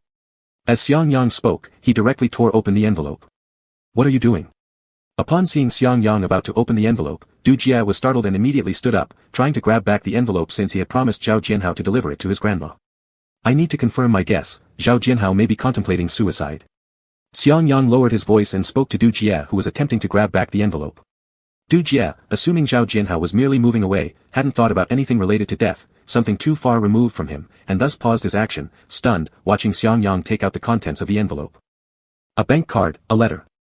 Xiang Yang quickly skimmed through the letter. "Come on, let's go find the homeroom teacher of class 5. The homeroom teacher of class 5 was Zhao Jianhao's homeroom teacher. "All right." Du Jie hastily agreed, standing up, and both of them rushed out of the classroom just as the bell signaling class time rang. They ignored it completely and rushed to the office. At first, the homeroom teacher thought they were joking, but upon taking a look at the envelope, realized Zhao Jianhao was truly planning to commit suicide. "Sigh, I thought that kid had taken leave." The homeroom teacher sighed, picked up his phone to call the police, while asking all classmates to search for Zhao Jianhao. Xiang Yang and Du Jie wanted to join the search, but their homeroom teacher feared any trouble and didn't allow them to leave. Thus, they skipped class and went looking anyway. Perhaps this was fate, or destiny. All classmates of class 5 and the police couldn't locate Zhao Jianhao, but strangely, only Du Jie and Xiang Yang found him. Zhao Jianhao recollected that it was winter at the time. He lay beneath an icy bridge, having swallowed a large quantity of sleeping pills. His consciousness was blurred, yet extremely agonizing, his whole body screamed its desire to live. It was a very strange sensation. Suddenly, all longing for life surged simultaneously. However, his mind felt heavy, wanting to sleep yet afraid to. His thoughts became chaotic, and by the end, one thought dominated his mind: I want to live, I must survive. This thought came out of nowhere, carrying with it an unwillingness and regret to leave this world. His body struggled to rise, desiring to step out of the river and seek help, but his awareness grew heavier and heavier, sinking into darkness when, at that moment, he heard two voices. "Zhao Jianhao, wake up. Zhao Jianhao, don't fall asleep. Ah, someone has come." When he woke up again, he felt reborn, as if he'd made a trip to the afterlife and returned, suddenly finding clarity in many matters. If living means something, then he would live well. If life lacked meaning, he would seek it. Not knowing what to do. Try everything bit by bit, nothing mattered so much after all. "Grandma, I was wrong. I will live well." Seeing his nearly 80-year-old grandmother crying heartbrokenly, Zhao Jianhao sincerely promised her. After being discharged from the hospital, Zhao Jianhao resolutely dropped out of school. Studying had never appealed to him anyway, and it was better to step into society early and apprentice under practical skills. As for Du Jie and Xiang Yang, afterwards, the three became best friends, bound by a life-and-death bond, a fact Zhao Jianhao learned later. Both Du Jie and Xiang Yang hurried over wanting to drag him off the ice, but the ice wasn't strong enough, causing all three of them to fall into the frigid river. Fortunately, Xiang Yang was quick-witted and had previously called his parents, allowing the three of them to hold on in the river for 5 minutes before a group of adults rescued them. So, from that moment forward, Zhao Jianhao swore that no matter what happened in the future, the three of them would always be good brothers, sharing both fortune and adversity. Gu Zhou felt the pain in his little finger, confirmed the direction, stood up, activated his level 7 ability, Shadow Trace. Where there's shadow, there's me, I am omnipresent. His little finger pointed toward the direction Zhao Jianhao was in, and the next moment, Gu Zhou disappeared from Hui Mountain. "Aoo!" The little white ball, unable to detect Gu Zhou's scent after his sudden disappearance, roared in confusion and waited for Gu Zhou's return by circling around and sitting in place. When Gu Zhou arrived directly in Qingli through his ability, he witnessed the scene he had heard about in his past life. Zhu Zhou, the zombie keeper, Zhao Jianhao, with his left hand holding two thick iron chains, each end locking two zombies. Around his body and those of the zombies were looped circle after circle of iron chains. Surrounding him were former partners in mission, encircling him tightly in confrontation. Everyone was startled by the sudden intrusion of Gu Zhou. "You've come." Zhao Jianhao had known Gu Zhou would arrive, but didn't expect him so soon. "Indeed, I've arrived." Gu Zhou stood beside Zhao Jianhao, scanning the people around with a glance. Seeing their righteous appearance as if they intended to enforce divine law on behalf of heaven, a faint mockery showed beneath the gold-threaded mask. "What do you want me to do?" Zhao Jianhao paused for a moment before saying, "Help us three leave here." "Old Zhao, stop being stubborn. Those two have become zombies, mindless creatures that only know how to eat people. Why do you still protect them?" "Exactly, Brother Zhao, this is all for your own good." Brother Zhao must have lost his mind, carrying these two burdens, these two blood-sucking pests. "We shouldn't waste time talking nonsense.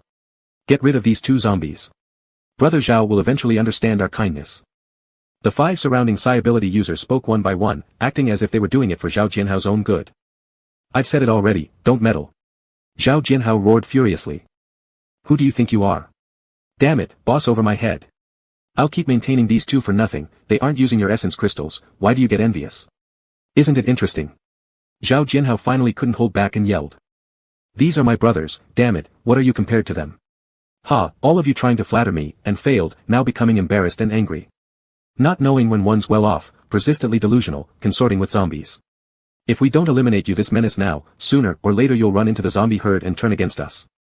The leader of the mercenary group has always disliked Zhao Jianhao, and seeing Zhao Jianhao speak this way, quickly declared, while directly activating fire-based Psi abilities, filling the sky with flying flames aimed at Zhao Jianhao and the two zombies. "I've changed my mind, kill them. It wouldn't be hard for you, right?" Zhao Jianhao flicked out 3 cards between his fingers, casually threw them, forming a shield blocking the flames as he spoke to Gu Zhou. "Extremely easy." Gu Zhou walked out from the shield, removed his hat from his head, and bowed slightly to the 5 rushing up. "Rest in peace." After hearing this, the 5 became instantly enraged. Wind blades, fireballs, icicles, strands of hair, and wooden vines simultaneously aimed at Gu Zhou. His big talk would die first, they needed to kill him. "Humph." Gu Zhou got up, chuckled lightly, tossed his hat, and like a magician, one hat turned into 5, landing accurately on the heads of the 5. Before they could react, a concentrated flow of dark Psi ability surged down from the hats, like sulfuric acid, corroding them from head to toe. As their cries of terror reached everyone's ears, the 5 disappeared in front of their eyes, merging into a heap of black earth. Pity about the hats. Gu Zhou looked at the top hat on the ground that had been worn for nearly 2 months. Shocked by this move, Zhao Jianhao recovered his senses, looking at the ground where there was one top hat left, gripping the iron chain tightly in his hands. "I, Zhao Jianhao, will henceforth willingly serve you as my lord." After finishing his words, he knelt down heavily. Chapter 40, Zombie-type Agent. Gu Zhou helped Zhao Jianhao up, "Don't worry, following me is definitely better than staying here.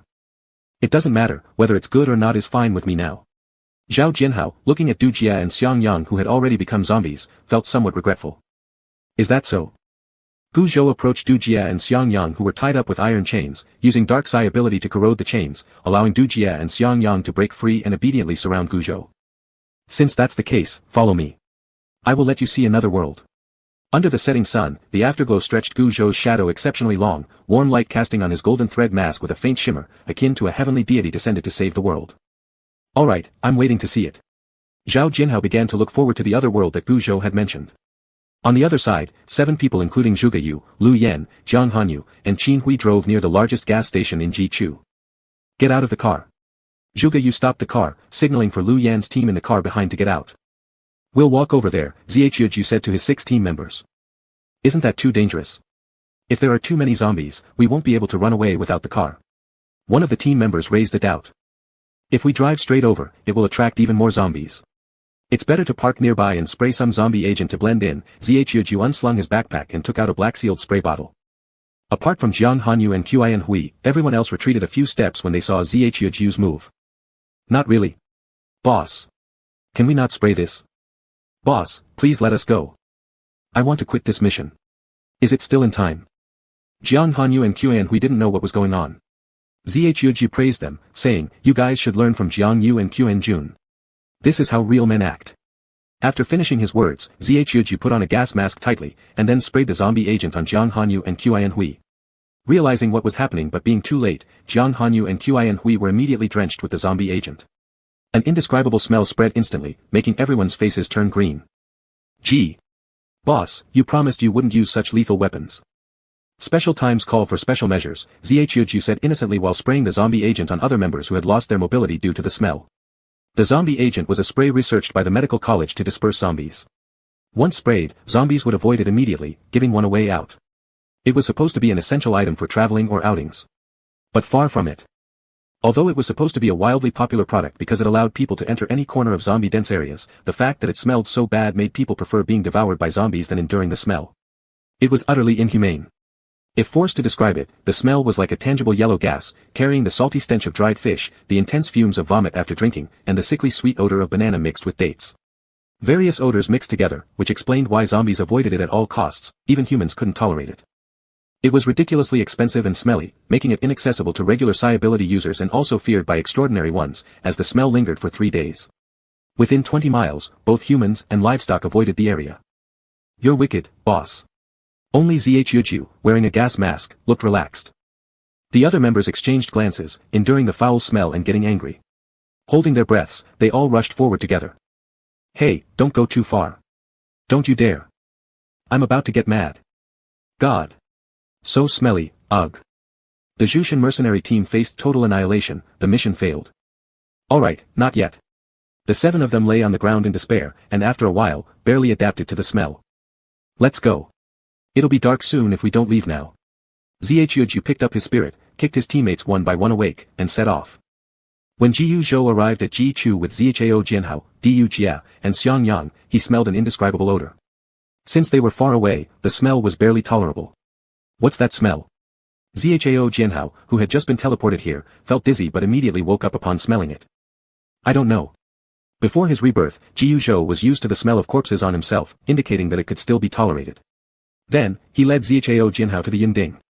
Yuan Chu had already waited at the top of Yunding following the zombie king's orders. Upon seeing his king coming, he stood up happily like a 5-year-old child and welcomed him.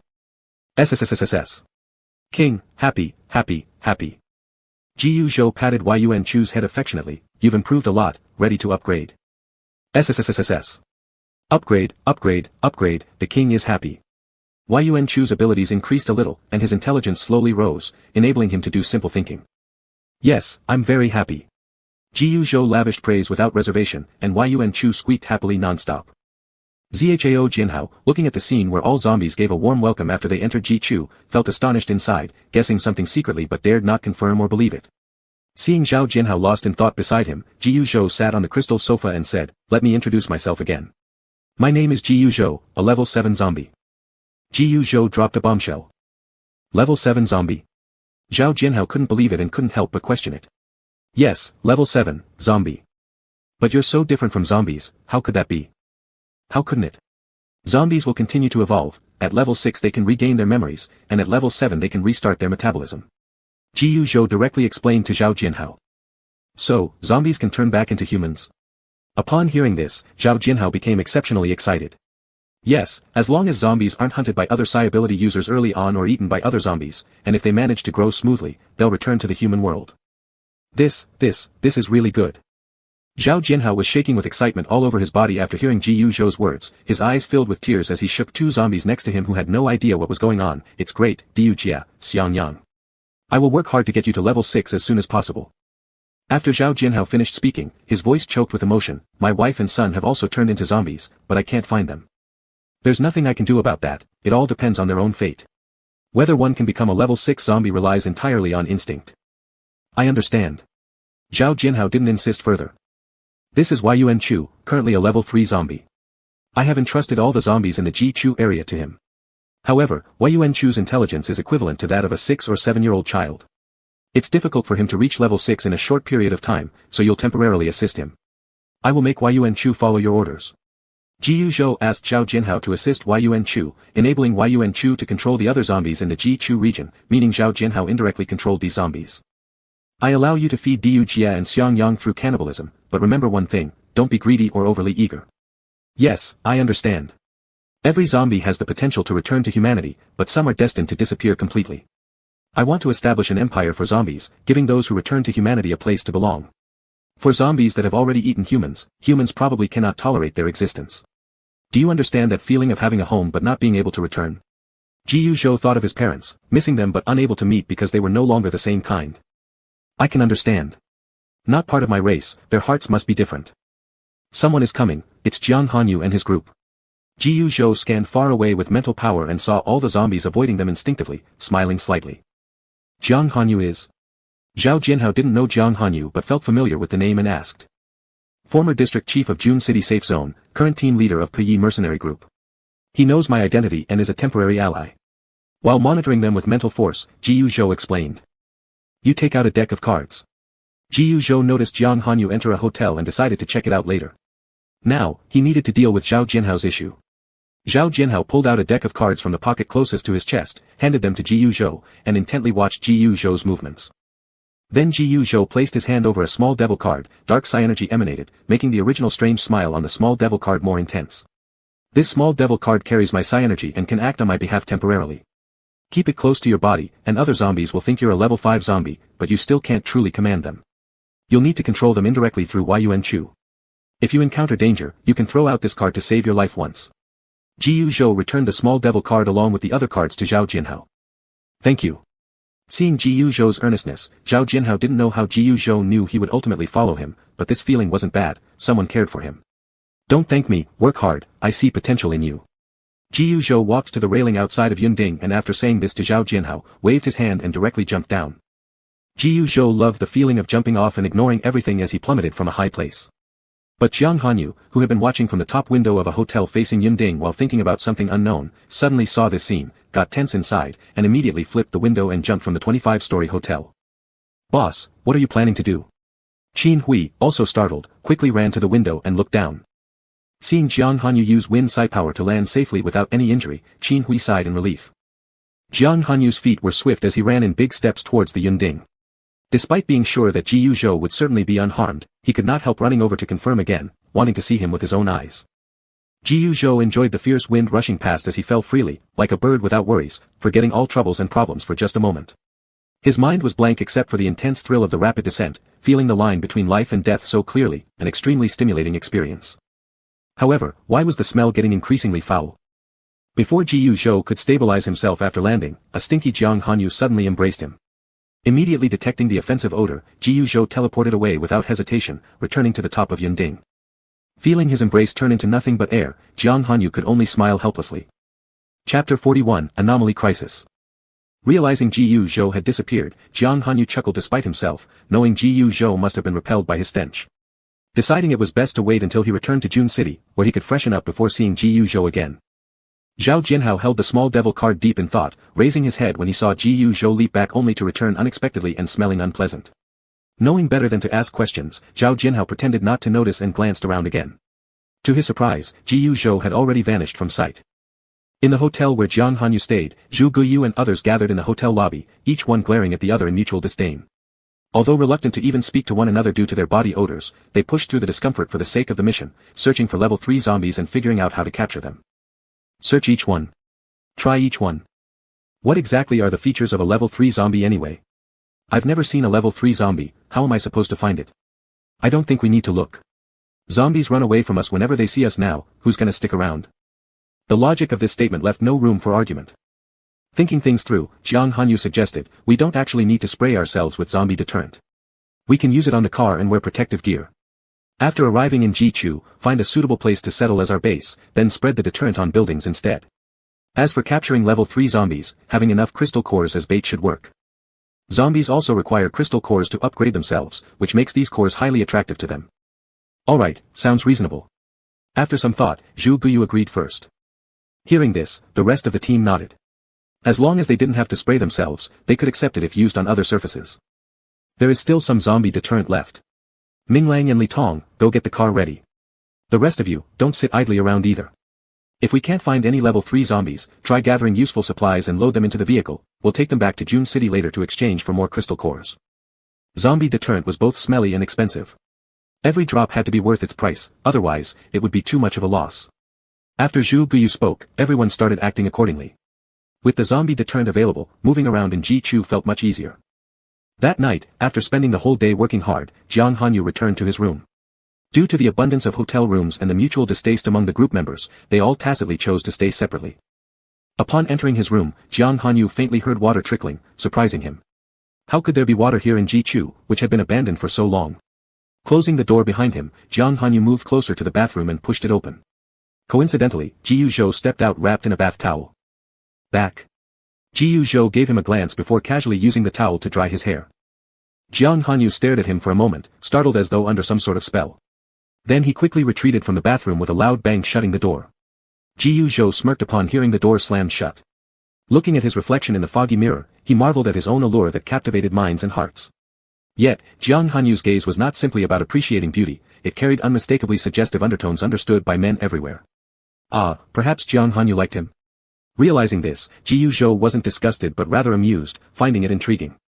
Though, he decided to double-check next time since he'd rather not risk proximity to Jiang Hanyu and end up covered in smell once more despite disabling his sense of smell. Ji Yuzhou wrote a few words on the misty mirror, Yun Ding, then got dressed and left without saying a word. Jiang Hanyu, listening outside the entire time for movements within the bathroom, reminded himself to stay calm. It wasn't yet the right moment. He needed to wait until they captured June City and rid himself of that persistent burden in his heart. Jiang Hanyu was trying to calm himself down, doing some mental preparation. Suddenly, the sweet blood smell that had tempted him disappeared. Jiang Hanyu instantly stood up and pushed open the bathroom door, only to see the window glass open and the words, Yun Ding, written on the mirror. Alright, there will be another day for this. Unit 5, 3rd Unit, Building C, Northern Apartment Residential Area of June City. Chen Xian cooked rice collected from a nearby farm and used vegetables he had picked, green vegetables, peppers, eggplants, along with mutated meat traded for crystal cores to prepare a dish of green vegetables, minced meat with eggplant, and served it with rice, starting his dinner for the day.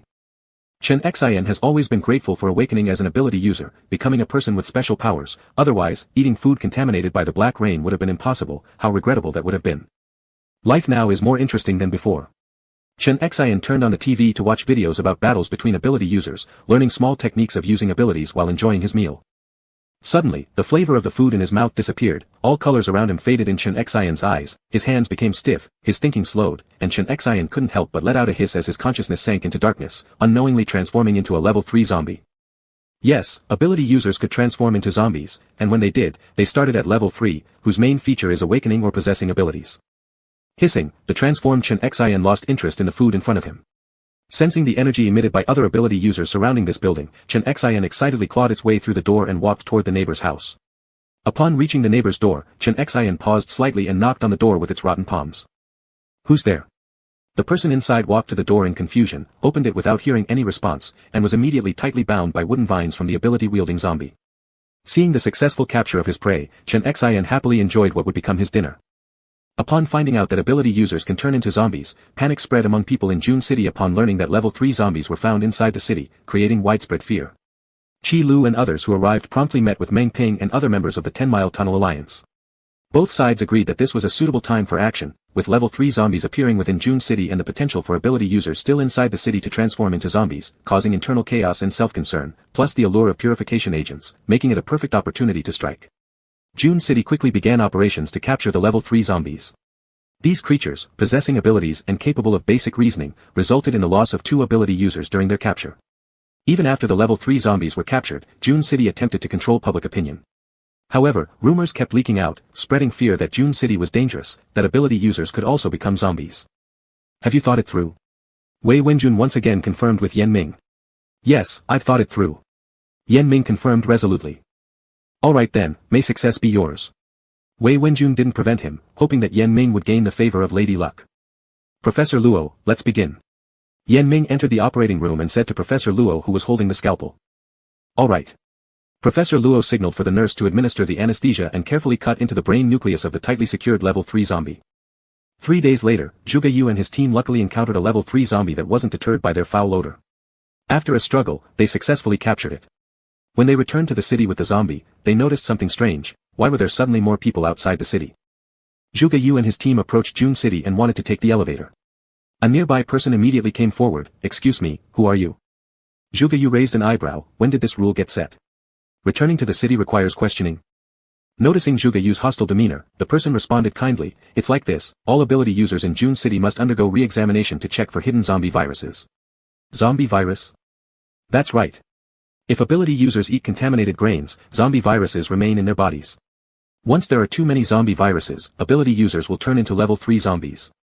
Learning this information for the first time, Zhuge Yu and his group exchanged glances, remaining silent.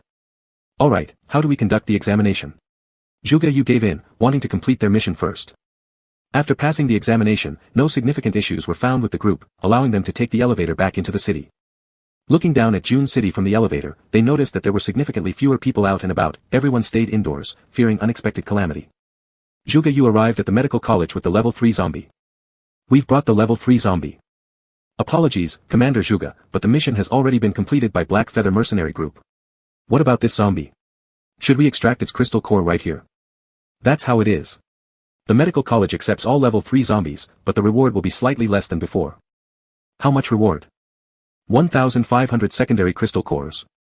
After careful consideration, Zhuge Yu thought it was still a good deal and nodded in agreement. Alright, let's trade. Upon seeing Yun Chu successfully infiltrate, Jiang Hanyu let out a sigh of relief, hoping everything was fine with the lab members. "Boss, phone call." Qin Hui made a mouth shape to indicate that Jiang Hanyu should come outside for the call. "Yes." Jiang Hanyu took the phone and moved to a quiet area. "Boss, the main members of Peyi Mercenary Group have arrived and are currently with the 10-Mile Tunnel Alliance. They've also brought purification agents capable of removing zombie viruses inside ability users." "Good. Tonight, Qin Jun and I will infiltrate the underground center to turn off June City's protective eggshell barrier. We're acting tonight, no more waiting." "Understood, the team has been waiting for this moment." "Alright, watch for my signal tonight." "Got it." Jiang Hanyu hung up the phone and said to Zhuge Yu, who had emerged excitedly holding the crystal core, "Commander Zhuge, do you feel like fighting?" Hearing this, Zhuge Yu, who was itching for a fight, grinned, "Sure, always looking for a worthy opponent." To avoid additional fines for damaging public property again, how about heading to the Southern Ability User Training Room? "Fine by me." Zhuge Yu tossed the crystal core to Lu Yen, indicating they should split the reward evenly. Then he followed Jiang Hanyu to the Ability User Training Room. After 1, 2, 3 matches, Zhuge Yu ended up thoroughly defeated, accepting his loss gracefully. "So, you were letting me win that day." Zhuge Yu gulped down mineral water greedily while sitting on the ground, drenched in sweat. "I used to be a bodyguard." Jiang Hanyu revealed his true identity as part of an effort to recruit Zhuge Yu's mercenary group before their formal operation. "In that case, my loss seems normal." Zhuge Yu wasn't bothered by losing, wiping the sweat off his face with a towel after drinking. "My real name is Jiang Hanyu, former district chief of Jichuan Safe Zone." Pausing momentarily while wiping the sweat off his face, Zhuge Yu asked curiously, "What is it?" "Since you've decided to reveal your identity, I want to seize control of the city tonight." Jiang Hanyu enunciated every word deliberately. "It sounds thrilling, but without any incentives, neither I nor my team would agree." "What about the purification agents? They can help disperse and remove zombie viruses inside ability users." "Deal." Chapter 42, All Settles Down. Night fell deep, and the full moon shone through clouds, faintly appearing and disappearing like a lullaby rocking the world to sleep. Jiang Hanyu and Qin Hui were wide awake. This night would surely bring them no rest. Both knew the interior of June City intimately, and having Su Cheng as an undercover operative only made their mission smoother. Su Cheng, originally a postgraduate student at the Central Medical University, was an awardee in multiple professional categories, excelling in human anatomy studies, making him a crucial talent anywhere. Though they didn't often connect due to busy schedules, Su Cheng privately maintained a close friendship with Jiang Hanyu, though others were unaware. When Su Cheng received the phone call asking him to serve as an undercover agent, he accepted without hesitation. Students of medical schools inherently possess exceptional psychological resilience, facing dissections left them unfazed. Su Cheng agreed with Jiang Hanyu without second thoughts if ever needed. Opening the basement door, Su Cheng gestured for Jiang Hanyu and Qin Hui to enter. "Your friends didn't die, they were just severely examined," said Su Cheng, wiping his glasses with a chuckle to his longtime friend. "As long as they're alive. They're alive. With me around, there's no way they'll die." For some reason, upon hearing Su Cheng say this, Qin Hui inexplicably felt a chill. Fortunately, he was on a mission at that time. He hoped never to fall into the hands of this medical eccentric. It would be miserable to become the subject of such a researcher. "I don't have access from here to the bottom," Su Cheng said, pointing at a transparent tunnel leading downwards. "No problem, I do." When setting up his permissions initially, he had secretly hidden an extra one for situations like this. "I just love how you always leave yourself a way out. Always thinking one step ahead, making others think you're at your wit's end when I know you can turn the situation around." Jiang Hanyu, used to Su Cheng's misuse of idioms, replied, "As long as it doesn't backfire on you, that's fine." It has backfired, now we're all in the same boat. Quiet. Jiang Hanyu placed his little finger on the electronic scanner and soon gained access. The group slowly ascended via the transparent elevator below. I'll go down with Qin Hui, you go back, Jiang Hanyu said to Su Cheng. Tisk, so quick to dispose of me after using me, how merciless. I'll be leaving then. Su Cheng said this, but when it came to walking away, no one was as nonchalant as him. Let's go. Jiang Hanyu walked into the transparent lift first while Qin Hui closely followed behind. The lift gradually descended, reaching the central location at the very bottom, the control room for June City's eggshell barrier. Just as Jiang Hanyu wanted to press the central button, a voice interrupted, don't you find it too easy, too simple? Looking towards the source, they saw Wang Zhuo pushing Wei Wenjun in a wheelchair. I thought you wouldn't show up. Waiting for you was such hard work. Wei Wenjun looked up at Jiang Hanyu seated in his wheelchair, gazing at him lovingly. Seeing a flash of disgust in Wei Wenjun's eyes, Jiang Hanyu asked, do you want a straightforward fight right here? Did you forget? I'm disabled. Is a respected guardian going to bully a disabled person? Do you still hold resentment over that? Realizing finally why Wei Wenjun kept opposing him, Jiang Hanyu questioned further. That was a matter of no choice. Article 85 of the Guardian Regulation states that the lives of civilians take priority. We are born for them. Back then, given the situation, there was no time to save you. Ha, good talk. But are those civilians' lives more important than my legs? Wei Wenjun's gaze filled with loathing. Do you understand what it means to lose your legs? Jiang Hanyu, it's all because of you, I demand you experience this torment of feeling like death would be better, confined to this small wheelchair forever. After speaking, Wei Wenjun attacked directly. It turned out to be space manipulation ability, cutting through space and instantly teleporting. Seeing this, Jiang Hanyu slammed the button controlling the eggshell barrier and stepped forward to engage in battle. Wang Zhuo and Qin Hui exchanged a glance and also began their combat. On the outside of June City, as Jiang Hanyu pressed the button, the massive eggshell barrier split into two halves with loud roars, sinking deep into the ground and exposing the entire inner part of June City. Everyone who heard the noise came out to see this stunning sight. The defenders inside June City mobilized. Black Knight Mercenary Group, 10 Mile Tunnel Alliance, and God's Mercenary Group jointly attacked June City. Some were confused, each side having their own argument. People within June City, listen up. We aim to create a city where ordinary people and ability users coexist. If you wish to join us, voluntarily exit the June City area to avoid harming innocent people. If you remain obstinate and choose June City's side, blame not our lack of leniency. Ability users inside June City, hear this. These people want to dismantle everything you enjoy, trying to let commoners carve up your current privileges. How could we tolerate this? Eliminate them, defend June City. In a flash, June City became a battlefield, various abilities flying everywhere in utter chaos. Gu Zhou stood quietly on a nearby tree branch, watching intently for a moment. He scanned the area using his mental force and discovered Jiang Hanyu's position. Without hesitation, he dashed downward. By now, Jiang Hanyu was having a tough fight. The reason was simple, Wei Wenjun's space manipulation ability was impossible to predict, you couldn't find him, while spatial fractures appeared randomly, requiring constant dodging of sudden cuts across the surrounding dimensions. Space rifts would instantly open and close. Even the slightest misstep could result in body parts being sliced off and pulled into these voids. When Gu Zhou arrived underground, he witnessed exactly this scene. Jiang Hanyu was dodging continuously, unable to close the distance, while Wang Zhuo and Qin Hui were battling elsewhere. Need help? Gu Zhou asked Jiang Hanyu, who was struggling. Jiang Hanyu wasn't surprised by Gu Zhou's sudden appearance. Gu Zhou was originally unpredictable, so it wasn't strange to see him here. Ho, are you asking for help to deal with a disabled person like me? Wei Wenjun mocked. Disabled? A Tier 3 spatial anomaly user handling a Tier 2 wind-type anomaly user, why not mention that? Gu Zhou didn't like Wei Wenjun's sarcastic tone and shot back. Wei Wenjun looked at Gu Zhou with surprise. This person had seen through his Tier 3 ability in an instant, yet Wei couldn't fathom the man in front of him. Acting all mysterious. Wei Wenjun glanced at Gu Zhou, then launched an indiscriminate attack without any courtesy. Humph. Seeing Wei Wenjun target him, Gu Zhou couldn't stand it anymore and decided to use dark anomalies. But before he could act, Jiang Hanyu pulled him away from a spatial fracture. Don't use it. Gu Zhou hadn't yet revealed himself too early. Trust me, I can handle this, Jiang Hanyu said confidently as he cupped Gu Zhou's face.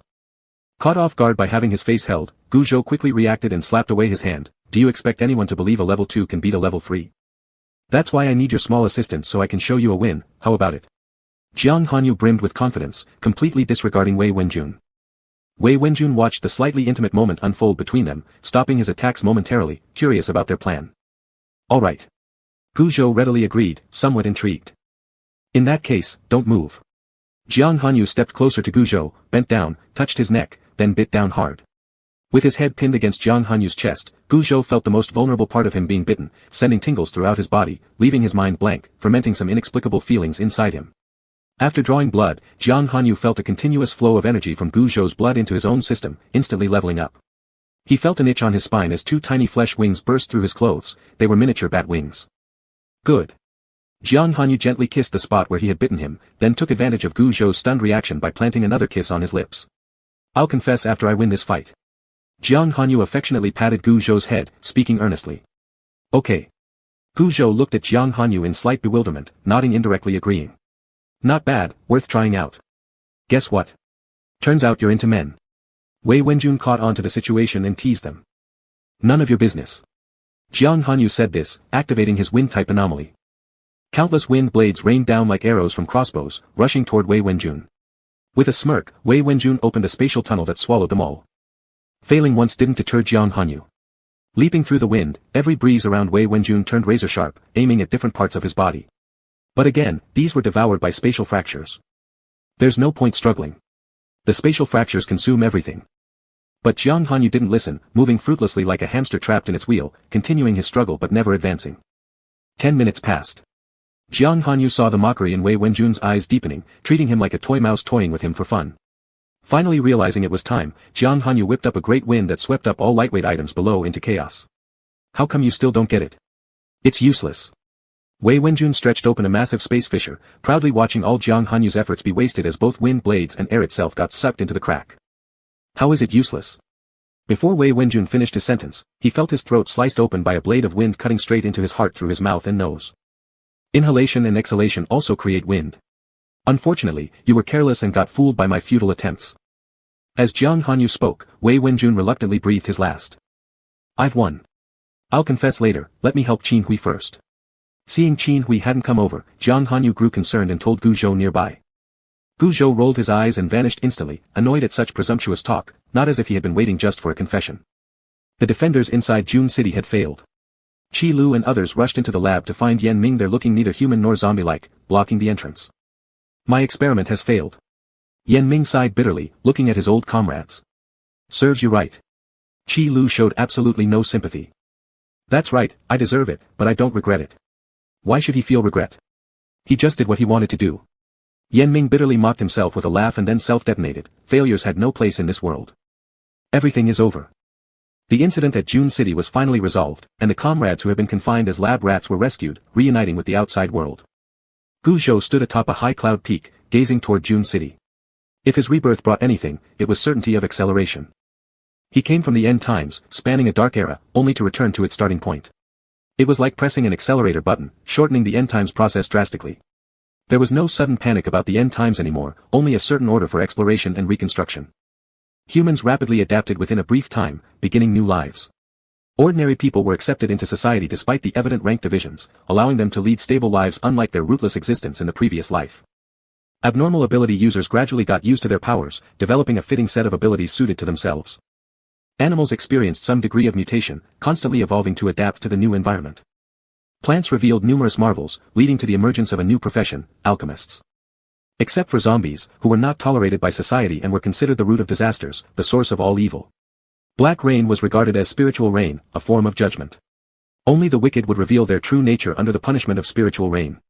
Ordinary people who dared not drink spiritual rain were seen as escapists refusing to accept justice. This world would ultimately belong to the anomalous.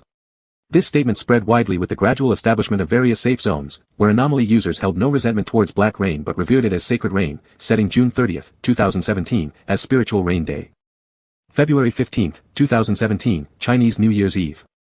It had been 7 months since the onset of the end times. This day marked China's Spring Festival. 6 major safe zones were successfully established across the country, all located in sparsely populated inland areas from before. First was Baimu Safe Zone, located on the Saibei grasslands, headed by Mu Bei, a Tier 3 wood-type anomaly user. Second was Qingli Safe Zone, situated in central China, led by Qin Yuli, the only female zone leader, and a Tier 3 water-type anomaly user. Third was Yunshan Safe Zone, nestled in the western snow mountain region, governed by Bai Yunjia, a Tier 3 Earth-type anomaly user. Fourth was Mingqing Safe Zone, placed in northern Jichuan, presided over by Meng Ping, a Tier 2 Thunder-type anomaly user. Fifth was Jingdu Safe Zone, located at the heart of China, the smallest yet home to the most powerful anomaly users, overseen by Tianze, a Tier 4 precognition anomaly user. Sixth was Guanhu Safe Zone, established in southern hilly regions, managed by Guan Xin Hai, a Tier 3 metal-type anomaly user. Each of these 6 safe zones ruled independently, none yielding to another, while smaller zones dotted the map. Other places, especially formerly prosperous provinces, had become zombie territories. Happy New Year's Eve. Jiang Hanyu appeared suddenly atop the cloud peak, holding an enormous bouquet of 9,999 roses plucked from who knows where. Gu Zhou glanced at him, took the roses, tore off the petals in one motion, and scattered them down from the cloud summit. Roses are for Valentine's Day, not New Year's Eve. I don't plan to give roses on Valentine's, there aren't enough lovers. Jiang Hanyu sat next to Gu Zhou. Oh. Gu Zhou waited for more. New Year's Eve is for family. I declare my love today and want you to be my partner. Jiang Hanyu retrieved the roses he'd given, his wind blades meticulously slicing them apart, separating the flowers from the stems. A gentle breeze blew, delicately caressing, aligning the roses to form a giant heart shape in the air according to the wind direction.